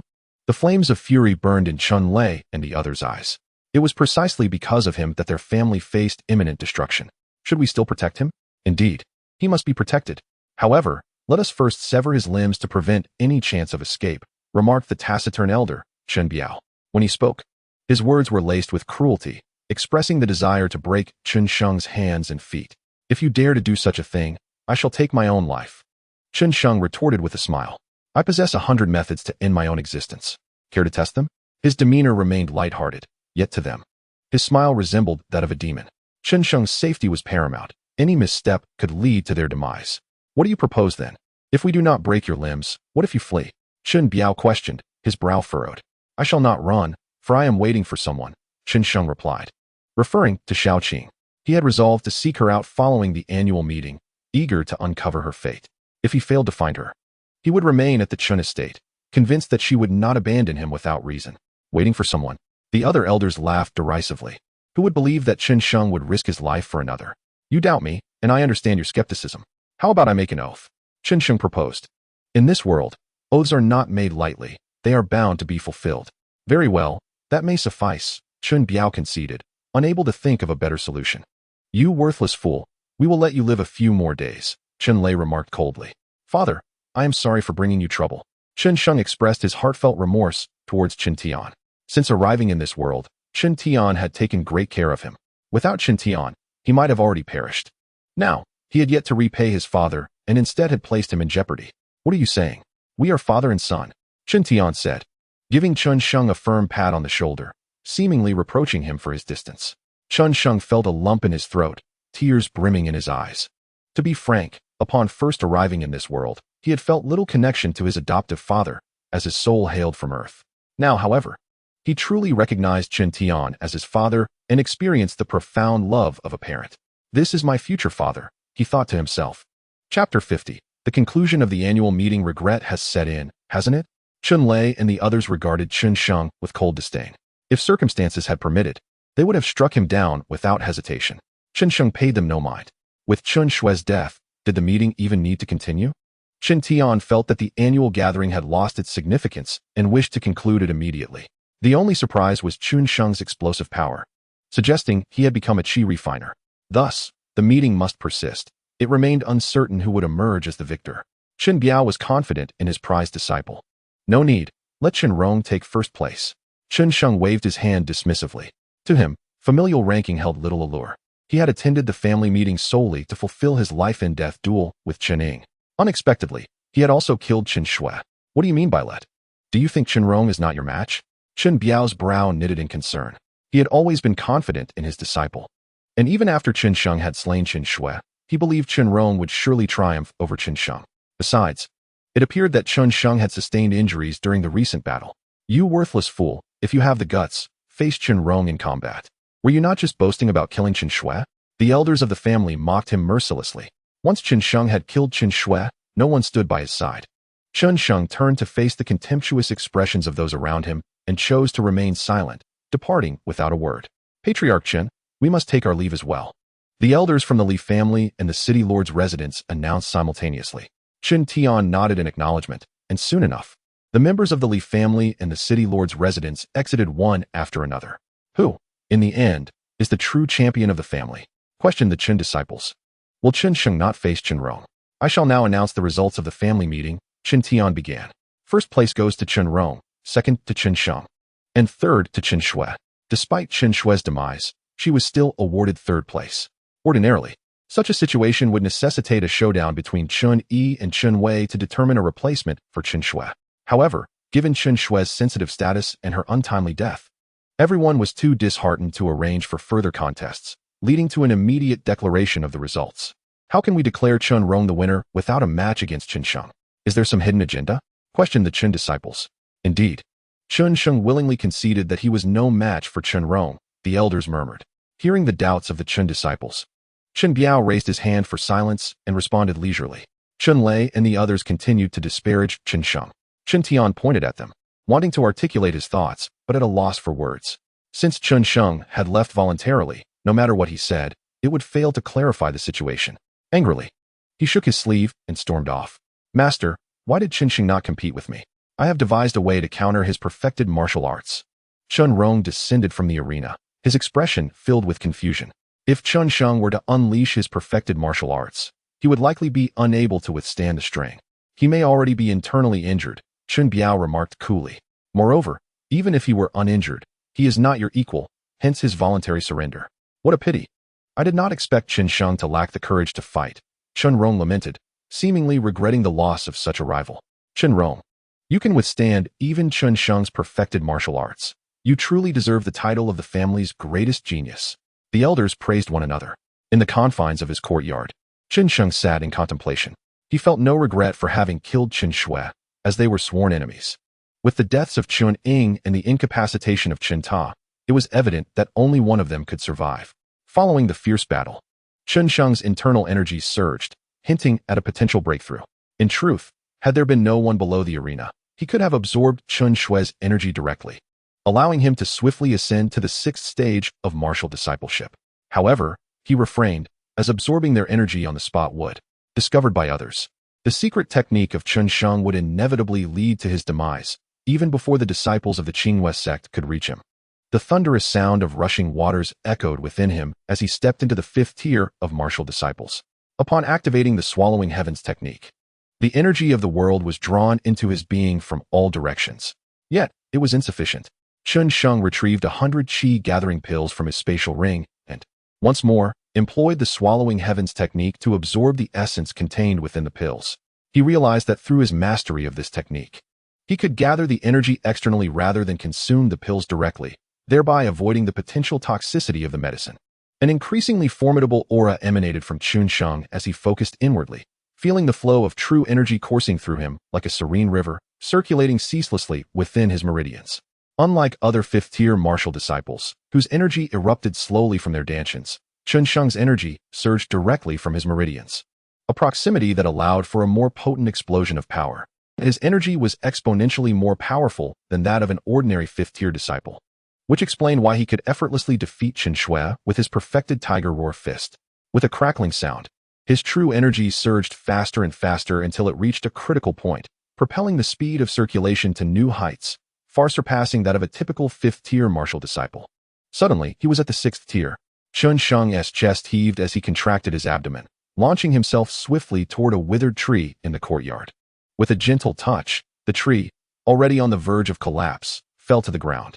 Once he obtained the family's reward of the breaking barrier pill, he would be able to break through to the 7th tier. Chen Sheng contemplated that killing Chen Shui would inevitably provoke the Qinghua sect to seek retribution. Thus, his only recourse was to enhance his strength. In the following hours, he continued to refine his tiger roar fist, honing his vitality, and practiced the sword-drawing technique and the thunder sword. His sword-drawing technique had reached minor success, while the thunder sword was still in its nascent stage. As for his sword intent, he struggled to grasp its essence. A day passed in this manner, and Chen Sheng's cultivation ascended to the 6th tier, although his martial skills remained stagnant. Chapter 51. Family rewards. The next day, as Chen Sheng began his morning practice, an unexpected visitor entered his courtyard. His father. "Father, what brings you here?" Chen Sheng inquired, observing the stormy expression on his father's face. "It's those elders from the family," Chen Tian replied, his fury palpable as he recounted the events. It turned out that Chen Sheng, originally positioned among the top 3 of the family, was to receive the breaking barrier pill. However, the elders refused to grant it to him, deeming him a lost cause and a waste of resources. Even when Chen Tian appealed to the elder, it was to no avail. "Father, it's all right. Using the breaking barrier pill to enhance my cultivation may not be beneficial for my future practice," Chen Sheng replied, his countenance darkening at the unforeseen turn of events. "Rest assured, I will obtain the breaking barrier pill, come what may." Chen Tian was determined not to let this matter rest. "By the way, my son, what is your current level of cultivation?" In his focus on the breaking barrier pill, he had overlooked Chen Sheng's advancement. Upon scrutinizing him, he was astonished to discover that Chen Sheng had indeed ascended to the 6th tier. "I broke through to the 6th tier yesterday," Chen Sheng stated nonchalantly. "Excellent. My son, you truly are a genius. Compared to Chen Rong, you are a veritable titan." Chen Tian marveled. At merely 17, Chen Rong had only just reached the 7th tier, while his own son had risen from a state of despair to the 6th tier in a mere 6 months, an extraordinary feat. Chen Tian felt a surge of indignation towards the elders for their short-sightedness in only nurturing Chen Rong. Let them be. They will eventually recognize that the so-called Chen Rong is, in my eyes, nothing more than refuse, Chen Sheng declared with confidence, dismissing the long-established champion of the family. "Chen Rong. Indeed, in your presence, Chen Rong is but refuse," Chen Tian responded, momentarily taken aback before bursting into laughter as they exchanged knowing glances. "Here, take this." Chen Tian produced a wooden token from his belongings, intricately carved with the images of a dragon and phoenix. Chen Sheng accepted the token, feeling its warmth akin to jade, and sensed his true energy stirring within him. "What is this?" he inquired. "It is your ticket to the 2nd level of the martial arts pavilion," Chen Tian explained. Chen Sheng marveled at the token, for the 2nd level of the martial arts pavilion housed 10 intermediate yellow-tier martial skills. There is a sword technique known as the Purple Lightning Frost Sword Technique. You may wish to examine it.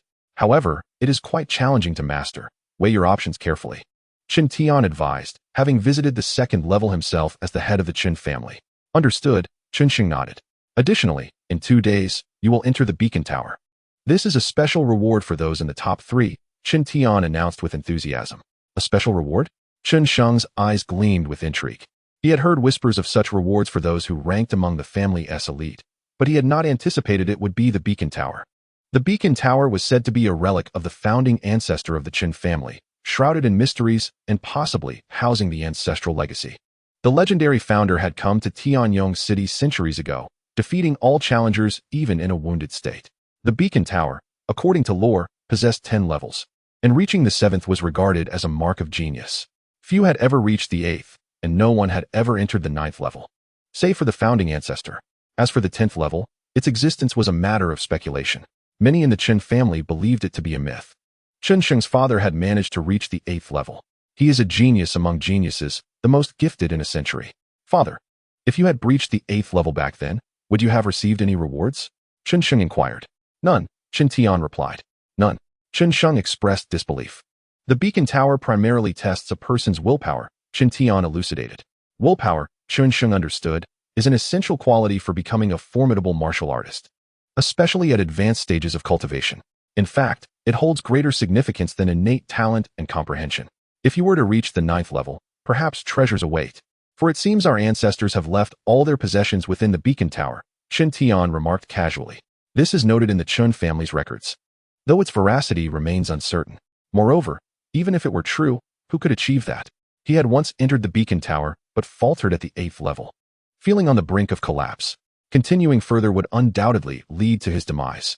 Chen Sheng pondered introspectively about how far he could progress, confident that he could at least reach the 8th level.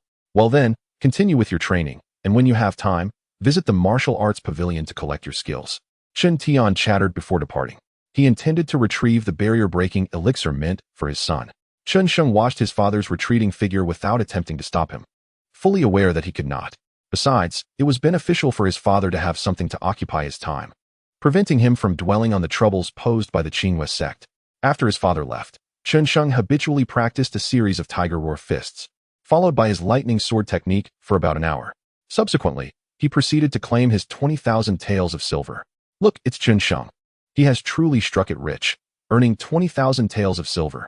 Amidst the envy of the onlookers, Chen Sheng received his silver, simultaneously noticing that the other disciples of the Chen family kept their distance, likely due to the fact that he had slain Chen Shui. The Qinghua sect would undoubtedly seek retribution against him, necessitating their caution to avoid being caught in the crossfire. I have now become a figure that instills fear. Chen Sheng mused wryly. Previously, he was regarded as the Chen family's waste, with everyone eager to encounter him to derive a sense of superiority or relish in tormenting him. Now, with his enhanced strength and the slaying of Chen Shui, they seemed reluctant to approach him. How unpredictable the world is. Chen Sheng stored his 20,000 taels of silver in his spatial ring, relishing a rare moment of solitude in his courtyard, savoring a brief respite from the incessant grind of cultivation. Ever since he traversed into this world, he had been diligently training, rarely allowing himself a moment's respite. Now, he was prepared to take a day off, planning to visit the martial arts pavilion to learn new techniques the following day. Chapter 52. The invitation suddenly. The sound of hurried footsteps echoed from outside the courtyard, drawing Chen Sheng's attention. Who could it be? He wondered, curious about the visitor. Soon, a delicately dressed young woman in a pale yellow outfit appeared in the courtyard. Although beautiful, she was merely a maid. Chen Sheng recognized her as Xiao Chun, the personal maid of the city lord's daughter, Wang Qiuming. What could she possibly want here? Various thoughts flashed through his mind. He distinctly remembered how she had stood by, watching when he was assaulted by Bai Yun and Bai Lei. In the past, he had often trailed behind Wang Qiuming like a loyal dog. Chen Sheng chuckled at the irony. As a transmigrant from Earth, it was easy for him to discern that Wang Qiuming harbored no feelings for him. Yet she often cast him enticing glances, commanding him to perform various tasks. The most memorable instance was when he had stolen an 8th grade elixir for her, and she had not even uttered a word of gratitude, merely dismissing him with a few casual remarks. Upon returning home, he had nearly been beaten to death by the family elders, with his father ultimately bearing the brunt of the fallout from the theft.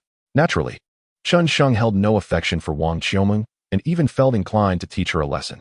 Waste, do you know whose invitation this is? Xiao Chun shot a glance at Chen Sheng before tossing a red invitation onto the ground. Chen Sheng stared at her finely featured face, feeling an urge to strike her. How could he have developed such a ridiculous infatuation with the city lord's daughter? He contemptuously stomped on the invitation. Isn't it Wang Xiuming's? Chen Sheng retorted. How dare you act this way knowing that? Xiao Chun exclaimed in shock. Chen Sheng fell silent. Was he expected to respectfully pick up the invitation just because it belonged to Wang Xiuming? Yet he had to admit that the old Chen Sheng might have done just that. Unfortunately, the current Chen Sheng was no longer the same person. Pick it up quickly. Otherwise, if the young lady finds out, she won't want to see you again, Xiao Chun threatened, her eyes gleaming with arrogance. Confident that Chen Sheng would rush to treat the invitation like a treasured possession. Fool, Chen Sheng thought, bemused by the self-importance of Xiao Chun. If you have nothing else, just leave me be. He waved his hand dismissively, unwilling to look at her any longer. He truly wondered what the Chun family's guards were doing, allowing such a lunatic to enter. You want me to leave? Xiao Chun's eyes blazed with anger. She recalled how this Chen Sheng had once been obedient as a puppy before her, too afraid to defy her. Now, he had transformed entirely, daring to command her to leave. Chen Sheng, you should just pick up that invitation, she urged, taking a deep breath to calm herself. Her family's young lady had specifically instructed that Chen Sheng be treated with respect, for he was no longer the same as before. She could hardly believe how things had turned out. Had she known, she would have treated him with far more deference, avoiding this awkward situation. Both Chen Sheng and Xiao Chun were reluctant to bend down to retrieve the invitation, caught in an impasse. Begone, what a ridiculous invitation. Chen Sheng scoffed, disdain evident on his face. With a swift motion, he kicked the crimson invitation out the door. You? Xiao Chun's expression shifted dramatically. Enraged, she lunged forward, her fingers making a clicking sound reminiscent of an eagle seizing its prey, aiming directly for Chen Sheng's throat. She intended to teach this useless fool a lesson. Seeking death. Are we? Chen Sheng thought, bemused by her audacity. A mere servant from the Lord's manor daring to attack the young master of the Chen family was a grave misstep. Without even a glance, he waved his hand, unleashing a torrent of energy that surged forth like a stampede of warriors, sending Xiao Chun crashing to the floor. How dare a lowly maid lay hands on me? Even if I were to kill you, I doubt the Lord's manor would utter a word of protest.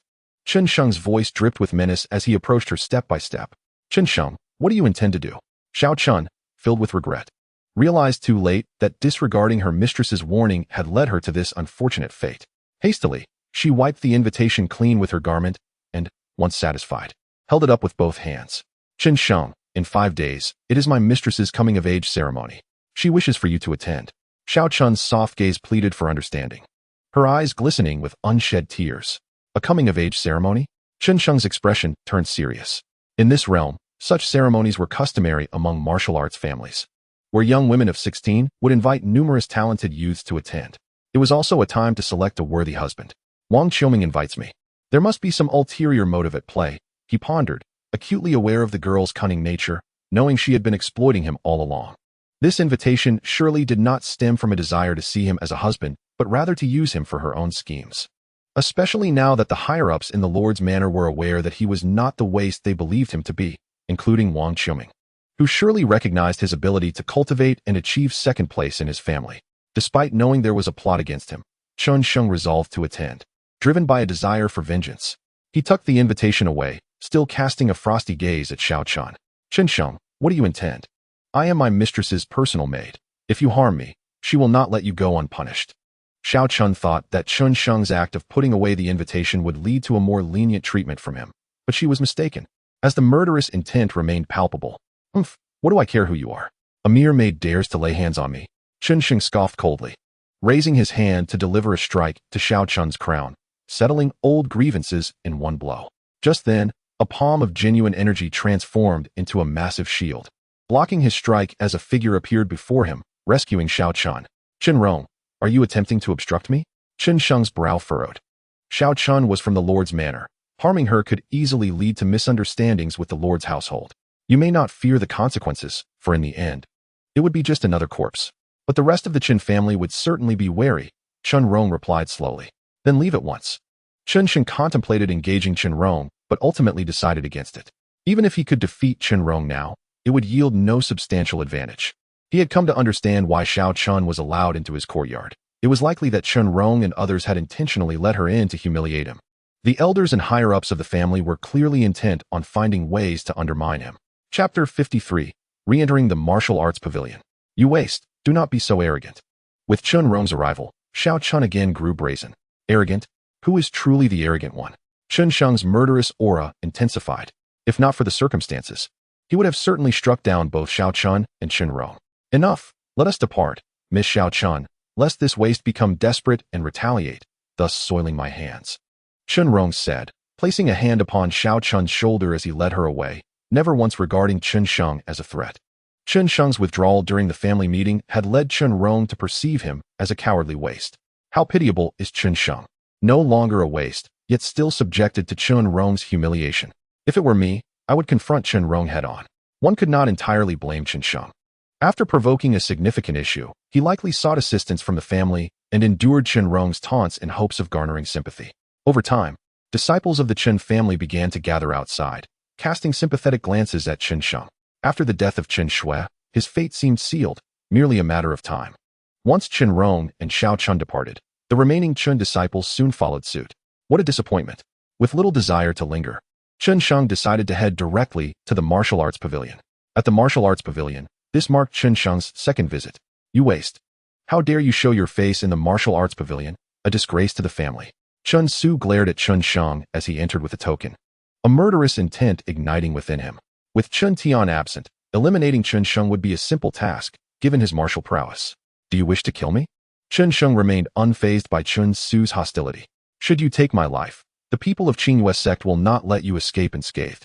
Chen Sheng utilized the Qingyue sect as leverage, finding some amusement in the irony. While they might eventually seek his demise, it was their fear of the Qingyue sect that kept the family elders from acting recklessly. Who wishes to kill you? Chen Su seethed, his frustration mounting as he beheld Chen Sheng's unyielding demeanor. His son had been rendered useless by Chen Sheng, yet he was unable to avenge him. The cowardly elder. So afraid of death, Chen Sheng scoffed, casting a dismissive glance at Chen Su before making his way to the second floor of the martial arts pavilion. Upon reaching the second floor, he noticed that only a scant few martial arts manuals remained. As he opened one at random, his expression darkened, for it was a low-grade yellow-tier technique, far from the mid-grade yellow-tier techniques he had anticipated. Elder, has there been a thief in the martial arts pavilion? Chen Sheng inquired as he returned to the first floor. The martial arts pavilion is heavily guarded, and I oversee it personally. How could there be thieves? Chen Su mocked, regarding Chen Sheng with disdain. The second floor was supposed to house 10 mid-grade yellow-tier techniques, but after Chen Rong and the others obtained the manuals, Chen Su, noticing Chen Sheng's absence, took it upon himself to hide the mid-grade techniques and replace them with a few low-grade ones. I sensed the presence of a dead dog. Surely someone meddled with it, Chen Sheng remarked, recognizing the mockery in Chen Su's expression. He was filled with indignation but knew he had to suppress it. The family higher-ups had made it clear they were intent on pressuring him from all sides, and he knew he had to endure. Even when speaking to his own father, it would merely serve to increase his father's worries. With this thought in mind, Chen Sheng returned to the martial arts pavilion, seeking low-level, yellow-grade martial techniques. What a waste. You think you can challenge me? Chen Suo scoffed at Chen Sheng's words, already plotting how to further torment him. Upon returning to the pavilion, Chen Sheng began his search for martial arts techniques. Titles such as Clear Wind Sword, Thunderbolt Sword, and 100 Steps of Divine Movement appeared before him, leaving him momentarily indecisive.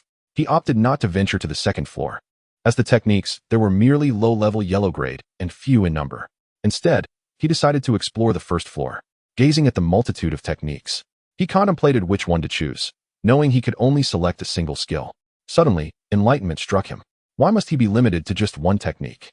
The elders of the family had persistently made his life difficult, so why should he adhere to their rules? He was not truly a member of the Chen family.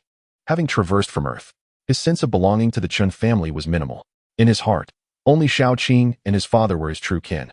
As for the cousins and uncles, they held no significance in his eyes. He then recalled the spatial ring he possessed. Why not store all these hundreds of low-level yellow-grade techniques within it? After all, Chen Suo would never suspect he owned such a treasure. A hearty laugh escaped him as he imagined Chen Suo's exasperated expression. Even if he were to be suspected of absconding with the techniques, there would be no evidence to prove it, especially before the arrival of the Qingyue sect members. The family had to protect him, rendering them powerless against him. Without delay, Chen Sheng sprang into action, stuffing numerous low-level yellow-grade techniques into his spatial ring, clearing an entire shelf of martial arts manuals. Today, the first floor of the pavilion was empty, allowing Chen Sheng to work smoothly. While he could have selected a few from each shelf rather than emptying one, he deliberately chose to make his theft obvious to Chen Suo, wishing to infuriate the old dog. After storing several hundred manuals in his spatial ring, he ceased, as 100 was already more than sufficient, and it was wise to remain inconspicuous. This was his first venture into such actions, and his heart raced with excitement. Overwhelmed by the thrill of it all, despite knowing the elders could do nothing to him, he ambled leisurely out of the martial arts pavilion. Stop right there, waste. What about the martial arts manuals you are carrying? Chen Sheng, prepared to humiliate Chen Sheng, was taken aback when he emerged empty-handed. Did he not desire the techniques? What was his purpose in coming here? Elder, I have memorized all the techniques, so I do not need to carry any, Chen Sheng replied with a smile. To memorize the contents of a martial arts manual? Chen Sheng scoffed. Such thick tomes could hardly be remembered unless one had an extraordinary memory. Moreover, Chen Sheng had entered and exited the pavilion in less than 10 minutes. Even with a prodigious memory, it was hardly feasible. After this, you will find it difficult to enter again, Chen Sheng sneered. I know. I have already committed the contents of several hundred techniques to memory. Chen Sheng retorted casually as he departed. This waste truly is flamboyant. Chen Sheng observed Chen Sheng's retreating figure, filled with scorn. How had he never noticed Chen Sheng's ostentation before? Once back in his courtyard, Chen Sheng retrieved 10 manuals from his spatial ring for examination. After a brief glance, he found none suitable for him and set them aside. He continued this process, selecting 10 more manuals repeatedly. Ultimately, he chose 2 techniques from the hundreds available. One was a sword technique called flickering light and shadow, emphasizing extreme speed, akin to the fleeting light and shadow on water, capable of swiftly dispatching enemies. It complemented his drawing sword technique, which prioritized the act of drawing the sword with lethal intent, requiring absolute speed. The second technique was a mobility-based skill known as 7-star steps. This low-level yellow-grade technique allowed one to tread upon the 7 stars, shrouded in mystery, making it nearly impossible for opponents of the same rank to land a hit. At present, Chen Sheng possessed several techniques, including the drawing sword technique and the tiger roaring fist. Everything was nearly perfected, with only a mobility technique missing. Once he mastered the 7-star steps, his combat prowess would be significantly enhanced. In battle, sheer strength alone would not guarantee victory. If an opponent possessed elusive footwork, even the mightiest could find themselves unable to land a blow. Holding the 2 manuals, Chen Sheng finally decided to focus on mastering the flickering light and shadow sword technique first. Having practiced the drawing sword technique, he believed his understanding of sword skills would come more easily, as they shared a common essence. He dedicated an entire day to diligently practicing the flickering light and shadow sword technique, yielding surprising results. By nightfall, he had astonishingly brought the technique to a high level of proficiency, far exceeding his expectations. He had initially thought it commendable to achieve a basic level. Yet here he was, having attained mastery, significantly boosting his combat capabilities. With the drawing sword technique, he could swiftly draw his sword. If an enemy was not slain, he could follow up with flickering light and shadow, a seamless progression. As the day waned, Chen Sheng reveled in his accomplishment. Feeling content with his mastery of the flickering light and shadow sword technique, he was now ready to tackle the mobility technique, the 7-star steps, which posed even greater challenges than typical offensive techniques. This was his first foray into mobility techniques, and learning it proved quite difficult. Closing his eyes, he began to recall the content of the manual. After about half an hour, he had digested the theoretical knowledge and began to practice the steps in his courtyard. To execute the 7-star steps, one must harness true energy to move, achieving the effect of manifesting the 7 stars. Upon reaching the pinnacle of cultivation, one can manifest an ethereal presence behind oneself. The vital energy coalesces into the 7 stars. With each step taken, 7 luminous orbs of energy materialize upon the ground, an extraordinary phenomenon. Chen Sheng practiced diligently for half a day, yet failed to achieve even the initial mastery of the 7-star step. In the afternoon, he persisted with unwavering focus, calming his mind entirely. Finally, as night descended, he succeeded in refining the 7-star step to a nascent stage. His speed had vastly improved compared to before, making it exceedingly difficult for ordinary 6th-tier martial disciples to keep pace with him. Chen Sheng, having slightly compensated for his earlier shortcomings in speed, decided against further practice of the 7-star step, recognizing that attaining full mastery within a short span was implausible. Even achieving a nascent stage was sufficient for him to contend with most skilled opponents. As for full mastery, its attainment remained an elusive prospect. Chen Sheng speculated that should he cultivate the 7-star step to its utmost perfection, he would likely be able to retreat unscathed even from ordinary 9th-tier martial disciples who had not mastered movement techniques. After practicing for a while longer, he took a rest, aware that tomorrow he would enter the beacon tower and needed to maintain his stamina. The Lord's manor stood resplendent, adorned with intricately carved balustrades and ancient stone bricks, occupying an expanse of several hundred square meters. Soldiers clad in armor vigilantly patrolled the surroundings, their sharp gazes attuned to even the slightest disturbance. In a modest courtyard, a timid figure clad in a pale yellow robe stood apprehensively. Before her sat a graceful young woman, her hair cascading like a waterfall over her shoulders and chest. Her exquisitely flawless visage resembled a poetic brush painting, captivating and enchanting despite her tender age of merely 16. This was Wang Qiuming, once the object of Chen Sheng's deepest affections. Who prompted you to act in such a manner? Wang Qiuming's voice was ethereal and melodious. Miss, it was my own decision. Xiao Chun replied, her head bowed, a stark contrast to her demeanor towards Chen Sheng. Humph. Wang Qiuming huffed lightly, her soft exhalation resonating in Xiao Chun's ears like thunder, causing her to tremble. You were fortunate this time. Otherwise, you might have truly faced death at his hands. Does he dare?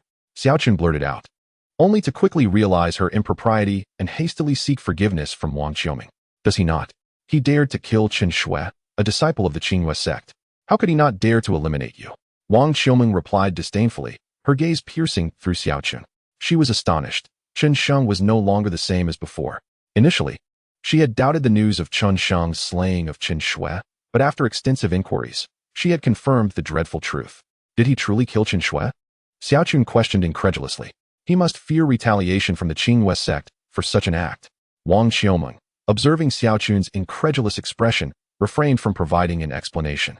However, despite his audacity, he still holds regard for me, else he would not have accepted my invitation, she said, a hint of pride evident in her tone. Chen Sheng could ruthlessly dispatch Chen Shui, yet he remained obedient to her. It seemed her allure was indeed formidable, were it not for the pressing circumstances. She would have preferred not to exploit Chen Sheng's potential, for he was no longer a mere wastrel, but brimming with latent power. What a pity. Wang Qiuming murmured softly. Chapter 55. The Beacon Tower, situated in the southeastern expanse of the Chun family's territory, was perpetually guarded. Chen Sheng and his companions arrived early at the site, joined by several other disciples of the Chen family, all eager to witness the legendary tower and ascertain how far their clan's top talents could ascend. The participants were Chen Sheng, Chen Rong, Chen Wei, and Chen Yi, 4 individuals in total. Originally, only 3 were meant to enter the tower, representing the top 3 of the family. But due to Chen Sheng's actions against Chen Shui, the family decided to include Chen Wei and Chen Yi instead. Old Qian, our family disciples seek to enter the beacon tower, Chen Tian and Chen Biao declared in unison outside the tower. Moments later, a voice echoed from within, enter. But do not overexert yourselves. Should anything untoward occur, you shall bear the consequences. Who is that? Chen Sheng pondered, observing his father and the elders' respectful demeanor, suggesting a figure of considerable standing. However, he believed that the most formidable individual in their clan was the elder.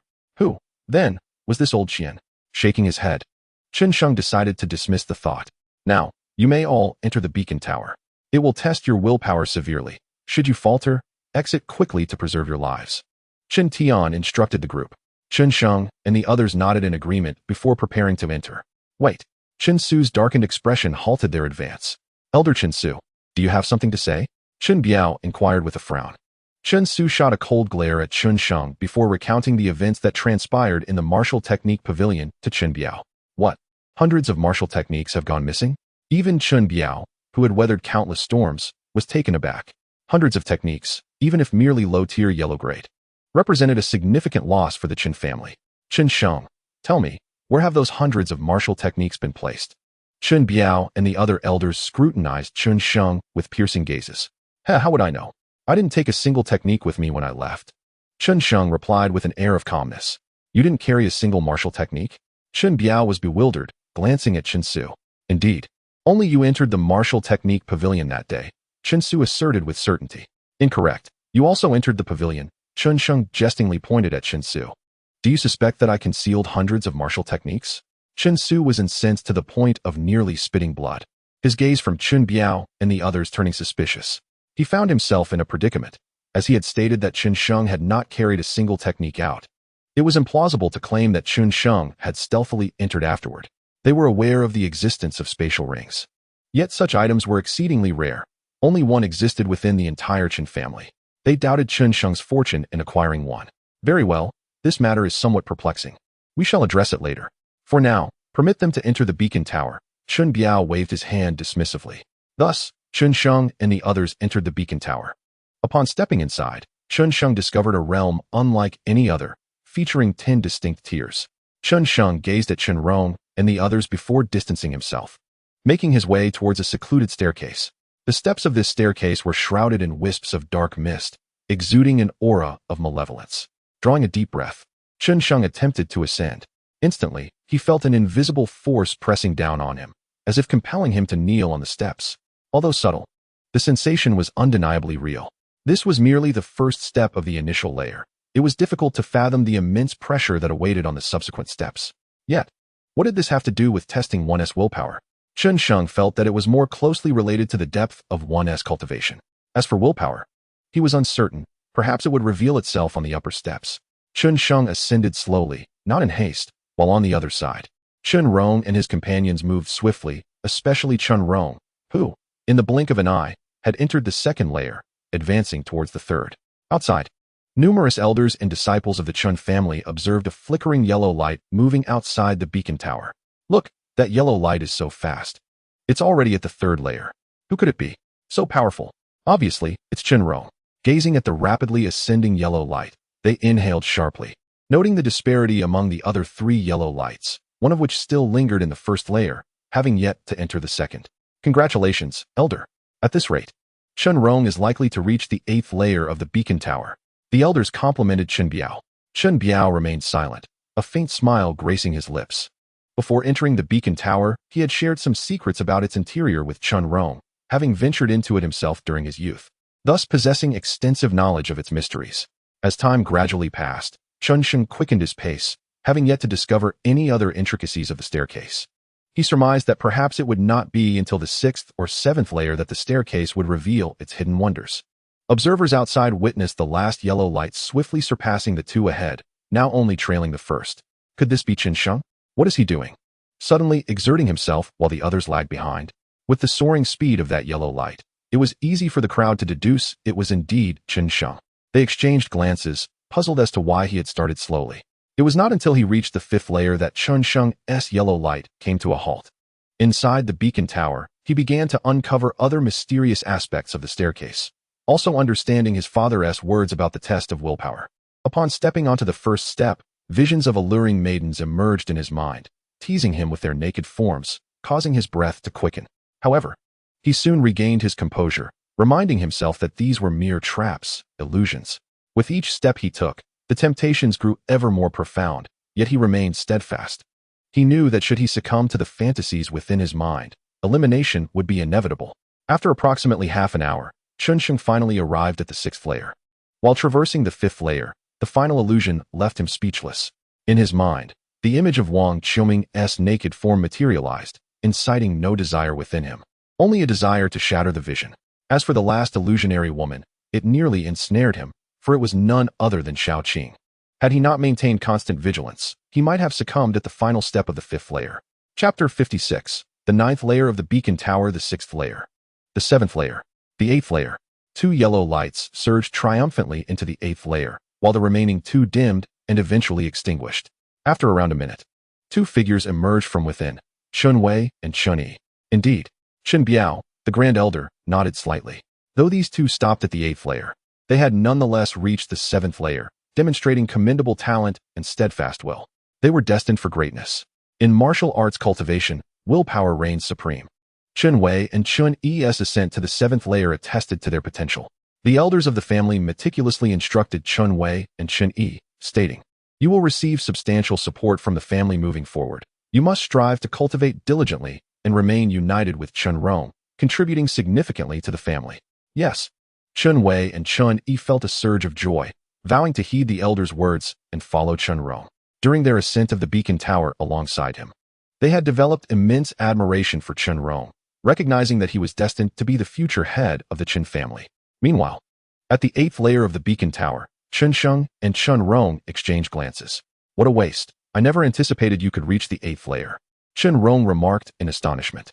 "Indeed, I too did not expect you to arrive at the 8th layer," Chen Sheng replied. "Hee hee. It must be that your father bestowed upon you some treasure. Otherwise, how could you have reached the 8th layer? Chen Rong speculated, knowing that his own ascent was aided by Chun Biao's explanations about the beacon tower, which had prepared him for this challenge. Otherwise, it was uncertain whether he could have reached the 8th layer. Chen Sheng chose not to elaborate, aware that Chen Rong was the type who could not tolerate anyone surpassing him. Ignoring him, he continued to ascend the staircase. Waste. When I encounter you next, I shall teach you a harsh lesson. Chen Rong's face darkened. As the family's foremost prodigy, with Chun Biao as his master, he was accustomed to being revered. Chen Sheng's disregard for him was an affront. As Chen Sheng traversed the staircase, his gaze remained vigilant. In the 6th and 7th layers, he encountered illusions designed to disrupt his will, coaxing him into complacency. However, he overcame them, stepping onto the 8th layer. Now, as he prepared to enter the 9th layer, he faced an undeniable challenge. His father, a rare genius within the family, had experienced no pressure in the first 7 layers, yet ultimately faced elimination on the path to the 9th layer. It was clear how formidable the journey to the 9th layer would be. Suddenly, as Chen Sheng reached the halfway point, an overwhelming pressure enveloped him, as if he were bearing the weight of a mountain. He involuntarily bent forward, almost compelled to kneel. Straining to lift his head, he caught sight of a thin, ethereal shadow standing before him, radiating a noble yet oppressive aura. Who could this be? Could it be an ancestor of the Chen family? Chen Sheng was taken aback. He had never encountered someone so formidable, merely an apparition. Yet it sought to force him to kneel. However, he resolved that no one, not even the ancestor of the Chen family, could compel him to submit. With fierce determination, he activated the swallowing heaven technique, and a powerful gravitational force emanated from him as a sinister grin spread across his face. In his determination to resist submission, Chen Sheng exerted all his strength. He sought to harness the profound essence of the swallowing heaven technique to absorb the ethereal apparition into his being. Regardless of whether this figure was the ancestor of the Chen family, he resolved to confront it head-on. The earth shook with a rumbling sound akin to a landslide emanating from within Chen Sheng, as the surrounding true qi rapidly coalesced into his body. Within his dantian, a faint vortex began to form. Over time, Chen Sheng's understanding of the swallowing heaven technique had deepened significantly, allowing him to grasp its true essence. He recognized that this technique possessed the capacity to absorb all things. If cultivated to its zenith, even the very fabric of the universe could be drawn in. Though Chen Sheng had yet to reach such heights, he was confident in his ability to absorb this spectral shadow. He discerned that, despite its formidable appearance, the shadow was immobile, merely standing still and exuding pressure. While he felt nearly compelled to kneel beneath its weight, the application of the swallowing heaven technique gradually alleviated this pressure as the shadow's aura began to wane. Chen Sheng surmised that if he could fully refine this shadow, his cultivation would surely grow stronger. As he continued his endeavor, he was startled by a roar that echoed through his mind. Could it be that this shadow was a living entity? However, he quickly dismissed this notion.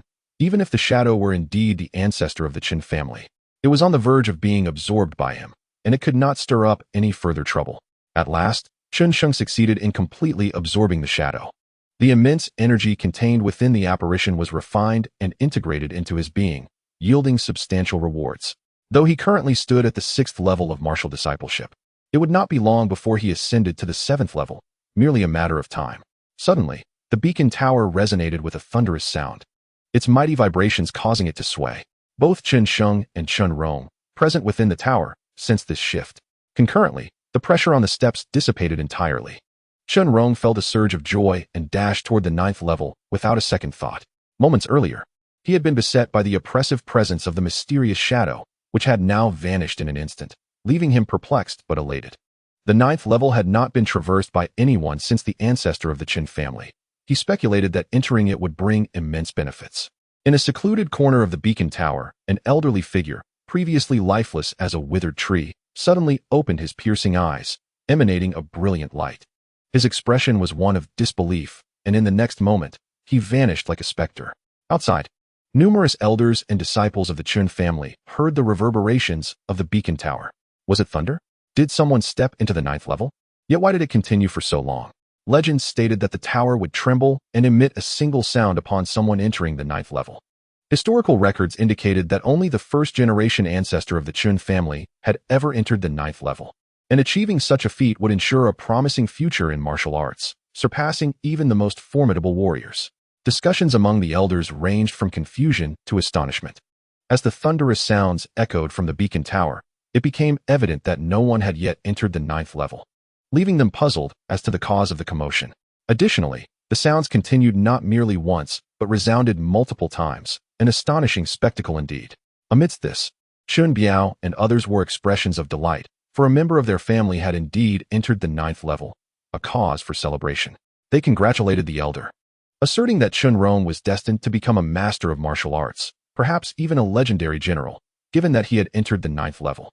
With Chun Rong's presence, the Chen family would likely face no threats for a millennium. The elders lavished praise upon Chen Biao, who gazed at Chun Rong in the 9th level with deep admiration. He was indeed a remarkable disciple of the elder. While Chun Rong possessed notable talent and unwavering resolve, he still required further honing. Chen Biao remarked calmly. Though his voice betrayed a hint of tremor, Chun Rong's performance had exceeded his expectations. He had anticipated that Chun Rong would be fortunate to reach the 8th level. Yet his steadfastness had allowed him to breach the 9th level, leaving him astounded. The consecutive thunderous sounds from the beacon tower led him to speculate that Chun Rong's prowess had been so remarkable that it astonished the tower itself. How can you be certain that it was Chun Rong who ascended to the 9th level and not Chen Sheng? Interjected Chen Sheng's father, Chen Tian, unable to contain himself. That waste of a son of mine would be lucky to even reach the 8th level. How could he possibly enter the 9th? To him, Chen Sheng was a cowardly failure, lacking the courage to confront Chun Rong at the family assembly, a testament to his weak will. Are you not aware of how useless your son is? The elders retorted with derision, their disdain for Chen Sheng palpable. Since the incident involving Chen Shui, they had regarded him as a pariah, an unfortunate liability. You lot are fools. Chen Tian managed to stammer out, his frustration boiling over. What? Chen Tian, do you dare to call us fools? Do not think your position as head of the Chun family grants you the right to insult us. Perhaps soon you will no longer hold that title, the elders replied with cold laughter. We have already informed the Elder Council about the incident involving Chen Sheng and Chen Shui, and you, as the head of the family, will undoubtedly face severe repercussions. Enough of this, Chun Biao interjected, his tone laden with significance. For now, Chen Tian remains the head of the Chen family. Within the beacon tower, after absorbing the mysterious shadow through the swallowing heaven technique, Chen Sheng sought to ascend to the 9th level. However, halfway up the stairs, a mysterious elder appeared before him. Are you Elder Qian? Chen Sheng inquired, recognizing the figure who had seemingly materialized before him. This could only be the Elder Qian he had heard of upon entering the beacon tower. Indeed, it is remarkable that you managed to vanquish the shadow of the ancestor of the Chen family, Elder Qian remarked with admiration, his gaze fixed on Chen Sheng.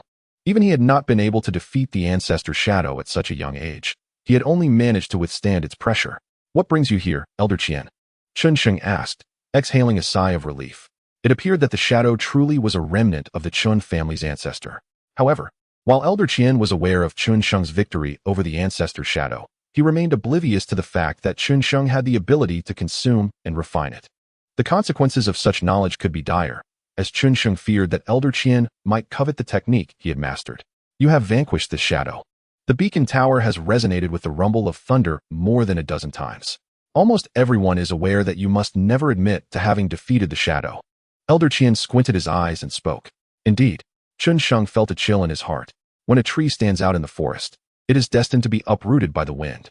He understood that the thunderous sound had previously echoed only once. Should others learn of his triumph over the ancestral shadow, it could spell disaster for him, especially now when nearly all the high-ranking members of the Chun family wished him dead.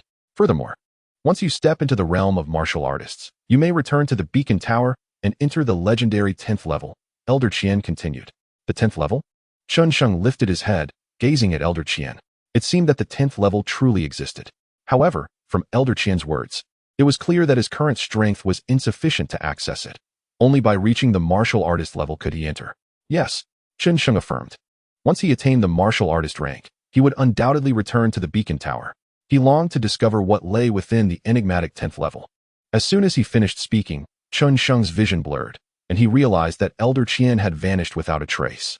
Chen Sheng couldn't help but sigh, recognizing that Elder Qian's prowess likely surpassed even that of his father, possibly having entered the martial master realm. Chen Sheng continued his ascent and soon reached the 9th level. At the same time, Chen Rong was preparing to leave the 9th level. Waste! How dare you disregard me just now? Kneel before me, Chen Rong declared coldly. Fool! Chen Sheng cast a disdainful glance at Chen Rong. What? Chen Rong could scarcely believe his ears. If you kneel now, I shall spare your life. Otherwise, even if you are the heir of the family, you will perish here. Perish here? Do you truly believe you are my match? Chen Sheng chuckled softly. As a sixth-tier martial apprentice, defeating Chen Rong would be a trivial task. However, his words only served to infuriate Chen Rong further. Waste. I shall repeat myself. Kneel at my feet and kowtow 100 times, or you will meet your end before me. Chen Rong shouted, his face contorted with rage.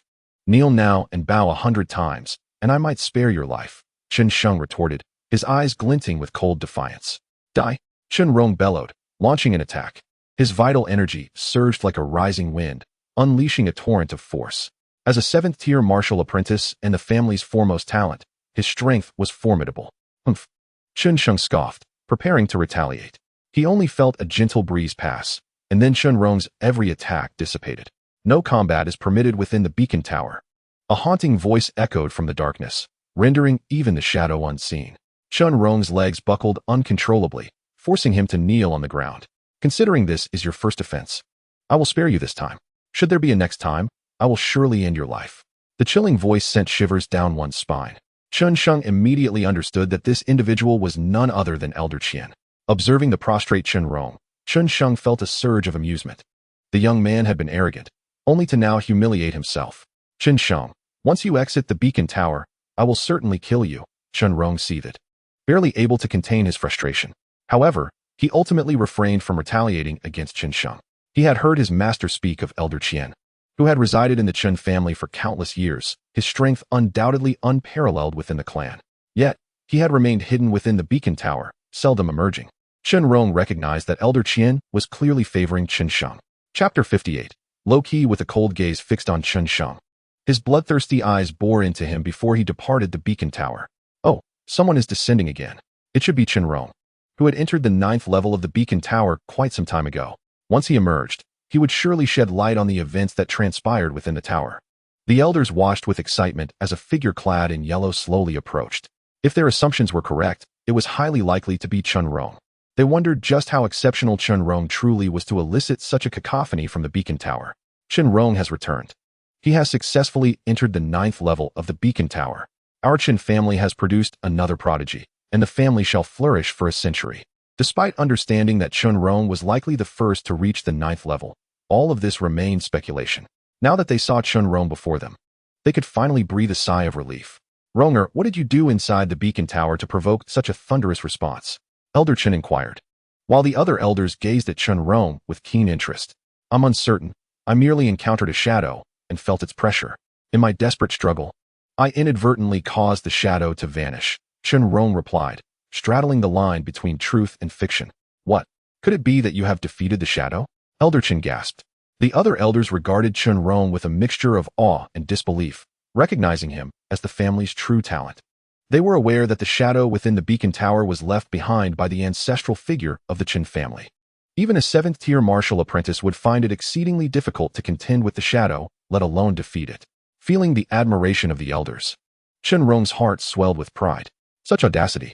Unbeknownst to him, Chen Sheng had also descended from the beacon tower. Hearing Chen Rong's self-aggrandizement, he couldn't help but smirk. Waste. What do you mean by that? Criminal. How dare you question Chen Rong?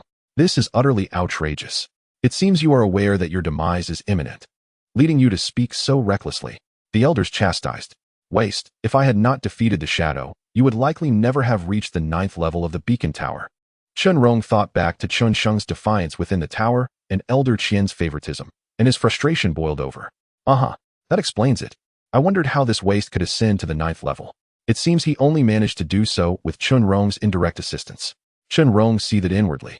This waste ought to perish. He lacked the gratitude to appreciate the help he received, yet dared to challenge Chen Rong.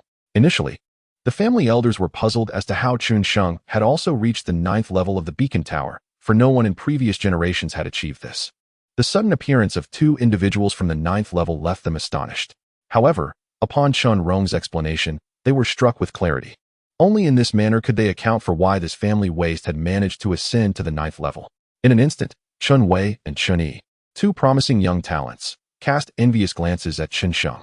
They pondered that had they endured a little longer on the 8th level, they too could have reached the 9th.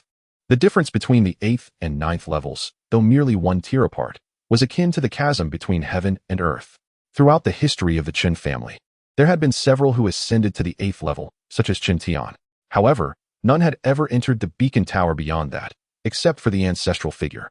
If they were to reach the 9th level, their status would elevate significantly, and their names would be etched in the annals of Chen family history.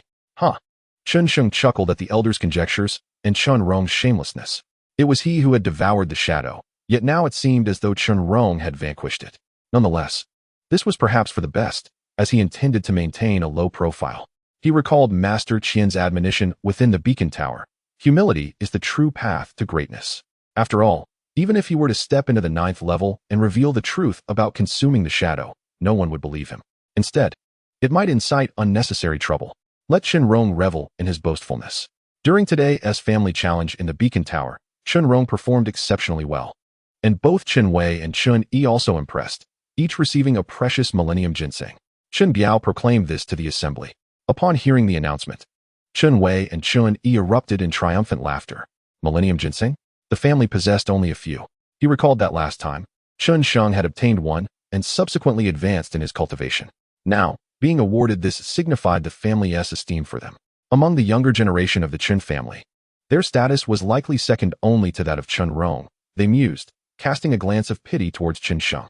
Chen Sheng, who was undeniably stronger than them, had fallen from grace simply for having killed Chen Shui. Otherwise, he too might have received a millennium ginseng. Why had Chen Sheng received no rewards at all, despite having reached the 9th level? Now he was the family's pariah. Merely surviving was fortunate enough, let alone expecting rewards. The disciples of the Chen family whispered among themselves, lamenting Chen Sheng's misfortune. Clearly endowed with talent and formidable combat prowess, seemingly only inferior to Chen Rong, he was now suppressed by the family elders. Even his father was powerless, as the grand elder harbored a desire to eliminate Chen Sheng. "Shenger, let us depart." Chen Tian observed the silent Chen Sheng, mistakenly believing his son was dissatisfied with the elder's opinions, feeling a pang of sorrow. Yet, he found himself unable to alter the family's decisions. "It's all right, father." Noticing his father's distressed expression, Chen Sheng offered comfort. "One day, these elders will regret their actions. Yes, I believe in you. Sooner or later, you will surpass Chen Rong." Chen Tian patted Chen Sheng's shoulder, his eyes gleaming with pride. It pleased him that his son could maintain confidence even in the face of someone capable of overcoming the shadows of the beacon tower. Truly, he was his son. "Chen Tian, father, Chen Sheng was at a loss for words upon receiving Chen Tian's encouragement. When had he ever been bested by Chen Rong? Even in this instance within the beacon tower, it was Chen Rong who was boasting. In truth, it was he, Chen Sheng, who had truly slain the shadow. After pondering for a moment, he decided to disclose to Chen Tian the incident of consuming the ancestral shadow within the beacon tower, which had earned him Master Qian's approval. What? Chen Tian, upon hearing this, was somewhat incredulous. He fixed his gaze upon Chen Sheng and inquired again, "Is that truly the case?" "In my eyes, Chen Rong is nothing but refuse."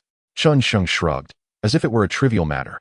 Nevertheless, in Chen Tian's perspective, it was of paramount importance. To have consumed the shadow left by the ancestor within the beacon tower and garnered the favor of Master Qian was astonishing. Hearing this, Chen Tian was profoundly astonished. Observing Chen Sheng's nonchalance, he felt an even greater sense of satisfaction. Not arrogant, nor impetuous, with extraordinary talent while remaining remarkably modest. With a son like this, what more could he desire? Chen Tian couldn't help but exclaim. Chapter 59, Martial Disciple, 7th Stage Father. As the saying goes, a tree that stands out in the forest will inevitably be felled by the wind. My current low profile is not necessarily a bad thing. After all, reaching the 9th level of the beacon tower will not yield any substantial rewards. Chen Sheng conversed with Chen Tian along the way. "I'm glad you think this way," Chen Tian replied, increasingly satisfied. He couldn't quite comprehend the changes in his son. His cultivation had skyrocketed, and he seemed to have shed the youthful impetuousness in favor of a more composed demeanor. Generally, if someone who was once deemed worthless suddenly transformed into a genius, they would likely go to great lengths to make their name known. Yet his son understood the importance of cultivating with steadiness and humility, which was indeed rare. After bidding farewell to his father, Chen Sheng returned to his courtyard. In a few days, he would be attending Wang Xiaoming's coming-of-age ceremony at the city lord's mansion. He needed to enhance his strength, for Wang Xiaoming was cunning, and attending would be akin to stepping into a den of dragons and tigers, should his power prove insufficient. he could find himself in peril. Now at the 6th stage of martial discipleship, he had honed his skills within the beacon tower. The 7th stage was merely a wall away. He believed he could certainly reach it within the coming days. As for the martial techniques he had mastered, he possessed the perfected tiger roar fist, the well-developed sword-drawing technique, the moderately advanced 7-star steps, and the adeptly refined flickering light sword. Furthermore, he had comprehended the half-step sword intent, which served as yet another secret weapon. After much contemplation, he resolved to focus on enhancing his sword-drawing technique and flickering light sword during this period. Immediately, he sprang into action to practice. The sword moved like a serpent, gliding through the air as Chen Sheng's body flowed with the sword, creating indistinct shadows with remarkable speed. He continuously envisioned himself as a sword, an unparalleled blade piercing the heavens. The fierce energy surged within his courtyard, resonating like thunder. Countless sword shadows flashed by in a dazzling display, leaving the ground resembling a battlefield trampled by iron cavalry, dust rising in billowing clouds, with deep furrows etched into the earth, striking to behold. As time passed, Chen Sheng remained absorbed in his training. Meanwhile, the Chen family outside had grown increasingly unusual, emanating an atmosphere of gravity. Tianyong City had seen an influx of soldiers, stationed strategically throughout the city, maintaining vigilant defense. One day, as Chen Sheng diligently practiced, an explosive surge of energy enveloped him, accompanied by crackling sounds emanating from his body. His true qi overflowed, morphing into miniature black holes. These small black holes absorbed the surrounding true qi, propelling his cultivation to a new pinnacle. Crack! Chen Sheng suddenly realized that another of his meridians had been opened. The true qi within surged more powerfully than ever. Chen Sheng practiced the devouring heaven technique, which differed from others' cultivation methods that focused on the dantian. Instead, it involved unblocking his own meridians to store true qi. There were a total of 10 primary meridians, and with each one opened, his strength grew exponentially. Upon unblocking all 10, he would achieve perfect unity and enter the realm of martial artists. He had already unblocked 7 of his primary meridians, with dragon-shaped true qi coiling within him, emanating immense power. A mysterious aura radiated from him, as true qi surged like a flood, pushing his strength to its utmost limits. Roar! Suddenly, a surge of power erupted, and he let out a low growl that reverberated through the heavens. From a distance, it appeared as though an ancient behemoth was roaring defiantly at the sky, ready to engage in battle. Shenger, you have reached the 7th stage of martial discipleship. At that moment, a familiar and warm voice broke through Chen Sheng's reverie of power. Chen Sheng abruptly opened his eyes and looked ahead to see his father, Chen Tian. Indeed, father. I have now attained the 7th stage of martial discipleship. Beneath the realm of martial artists, there are virtually no rivals, Chen Sheng responded, bowing respectfully to Chen Tian. You must not become complacent. While you may be able to defeat martial disciples at the 8th stage, you are not a match for those at the 9th stage. Chen Tian cautioned, his brow furrowing. He was aware that his son was a formidable talent, possessing extraordinary combat prowess. However, reaching the 9th rank of a martial apprentice marked the pinnacle of that realm, a level that surpassed the 8th rank by no less than 10-fold. It was nearly impossible for an 8th rank martial apprentice to defeat a 9th rank, let alone for someone of the 7th rank. In the lower ranks, a 2nd rank martial apprentice might overcome a 3rd or even a 4th rank, but such feats became exceedingly rare beyond the 7th rank. As for highly skilled warriors, the notion of fighting above their rank was nothing short of fanciful. This was precisely why Chen Tian had been able to easily subdue Chen Jia, a martial apprentice of the 8th rank. Indeed, Chen Sheng replied respectfully. It was only natural for his father to be skeptical. Anyone in his position would likely dismiss such claims as mere bravado. Observing Chen Sheng's willingness to heed his guidance, Chen Tian nodded. He feared that arrogance might lead Chen Sheng astray, potentially resulting in significant repercussions. Not only are you progressing, but Chen Rong's cultivation has also advanced. He is now at the 8th rank, Chen Tian continued. 8th rank. Chen Sheng scoffed inwardly, suspecting that Chen Rong had consumed a barrier-breaking elixir provided by the family. If he too had access to such an elixir, he might very well have attained the 8th rank by now. Indeed, Shenger, Chen Rong has taken the barrier-breaking elixir. Alas, I cannot procure one for you, Chen Tian lamented. The family had completely turned against them, constantly preparing to deal with both Chen Tian and Chen Sheng. They were merely waiting for the arrival of the Qingyue sect to strike against Chen Sheng. Simultaneously, Chen Tian anticipated that his own position within the Chen family would become increasingly precarious. Reflecting on the Qingyue sect, he broached another matter. Shenger, are you aware that tomorrow marks the coming-of-age celebration for the city lord's daughter? Wang Xiuming? I know that, Chen Sheng nodded, puzzled as to why his father seemed concerned with such matters. Do you also know that at Wang Xiuming's coming-of-age ceremony, representatives from the 5 major sects will be present to select talented youths for their ranks? Chen Tian said, casting a mildly surprised glance at Chen Sheng. He had been unaware of the invitation that Wang Xiuming's maid had delivered to Chen Sheng a few days prior, making him curious about how Chen Sheng had come to know of this event. What? That is indeed news to me, Chen Sheng exclaimed, astonished. In Tianyong City, any martial practitioner aspired to join a sect, for only by entering a sect could one truly step into the martial world. Within these sects resided numerous martial experts and invaluable martial arts tomes. Tianyong County housed 5 sects: Xingyue Sect, Luojian Sect, Heori Sect, Qingping Sect, and Tianxing Sect. Even the disciples of these 5 sects were likely to possess martial prowess. It was said that the city lord of Tianyong City was a cast-off from one of these sects, underscoring their formidable nature. The arrival of the 5 sects was intended to select disciples, with only 5 slots available, likely 1 for each sect. Our Chen family has received 3 of the 10 invitations issued, Chen Tian stated, observing Chen Sheng's calm demeanor. However, none of them include you. To his surprise, Chen Tian did not witness any sign of anger on Chen Sheng's face. He had anticipated that Chen Sheng would erupt in fury upon hearing this news, as he was the family's prodigy, second only to Chen Rong, and perhaps even surpassing him. Yet, to be excluded from the invitations was akin to a death sentence. Father, is it true that without an invitation, one cannot participate in the sect tests? Chen Sheng inquired, his tone measured. Indeed, without it, you cannot even enter the city lord's residence, let alone partake in the tests, Chen Tian replied, shaking his head. When the time for the sect tests arrived, guards would be stationed at the city lord's gates to prevent those of lesser cultivation or mediocre talent from entering and wasting time. Interestingly, not receiving an invitation might be a blessing in disguise. If you were to enter the city lord's residence, the Qingyue sect would undoubtedly seek to eliminate you, Chen Tian added. Given that Chen Sheng had killed Chen Shui, members of the Qingyue sect would surely pursue him. With the time at hand, Chen Tian resolved to help Chen Sheng escape Tianyong City to evade the Qingyue sect's wrath. Father, I must enter the city lord's residence. Leaving Tianyong City is not an option.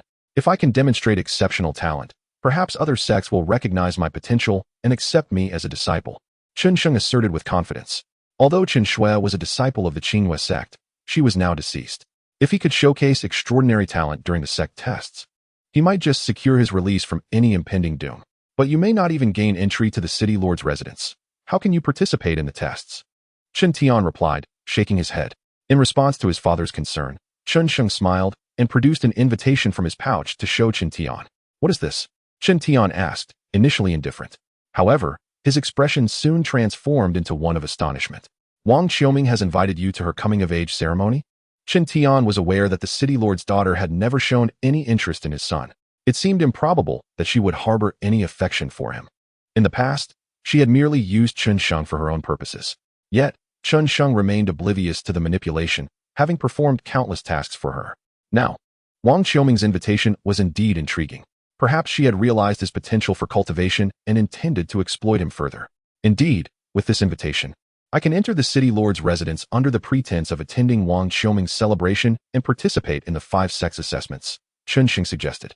Sensing his father's apprehension, he added, as for whether Wang Xiuming harbors any ulterior motives, that is undoubtedly the case. However, I trust in my abilities to navigate such schemes. Wang Xiuming has exploited me in the past, but I have now gained the power to cultivate and can see through her hidden malice. It is time to repay old grievances. Then let us proceed to the city lord's residence together tomorrow, Chen Tian agreed, nodding. Observing Chen Sheng's resolute demeanor, he felt compelled to acquiesce. He secretly resolved that if the Qingyue sect sought to harm his son, he would risk his own life to ensure Chen Sheng's safety. From the moment of his wife's departure, he had regarded Chen Sheng as an indispensable part of his life. If anything were to happen to Chen Sheng, he could not bear to continue living in this world. Upon this reflection, he was reminded of his wife, the mother of Chen Sheng, a figure akin to a celestial being, gentle and virtuous, whose beauty could rival that of the most exquisite creatures. Alas, when would he have the fortune to behold her once more? Perhaps in this lifetime. Such an opportunity may never present itself again. Clenching his fists tightly, he exchanged a few words with Chen Sheng before departing. His head hung low in dejection. Chen Sheng gazed at the despondent figure of Chen Tian as he left, filled with bewilderment. What could be troubling his father? Was he concerned for his safety? With the imminent arrival of the 5 great sects, and some already having entered the city lord's mansion, the vigilance in Tianyong City had intensified, creating a bustling atmosphere. For many martial practitioners in Tianyong City, the sects felt distant. However, this did not deter them from discussing such grand events. The 5 great sects had issued a total of 10 testing invitations. Notably, the formidable Chen family possessed 3, while the Bai family held 2. And the Li family also had 2. The remaining martial families in Tianyong City shared the last 3 invitations.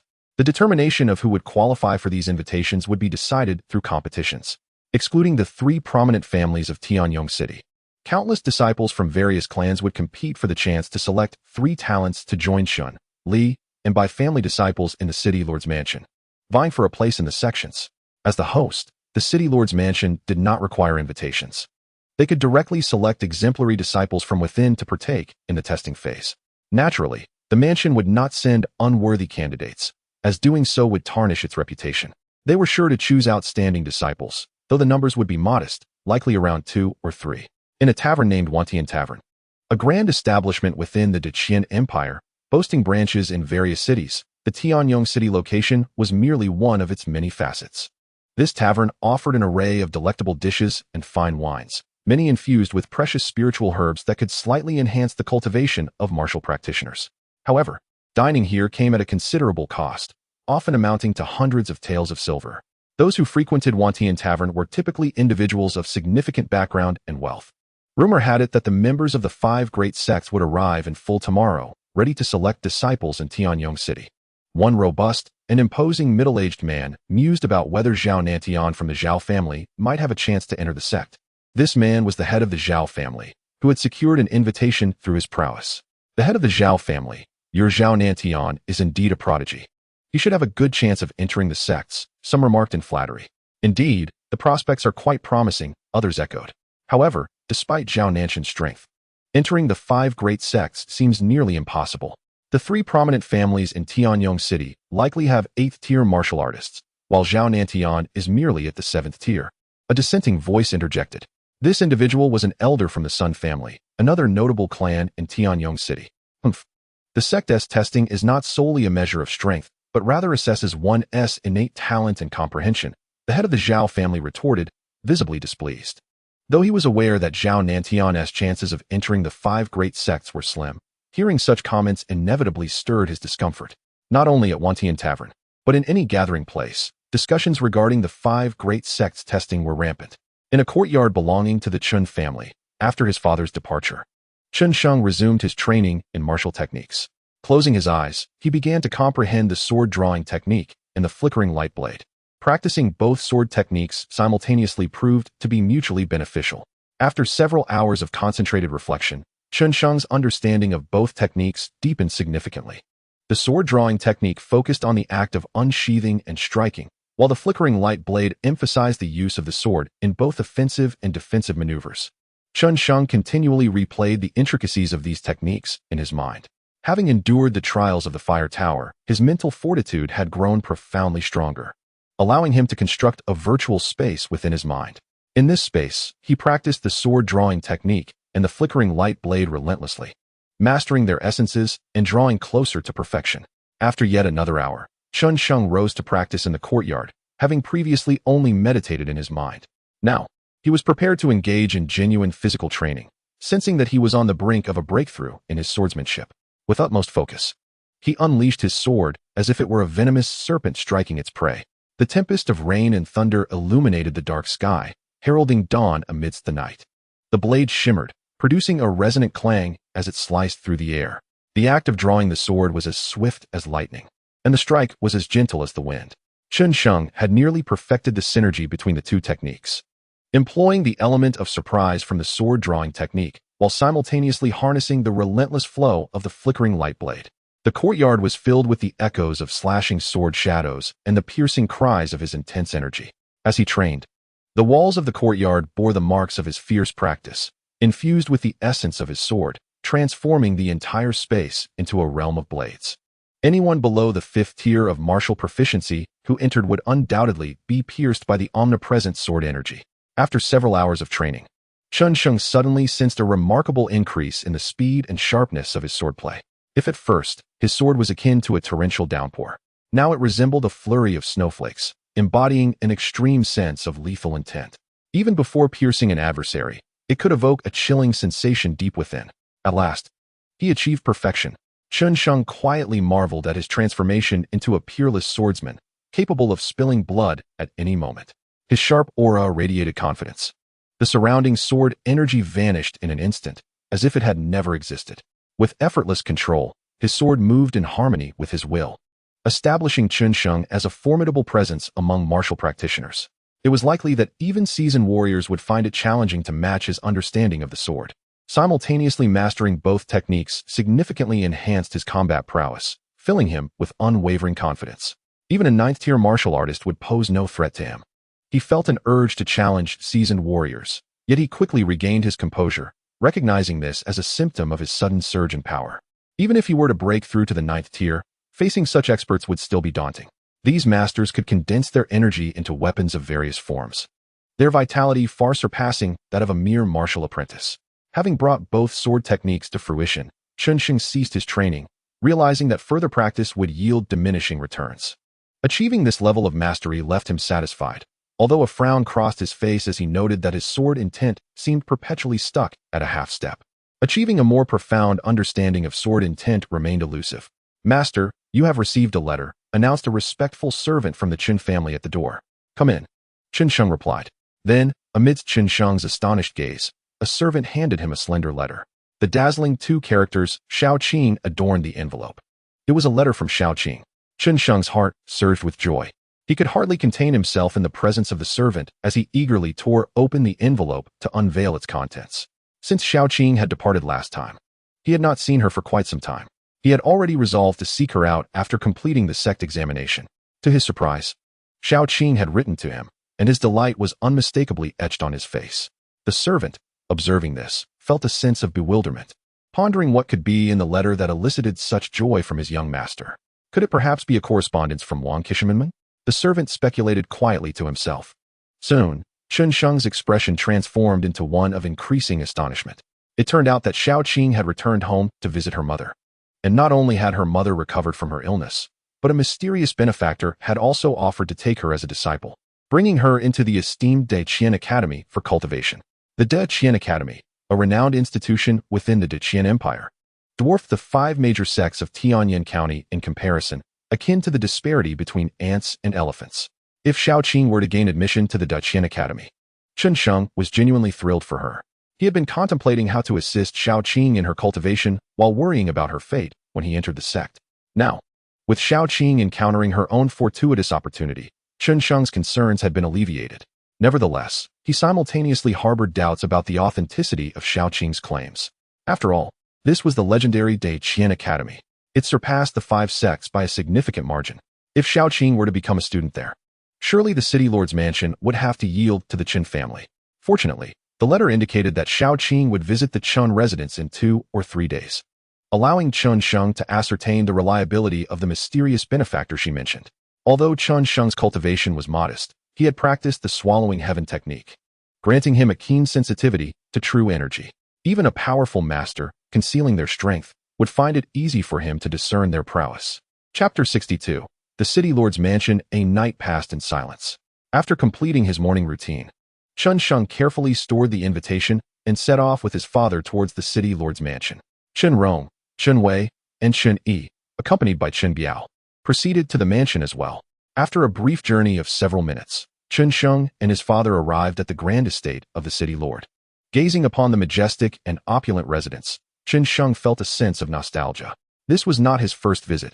He had often come here to pursue Wang Kishimanming, the most beautiful woman in Tianyong City, undertaking various tasks for her. Alas, his affection for her had been unreciprocated, as she only sought to manipulate him for her own ends. "Shenger, what troubles you?" Chen Tian, noticing Chen Sheng's momentary pause, inquired. "Nothing, father." Chen Sheng replied with a smile. This time, he was prepared to thwart any schemes Wang Kishimanming might have, intending to return every slight she had inflicted upon him tenfold within the City Lord's mansion. "That's a relief," Chen Tian nodded, and together they prepared to enter the mansion. "Stop, head of the Chen family. You may enter, but Chen Sheng cannot." A guard at the entrance of the City Lord's mansion interjected, blocking their path. They were well aware that the Chen family had only 3 recommendation slots, with 3 promising youths from the Chen family already admitted. Allowing Chen Sheng entry would be a disgrace to the city lord's mansion. How presumptuous, Chen Sheng scoffed, producing the invitation Wang Qishuminming had given him. What? The young lady bestowed an invitation upon you? Surely, this is a forgery. The 2 guards were incredulous at Chen Sheng's claim. Their first reaction was to doubt the authenticity of the invitation. However, they quickly reconsidered, realizing the audacity it would take for Chen Sheng to forge such a document. This was the city lord's mansion. If the invitation were indeed counterfeit, even Chen Tian's presence would not save him from the consequences. Please enter, the guards. Despite their past perceptions of Chen Sheng as a mere failure, forced smiles as they permitted him entry. Humph. Chen Sheng shot the guards a disapproving glance before entering the mansion with his father. How absurd. This waste truly believes he's someone of significance, yet he remains a failure. The guards muttered among themselves after Chen Sheng's departure. Word of Chen Sheng's slaying of Chen Shui had spread throughout Tianyong City, leading some to speculate that he had encountered a fortuitous event, elevating him from his previous status. It was unthinkable that he could have defeated a disciple of the Qinghua sect otherwise. At the same time, many admired Chen Sheng's courage for daring to confront a prominent disciple of the Qinghua sect, pondering whether his ignorance had granted him such bravery. Some even theorized that Chen Sheng might have been possessed by an extraordinary entity, explaining his rapid advancement in cultivation and formidable strength, displaying a fearless demeanor towards the Qinghua sect. However, these were merely conjectures.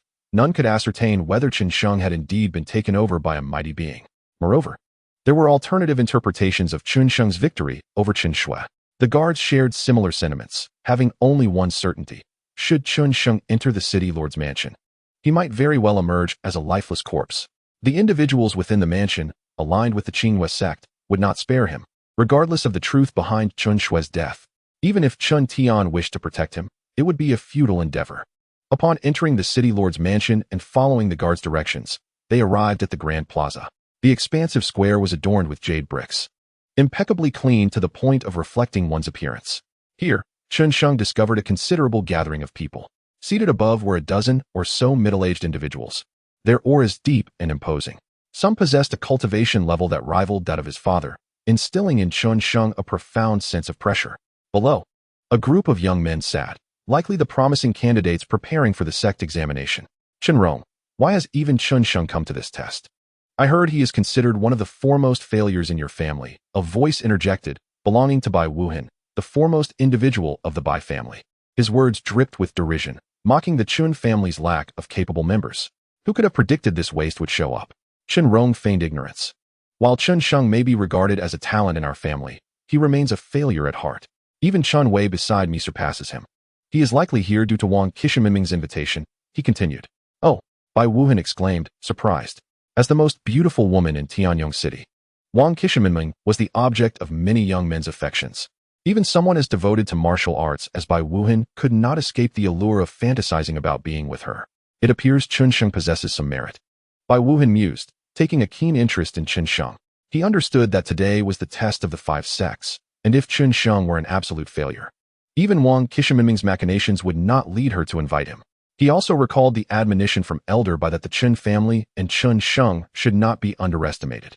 What is this waste doing here? Does he truly believe everyone is a fool? Once a failure, suddenly transformed into a genius? What a spectacle! One must wonder how the lord of the city allowed such a useless person to enter. As Chen Sheng stepped into the arena, several top talents from various families initially failed to recognize him. They had been entrenched in their cultivation for years, seldom venturing outside. Moreover, their memories were of Chen Sheng as the failure of Tianyong City, exuding a soft aura without a hint of masculinity. However, the Chen Sheng before them radiated confidence and composure, prompting speculation about which member of the Chen family he might be. Upon inquiring, they soon learned that he was once the foremost among the 3 failures of the Chen family, leading to immediate disdain. In recent days, as they emerged from seclusion, rumors about Chen Sheng's miraculous transformation had circulated. It was said he was a genius second only to Chen Rong in the Chen family, with formidable combat prowess. Allegedly, he had defeated 8 4th-tier martial disciples single-handedly. This left many from other families, who had never witnessed Chen Sheng's abilities, incredulous. Defeating 8 opponents? Impossible. As for the tale of Chen Sheng killing Chen Shui, aside from the Bai family's disciples, many others present were equally skeptical. They speculated that it was actually Chen Rong, the top genius of the family, who had slain Chen Shue during a conflict, with Chen Sheng merely serving as a scapegoat, given his status as the family's failure. Observing the seemingly weak Chen Sheng, devoid of any evident aura, they suspected he could hardly muster a show of strength. The disciples from other families eyed him with interest, preparing to strike and humiliate Chen Sheng, exposing him as the failure he was. Chapter 63. The crowd strikes back. Isn't this Chen Sheng? Sneered a talented youth from the Li family, known as Li Xian, the second genius of his clan, with a cultivation level of 7th-tier martial disciple. His fingers, previously resting at his side, suddenly twitched and unleashed a flurry of energy akin to grains of light. This was his mastered technique, the Starlight Finger, a low-level yellow-tier martial skill. With his profound energy, he could fire consecutive bursts of energy bullets from his fingertips. The Chen family, being the foremost among the 3 great families of Tianyong City, was at odds with the Li family. Witnessing the once-failed Chen Sheng entering the Lord's residence, Li Xian sought to make him a target of ridicule. The prominent figures above in the square did not intervene. Many were eager to see Chen Sheng's humiliation, speculating whether Chen Tian would personally act. Failure. I see you are nothing but a beggar. With a sudden movement, Chen Sheng unleashed a fierce aura, resembling a blade, as his fist struck down from above, creating ripples in the air around him. The energy bullets all dissipated instantly. A tremendous force impacted Li Xian, sending him hurtling away, his garments torn apart and his undergarments exposed. Failure. How dare you provoke me? With a casual display, Chen Sheng defeated the 7th-tier Li Xian, leaving the crowd astounded. Even those aware of Chen Sheng's background, like Chen Rong, were taken aback. In just a few days, Chen Sheng's strength had surged so dramatically that a 7th-tier martial disciple was no match for him in a single blow. Was Chen Sheng truly the genius second only to Chen Rong in the Chen family? No, even Chen Rong could not so effortlessly defeat Li Xian. Chen Sheng was frightening. Was he still the former failure? He had effortlessly knocked Li Xian down. Was it that Chen Sheng was truly formidable, or was Li Xian simply inadequate? Observing Chen Sheng's domineering stance, many began to realize the gravity of the situation. Soon, smiles returned to their faces, as they perceived that Chen Sheng was courting death. If the rumors were true, Chen Shue had indeed been killed by Chen Sheng. Now, with the prominent figures of Qinghua sect present, Chen Sheng had effectively walked into a trap. Moreover, he dared to display such blatant aggression before so many elders, a clear affront to their dignity. It could be asserted that Chen Sheng was doomed. Li Zhen, the top genius beside Li Xian, gazed gravely at Chen Sheng as he helped Li Xian to his feet. Upon inspecting Li Xian's injuries, he discovered that nearly all of Li Xian's bones had been shattered, leaving him limp and incapacitated. Chen Sheng, you are audacious. Today is the 5 sects assessment, and you dare to inflict such harm, shattering Li Xian's bones. What?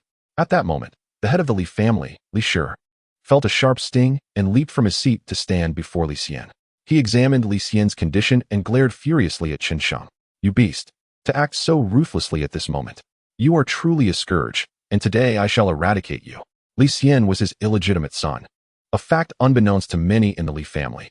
Now that his son lay injured, he longed to extract revenge on Chen Sheng, wishing to draw his blood. Like a raging lion, his energy coalesced into a formidable blade. The overwhelming force surged forth like an army charging, racing toward Chen Sheng. This was the might of an 8th-tier martial artist, with energy solidified into weapons, a force to be reckoned with. You shall not lay a hand on my son in my presence. Chen Tian, a 9th-tier martial artist, faced Li Shi's attack. With a wave of his sleeve, he countered, dissipating the assault effortlessly. What is the meaning of this, Chen Tian? Li Shi glared at Chen Tian, his intent to confront him clear. Were it not for Chen Tian's formidable 9th-tier prowess, he would have sought to settle matters by force. Chen Sheng is my son. If you wish to harm him, you must first step over my dead body, Chen Tian declared, resolute. He understood the precariousness of their situation, feeling as though they were on the brink of annihilation. The presence of Li Shi did not intimidate him. It was the few experts from the 5 sects, particularly those from the Qinghua sect, that kept him on edge. You country bumpkin, do you think you can stop me if I want to harm your son? Indeed, what one fears often comes to pass. A regal woman seated above in the square regarded Chen Tian and Chen Sheng with cold indifference, as if observing corpses.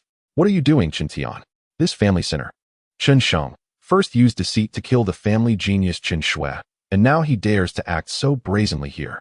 If this continues, the Chen family will inevitably be dragged down by him. I command you to personally deliver Chen Sheng to Elder Ouyang at once. At this, Chen Biao bowed to the noblewoman and then ordered Chen Tian, "Hurry and strip your son of his cultivation. Otherwise, if you provoke Elder Ouyang of the Qinghua sect, both you and your son will find it hard to escape with your lives." Failure, do you not realize your error? Why do you not discard your cultivation? The elders and disciples of the Chen family immediately distanced themselves from Chen Tian and Chen Sheng, pressuring Chen Sheng to self-destruct. Enough, Chen Sheng's voice boomed. You elders of the Chen family have utterly disgraced us. Without discernment, you hastily seek to accuse me. Are your eyes blind? What? You claim we are blind? Failure? What a wretched creature has emerged from our Chen family. Chen Biao and the two clan elders were nearly driven to the brink of explosion with fury. Chen Sheng's public humiliation of them had stripped away their dignity entirely. They were restless, itching to subdue Chen Sheng at once. Truly, he was nothing more than a country bumpkin, utterly oblivious to the notion of respect. Elder Ouyang from the Qinghua sect, with a face as cold as frost, remarked, "This wretched creature has not only killed a distinguished disciple of our Qinghua sect, but has also previously attempted to harm a young lady of our Qingping sect, displaying audacity beyond measure." At that moment, a voice targeting Chen Sheng echoed from above the square. "You shameless old wretch." Those who turned towards the source of the voice were astonished to discover it was Uncle Zhong, a figure Chen Sheng had encountered in the past. Behold, this wretched creature speaks without restraint. His audacity knows no bounds. Upon hearing Chen Sheng's insult, Uncle Zhong's face flickered with a glimmer of cold fury. Last time, he had spared this brat when he disrupted their plans, a grave mistake that now seemed to haunt him. To his shock, the once disgraced youth now stood before him, alive and thriving, and evidently stronger than before. This revelation filled him with a sense of dread regarding Chen Sheng's talent. Such youth might even rival the inner disciples of their sect. Having already harbored a grudge, Uncle Zhong resolved to eliminate this threat before it could mature. Chapter 64. Unbridled Hubris. Chen Sheng was surely doomed. It appeared he had made enemies not only with the Qinghua sect, but also with the Qingping sect. How foolish for this waste of space to finally cultivate and rise, only to act without fear and offend so many powerful figures. Heaven and earth themselves could not save him now. Soon, he would be struck down by their hands. Seeing Uncle Zhong of the Qingping sect now targeting Chen Sheng, Chen Rong and others silently labeled him a troublemaker. Fortunately, he had come to this place today. His death was imminent. Otherwise, who knew how much trouble he would bring upon the Chen family? What audacity! You old wretch, last time on Hengqi Mountain you crippled my cultivation, and now you dare to call me a wretched creature? If I were stronger than you, I would surely strike you down with one blow. Chen Sheng's fury was unquenchable upon seeing Uncle Zhong, the very man who had once crippled his dantian. He bore a deep-seated hatred for this man. In his earlier days, he had been unjustly punished for saving Lin Wanner, suffering the devastating consequences of a reckless attack from this old man. Had it not been for his unique cultivation technique and a fortuitous recovery pill, that strike would have ended his path to cultivation. How dare you speak to me like that? Uncle Zhong erupted with rage, his eyes wide and brows knitted into fierce lines, resembling two crossed swords. A bone-chilling wind swept across the square. Do you know who I am? I am a person of the Qingping sect, of noble status. Your Chen family is but an ant in my presence. You have acted so recklessly. Are you courting death? Kneel at once, bow 100 times, and cripple your own cultivation before crawling out of here, or none shall save you today. Uncle Zhong rose from his seat, exuding the authority of a king bestowing mercy upon a beggar, his demeanor dripping with arrogance. Chen Sheng was as good as dead. Such outrageous behavior. I am now fully convinced that Chen Shui was killed by him. This man is utterly fearless. The onlookers were left agape, shocked at Chen Sheng's audacity to insult Uncle Zhong. Who would dare to speak to him in such a manner? Even among the 5 sects, few would risk such disrespect. Yet, undeterred by Uncle Zhong's murderous intent, Chen Sheng spoke with an unwavering voice. This is Tianyong City. It does not permit a mere Qingping sect member to act so brazenly. He then turned to a middle-aged man at the center of the square. Uncle Wang, your daughter invited me to the city lord's mansion. Surely, I shall not be harmed? Presenting the invitation, he deftly tossed it into the air. The city lord of Tianyong City furrowed his brows as he held the invitation, casting an inquisitive glance at his daughter, Wang Qiuming, as if to inquire about the situation. Wang Qiuming, adorned in a flowing red gown with cascading black hair, approached her father gracefully, whispering an explanation. Occasionally, she cast reproachful glances at Chen Sheng, seemingly disappointed in his boldness. She could hardly fathom that he would act so recklessly. Not only had he killed Chen Shui, but he had also made enemies with the Qingping sect. In front of such a crowd, he dared to insult members of the Qingping sect, especially now. when his father was involved?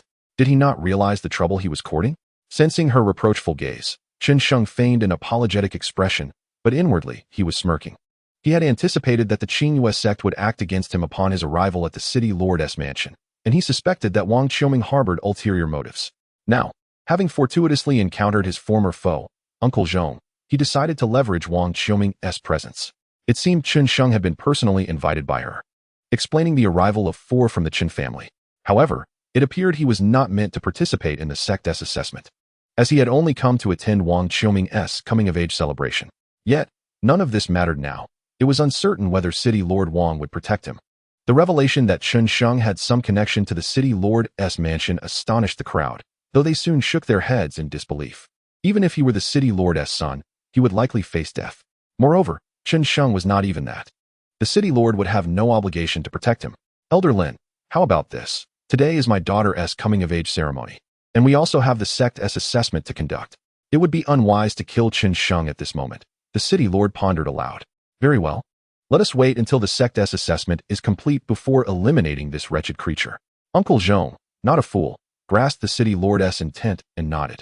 After all, this was the City Lord's mansion, and respect for his wishes was warranted. Besides, the City Lord had once been part of the sect, though he had been expelled. He must know some influential figures. Thus, even a low-ranking member like Uncle Zhong felt compelled to show some deference to the City Lord. Regardless, Chen Sheng was undoubtedly destined for death. Once they left the City Lord's mansion, they would have ample time to torment him. Elder Ouyang, what do you say? The City Lord smiled at Elder Ouyang. In any case, this wretched creature cannot escape. Delaying his demise would yield the same result. The beautiful matron of the Qingyue sect cast a glance at Chen Sheng and casually remarked, if that is the case, let us proceed with the sect's assessment. The City Lord rose from his seat, announcing loudly, first, we shall conduct the talent evaluation. Talent refers to the speed at which an individual can cultivate. Those with exceptional talent can achieve results with half the effort. A gifted individual might ascend from the 1st rank of martial apprentice to the 5th rank within a year using the same techniques, while a waste of space might only advance from the 1st to the 2nd rank in an entire year. Such is the disparity of talent. Upon finishing his explanation, the City Lord had a small, black stone brought forth. This stone, entirely black and mysterious, bore numerous small holes. One glance into it would captivate the mind. This was the Black Prison Stone, specifically designed to assess a person's talent. Its value was exorbitant. A stone like this could be worth over 100,000 taels of silver, yet it was rare to find. In the city of Tianyong, only the Lord's Manor possesses the coveted Black Prison Stone. It is said that this stone is temporarily held by the Lord's Manor on behalf of the 5 sections. Let the testing commence, declared the Lord. Following his command, a multitude of promising young talents eagerly advanced, eager to assess their cultivation aptitude. I shall go first, announced a rather unremarkable youth, around 17 or 18, as he rushed forward to place his hand upon the stone. With a flash, a beam of light erupted, only to quickly fade. 1-star talent, the Lord remarked indifferently. What? Is it possible that I, Zhao Nan, possess such meager talent? The once confident youth's expression turned ashen. A 1-star talent is deemed the lowest tier of aptitude, categorized by the sects into a 10-star system. With such a low rating, his chances of entering a sect were bleak. Haha, such a waste from a minor clan is to be expected, sneered another distinguished disciple from the Bai family, Bai Wudong, as he stepped confidently toward the Black Prison Stone and placed his hand upon it. Instantly, 3 beams of light shot forth. 3-star talent? How could this be? Bai Wudong stared at the stone, disbelief etched across his face. Alas, the truth was undeniable as he descended in a daze. Subsequently, others took their turns to test their talents. 3-star talent, 4-star talent, 3-star talent. Most of the youths hovered around the 3-star level. Chen Wei and Chen Yi from the Chen family both exhibited 3-star talent. Generally, to qualify for entry into a sect, a minimum of 3-star talent is required. Then emerged Wang Wei, boasting 5-star talent. Finally, a 5-star talent had appeared, a disciple of the Lord's Manor, possessing the cultivation of a 7th-tier martial apprentice. Truly, the disciples of the Lord's Manor have always been among the strongest. One could only wonder how formidable the Lord's daughter must be. Speculation filled the air, but it was lamentable that Wang Qiuming, the Lord's daughter, had reportedly already been accepted as a disciple by an elder of the Falling Sword sect, rendering her uninterested in today's testing. Very well, you may rest. The Lord nodded in satisfaction as Wang Wei arrogantly stepped down. I shall give it a try, proclaimed Bai Wuhan as he leaped beside the Black Prison Stone and placed his hand upon it. With a series of flashes, the stone emitted 6 beams of light. Bai Wuhan, 6-star talent. Gasps of astonishment rippled through the assembly, and Bai Wuhan descended with an air of nonchalance, capturing the attention of many.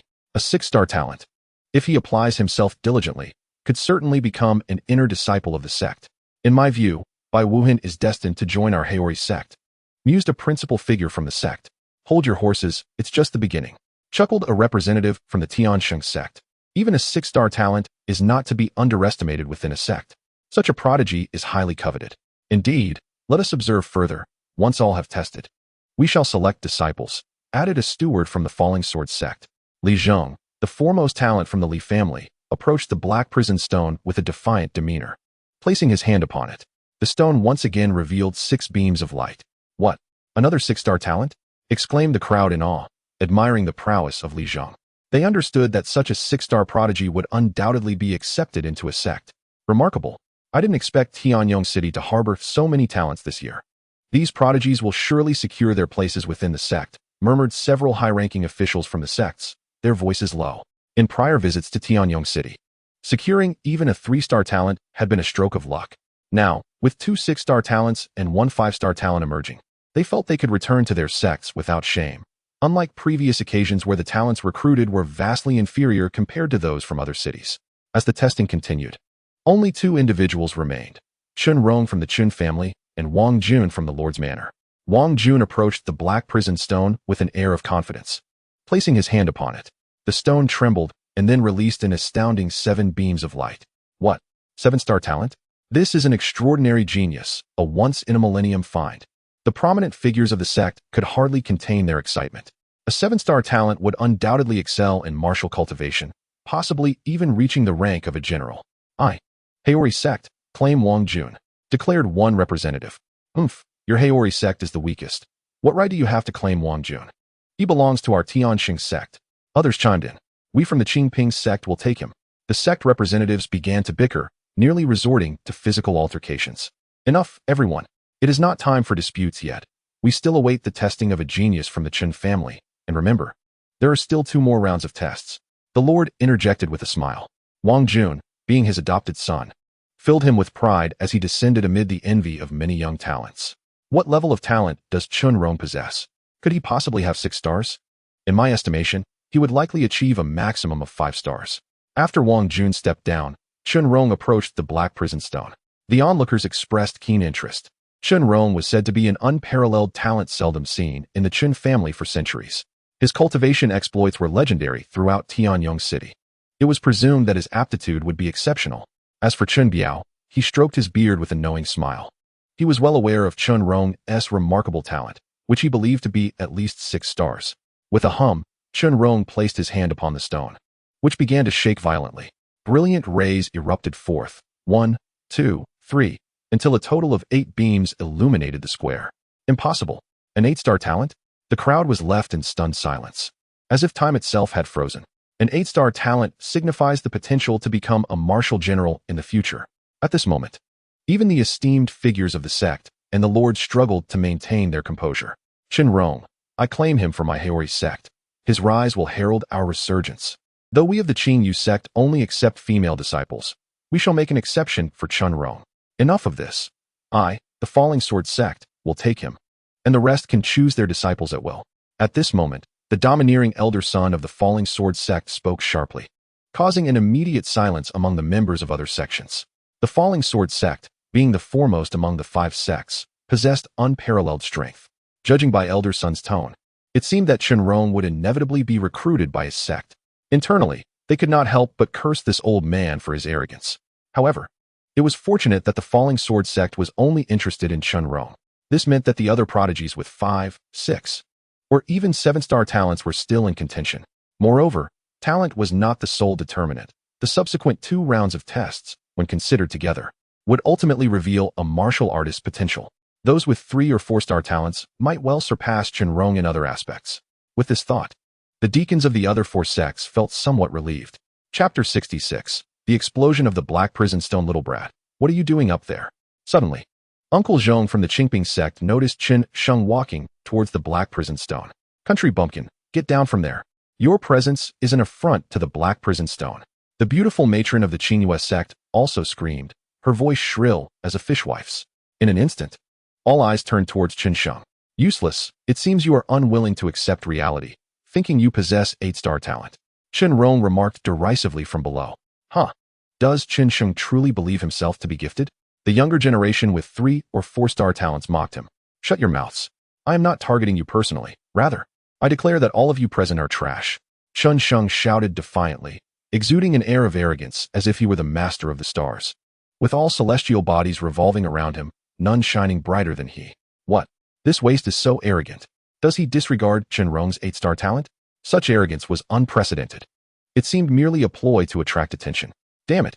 Let him take the test and see what his star talent is. Upon hearing Chen Sheng declare that all the youths were worthless, their faces flushed with anger, wishing to rush forward and silence him. Almost simultaneously, the young experts directed their murderous intent at Chen Sheng. Their collective aura surged forth, bombarding him. However, this pressure bore no effect on Chen Sheng. He quietly activated the swallowing heaven technique, rendering the oppressive force meaningless. Maintaining an unruffled demeanor, he revealed no signs of trepidation. His provocation, cursing everyone as worthless, was merely a tactic to incite them, and indeed, he heard some urging him to test himself. Even the leaders of the sect seemed eager for him to undergo the assessment, for his insults implied that the testers were lacking in discernment. They likely anticipated his failure, only to relish in his humiliation afterward. Let him test. Let us see if he possesses even 1-star talent. Humph, this country bumpkin probably has no more than 1-star talent. The deacons of the sects coldly regarded Chen Sheng as he placed his hand upon the Black Prison Stone, making no move to stop him. Swish. In an instant, a black beam of light shot skyward. Haha, this waste dares to call us trash, yet he possesses only 1-star talent. It would be more fitting to label Zhao Nantian as a waste. I said Chen Sheng is merely seeking attention. Everyone erupted into laughter, doubled over at the sight of the ascending black light. 1-star talent? The most inferior of abilities. Achieving the rank of a martial artist would be the pinnacle of his life. They regarded Chen Sheng with disdain, their scorn unabashed.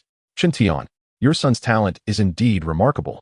Indeed, with such a worthless son, it would be better to bash his head against the wall. The elders from the Chen family took the opportunity to ridicule Chen Tian, leaving his face burning with shame. Chen Tian could hardly fathom that his son's talent was merely 1 star. Faced with the elders' jibes, he found himself unable to retort, for the truth was undeniable. His son's talent appeared to be utterly useless. Chen Tian could only smile bitterly. Crack. Suddenly, everyone heard the sound of an egg shattering. They turned towards the source of the noise, only to find the Black Prison Stone fracturing. Boom. The Black Prison Stone exploded, debris scattering across the ground, leaving everyone dumbfounded. What on earth is happening? How could the Black Prison Stone shatter? Could it be a trick by Chen Sheng? Yet, even martial artists struggle to destroy the Black Prison Stone. The elders and heads of various families stared in disbelief, unable to comprehend the phenomenon. Even the deacons of the sects were at a loss. Good. This is a king-level talent, surpassing 10-star talent, perhaps even beyond. At that moment, Elder Su from the Haori sect reveled inwardly. As a prominent inner elder of the Haori sect, his presence in Tianyong City was by chance. Otherwise, he would not have come here. Only he possessed the insight to recognize that above 10-star talent lay king-level talent. Such a prodigy, if tested with the Black Prison Stone, would cause it to shatter, as it could not withstand the power of 1-star talent. The thought that he might acquire a king-level talent filled Elder Su with joy. Fortunately, I came personally. The other sects are surely oblivious to Chen Sheng's potential, Elder Su murmured. Chen Sheng, you have shattered the Black Prison Stone. You must compensate 200,000 silver. This little brat had destroyed the Black Prison Stone and must pay. Otherwise, he would face dire consequences. And the Chen family would be dragged down with him. Though the reason for the stone's shattering was unclear, it was undoubtedly linked to Chen Sheng. For the stone had tested his talent before breaking. I am already dead. What is there to fear? As for the Chen family's demise, what relation do I have with it? Chen Sheng dismissed it nonchalantly, all the while secretly reveling in his newfound power. The moment he touched the Black Prison Stone, the swallowing heaven technique involuntarily activated, and he felt a mysterious energy surging into his body. He sensed that he was on the verge of breaking through to the 8th rank of a martial apprentice. Simultaneously, his talent felt significantly enhanced, and he grew increasingly attuned to true energy, instilling a sense of reverence for the swallowing heaven technique. He could scarcely imagine the brilliance of the individual who created such a method, capable of absorbing not only talent, but also the mental pressure of others. Appearing to have no limits to what it could assimilate, this little brat fears nothing and will soon be dealt with. The deacons of the sects were infuriated, nearly vomiting blood. Even the city lord of Tianyong harbored a desire to crush Chen Sheng. After all, the black prison stone was worth hundreds of thousands of silver, now utterly destroyed. Were it not for Chen Sheng's potential value, they would have immediately sought to eliminate him. Cough, cough, everyone. Let us proceed to the next round of testing. After all, Chen Sheng cannot escape. Elder Su of the Haori sect interjected with a few coughs. Chen Sheng's talent moved him deeply, and he was eager to discover whether Chen Sheng excelled in other areas as well. Would he still be as astonishing? Very well. Let us proceed with the next round of the aptitude test. The city lord cast a profound glance at Chen Sheng before addressing the various sect stewards present. The stewards from several other sects nodded in agreement, confident that this young rascal could not escape. They would first attend to the matter at hand, and once the disciples were recruited, they would ensure Chen Sheng met a grim fate. Chapter 67. The aptitude test let this young rascal revel in his moment. Soon enough, he would be left with no place to bury his remains. Indeed, this rascal was not going anywhere. One of the sect stewards chuckled, eager to witness what surprises these young talents from various families would unveil in the upcoming tests. Next was the aptitude test. The city lord announced, instructing someone to bring forth a piece of insight stone. This jade-colored stone was capable of measuring an individual's aptitude and the strength of their soul. Generally, a larger soul indicated a stronger aptitude. The second round of testing commenced. Before long, Zhao Nantian shouted in defiance and pressed his hand upon the stone. A hum resonated as the insight stone emitted a beam of white light. Zhao Nantian, 1-star aptitude. How could this be? Zhao Nantian, dejected, stepped down, having lost all hope. His talent was lacking, and now his aptitude mirrored that inadequacy. It was a far cry from his reputation as the Zhao family's greatest genius. Bai Wudong, 2-star aptitude. Chen Wei, 3-star aptitude. The aptitude of these youths was rather mediocre, disappointing the sect members. Yet they consoled themselves, believing that a few outstanding youths, who had excelled in the first round, would not let them down. Wang Wei, 4-star aptitude. The insight stone revealed 4 beams of white light. Alas, could it be that these individuals possessed such poor aptitude? The stewards lamented. Even Wang Wei, who had performed remarkably in the first round, revealed merely a 4-star aptitude, leaving them disheartened. It was well understood that aptitude was crucial for the cultivation of martial skills and the comprehension of various concepts. Some individuals with exceptional aptitude could even achieve sudden enlightenment, making rapid progress in their martial arts. Such was the power of aptitude.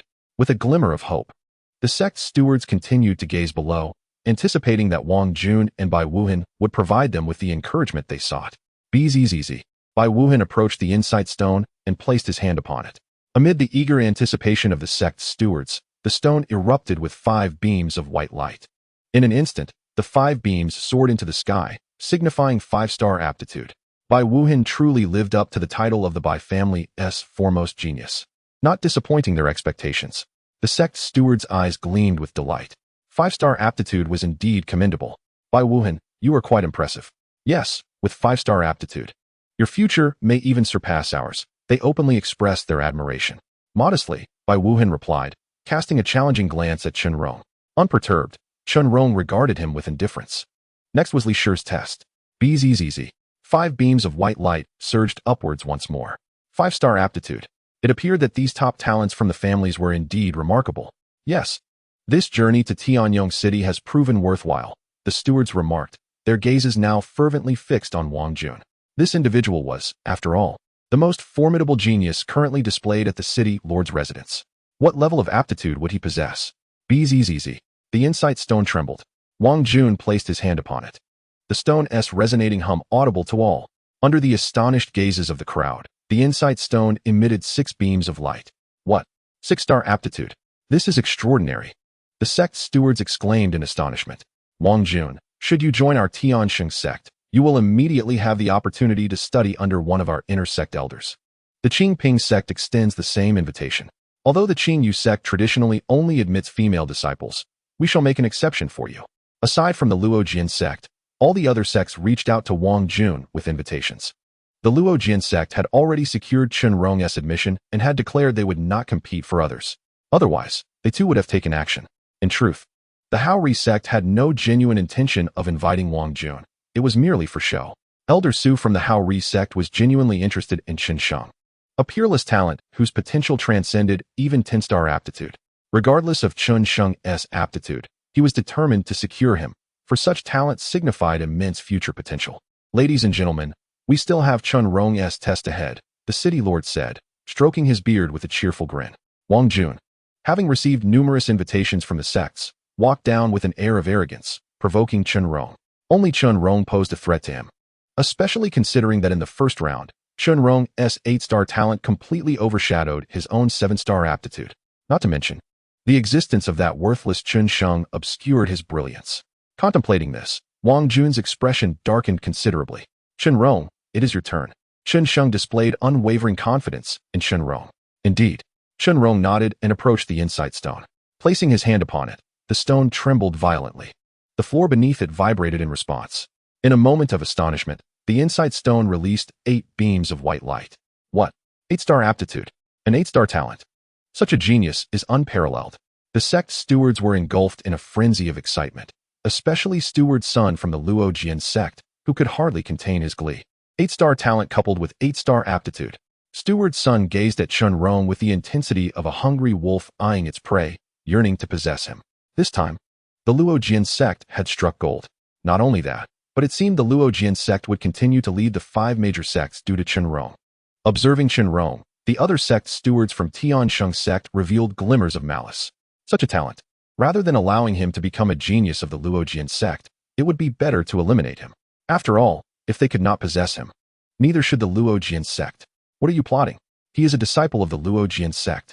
Steward Sun, sensing their murderous intent, quickly interjected. Upon hearing Steward Sun, the other sect stewards retracted their hostility. The Luo Jian sect was the foremost among the 5 sects, considerably stronger than the average sect. If Chen Rong were to be killed, it would undoubtedly incite a fierce conflict with the Luo Jian sect, a burden they could not bear. Realizing this, the stewards shook their heads. They could only hope to recruit Wang Jun into their sect, for he was, after all, a talent second only to Chen Rong. You little rascal, why are you going up again? Do you wish to embarrass yourself further? Originally, the inability to recruit Chen Rong left the loyal uncle of the Qingping sect deeply troubled. Now, upon discovering that Chen Sheng intended to test his own comprehension, he could not help but scornfully exclaim, "This country bumpkin still harbors hope of testing his understanding?"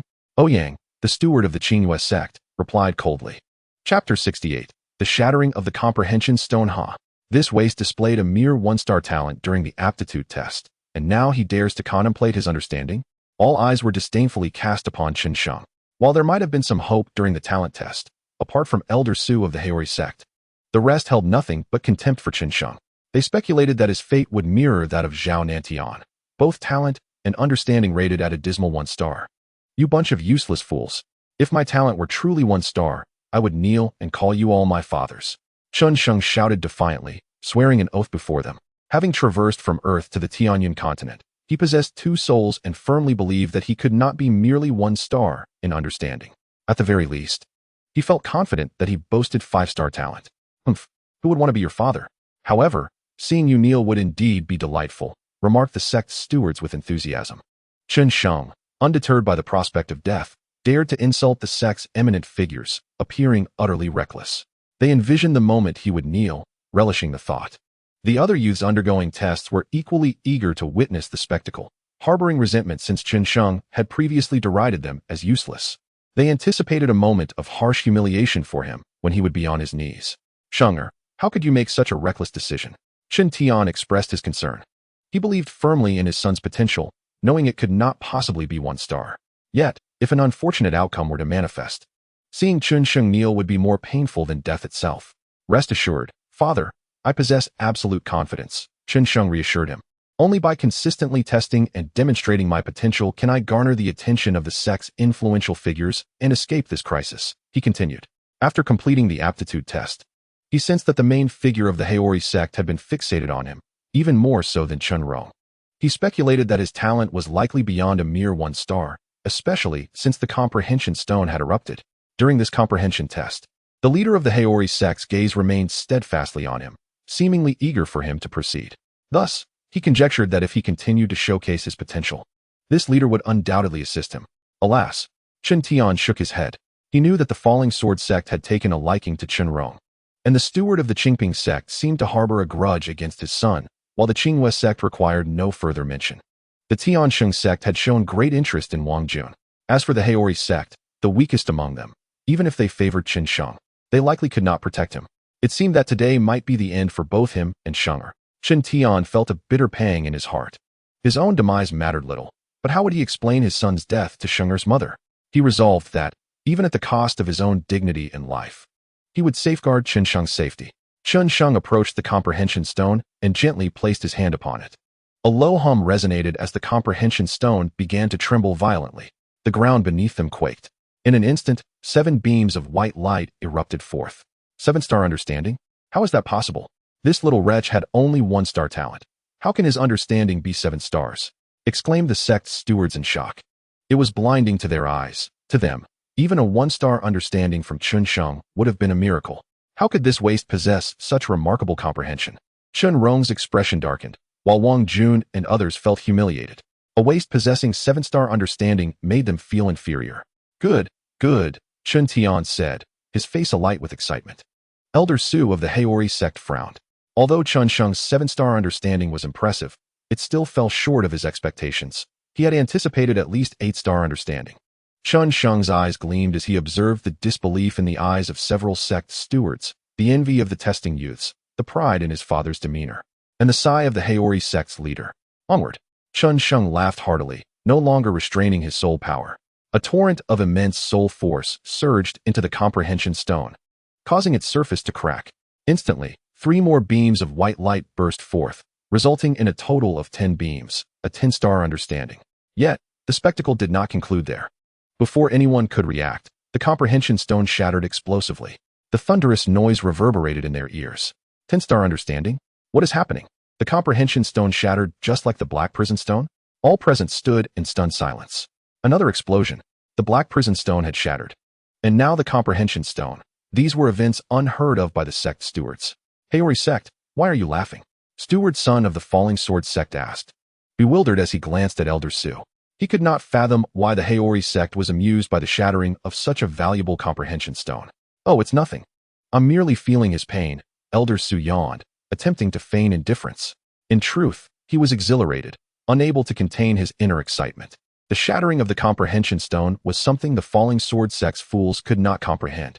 But he knew it was due to Chen Sheng's comprehension exceeding even 10 stars. His soul power was so formidable that the comprehension stone could not withstand it. Humph. The other sect stewards wished to slap Elder Su, their eyes wide with disbelief. Did he truly think them fools? Had they not discerned his profound cultivation? They would have struck him to rouse him from his delusions. You waste. You cannot even compare to 1-star understanding. Kneel and call me father immediately. Hurry, kneel down. You have cast some demonic spell upon the comprehension stone, causing it to shatter. The sect stewards demanded. Hearing such foolish words from the elderly, Chen Sheng merely laughed. As a martial artist, how could they accuse him of employing demonic arts? Their ignorance was palpable. My understanding is at least 7-star. How have I lost? Chen Sheng retorted disdainfully. Glancing towards the elder of the Haori sect, he noted the faint smile upon his face.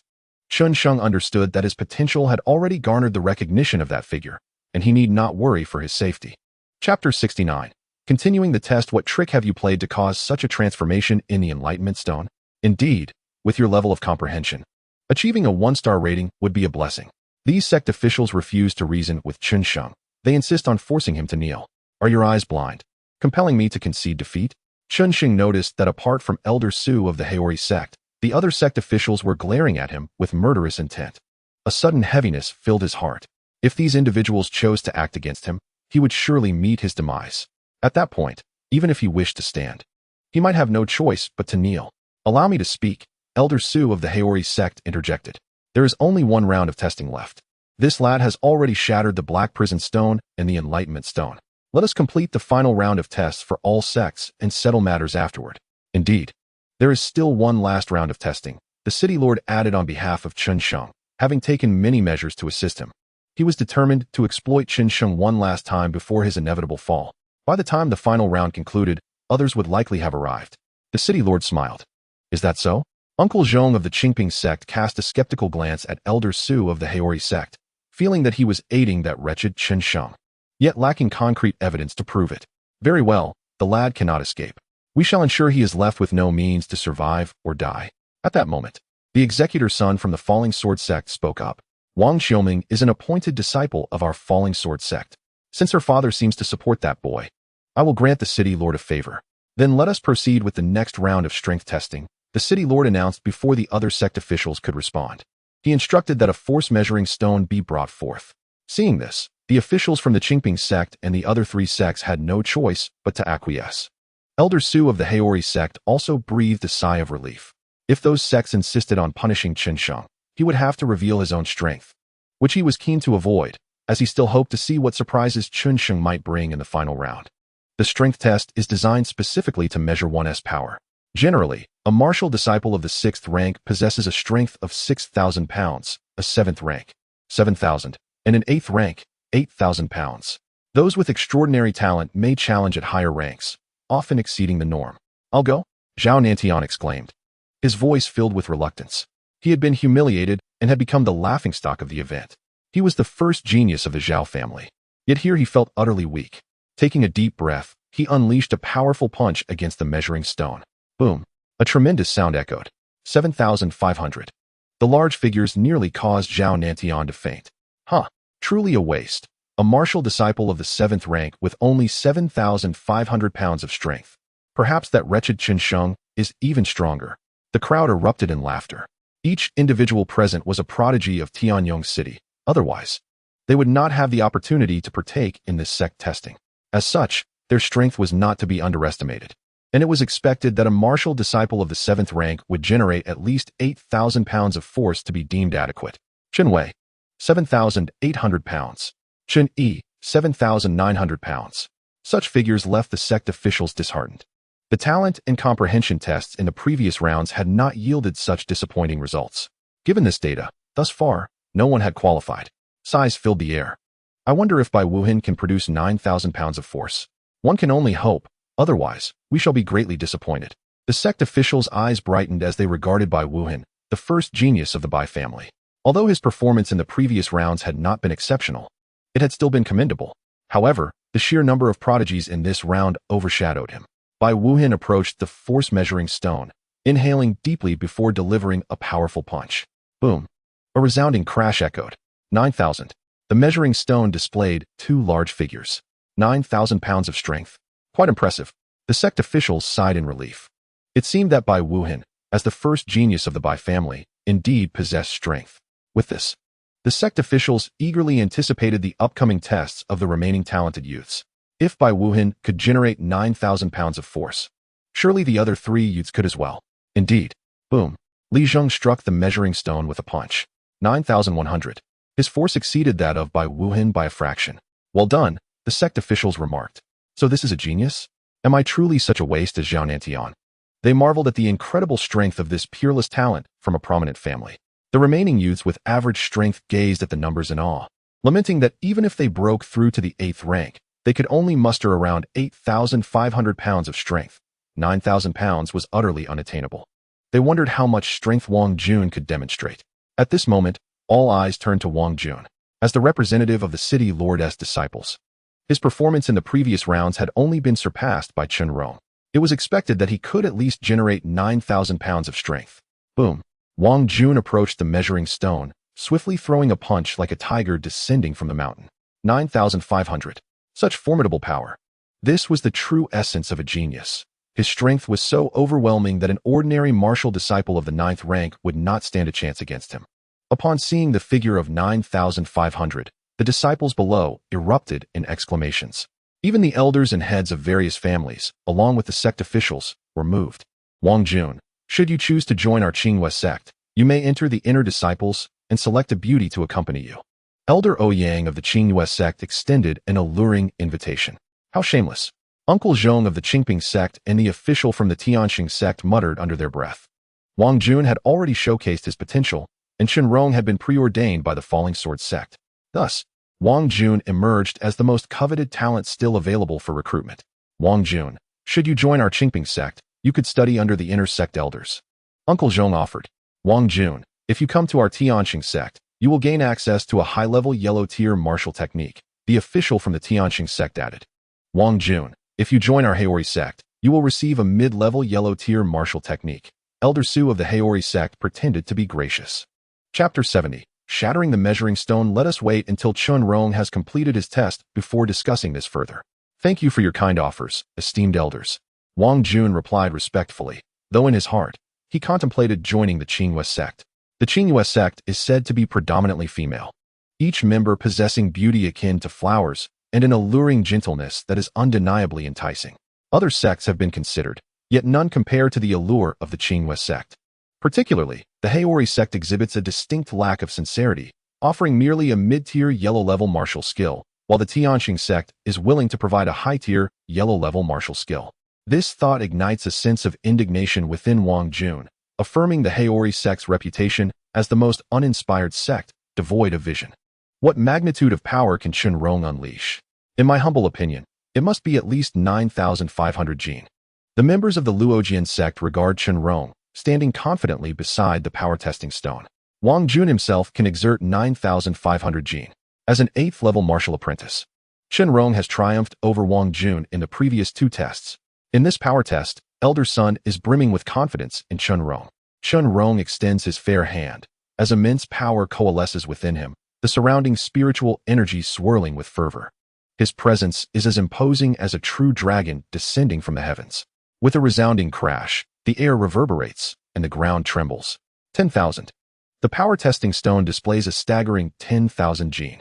How is this possible? Such strength is unparalleled, as if a war god walks among us. The crowd erupts into a frenzy, the youths nearly blinded by the brilliance of the number. An 8th-level martial apprentice achieving 10,000 jin.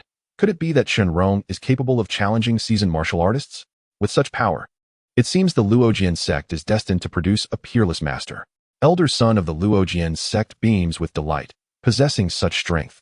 Chen Rong could likely escape even from formidable martial artists. The test is complete, and now it is time to deal with Chen Sheng.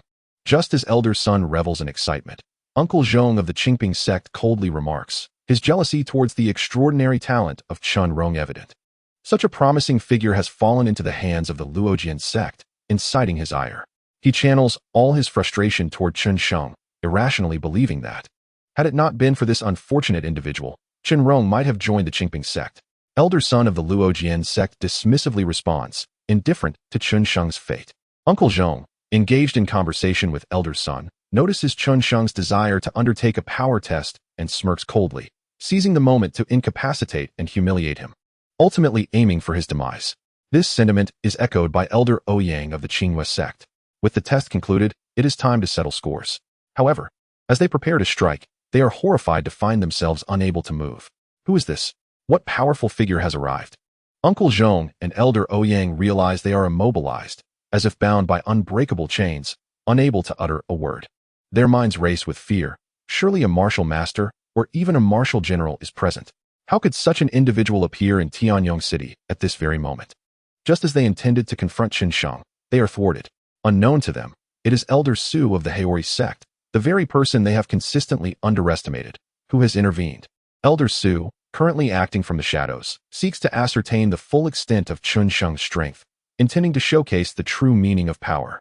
Chen Sheng casts a disdainful glance at the spotlighted Chen Rong before springing into action, shattering the ground beneath him. With explosive force, spiritual energy spirals within him, surging skyward with the might of a dragon. With a single punch, he strikes the power-testing stone, producing a sound akin to a mountain crumbling. In the eyes of the astonished crowd, the power-testing stone erupts into fragments, its destruction occurring in the blink of an eye, too swift for many to comprehend. What? How could the power-testing stone be shattered by a mere punch from Chen Sheng? Impossible. Such a feat cannot be accomplished by a 7th-level martial apprentice. Unlike the Wudong and Heiyu stones, there is a general understanding of the limitations of the power-testing stone. If the power exceeds its threshold, it simply cannot withstand the force and will explode. This realization renders them incredulous, including the sect elders, especially Uncle Zhong of the Qingping sect and Elder Ouyang of the Qingyue sect, who struggle to believe their own senses, as their bodies remain paralyzed. Witnessing Chen Sheng's fist obliterating the power-testing stone feels surreal. They repeatedly slap their own faces, the sound echoing in the air, growing increasingly forceful as they sense pain, affirming their reality. Yet, subconsciously, They refuse to accept this fact. Could it be that this so-called waste possesses strength surpassing Chen Rong? The disbelief permeates through the ranks of sect leaders. As they witness the two elders slapping their own faces in disbelief, no one can maintain their composure. This is an occurrence unseen for centuries. Chen Sheng is a once-in-a-millennium talent in the Tianyan continent, rendering Chen Rong utterly inferior by comparison. The Haori sect must claim him. Elder Su, with his profound cultivation, finds it increasingly difficult to restrain his emotions, internally screaming with fervor. He gazes at Chen Sheng as if he were a delectable feast, prepared to eliminate anyone who dares obstruct his path to bring Chen Sheng back to the Haori sect, including elder son of the Luojian sect. He has already resolved to collect the heads of Uncle Zhong and Elder Ouyang as a welcoming gift for Chen Sheng. This is my potential. With sufficient potential, one can temporarily secure the assurance of others. Chen Sheng surveys the crowd, now engulfed in madness, feeling a sense of satisfaction. Even his father stands in stunned silence, likely unable to fathom his son's ability to shatter the power testing stone with a single punch. Although Elder Su of the Haori sect strives to control his emotions, Chen Sheng detects the subtle tremors in his facial muscles, a sign of satisfaction indicating that he has successfully navigated this crisis and may very well join the Haori sect. Chapter 71. Elder Su's fury. You little wretch, it is time to settle the score. You shall perish. As Elder Su grapples with disbelief, the tension directed at Uncle Zhong and Elder Ouyang dissipates. Uncle Zhong, propelled by fury, launches himself at Chen Sheng like a human cannonball, determined to eliminate him. Convinced that the previous two tests were not as straightforward as they appeared. Not only did he think so, but the other sect's enforcers were not fools either. If Chen Sheng could shatter the strength testing stone with a single punch, then could it not be that the previous two rounds, the Enlightenment Stone and the Black Prison Stone, also exploded due to being unable to withstand his extraordinary talent and comprehension? Though some were reluctant to believe it, what if it were indeed possible? Stop! Enforcer's son intervened. He speculated that Chen Sheng might very well be a prodigy surpassing Chen Rong, albeit with uncertainty. But what if? What if he was indeed such a genius? And to let such a talent perish would be an immense loss. However, Uncle Zhong was resolute in his intent to kill Chen Sheng, disregarding Enforcer's son's words. Even though he was from the Falling Sword sect, get lost. This Chen Sheng has killed disciples of our Haori sect. I must take him back to Haori sect. Enforcer's son of the Falling Sword sect could not stop him, but Elder Su of the Haori sect could. His martial prowess was indeed unfathomable. Without even lifting a finger, he condensed a massive palm of true qi in the air. In an instant, all that could be seen above was a large, translucent white hand. It then seized Uncle Zhong, incapacitating him on the ground. What? How terrifying! Which formidable being from the Haori sect is this? The young disciples below swallowed hard. Even the clan heads and elders, as well as the sect enforcers, were utterly astonished. To so easily subdue Enforcer Zhong of the Qingping sect suggested at least a martial master level of prowess. A few months ago, Chen Sheng killed 10 of our Haori sect disciples. Now, I must take him back, Elder Su of the Haori sect proclaimed. He was aware that Chen Sheng's punch had caused a tremendous shock with the strength testing stone. Now, the other sects might be contemplating that Chen Sheng could be a genius. What he needed to do was to avoid acknowledging Chen Sheng as a prodigy. Otherwise, once those sect enforcers realized Chen Sheng was an unparalleled genius, they would undoubtedly go to great lengths to take him back to their sect. The Qingping sect alone was not a concern. But with the addition of the Holy Heaven sect, and even the Falling Sword sect, caution was paramount, regardless of his martial prowess. A single misstep could lead to the downfall of the Haori sect. Elder, does Chen Sheng really have to die upon entering the Haori sect? Enforcer son of the Falling Sword sect expressed his unwillingness. He vaguely sensed that Chen Sheng was indeed a genius. Otherwise, how could such a powerful figure intervene? Yet he had no evidence, only the last explosive punch that had revealed Chen Sheng's might. He was completely unaware of the implications of the Enlightenment Stone and the Black Prison Stone's explosions during the previous tests. Indeed, Chen Sheng must enter the Haori sect. As for whether he lives or dies, that is for our sect leader to decide. Elder Su continued his discourse. Alas, hearing Elder Su's resolute tone, Enforcer's son recognized that Chen Sheng would inevitably accompany this powerful figure into the Haori sect. Senior, may I first humiliate this little beast? After all, he is practically a dead man. Initially, Uncle Zhong of the Qingping sect was pondering who was obstructing him. To his surprise, it was the Haori sect. And it seemed that Chen Sheng had killed disciples of the Haori sect, committing a grave offense. Thus, he humbly addressed Elder Su. Indeed, Senior. This country bumpkin has also killed a genius from our Qingwei sect. He must be made to suffer our humiliation. Enforcer Ouyang of the Qingwei sect echoed this sentiment. Her gaze towards Chen Sheng bloodthirsty and fierce. Her face was devoid of dignity, twisted in rage. Upon witnessing Chen Sheng's punch shatter the strength-testing stone, disbelief consumed her. How could such a rustic possess such power? She was already prepared to slap Chen Sheng repeatedly, intending to render him foolish. With a resounding crack, the slaps landed, leaving Enforcer Ouyang dazed. Uncle Zhong from the Qingping sect was equally bewildered, his face flushed, feeling like a fool. What does this mean from the Haori sect? Is this humiliation a death wish? The two glared at Elder Su. Were it not for the insurmountable gap between them and Elder Su, they might have resorted to self-destruction to make him pay. In such a scenario, slapping them was an unabashed humiliation, especially as they heard Chen Sheng's unrestrained laughter. Their blood boiled with rage, yet they found themselves immobilized, unable to retaliate against the little beast. Get lost. Speak further, and I will cripple your cultivation. Chen Sheng is a member of our Haori sect. He is our sinner, and you cannot harm him, Elder Su stated languidly. Is this answer to your satisfaction? Upon hearing Elder Su's tone, their faces turned crimson. They wished to express their profound dissatisfaction, even to hurl insults at the old man, but words failed them. Elder Su's power suppressed them into silence. To outsiders, it seemed the enforcers from the Qingping sect and Qingwei sect were satisfied, merely embarrassed and silent. Chen Sheng was indeed a troublemaker, having offended both the Qingping sect and the Qingwei sect, and now even the Haori sect. His demise seemed inevitable. Our Chen family is truly cursed to have such a troublemaker. Chen Wei and Chen Yi of the Chen family mocked. Initially, their own performance had been lackluster. However, with Chen Sheng's punch shattering the strength-testing stone, they were consumed with jealousy. Other clan disciples reveled in their misfortune, speculating how Chen Sheng's actions would lead to severe repercussions from the Haori sect, leaving him in dire straits. Perhaps the future of the Chen family would be mired in crisis. Only the elders from other families sensed something amiss.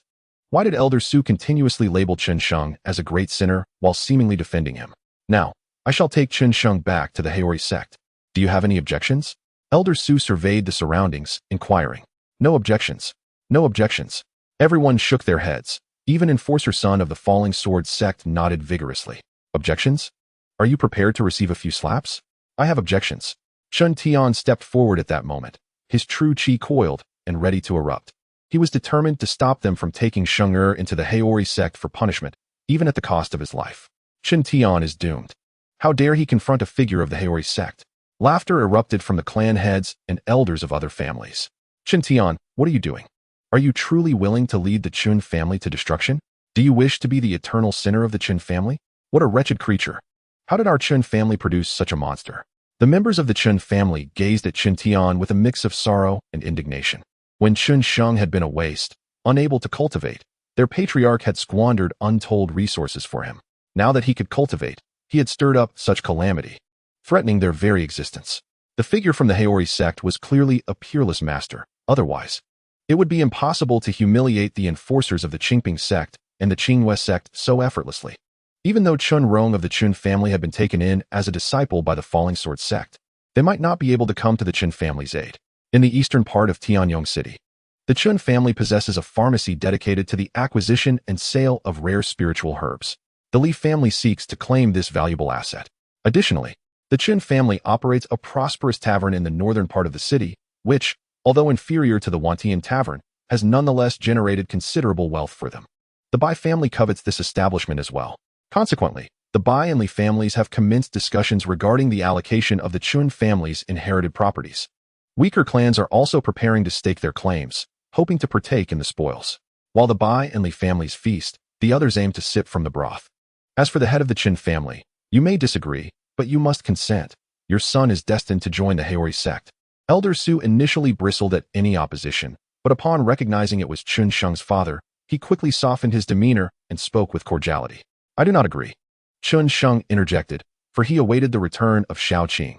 Did Chen Sheng not realize he was a dead man? How audacious to make demands from beyond the grave. A sense of disquiet settled over the crowd. Why had the elder of the Haori sect not swiftly dealt with Chen Tian? Everyone anticipated that Chen Tian would face dire consequences for his insolence towards Elder Su, yet they were taken aback by the elder's unexpectedly amicable disposition. His tone was gentle, treating Chen Tian with a stark contrast to his demeanor towards the steward of the Qingping sect. Oh, what request do you have?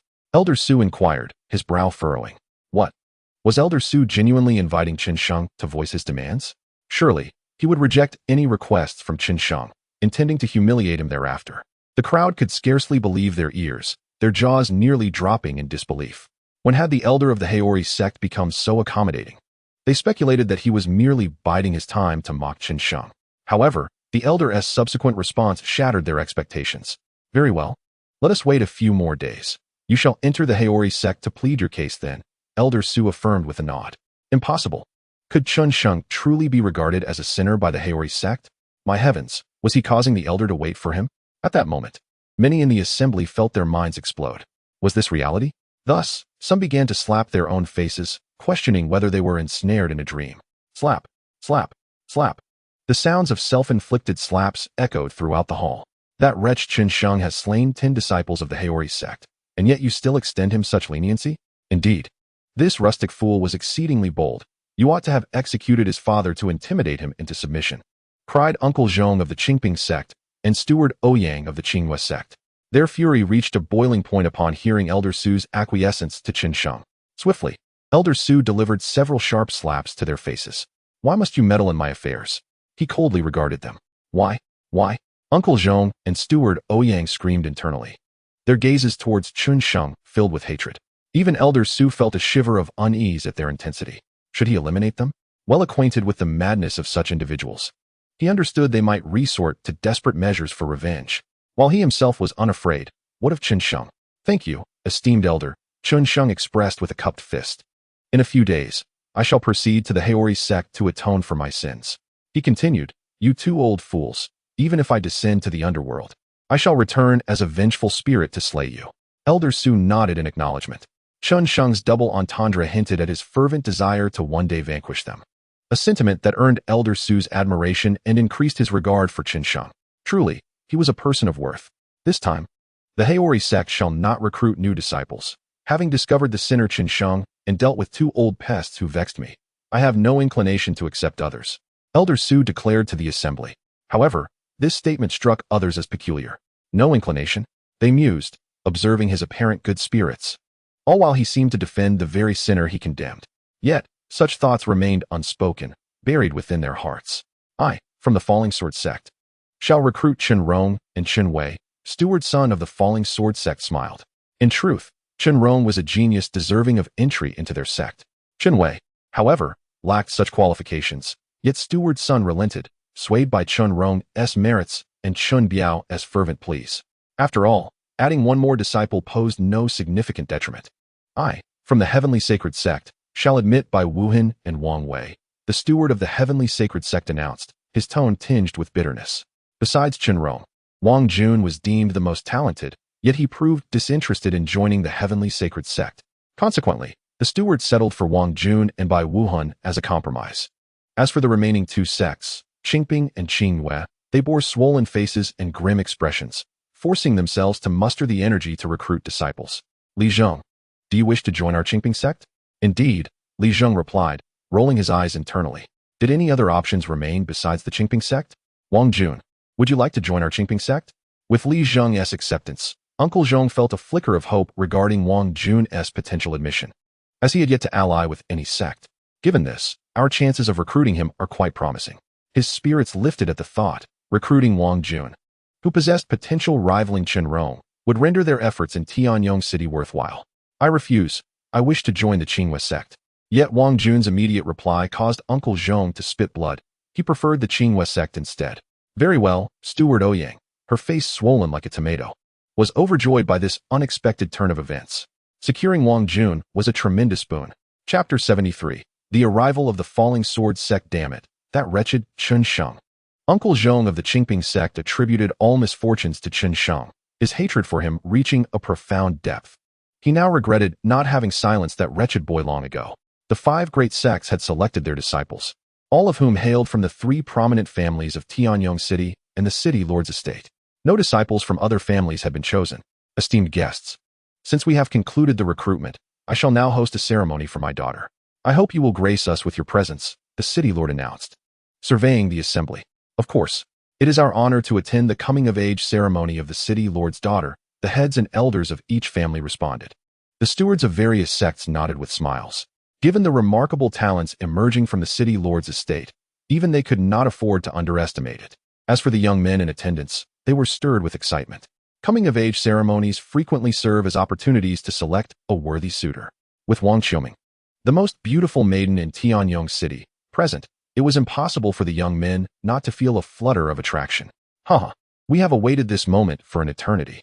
Just then, two proud and charismatic young men appeared, their demeanor reminiscent of deities descending from the heavens. Casting disdainful glances upon the assembled youth, not even the heads of the various clans were spared from their contempt. Only in the presence of the sect's stewards or the city lord did they temper their arrogance. "Are you disciples of the Falling Sword sect?" inquired Steward Sunday. "Indeed. I am here on the orders of young Master Qijian to present a pure and mysterious pill at Miss Wang's coming-of-age ceremony," one of the young men, Li Feng, replied. The mention of young Master Qijian startled Steward Sunday. He was the son of the sect's leader, gifted beyond measure, a martial arts master at a tender age. His only flaw being a penchant for the fairer sex. The implication of sending two disciples to present a gift to the city lord's daughter was unmistakable. It was no wonder Miss Wang Qiuyue could enter the Falling Sword sect without examination. While her potential was indeed significant, such privilege could not be granted without reason. "You two brats, have you no respect for the city lord? How audacious!" exclaimed the head of the Zhao family. Feeling the weight of his own inadequacy as the top talent of his clan, Zhao Nantian was not even qualified to join the sect. Angered by the audacity of the two seventh-tier martial apprentices, he unleashed his frustration upon them. "Humph, just a couple of country bumpkins," scoffed the other youth, Zhou Wu. "Steward's son, enlighten him about our status." Cough, cough. "So, you are the head of the Zhao family, are you?" "These two are from the Falling Sword sect. And more importantly, they represent the will of our sect leader's son," Steward's son said, casting a sympathetic glance at the Zhao family head, aware that he had just incurred a grave offense. "What?" Zhao Nanshan's legs trembled, nearly causing him to collapse. The identity of the sect leader's son was of immense nobility, far surpassing even 10 city lords. He had just questioned the emissaries of such stature. Was he courting death? So it is a distinguished disciple of the Falling Sword sect. I was mistaken. I failed to recognize your esteemed identities. I beseech your forgiveness, Zhao Nantian said, bowing deeply. Despite being a martial arts expert, offending a figure of such importance from the Falling Sword sect meant the annihilation of the Zhao family could occur in an instant. "Kneel," Zhou Wu ordered, his hands clasped behind his back. "What?" Zhao Nantian thought he misheard. The other clan heads and elders also believed their ears were deceiving them. A martial apprentice daring to command a martial expert to kneel? Was he seeking death? "I said kneel. Are your ears deaf?" Zhou Wu reiterated loudly, ensuring everyone heard his insolence. Such arrogance was the consensus among the onlookers regarding the two disciples of the Falling Sword sect. Chen Sheng, observing the scene, marveled internally. He had never encountered anyone more presumptuous than these two. "Do you think that because you are from the Falling Sword sect, I am afraid of you? If I were to strike with all my might, you would undoubtedly perish. Although I too would face certain death," he declared. Having suffered such humiliation, even a clay figurine would rage, let alone a martial artist. While he respected the sect leader's son, it did not imply he would cower before these two apprentices. The audacity of demanding his kneeling incited a murderous intent within him. Should these two continue their insolence, he would have no choice but to eliminate them, prioritizing his safety later. "Humph, what do you intend to use to kill us?" Li Feng retorted. "We are from the Falling Sword sect, and the daughter of the city lord is soon to be betrothed to our young master. Should you dare to make a move, your head will roll, and the Zhao family will vanish. Submit and kneel, or you will surely die," Zhou Wu warned. "Head of the family, we must fight back." Zhao Nantian seethed, feeling like an ant beneath their disdainful gazes. With a powerful strike, he unleashed his strongest technique, the Mountain Splitter. This yellow-tier martial skill, perfected to its pinnacle, manifested as a massive axe descending from above, capable of cleaving foes from 10 paces away. "Trash," Li Feng said, pointing a finger at Zhao Nantian. Unleashing a beam of energy that pierced through him, blood gushed forth, and before he could execute his technique, he collapsed to the ground, gasping. This was the strength of the Falling Sword sect's disciples. Even as mere 7th-tier martial apprentices, their prowess was formidable. Defeating Zhao Nantian in a single blow commanded the respect of many. "Do you truly expect me to kneel and bow my head in submission?" Zhao Nantian replied coldly. As Li Feng struck, he wished to intervene, but he realized the city lord and the sect members had locked onto him. Should he attempt to act, both the city lord and steward's son would undoubtedly thwart him, instilling terror within him. Did he truly wish for the Zhao family to meet its demise at his hands? Kneeling and apologizing was out of the question. Such an act would turn the Zhao family into a laughingstock in Tianyong City. Yet, refusing to kneel would not spare him from these two young men. Chapter 74. The shield here is what we shall do, head of the Zhao family. A simple apology should suffice, the city lord proposed. Esteemed young gentlemen, today is my daughter's coming-of-age celebration, as well as the day of the 5-sex examination. It is a day of joy, and I hope you can understand. We do not wish for bloodshed in the city lord's residence. He then turned to Li Feng. For my sake, a mere apology will resolve this matter. Exchanging glances with Zhou Wu, Li Feng acknowledged the futility of demanding the Zhao family head to kneel. They acquiesced to the city lord's suggestion. At that moment, Zhao Nantian, recognizing the gravity of the situation, offered an apology to Li Feng and Zhou Wu. City lord, some unpleasantness just occurred. However, allow us to share some good news to lighten your spirits, Li Feng said, eagerly retrieving an item from a box. The grayish pill, exuding a rich fragrance, prompted the city lord, upon inhaling its aroma, to feel as though he were floating in bliss.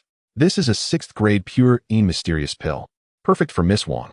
My young master has truly invested greatly, intending to take her as a concubine. Miss Wang is indeed fortunate. Jealousy and envy flickered in Li Feng's eyes. The 6th-grade pure and mysterious pill was extraordinarily rare, and although he did not know its specific benefits, he understood its immense value. The Falling Sword sect possessed very few 6th-grade pills, and marrying young Master Qijian as a concubine would elevate one's status immensely, ensuring a future free from worries about resources for cultivation. If he were in Wang Chuyue's place, he would likely faint from joy in young Master Qijian's embrace. I apologize, but my daughter has already found her beloved, and they are contemplating marriage. The city lord has rejected this. Who is the young master of the 7 swords? He is well aware of the situation. After all, he was once part of a sect, though lacking the talent to ascend further. Having reached the peak of martial arts, he found no potential to advance to the next level and was consequently abandoned by the sect. In such organizations, there are always a few former brothers. The young master of the 7 swords is known for his lewdness, a fact I have learned from his former companions. Should his daughter fall into the hands of the young master, she would likely be discarded after a brief dalliance. What? City lord, you must not speak carelessly. Upon hearing that the city lord's daughter harbors feelings for another man, Li Feng exclaimed in alarm. If the young master of the 7 swords learns of this, he will surely be furious. They might even face his wrath due to this matter.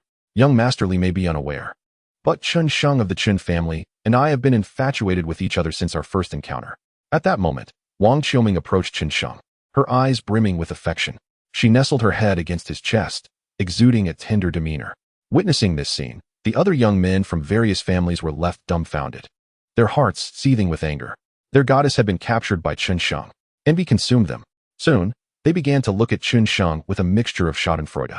They knew well that Chen Sheng's affection for Wang Qiuming had always been one-sided. Now, with her sudden declaration of love for him, it seemed she was merely using him.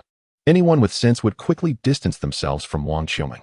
After all, she was the woman coveted by the young master of the 7 swords. To compete with him would be futile. Even if Chen Sheng had 10 lives, they would not suffice for the young master's wrath. I am infatuated with Miss Wang. She is already my woman, and I ask that you relay this to your master, young Master Li. Chen Sheng paused for a moment, then immediately echoed Wang Qiuming's sentiments. Since arriving at the city lord's mansion, he had remained vigilant regarding Wang Qiuming and the city lord. However, after the sect's assessment, the city lord and Wang Qiuming had yet to act against him, causing him to lower his guard and nearly forget the situation. Now, Wang Qiuming's sudden declaration of affection made him realize that she intended to use him as a shield. The old Chen Sheng would have willingly accepted such a role.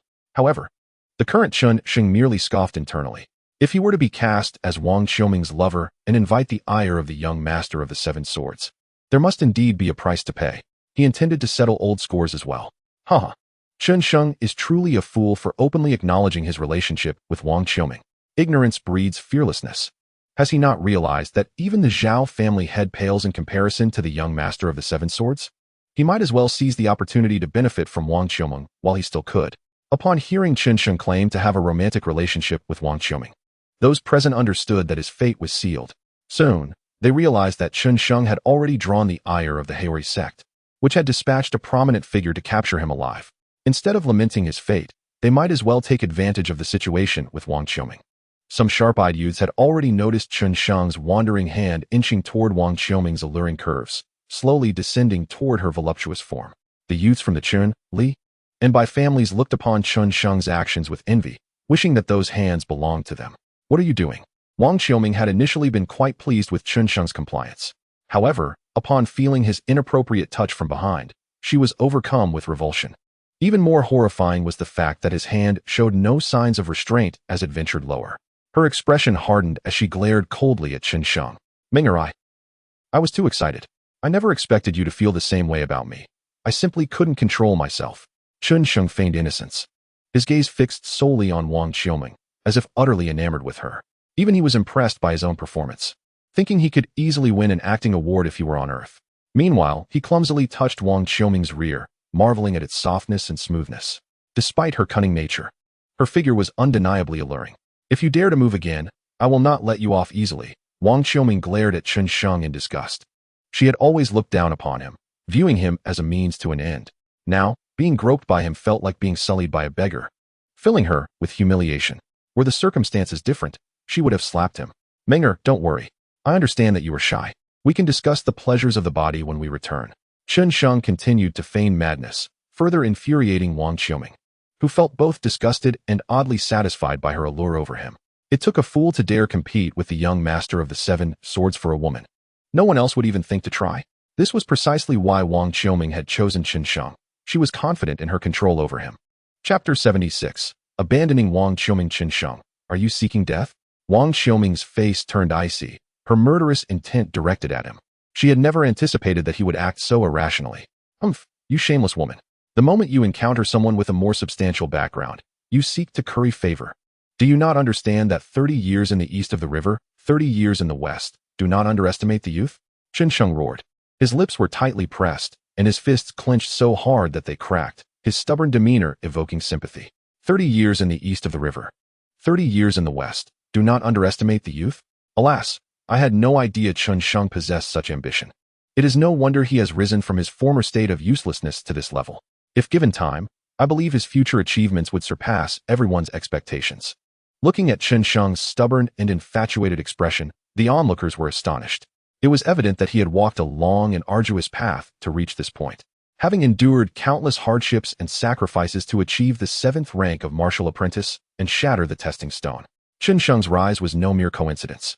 Simultaneously, many young men no longer viewed Wang Qiuming as their goddess. To abandon an old flame for the sake of the young master of the 7 swords was utterly contemptible. Chen Sheng, I did not expect you to be so ambitious and resolute. Elder Su gazed at the valiant and strong-willed Chen Sheng moved. His assessment of this genius rose significantly. With both talent and insight, coupled with a steadfast will, the potential of such a martial artist is unimaginable. He had already resolved to ensure that Chen Sheng received ample training upon entering the Haori sect. You speak of 30 years in the east of the river, 30 years in the west. You have no more chances left. Your demise is imminent. You, a country bumpkin, dare to defile Miss Wang? 100 deaths would not suffice. Li Feng and Zhou Wu exchanged glances, their hearts trembling at Chen Sheng's defiance. Such a person, even with inadequate talent, can soar to great heights if given a mere opportunity. Now that there is enmity between us, and considering she is the woman of the young master, the inevitable fate of such a person is nothing but death. Steward's son, city lord, act swiftly to eliminate this waste. They spoke with an authoritative tone. Yet, both Steward's son and the city lord remained motionless. Did they not wish to kill Chen Sheng? Unfortunately, with that ancient figure from the Haori sect present, anyone who dared to strike down Chen Sheng would find it impossible, especially the city lord, who gazed at Chen Sheng with a burning desire to extract his tendons and drink his blood. The purity of his daughter had been utterly ruined by this beast. Chen Sheng must be taken by me. Even if the young master of the 7 swords were to come in person, I would say the same. Elder Su declared with unwavering authority. The more he observed Chen Sheng, the more he favored him. Who do you think you are, you old fossil, to speak to us in such a manner? Li Feng and Zhou Wu were momentarily taken aback by Elder Su's audacity. They could hardly believe that someone even more arrogant than they were stood before them, glaring fiercely at Elder Su. Had it not been for the unfathomable aura surrounding him, they would have lunged at him. You 2 little brats are courting death, Elder Su replied, a hint of anger in his voice. It had been a long time since anyone dared to speak to him in such a way. With a wave of his hand, A dense surge of true energy descended like a mushroom cloud upon Li Feng and Zhou Wu. Boom! A resounding crash echoed in everyone's ears. As the dust settled, the ground was indented by a yard, and the two lay there like corpses. Terrifying. Where did this old monster emerge from? Witnessing this scene, the onlookers were filled with greater dread towards Elder Su, swallowing hard. After a while, Li Feng and Zhou Wu finally managed to rise. Their eyes filled with malice as they stared at Elder Su, though fear predominated their expressions. Though merely outer disciples of the Falling Sword sect, they possessed some knowledge. In their recollection, even the inner elders of their sect could not compare to the terror exuded by this old man. They could not fathom how such a being had appeared in Tianyong City. City Lord, Wang Xiaoming, we shall relay the events of today to the young master truthfully. With harsh words, Li Feng and Zhou Wu limped away, unable to bear facing Elder Su any longer. Wang Xiaoming, since you are heartless, do not blame me for being ungrateful. Today, we sever all ties. After Li Feng and the others departed, Chen Sheng approached Wang Xiaoming, his anger boiling over. He cast aside Wang Xiaoming completely. Wang Xiaoming, all your schemes have come to naught. You thought to use me, but you were mistaken. I am no longer the Chen Sheng I once was. After his furious outburst, he discreetly transmitted a message. Well, Chen Sheng. I never imagined I was being toyed with by you all along. Upon hearing Chen Sheng's hidden transmission, Wang Xiaoming felt a sudden clarity. No wonder Chen Sheng's behavior had seemed peculiar, giving her a vague sense that something was amiss. It turned out he was manipulating her.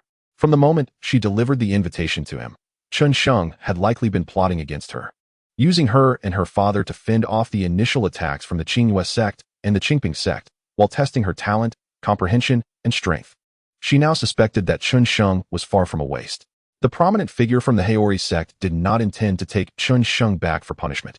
The explosion of the Black Prison Stone and the Wutong Stone likely concealed monumental secrets. Wang Xiaoming, with her astute mind, quickly connected the dots, realizing that nothing could escape her perception. Humph! Chen Sheng snorted disdainfully, choosing not to elaborate further.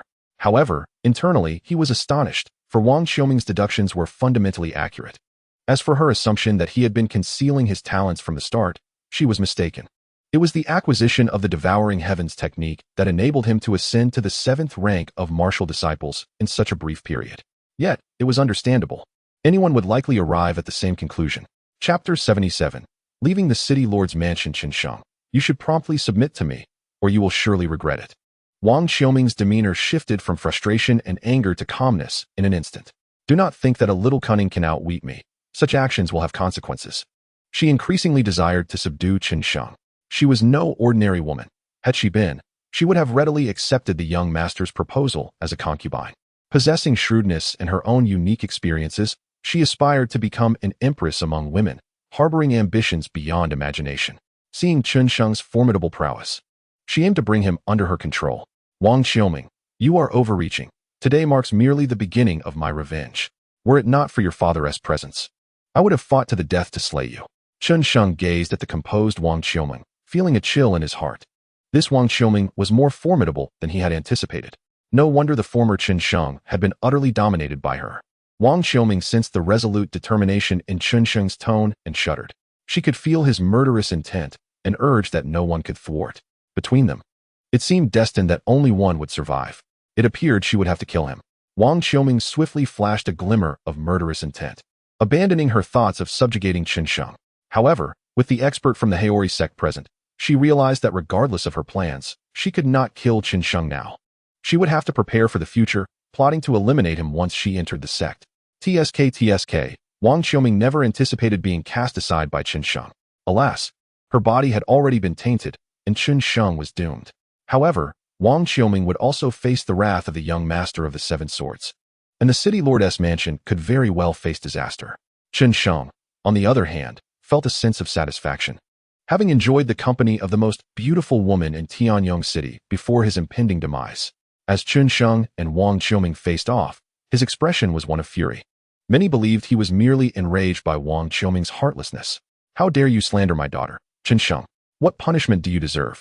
The city lord suddenly flashed before Chen Sheng, closing in on him. His eyes burned with a fiery rage, almost spitting flames. At this moment, the city lord's mansion had undoubtedly offended the young master of the 7 swords. One misstep, and the city lord's mansion could face annihilation. What crime have I committed? Your daughter is the truly despicable one. Chen Sheng harbored no fear towards the Lord of Tianyong City. The experts of the Haori sect remained present, rendering him immune to any threats.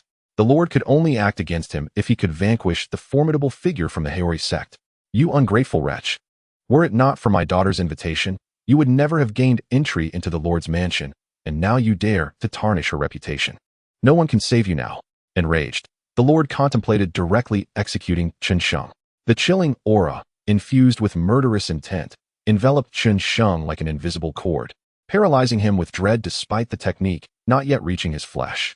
This was undoubtedly the prowess of a peak martial artist, even surpassing that of his father. The condensed energy formed an intangible weapon, capable of inflicting harm without a trace, should the Lord wish to eliminate him. A mere thought could trigger an explosive release of energy, and Chen Sheng's head would swiftly roll. Father, please hold your hand. Chen Sheng is now a sinner of the Haori sect. If you harm him, it would be an affront to the sect. Wang Xiuming, despite her desire to slay Chen Sheng, understood that the moment was ill-timed. The Lord, realizing this, snorted in acknowledgement and retracted his energy, causing the once menacing force to dissipate in an instant. Chen Sheng marveled at the Lord's mastery over his energy, a testament to his status as the foremost expert in Tianyong City. Gentlemen, today a wretched creature has slandered my daughter's purity, and I find myself unable to proceed with her coming-of-age ceremony. We shall postpone it to another day. With a wave of his hand, the Lord departed with Wang Qiuming. You may leave at your convenience. I, Wang, shall not see you off. Wang Jun, you shall accompany me, ordered Ouyang, the steward of the Qingyue sect, casting a cold glance at Chen Sheng before taking Wang Jun with him back to their sect. Although they did not eliminate Chen Sheng during their visit to Tianyong City, they had secured a talented individual. Otherwise, upon returning to the sect, they would not know how to report to the elders. As for Chen Sheng, he was already as good as dead. Li Zhong, you two shall return with me to the sect, Ouyang commanded. One by one, the stewards prepared to depart. This recruitment of disciples had been a resounding success, yielding a higher quality of candidates compared to previous years. The only blemish was the peculiar Chen Sheng, who had shattered the strength testing stone and damaged the black prison stone and comprehension stone. Upon returning to the sect, they intended to inquire with the elders about the destruction of these artifacts and whether they concealed any secrets. Chen Rong, you shall leave with me now, stated steward son of the Falling Sword sect, preparing to return to the sect with Chen Rong.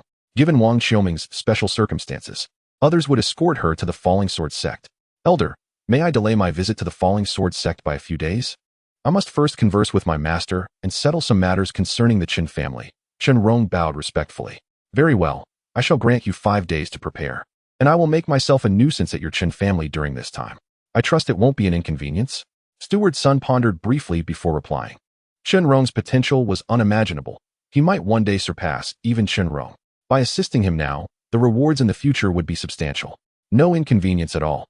Chen Rong exclaimed joyfully, his companion Chen Biao also sporting a broad smile. Should Steward Sun of the Falling Sword sect extend his visit to the Chen family, it was certain that Chen Biao would gain complete control over the family's affairs, as he was the master of the Falling Sword sect disciple, Chen Rong. Chen Sheng, you shall accompany me back to the Haori sect, Elder Su stated sternly. Elder, please allow me a few days to prepare. I must wait for Shao Qing. Chen Sheng replied, calculating that Shao Qing would soon return. Your status is rather lofty indeed, expecting the elder of the Haori sect to wait for you. Came the derisive remarks from the surrounding elders of the Chen family, who were concerned about Chen Sheng's intelligence. Do you think you are Chen Rong, daring to negotiate with an elder of the Haori sect? You are an enemy of the sect. It is a miracle you are not dead already. We can only hope that the esteemed figure from the Haori sect will not direct their wrath towards the Chen family. Chapter 78. 3 days later. I suppose I shall temporarily reside in your home, Elder Su nodded. What?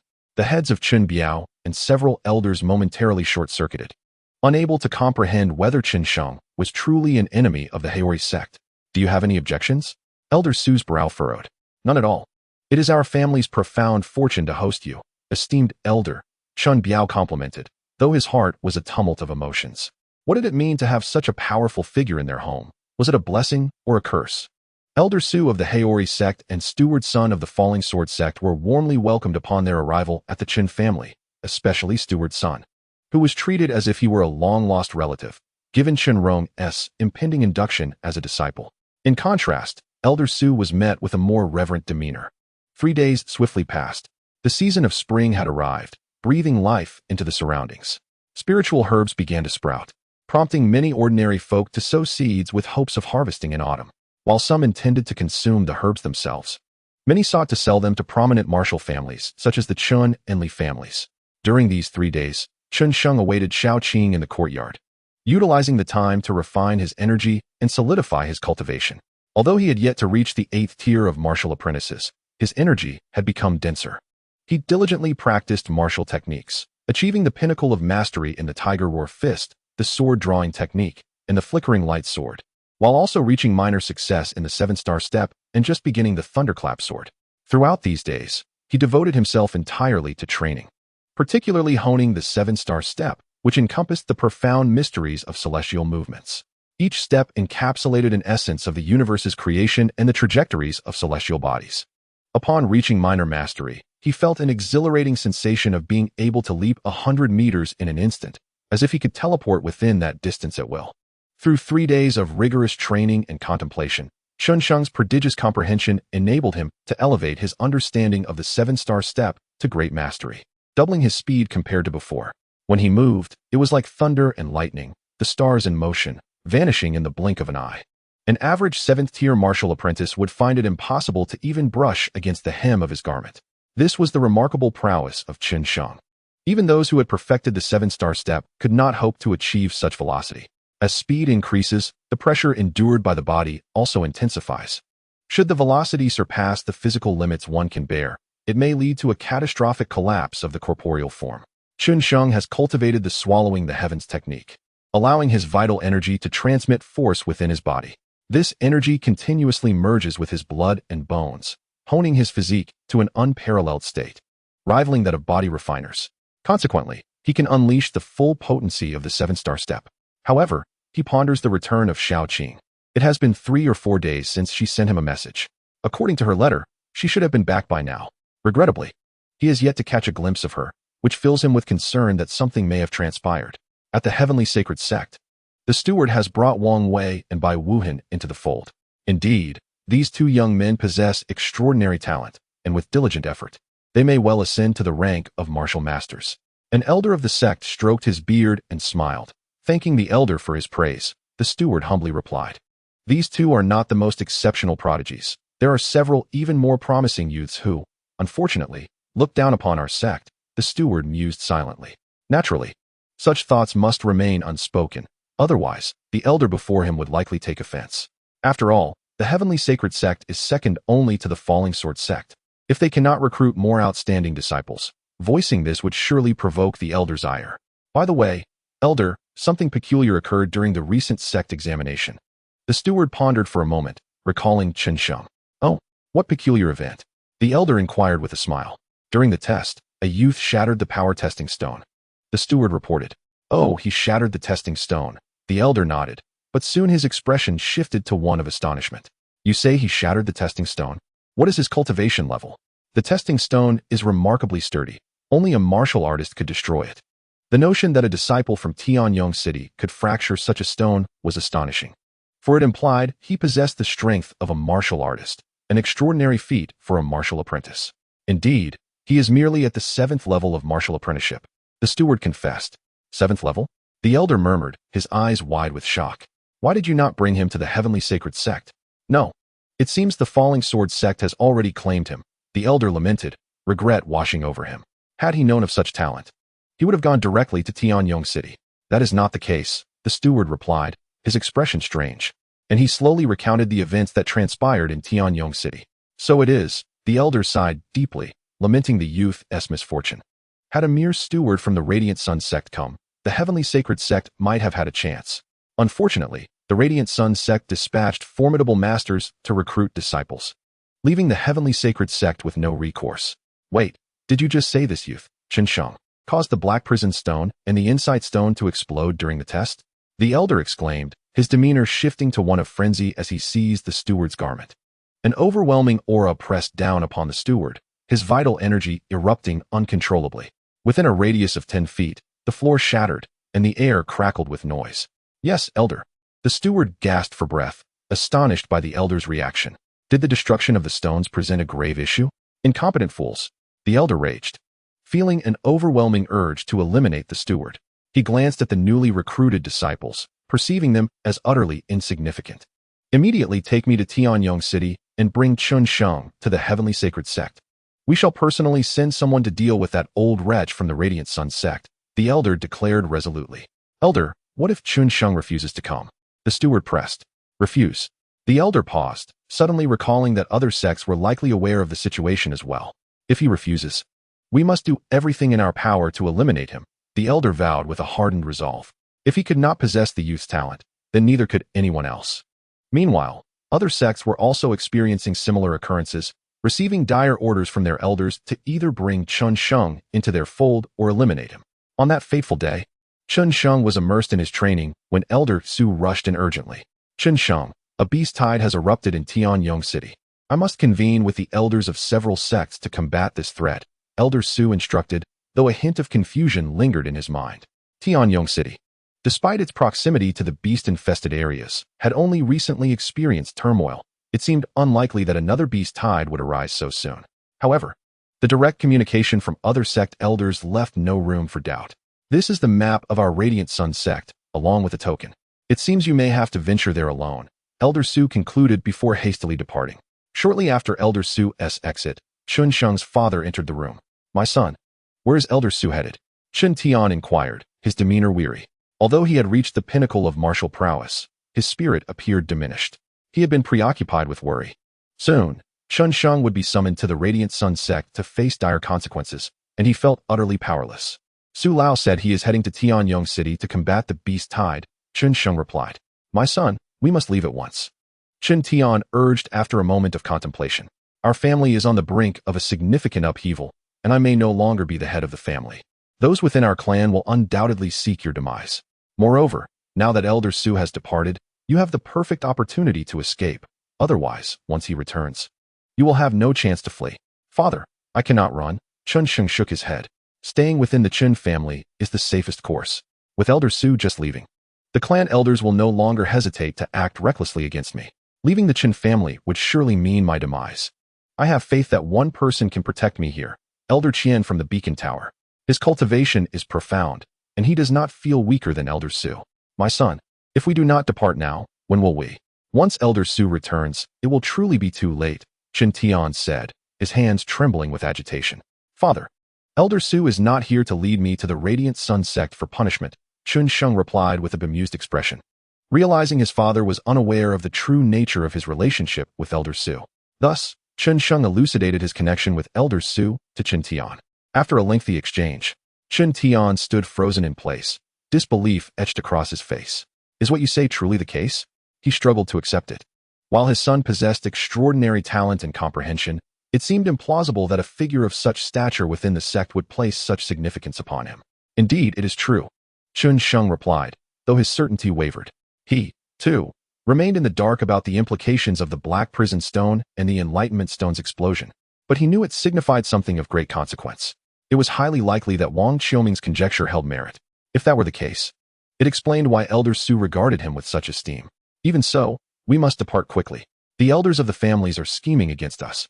Once they realize Elder Su is absent, even if they do not seek to take our lives, they will undoubtedly make our situation uncomfortable, Chen Tian pressed, suppressing his shock. Father, to leave the Chen family would be tantamount to courting death. Here, Chen Biao and the others still hold some regard for us. If we venture out, we could perish outside, and Elder Su would be powerless to intervene since they could easily claim we were slain by others. Chen Sheng scoffed. On the contrary, within the Chen family, there are those who will protect us. He then informed Chen Tian about Elder Qian of the Beacon Tower. I am aware of Elder Qian. He is shrouded in mystery within the Chen family. Since the time of my father, he has remained in the Beacon Tower, an ancient relic whose existence has long been forgotten, and his power is indeed formidable. Upon hearing Elder Qian's name, Chen Tian's body trembled. This was the true paragon of their clan. Many upper echelons speculated he had ties to the first ancestor of the Chen family, having lived for an inconceivable duration. He represented the true, invincible foundation of the Chen family. All upper echelons believed that should a life-and-death crisis befall the Chen family, this paragon would emerge to save them. Is Elder Qian truly inclined to assist you? Chen Tian's heart raced with doubt. Such a figure would hardly concern himself with trivial matters. Since Chen Tian could recall, he had never heard of Elder Qian leaving the Beacon Tower. Of course, Chen Sheng paused momentarily before affirmatively stating. In truth, he was not entirely convinced. Yet, he needed to instill belief in his father that Elder Qian would take action. He could not leave the Qin family just yet. As long as Xiao Qing had not returned, he was unwilling to depart. Unbeknownst to him, Xiao Qing had become an indispensable part of his heart. Very well. Chen Tian nodded. Observing his son's demeanor, he realized Chen Sheng was indeed reluctant to leave the Qin family. After offering a few more words of advice, Chen Tian hurriedly took his leave. As the head of the Qin family, he had cultivated several trusted confidants over the years. He needed to return immediately to prepare everything and monitor Chen Biao and the others' movements, ensuring they were ready for any eventuality. In a courtyard of the Chen family, nestled in the southeastern corner and somewhat secluded, the surroundings were picturesque. The proud green trees stood resolute, while fragrant flowers intoxicated the senses. The ground was made of cold jade, leaving no footprints, even in the snowy winter. Thus, this jade was aptly named Snow Traceless Jade. Around a vast table crafted from ancient ironwood, several imposing figures with an air of authority sat. Each was a senior elder of the Qin family, all possessing the prowess of ninth-level martial artists, capable of sweeping through armies in Tianyong City. Chen Biao, what is the purpose of your summons? Chen Jingtian inquired solemnly. He was one of the most formidable senior elders. Though hunched and seemingly on the verge of collapsing, none dared underestimate him. Once a martial artist of the 8th level, he had held his ground against 9th-level warriors. Now, despite his age, his cultivation had deepened, placing him firmly at the 9th level. Chen Biao, I recall your disciple participated in the sect's test. Do you know which sect he has joined? Another elder, Chen Gu, also a 9th-level martial artist, asked. My disciple is about to enter the Falling Sword sect and has garnered the attention of significant figures there, who have promised that once Chen Rong joins, he will be taken under the wing of an inner sect elder, granting him the rights of an inner disciple. Chen Biao replied, pride evident on his face. Remarkable. To be accepted into the Falling Sword sect, a far superior sect compared to the other four, indicates Chen Rong's immense potential. Another elder, Chen Zhen, remarked. Indeed, Chen Rong ranked first in the sect's test. Even upon entering the Falling Sword sect, he will surely be valued highly. Chen Biao smiled. I have gathered you all to discuss the grave predicament faced by Chen Sheng, the son of Chen Tian, which has drawn the attention of Elder Su from the Haori sect. What course of action should we take? Chen Sheng stated gravely, outlining the events that transpired at the city lord's mansion. Instantly, anger flared across the faces of the senior elders. We have been in seclusion, unaware of such turmoil. How could the family produce such a wretch? Chen Biao, why did you not eliminate him? This beast. If Elder Su becomes displeased, it is entirely possible he could eliminate us all. Chen Jingtian, Chen Gu, and Chen Zhen's auras fluctuated, causing the table to tremble. Everyone. I only learned about this wretch's offenses during the sect's test. Now, even if I wish to kill him, I cannot. For Elder Su intends to take Chen Sheng back to the sect for interrogation. Chen Biao lamented. With Elder Su residing in the Qin family, he felt a constant sense of trepidation. Should this formidable individual unleash his wrath, he could hardly fathom who might be able to stop him. We must take measures to remedy this and make it known to Elder Su of the Haori sect that Chen Sheng and his father have no ties to the Qin family. The astute Chen Jingtian slammed his palm upon the table, declaring, we must immediately strip Chen Tian of his position as family head and erase the names of both father and son from the family registry. This course of action is most prudent. I concur, came the unanimous agreement of the elders. They held great admiration for Chen Jingtian's quick thinking. Stripping Chen Tian of his position and erasing their names from the family registry would effectively sever ties with the Qin family, thereby mitigating Elder Su's wrath. According to Chen Biao, Elder Su harbored a deep-seated hatred for Chen Sheng, allowing only himself to bring Chen Sheng to justice. Chen Jingtian's approach not only evaded Elder Su's fury, but also subtly conformed to his desires, a truly ingenious strategy. Subsequently, the senior elders of the family began to depart, convening with elders from other families to swiftly reach a final decision. The actions to remove Chen Tian and expunge Chen Sheng from the family registry would be executed as soon as possible. In Chen Sheng's courtyard, he had been in the midst of his training when he suddenly noticed a beautiful woman hovering in the air, gazing down at him. Powerful. This was undoubtedly the strongest individual Chen Sheng had ever encountered. Even Elder Su of the Haori sect and Elder Qian of the Beacon Tower were no match for her. She descended like a celestial being from the heavens. Upon catching sight of her, Chen Sheng felt his internal energy surge uncontrollably, as if it were a tempest. Her striking gaze pierced through him like an invisible sword, slicing into his very being. Even Chen Sheng's physical form seemed on the verge of being torn apart, as if he were to consume the heavens and devour the earth, claiming dominion over eternity. He promptly activated the swallowing heavens technique within him, absorbing the overwhelming mental pressure. The beautiful woman gasped, her eyes widening in astonishment. She had just unleashed a mental assault, a form of spiritual attack. Typically, those at the martial apprentice level would be shattered or even explode upon meeting her gaze. Yet, upon colliding with Chen Sheng, she immediately sensed her gaze as if it had plunged into an unfathomable black abyss, deep and terrifying. Her influence was utterly negated. Who are you? What brings you to the Chen family? Chen Sheng spoke in a low voice, striving to maintain his composure. You are Chen Sheng, correct? You need not concern yourself with my identity. Just know that Xiaoqing will not be returning to the Chen family, and you are forbidden from seeking her out again, lest you face merciless retribution, the woman declared imperiously. At the mention of merciless retribution, Chen Sheng felt as though he had been thrust into an endless abyss of slaughter. He could sense that this woman was indeed a formidable practitioner, ruthless and unyielding. Xiaoqing is my beloved. Should she not return to the Chen family, I will naturally seek her out. Who are you to obstruct our bond? Chen Sheng replied with unwavering resolve, his determination steadfast. Humph. Do you even consider yourself worthy of her? The woman regarded Chen Sheng with disdain, as if he were merely an insect. To be frank, I am Xiaoqing's master, and I am bringing her to the Grand Academy of the Empire. You are utterly unworthy of her. With a gesture as if performing a magic trick, she produced a pill from thin air. The pill shimmered like stars, radiating a golden glow in her hand, and a fragrant aroma wafted through the air, delighting the senses. A fifth-grade pill, the indestructible golden pill. Young man, in consideration of your years of care for Xiaoqing, I shall bestow this upon you.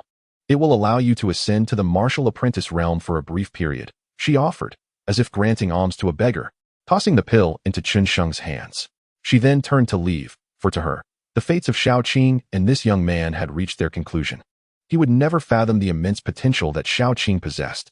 Even a prince of the imperial family could not compare to her, let alone a mere scion of a small clan.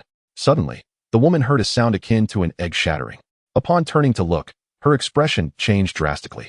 You dare to be ungrateful, she exclaimed coldly. Giving Chen Sheng a fifth-grade pill was already a painful concession. The prospect of offering him anything further was utterly inconceivable. Even for her, such pills were exceedingly precious. I am not being ungrateful, nor do I require your charity. Chen Sheng crushed the pill in his hand. You claim I am unworthy of Xiaoqing, but is it her own words or yours?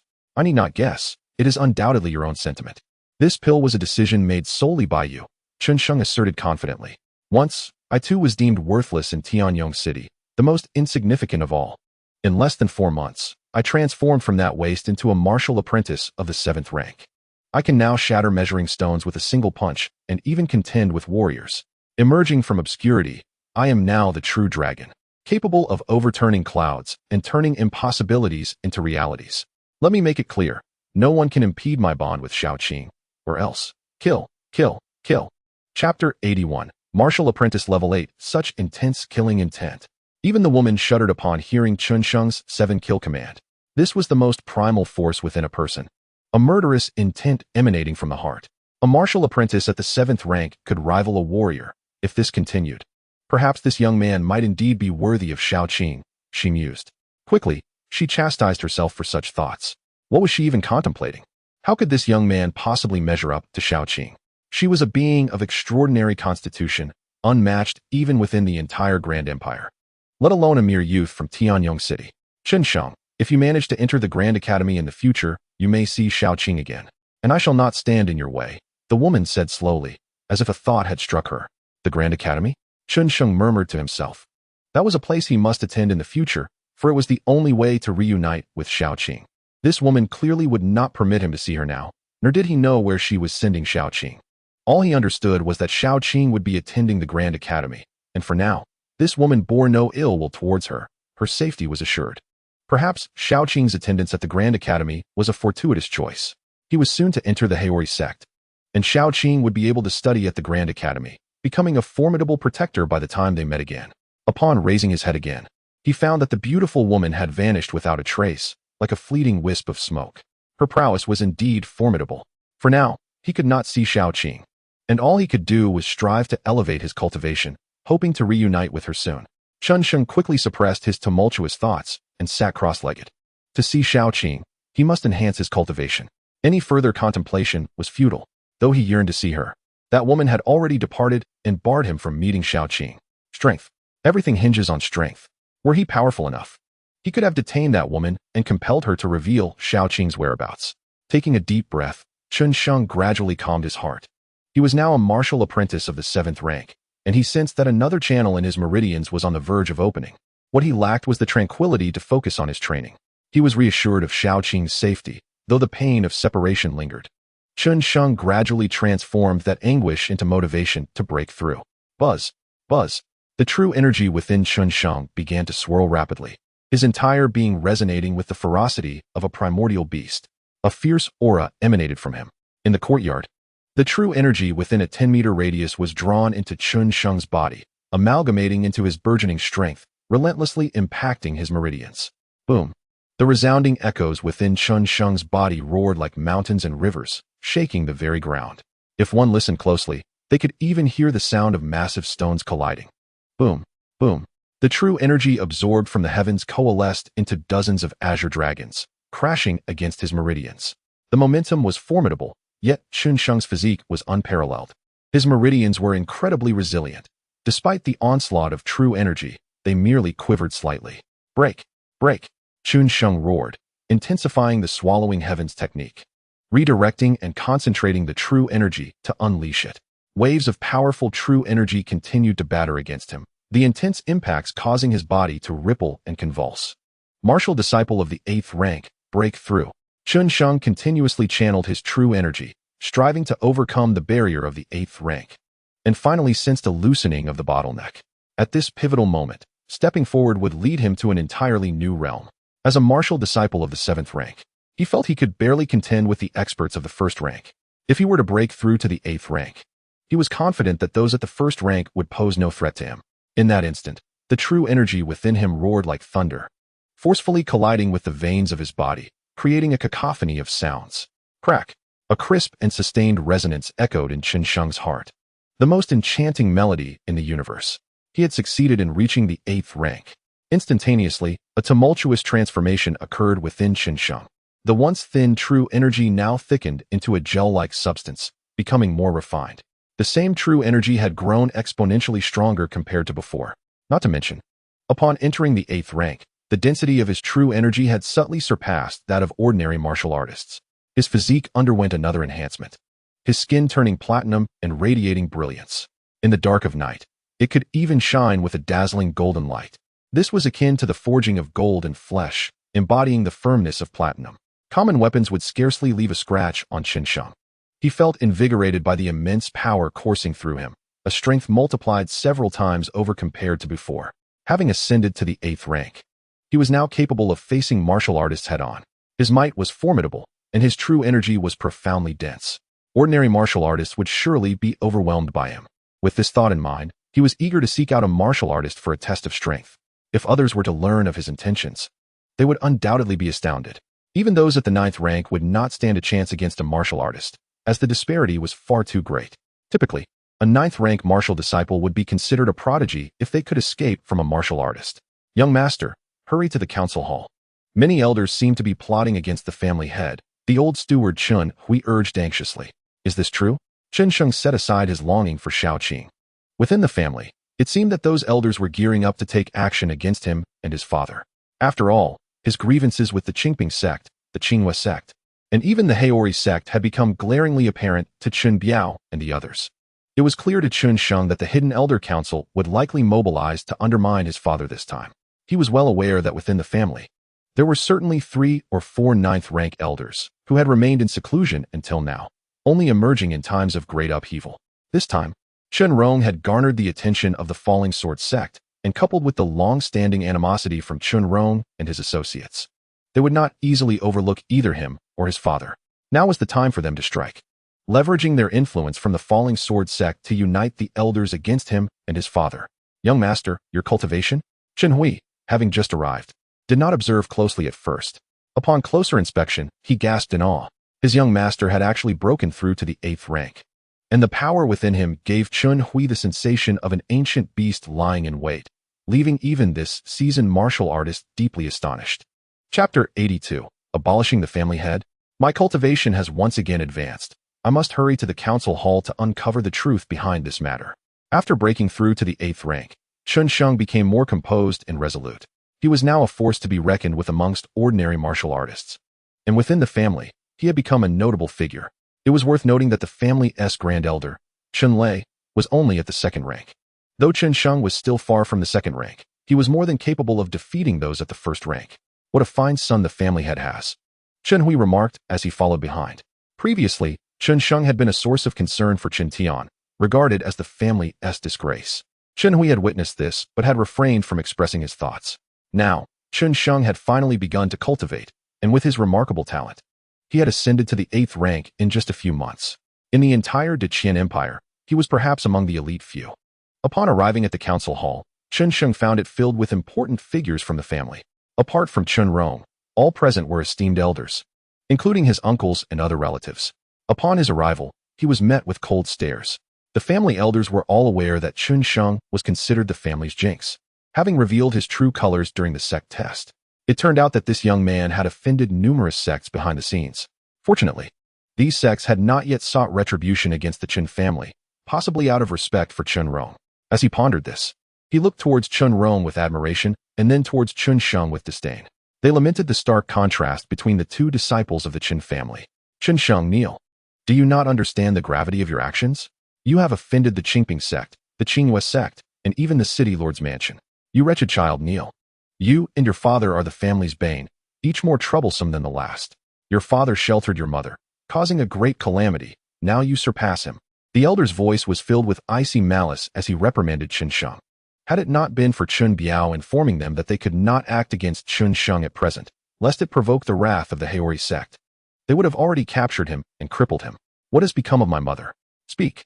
Chen Sheng demanded of Grand Elder Chen Lei. Who exactly was his mother? His father, Chen Tian, had always kept this a secret from him. Now, with Chen Lei claiming that his mother had caused a disaster for the family, it seemed there were many hidden truths regarding both his mother and father. Humph, wretched child, kneel and bow 10 times, and perhaps I shall reveal her identity to you. Chen Lei coldly scoffed. Yet, within his heart lay a lingering fear. Chen Sheng's mother had a formidable background, nearly leading the Chun family to destruction. Even now, he was still haunted by that shadow. Shenger, do not kneel. Remember, if you wish to learn about your mother, you must at least reach the rank of a martial general. Chen Tian placed a reassuring hand on Chen Sheng's shoulder. Your mother resides in the imperial capital of the Dantian Empire. He gazed into Chen Sheng's steadfast eyes, unable to conceal the truth any longer. The imperial capital? Chen Sheng fell silent. That was the most prosperous place in the empire, teeming with martial prowess. In such a realm, martial artists were like ants, martial masters mere servants. And only martial generals could be considered formidable figures. If you wish to find your mother, remember, you must at least be a martial general. Preferably a martial spirit, or even a martial king. Chen Tian spoke gravely. He feared that if his son recklessly ventured there, he might be captured and sold into slavery before even laying eyes on her. Humph, Chen Tian, cease your rambling. We have unanimously agreed that you are no longer the head of the Chen family, and we shall remove both your names from the family register, Chen Lei proclaimed, suppressing his inner satisfaction. After battling Chen Tian for so long, he finally triumphed over him. Although he had leveraged the influence of Chen Rong and Chen Biao, it was still a victory. What? You intend to erase our names from the family register? Chen Tianjing's eyes widened in disbelief, his hands falling weakly to his sides as he slumped into his chair, struck by the thunderous news. As the head of the family, he could overlook many things. For his son had grown up, shedding the label of a family disgrace. There was no longer a need for him to exploit family resources for his son's benefit. Yet, to have their names erased from the family lineage was tantamount to casting them out of the Chen clan. Throughout his years as the family head, despite some personal ambitions, he had dedicated himself to the welfare of the Chen family, transforming it from a frail entity into the foremost among the 3 great clans of Tianyong City. Today, a single decree would strip him and his son of their place in the Chen family, and his heart bore the anguish of betrayal. With a violent cough, blood spilled from his lips, staining the ground crimson. Father, Chen Sheng rushed forward, supporting his father. If they wish to erase us, let us depart from the Chen family and save ourselves from the tyranny of these petty individuals. Chen Sheng spoke disdainfully, harboring little affection for the Chen clan. Being expelled from the family meant little to him. You foolish wretch, even cast out, you still dare to flaunt your arrogance. Without the family's protection, your kind would have been annihilated by rival clans countless times over. You remain oblivious to the magnitude of your predicament. Without the Chen family's shelter, those factions will not spare you. The elders of the Chen family wore expressions of smug satisfaction, convinced that the reason Chen Sheng had not yet been slain by the elders of the Haori sect was due to their family's influence, particularly with Chen Rong on the verge of joining the Luojian sect. As Chen Tian and Chen Sheng slowly departed, the elders erupted in laughter. "This is bad," exclaimed a steward, rushing in with urgency. "Many from the sects have arrived, including members of the Qingping sect, Qinghua sect, and Baodiansheng sect." What is happening? Didn't these sects leave? The elders were taken aback, realizing that the return of these sect members was likely to hold Chen Sheng accountable for his actions. They could not allow them to leave. Otherwise, the anger of the sects would be unleashed upon them. Panic set in as they scrambled for strategies, speculating the intentions of the sect members. It quickly became apparent that they had come to confront Chen Sheng, and with Elder Su absent from the Chen family, it seemed the sect members had caught wind of the situation and intended to eliminate Chen Sheng. The elders lamented the swift intelligence of these sect members. "Chen Sheng, Chen Tian, you both cannot leave," declared the revered elders Chen Jingtian, Chen Zhen, and Chen Gu, blocking their path. Chapter 83. A disturbance in the Chen family. How amusing. Just moments ago, they sought to expel us, and now they wish to keep us, Chen Sheng mocked. "You wretched creature, the sects have come seeking you. Do not expect the Chen family to shoulder your burdens." "Humph, today is your last day," the elder Chen Jingtian growled. The three formidable masters, all at the pinnacle of the 9th stage of martial arts, standing resolute. Their combined presence was enough to force Chen Sheng to his knees. Had it not been for his father, Chen Tian, shielding him, he would have crumpled under the sheer weight of their aura. "Shenger, you must flee. I will hold them off." Chen Tian's expression darkened. These ancient family elders were a formidable force, steeped in lineage and power. Only a desperate strike could ensure his son's survival. "Father." Chen Sheng gazed into his father's eyes, resolute in his decision to stand his ground. "Where you go, I go. If you perish, I shall too. Today, we fight side by side to carve our path." His spirit soared, embodying the essence of a vengeful warrior. As an overwhelming surge of energy erupted from him, akin to the strength of a first-stage warrior. If he were to flee today, his father might sacrifice himself for his sake, leaving a gaping wound in his martial heart, forever hindering his path. It was far better to fight now. Only through struggle could hope arise. No one could predict what might unfold in the next moment, and as a martial apprentice at the 8th stage, he yearned to test his mettle. "Very well, today we shall stir the waters of the Chen family." Chen Tian, sensing his son's unwavering resolve, felt a surge of pride and responsibility swell within him. He would protect his son at all costs. In a moment of fierce determination, Chen Tian surged forward, embodying the spirit of a war god, his brows sharp as swords and his visage resolute. "Kill." At that instant, he launched the first strike against the 3 9th-stage martial artists, his true energy surging forth like a torrent. He wielded the green-edged sword, a mid-tier yellow-grade martial technique, channeling his essence into a blade that cleaved through the air toward the 3 revered elders. The moment the energy blade manifested, everyone in the hall felt a chilling tremor, as if frost had swept through. Even the weaker Chen Rong had to summon his energy to defend against it. Audacious. This vile wretch dares to strike at the revered elders. The 3 elders roared in fury. For years, they had held sway as esteemed elders of the family, their power unquestioned. No one had dared to challenge their authority until now, as a junior member of the Chen family had the audacity to provoke them. With a sweeping motion, they unleashed their power, a torrent of true energy engulfing the hall. The sound of splintering wood echoed as sturdy chairs shattered under the force. Thunder Fist, Ceiling Palm, Star Finger. The 3 revered elders unleashed their own mid-tier, yellow-grade martial techniques, honed to perfection. Their combined might surged forth like a tempest, their sleeves billowing with the wind. Before their energy even touched Chen Tian, it exploded forth, a chaotic dance of dragon and serpent, shattering the floor and leaving deep fissures in its wake. In that moment, Chen Tian's green-edged sword reached its zenith of power, soaring through the air with a roaring energy, a tempest of blade intent that swept through the hall. The energy sword surged forth, relentless and fierce, cutting through the very fabric of the air around them. To his astonishment, the formidable techniques of the 3 elders were instantly shattered by his green-edged sword. "My father's strength has grown." Chen Sheng, standing beside Chen Tian, felt invigorated by the fierce energy of the sword. As a swordsman, he understood the essence of the blade. His father's green-edged sword was a weapon of unparalleled versatility, forged from true energy into a deadly instrument. However, the revered elders were not to be so easily vanquished. After witnessing the astounding power of the green-edged sword, they no longer underestimated him. Chen Tian, you shall die today. It seems we cannot let you live. 3 ninth-tier elders gazed at Chen Tian, their faces etched with astonishment.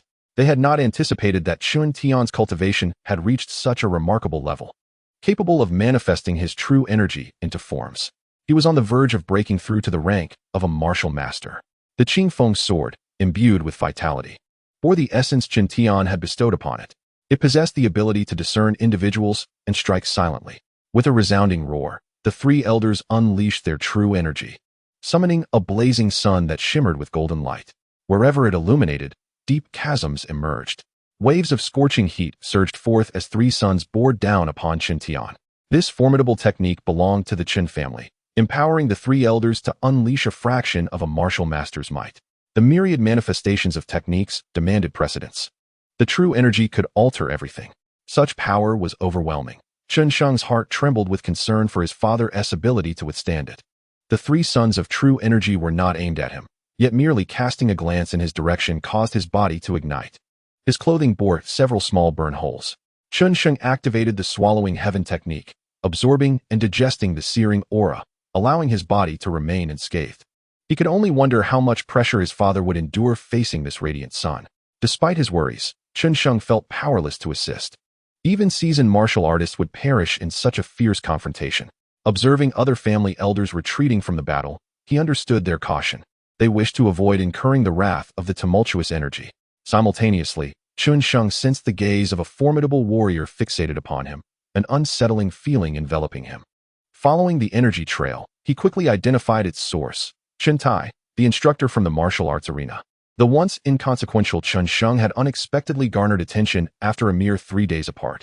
Chen Tai lunged toward Chen Sheng, towering over him like a hawk poised to seize its prey. Chen Sheng's previous escape from Chen Tai's grasp had already astonished him. He had expected that to be the end of it, only to hear rumors of Chen Sheng's escalating prowess, which filled him with trepidation. Only fate could tell whether this young man would seek retribution. Fortunately, Chen Tai was aware of Chen Sheng's recent conflicts with the sect. The family elders had resolved to impose sanctions upon him. While they could not take his life, crippling him and rendering him powerless was still within reach. Little waste. Prepare to perish. A colossal hand of true energy descended upon Chen Sheng, obscuring his vision to the sole sight of that palm. The terrifying energy fluctuations emanating from it caused his hair to stand on end and his clothing to flutter violently, even from a distance of over a foot. Chapter 84. A display of divine might. Chen Tai's intent to eliminate Chen Sheng was unclouded by doubt. As a martial artist, his true energy could condense into various weapons, a refinement beyond the capabilities of a mere martial apprentice. Although his hand was casually formed, it was far from trivial. No martial apprentice could hope to withstand it. Yet, his expression shifted dramatically. The true energy hand before Chen Sheng crumbled like paper. In less than a second, it shattered with a resounding crack, releasing a torrent of sword light and energy, cascading toward Chen Tai. The onslaught surged forth with the power of thunder, filling the air with sword energy. Though merely a martial apprentice, it struck Chen Tai with the might of a first-tier martial artist. Heavenly Gang, Sacred Blade. Chen Tai slammed his palm downward, conjuring a formidable energy blade over a yard long, exuding a fierce, malevolent aura that left all present in awe of its tremendous power. This low-tier, yellow-grade technique, mastered to perfection by Chen Tai, was destined to kill, heralding bloodshed. The Heavenly Gang's Sacred Blade radiated a sacred brilliance, masking its deadly intent. However, Chen Sheng remained unfazed. Having cultivated the swallowing heaven technique, his sensitivity to true energy was extraordinary. He discerned that the energy blade could slice through solid iron and vanquish foes. Remaining calm, Chen Sheng deftly evaded the energy blade's trajectory, disappearing before it. In that instant, Chen Tai was unable to detect Chen Sheng's whereabouts. After obliterating Chen Sheng's sword energy, the Heavenly Gang's Sacred Blade lost its target, crashing into nearby furniture and shattering the floor with a deafening explosion, leaving all present reeling from the thunderous noise. Snowflake Sword. Chen Tai's fury ignited upon witnessing Chen Sheng evade his assault. As a martial artist, it was humiliating to find himself unable to subdue Chen Sheng with a single strike. The murmurs of derision from other family elders echoed in his ears, amplifying his embarrassment as the weakest elder within the family. If he failed to capture Chen Sheng today, he would truly be a disgrace to the Chen clan. He immediately unleashed another technique, the snowflake sword. This technique allowed for the rapid, successive firing of energy swords with uncanny precision. Each energy sword was diminutive, no larger than a thumb, yet in Chen Tai's hands, they wielded immense power.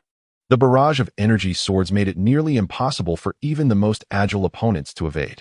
Chen Sheng could hear the swishing of energy swords slicing through the air. Chen Tai, a true martial artist, wielded this low-tier yellow-grade technique with unparalleled finesse, rendering it a deadly art form. 7-star steps. Faced with the erratic energy swords, Chen Sheng employed the 7-star steps, a technique that allowed him to navigate the narrowest margins of safety. As the energy swords whizzed past, he skillfully evaded them. In rapid succession, 10 energy swords flew by, yet he managed to dodge them all. His movements were fluid, as if he danced among the stars, effortlessly sidestepping the onslaught of the snowflake sword. Little waste, die. Chen Tai's anger intensified upon realizing Chen Sheng could evade his snowflake sword. He recalled the day he first encountered Chen Sheng, a mere second-tier martial apprentice.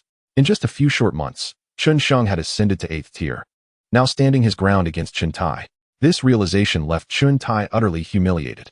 Was it truly so challenging for a martial artist to deal with a mere martial apprentice, especially one who had not even reached 9th tier? Unable to contain his frustration, Chen Tai summoned a torrent of true energy, once again unleashing the snowflake sword.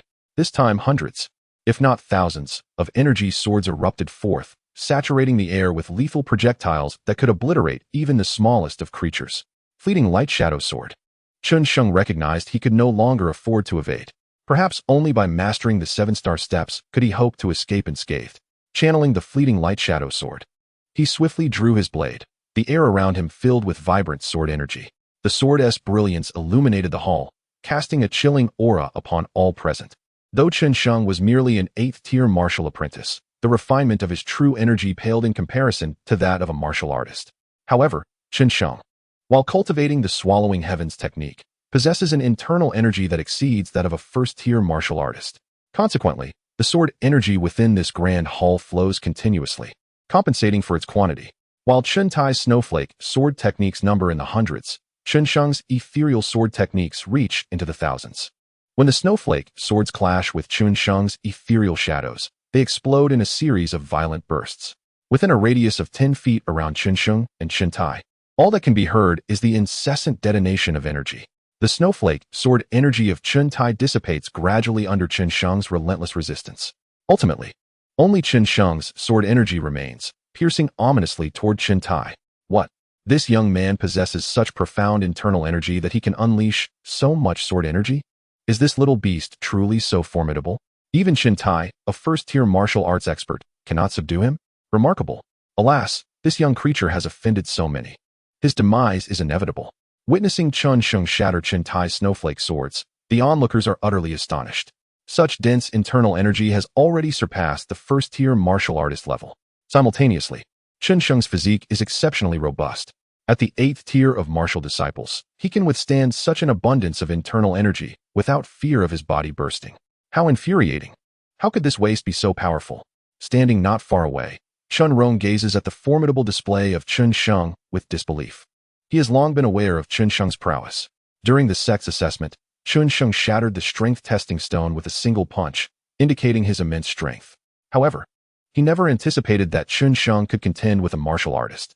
Observing the surging waves of energy, Chun Rong realizes that if he were to charge in, he would have perished countless times over. Fortunately, this waste is blissfully unaware of the heights of heaven and depths of earth. Having offended so many, he muses darkly. Swish, swish, swish. Thousands of sharp sword energies surge toward Chen Tai, akin to a rain of arrows piercing the heart. The dense barrage of sword energy strikes simultaneously at Chen Tai. Even as a martial artist, Chen Tai feels a tingling apprehension. This is terrifying. Is this truly an attack that a martial disciple can unleash? In that moment, Chen Tai reveals his ultimate trump card. He understands that if he does not employ his true abilities now, he will fall to a mere martial disciple. Thousand Autumn's Finger. This is an intermediate yellow-grade martial technique of the Chen family. As a martial artist of the clan, Chen Tai naturally had the opportunity to learn such techniques. Within the Chen family, once one steps into the realm of martial artists, They can access the Martial Arts Pavilion to learn an intermediate yellow-grade martial technique. Chapter 85. Slaying Chun Tai. As Chun Tai unleashes the intermediate yellow-grade martial technique, his momentum shifts dramatically. A single finger determines life and death. A single point resolves victory or defeat. The spiraling energy of his finger absorbs the surrounding internal energy like a black hole, growing increasingly potent. Various images flicker around his fingertip, embodying the profound mysteries of the changing seasons and the flow of epic tales. Before this finger is even unleashed, Chen Sheng's ethereal sword energy is immediately obliterated, unable to approach. Any attempt to draw near results in annihilation, confronted by an overwhelming obstacle. This martial technique ensures that this little beast is as good as dead. With the emergence of the intermediate yellow-grade martial technique, the elders of the family unanimously believe that Chen Sheng is doomed at the hands of Chen Tai. Some even prepare to rescue Chen Sheng, recognizing that he must not perish just yet, as he needs to be dealt with by those from the sect. A simple disabling of his legs and the crippling of his abilities would suffice. Is this truly an intermediate yellow-grade martial technique? Chen Sheng's expression grows grave.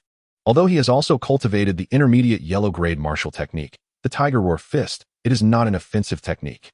Faced with the Thousand Autumns finger, Chen Sheng feels an overwhelming pressure. The aura is celestial, pointing to the stars with a chilling gleam, poised to strike at the throat. Ethereal Shadow's Sword. Chen Sheng once more employs his Ethereal Shadow's Sword, infusing it with his sword intent. As the intent surges forth, a chilling atmosphere envelopes him. In his hand, the soft sword radiates a clear brilliance, resonating with the roar of dragons and tigers, quivering incessantly. The metallic clang of the sword fills the hall, and faintly, one can discern the sword's howling. Indeed, at the moment Chen Sheng draws his soft sword, myriad sword images manifest. These illusions solidify into genuine sword energy, surging forth with a deafening roar. Swish, swish. Chen Sheng's sword energy descends like a fine mist, elusive and swift. The speed is astonishing. One can merely glimpse the sword shadows flash by, imbued with a lethal intent. Thousand Autumns Finger. Chen Tai also unleashes his intermediate yellow-grade martial technique. The finger technique surpasses the previous snowflake, swords and strength. It sweeps through the air, causing the atmosphere to explode, striking like the finger of a deity. As Chen Sheng's sword energy barely makes contact with Chen Tai's technique, it instantly shatters, a mere trifle. Kill. Chen Sheng presses on with renewed vigor. His internal energy surges upward like a mushroom cloud. In fact, a surge of energy erupts from his mouth, shaking the very roof. He knows this is the most perilous moment. It is either his own demise or that of his opponent. The overwhelming internal energy threatens to rupture his body, and faintly, one can hear the sound of muscles tearing. Swish, swish, swish. In an instant, the sword energy erupts into tens of thousands, and the numbers only increase. The densely packed sword energy fills the surrounding space. The elders outside the family witness a thick mass of internal energy. Although Chen Tai's Thousand Autumns Finger is formidable, it is instantly obliterated by the deluge of sword energy. The remaining force of the sword energy surges toward Chen Tai.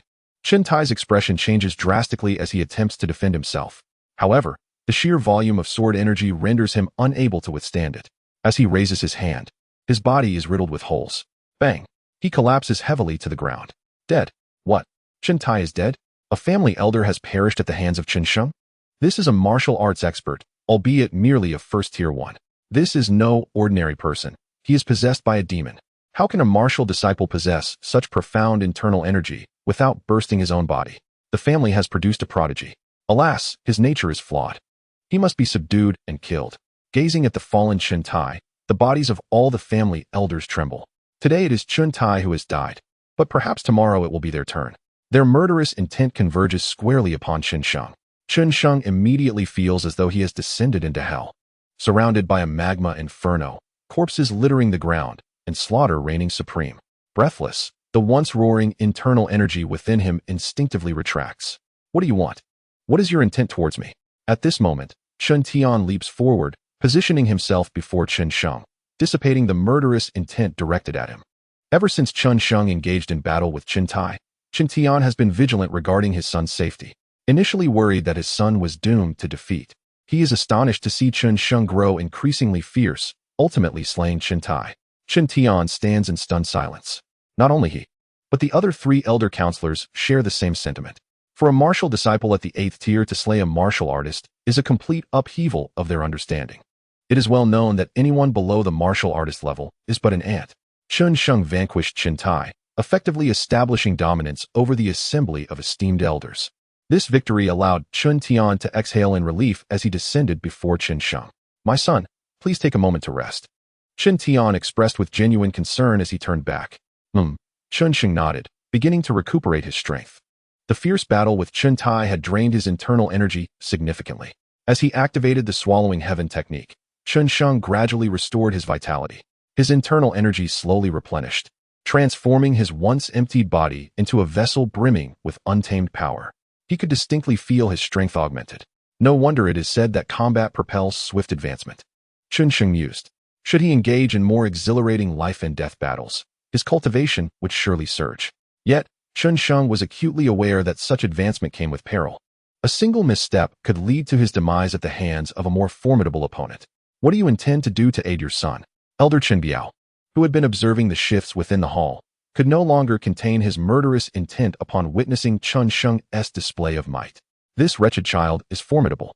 Once he steps into the realm of martial artists, chaos will surely ensue," he thought. "Do not presume that you can withstand 3 9th-tier martial artists and revel in your triumph. If I were to intervene, your demise would be imminent." The elders of the Chen family were not to be trifled with either. The fact that Chen Sheng managed to slay an elder was already a stretch. Soon, they would unite to capture and punish this little demon. Elder Chen Biao, having decided to act, sought to eliminate Chen Sheng decisively. Indeed, this demon must be neutralized. He is undoubtedly possessed by malevolent forces. The other family elders regarded Chen Sheng with cold disdain, their fear palpable. Once a prodigy of the Chen family, Chen Sheng's recent actions had now rendered him a liability, a threat that needed to be extinguished to prevent future retribution. For their own safety, it was imperative to cripple Chen Sheng. The presence of Chen Rong was sufficient for the family. As they weighed the merits of Chen Sheng against Chen Rong, they lamented the stark contrast between the two, Chen Sheng soaring while Chen Rong languished, a disparity as vast as the heavens and the earth. Alas, Chen Sheng had succumbed to darkness. Chapter 86. The Sect's Enticement. "My son, it appears that today, we may meet our end here," Chen Tian lamented, gazing at the family elders.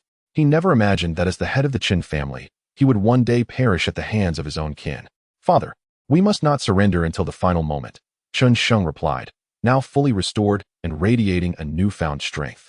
"No matter who arrives today, they cannot save you," he declared. "Indeed, it is time to eradicate these two sources of calamity," the elder sneered. Almost all the elders of the Chen family were present, for among them were 9th-tier martial artists, while others ranged around the 5th and 6th tiers, totaling over 20. They harbored no doubt that both Chen Sheng and Chen Tian would fall into their grasp today. Suddenly, several individuals entered the discussion hall, clad in sect robes. Their demeanor haughty. Only when they beheld Chen Sheng did their expressions shift to one of astonishment and fervor. They had come at the behest of the sect elders to recruit Chen Sheng. Steward Zhao of the Heavenly Sacred Sect, having witnessed Chen Sheng shatter the strength testing stone during the sect's evaluation, understood the young man's formidable potential. Thus, while he was shocked by Chen Sheng's lethal prowess, he was somewhat prepared. Conversely, Steward Qian of the Qingping sect and Steward Li of the Qinghua sect were astounded to see Chen Sheng slay Chen Tai, their disbelief bordering on disbelief. They could scarcely believe it was real, even resorting to slapping themselves until the pain confirmed the truth. Is it truly possible for an 8th-tier martial artist to slay a 1st-tier martial artist? They pondered. They resolved to bring Chen Sheng back at any cost. Esteemed guests of the sect, you may not be aware that Chen Sheng and his father sought to depart moments ago, and we were preparing to restrain them. Elder Chen Biao addressed the 3 sect stewards respectfully. Although these stewards were of low rank, merely 1st-tier martial artists, they represented 3 major sects capable of easily obliterating the Chen family. Hence, Elder Chen Biao treated them with utmost respect. "Grant us a moment, and we shall subdue them without requiring your esteemed intervention." Elder Chen Biao believed the stewards had come to hold Chen Sheng accountable for his actions. Exchanging glances with the other elders, he prepared to unleash a swift and lethal assault on Chen Tian, aiming to quickly subdue Chen Sheng. "Begone!" Steward Qian of the Qingping sect bellowed furiously at Elder Chen Biao. "I am here to solemnly invite Chen Sheng to join our sect. Should you wish to come, we are willing to offer any price. As for that steward with whom you have enmity, we will eradicate his cultivation and leave the matter to you. Qinghua sect also extends a formal invitation to you. young friend Chen Sheng. Should you choose to join us, the matter of Chen Shui will be inconsequential. You will be valued by the sect, and you can have whatever you desire within our ranks. Steward Li of the Qingyue sect added with a flirtatious glance. Our sect is filled with beauties. Previously, Wang Jun found his match. Should you join us, you may select any beauty, barring the sect leader and elders. Shameless. Both Steward Qian and Steward Zhao cursed under their breaths. Youthful blood is easily swayed by allure. Wang Jun had faltered before, and now Chen Sheng might follow suit. As long as you join our heavenly sacred sect, we will devote the full resources of the sect to your training. Seeing the Qingyue sect resorting to seduction, Steward Zhao of the heavenly sacred sect also made an enticing offer. The full resources of the sect? Upon hearing this, everyone was taken aback. This was tantamount to placing the future of the sect in the hands of a mere martial apprentice. Should Chen Sheng perish prematurely, the sect would be on the brink of decline. How could these sect members, who initially sought to punish Chen Sheng, now be extending such lavish invitations? It was incomprehensible. This little wretch had stirred so much trouble, yet they were offering him such advantages to entice him into their ranks. The elders of the Chen family could hardly believe their ears as the sect representatives spoke kindly to Chen Sheng, promising various benefits to recruit him. Especially Steward Zhao of the heavenly sacred sect's pledge to invest the sect's resources in Chen Sheng left them nearly speechless. Was one Chen Sheng truly worthy of such investment from an entire sect? Could it be that his potential was far beyond their reckoning? Steward Zhao, you must have mistaken the person. Surely, you are here in search of Chen Rong? Elder son of the Falling Sword sect felt a pang of humiliation. Could it be that their sect's recruitment of Chen Rong paled in comparison to the allure of Chen Sheng? This left him in doubt. Had Deacon Zhao mistaken the person he was seeking? Indeed, Chen Rong was the foremost individual of the Chen family, possessing an 8-star talent and comprehension, with the strength of 1,000 pounds, destined for immeasurable achievements. Although Chen Sheng was formidable, he still paled in comparison to young Master Chen Rong. The elders of the Chen family, upon hearing Deacon Sun's words, experienced a moment of clarity, deducing that these sect deacons must have made an error. Despite Chen Sheng's prowess far exceeding that of Chen Rong, the elders could not bring themselves to believe that Chen Sheng surpassed Chen Rong in strength. How absurd. The individual they sought was indeed Chen Sheng.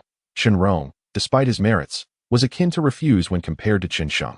Could Chen Rong even slay a warrior? Perhaps Chen Sheng could crush him with a single hand. How dare such a useless individual be compared to Chen Sheng? The 3 sect deacons cast disdainful glances at Chen Rong. In truth, Chen Rong was not without merit. In previous generations, he would have undoubtedly been regarded as the greatest genius of Tianyong City, sought after by various sections. However, after Chen Sheng eliminated the warriors, the deacons regarded Chen Rong with indifference. How infuriating! Chen Rong's heart roared with fury. He had long been considered the premier talent of the Chen family. Yet ever since Chen Sheng began to cultivate, it felt as though he was perpetually overshadowed. He still clung to the belief that Chen Sheng's success was merely a stroke of luck. However, now, as the sect deacons humiliated him, he realized that in the eyes of the sect, he was nothing but a waste compared to Chen Sheng.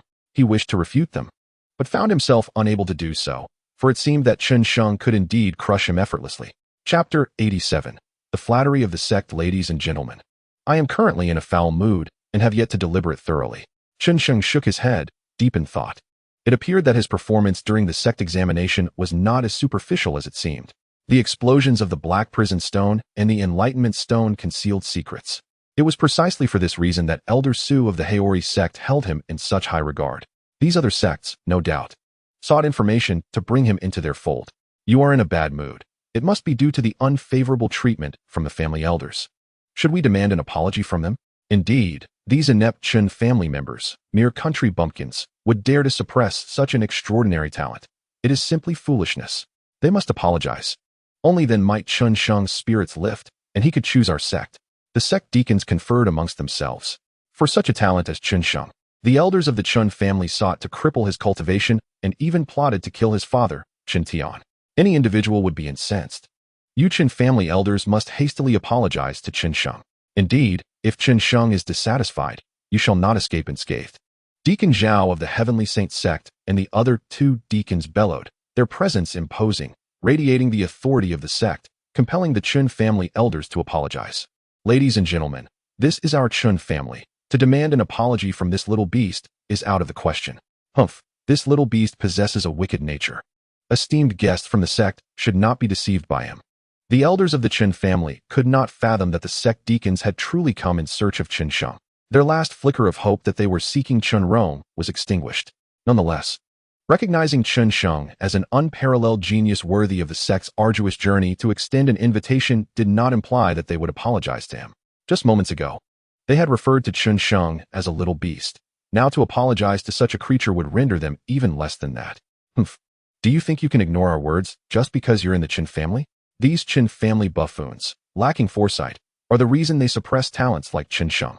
The sect deacons regarded the Chen family elders with pity, then produced an ancient token from their sleeves. Each sect deacon revealed one, each differing in appearance, yet exuding an aura of profound significance. The antiquated material, intricately carved with celestial designs, caused the Chen family elders to feel an overwhelming force, as if they were in the presence of a world-shattering figure, dominating realms far and wide. This is the sect master's token. How could your sect bestow such a token upon you? Deacon Son of the Falling Sword sect exclaimed in astonishment, his eyes wide with shock. The sect master's token? Chen Biao felt an ominous premonition. The sect master's token. Seeing the token is akin to seeing the sect master, Deacon Son murmured. Looking at Chen Sheng, he was at a loss for words. Originally, they believed that Chen Rong was the strongest genius they had recruited, but now it seemed utterly laughable. Chen Sheng was the true hidden gem, a genius concealed within the crowd. Now, his name had reached the ears of the sect master, who had even gone so far as to entrust the sect master's token to the deacons to ensure Chen Sheng's return. To defy the bearer of the sect master's token was tantamount to opposing the sect master, equating to defying the entire sect. Deacon Sun sighed. What? How could Chen Sheng possibly attract such notable attention? The elders of the Chen family were nearly fainting. One Chen Sheng had drawn the interest of 3 major sects, each vying for him. Could it be that Chen Sheng truly merited such significance? Chen Sheng, Chen Tian, we have erred gravely. Indeed, Chen Tian, you remain the head of the Chen family. Only under your leadership can the family aspire to greatness. Understanding the import of the sect master's token, the elders of the Chen family found themselves powerless to resist. Chen Biao was the first to apologize, followed by the other elders in succession. There was no alternative. This involved 3 sections. If they truly defied their commands, even 10 Chen families would not be enough to withstand their wrath.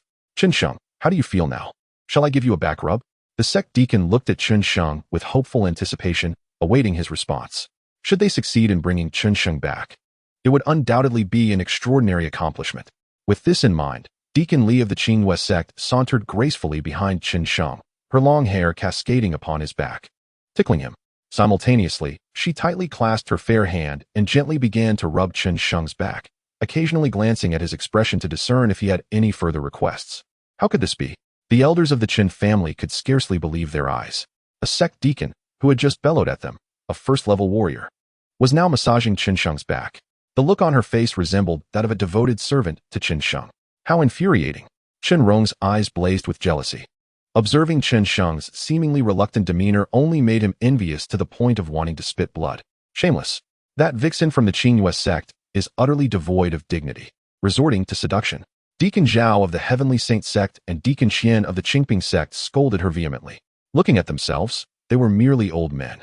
Giving Chen Sheng a back rub could only invite disdain. Even with the beautiful Deacon Li attending to him, Chen Sheng frowned in reluctance. What hope did they have? Knowing what I know now, I should have severed the head of that dog-like steward who bore a grudge against Chen Sheng and presented it to him. Steward Qian of the Qingping sect mused to himself. After a long pause, Steward Li from the Qinghua sect smiled and said, How about this? As long as you, Chen Sheng, join our sect, I shall offer you daily massages and grant you the freedom to act as you wish. Chen Sheng, do not heed her words. By entering our Qingping sect, you will solidify your martial resolve and reach greater heights in the future. At that time, you will not lack for female companionship. Joining our Tianxing sect is undoubtedly your best option, with one-on-one mentorship from esteemed elders and even the sect leader. The stewards of Qingping and Tianxing sects gazed at Chen Sheng with eager anticipation. Their wait for his response felt as critical as a life-or-death judgment. I apologize, but I believe you are aware of the Haori sect. Although these sects show great sincerity, it was Elder Su from the Haori sect who aided me through my tribulations. Gratitude is a principle I hold dear, Chen Sheng replied. Haori sect? I am aware of their intentions to portray you as a sinner while secretly attempting to bring you into their fold. Although cunning, we have seen through their schemes. You have yet to enter Haori sect, and options remain open, several sects frowned. Chapter 88. The sects turn hostile. The Haori sect's last visit was from an elder who understood the extent of Chen Sheng's prowess. The other sects only grasped his significance after their own stewards reported back to their elders. They noted the elders of the Haori sect had been deceived by their own sect's elders, leading to disbelief in any missed opportunities. Chen Sheng, you may not realize that the Haori sect is the weakest among our 5 great sections. For nearly a decade, they have been in decline and will soon face obliteration. Joining them would be akin to casting a pearl before swine, the stewards of the 3 great sects declared. The Haori sect is a mere rubbish sect, only able to attract the less talented disciples that other sects reject. Elder from the Haori sect has shown me kindness. I must go there. I appreciate your goodwill. Chen Sheng firmly shook his head. Chen Sheng, you may not understand, but your existence threatens the balance of the 5 great sections. If you cannot join us, we may have no choice but to eliminate you, they warned. Indeed, we have received such orders. The stewards of the 3 great sects' expressions darkened upon hearing Chen Sheng's resolute tone. The abruptness of their hostility was astonishing. They directly threatened Chen Sheng, stating that refusal would lead to death.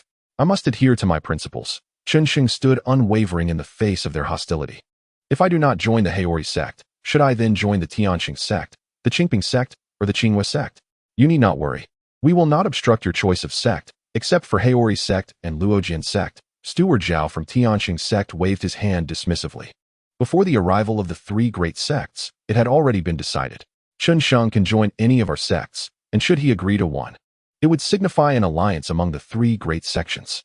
With the combined strength of the 3, we aim to cultivate a world-class master, ensuring our sects gain a foothold in the Dacian Empire.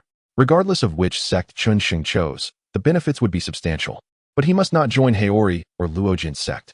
Joining either of these would significantly bolster their strength. If he entered Haori sect, it would likely rise to prominence. If he chose Luojian sect, it could become powerful enough to annihilate the other 4 sections. Your potential is simply too formidable. Join our sect or face annihilation. Make your choice swiftly. The 3 stewards urged, their gazes filled with admiration for Chen Sheng. The memory of him defeating Chen Tai lingered in their minds. Prior to their arrival, the stewards of Qingping and Qinghua sects had dismissed Chen Sheng, believing that while he was impressive, he paled in comparison to the geniuses of their own sections. However, witnessing his prowess in battle revealed their underestimation of him, as well as that of the sect elders. Such a figure, once matured, would undoubtedly become a renowned character in the Dacian Empire. Yet, if Chen Sheng were to reject them, he would face annihilation. Such a genius, if unattainable, must be destroyed. I refuse. I can only join the Haori sect. Although Chen Sheng was aware that this decision led him toward a perilous path, he felt he had no alternative.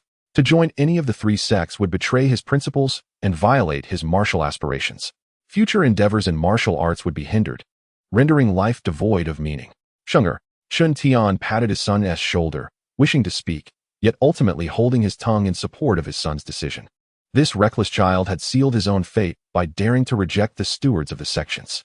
Fortunately, he was oblivious to the consequences. Otherwise, upon joining a sect and acquiring skills, he might one day seek vengeance against the Chen family. All the elders of the Chen family sighed in relief. For once Chen Sheng entered a sect, they would be powerless against him. Now, Chen Sheng was courting death, which suited their desires. Chen Sheng, do you truly wish for your demise? You must consider this carefully. Elder Su has already been reassigned from our sect, and he cannot come to your aid.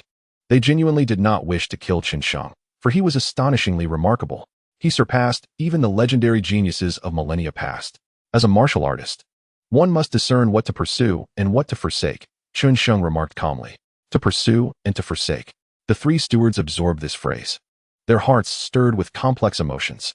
They admired Chen Sheng's adherence to his principles, but lamented that had their sect sent an elder initially, they might have recognized his talent sooner, preventing Haori sect from seizing him. Let the Chen family deal with Chen Sheng. And as for his father, let him meet the same fate, the 3 stewards commanded, having recognized Chen Sheng's resolve. They refrained from acting themselves, realizing they were no match for him. It would be utterly humiliating if all 3 of them were required to subdue him. My lords, what if the prominent figures of Haori sect inquire about this? Indeed, that individual is not to be trifled with. If we kill Chen Sheng, the Chen family may face annihilation. The elders of the Chen family were thrilled at the prospect of finally eliminating this troublesome youth. However, thoughts of Elder Su from Haori sect instilled fear, particularly in Chen Biao, who had witnessed Su's terrifying prowess firsthand. Rest assured, Elder from Haori's sect will not be returning anytime soon. Indeed, should Chen Sheng be dead, we will have no recourse. Our sect will issue a warning.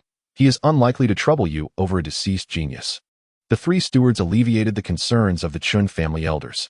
Gazing at Chen Sheng and Chen Tian, an eager anticipation surged within. You wretched beast. It seems your demise is destined for today. Even the divine cannot save you now. The elders of the clan had awaited this moment. It was time to eliminate these two individuals. The thought of a peerless prodigy perishing at their hands filled them with exhilaration. To extinguish genius always brought an unparalleled thrill. They were curious to see how many would accompany him to the grave. In the midst of this impending crisis, Chen Sheng mocked, "Humph. Do you think all the elders of the Chen family are as incompetent as Chen Tai?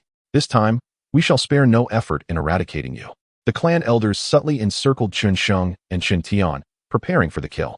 Chapter 89. The Elder Qian Strikes Kill. The four ninth-tier martial artists surged toward Chen Sheng's father. Meanwhile, the clan's grand elder, Chen Lei, advanced towards Chen Sheng. "You killed my son and daughter, leaving me desolate. Now, I shall finally exact my revenge." Fury radiated from Chen Lei's face. His two sons, Chen Ta and Chen Ying, had faced ruin and death, respectively. His talented daughter, Chen Shui, had also fallen victim to Chen Sheng. At this moment, with the opportunity to kill Chen Sheng before him, he unleashed all his strength to slay him. His formidable true energy coiled around him like a furious thunderstorm. His hands moved like serpents, channeling his power. Thunderstrike. Boom. His strike was a mid-level yellow-tier martial technique. The pinnacle of the Chen family's martial arts, wielding the might to slay warriors and obliterate malevolence. He held nothing back, aiming for a decisive blow to prevent any lingering complications. The Grand Elder had resorted to the mid-level yellow-tier technique, indicating that this wretched beast was destined for annihilation. Humph. This creature had caused the Grand Elder tremendous suffering, and the death of Chen Shui had nearly cost him his position. It was evident how deeply the Grand Elder despised this wretched beast. Having made so many enemies within the Chen family, it was fated that he would die today. The Chen family members present looked upon the imminent demise of Chen Sheng with no pity. To them, this calamity of the Chen family was finally meeting its end. The overwhelming pressure emanating from Chen Lei rendered Chen Sheng nearly unable to meet his gaze. This was a second-tier martial artist unleashing the full force of a mid-level yellow-tier technique. Only if Chen Sheng were to break through to the ninth tier of martial disciples could he hope to withstand it. The powerful true energy took on the appearance of lightning, crackling ominously. Surrounding Chen Sheng were flashes of electric light and the resounding thunder. This martial technique, while not capable of tearing the heavens as celestial thunder would easily bring about Chen Sheng's death. As the pressure of this energy closed in on him, Chen Sheng braced himself for a desperate resistance. Even knowing he was likely to perish here, he would make his final stand. Just as he felt himself descending into the abyss, the energies that sought to obliterate him suddenly vanished. It was as if they had never existed. A faint, ethereal figure materialized before Chen Sheng, imparting a sensation akin to a gentle spring breeze, a reminder of the endless cycle of life. Elder Qian. The very Elder Qian he had encountered at the beacon tower. Chen Sheng had previously mentioned to his father that Elder Qian would come to his aid, but he had not been entirely certain. Now, witnessing Elder Qian's protective presence, he exhaled a sigh of relief. As long as he was here, the crisis was surmountable. Who are you? Chen Lei, as the Grand Elder of the Chen family, held a significant status but lacked the qualifications to confront someone of Elder Qian's caliber. He gazed at the ethereal figure, furious and terrified. He had been so close, so very close, to avenging himself. Yet now, a shadow had intervened, igniting both anger and fear within him. What kind of supreme being is this, capable of manifesting as a living entity, effortlessly neutralizing my attack with a mere wave? The four Grand Elders, who had been besieging Chen Tian, turned pale at the sight of Elder Qian, their bodies trembling. Did others not recognize this figure? They certainly did. Not only these four ninth-tier martial artists, but also Chen Tian, the head of the Chen family, was among those who understood. It seemed that Shenger had been correct. Chen Tian's clothes were drenched with sweat. Had Elder Qian arrived, even a moment later, he would have surely met his end. The Chen family had truly fallen from grace. This mysterious energy apparition could speak, just like a living being. Chen Sheng is the future of our Chen family. You Grand Elders. To seek his death is to sever the future of the Chen clan.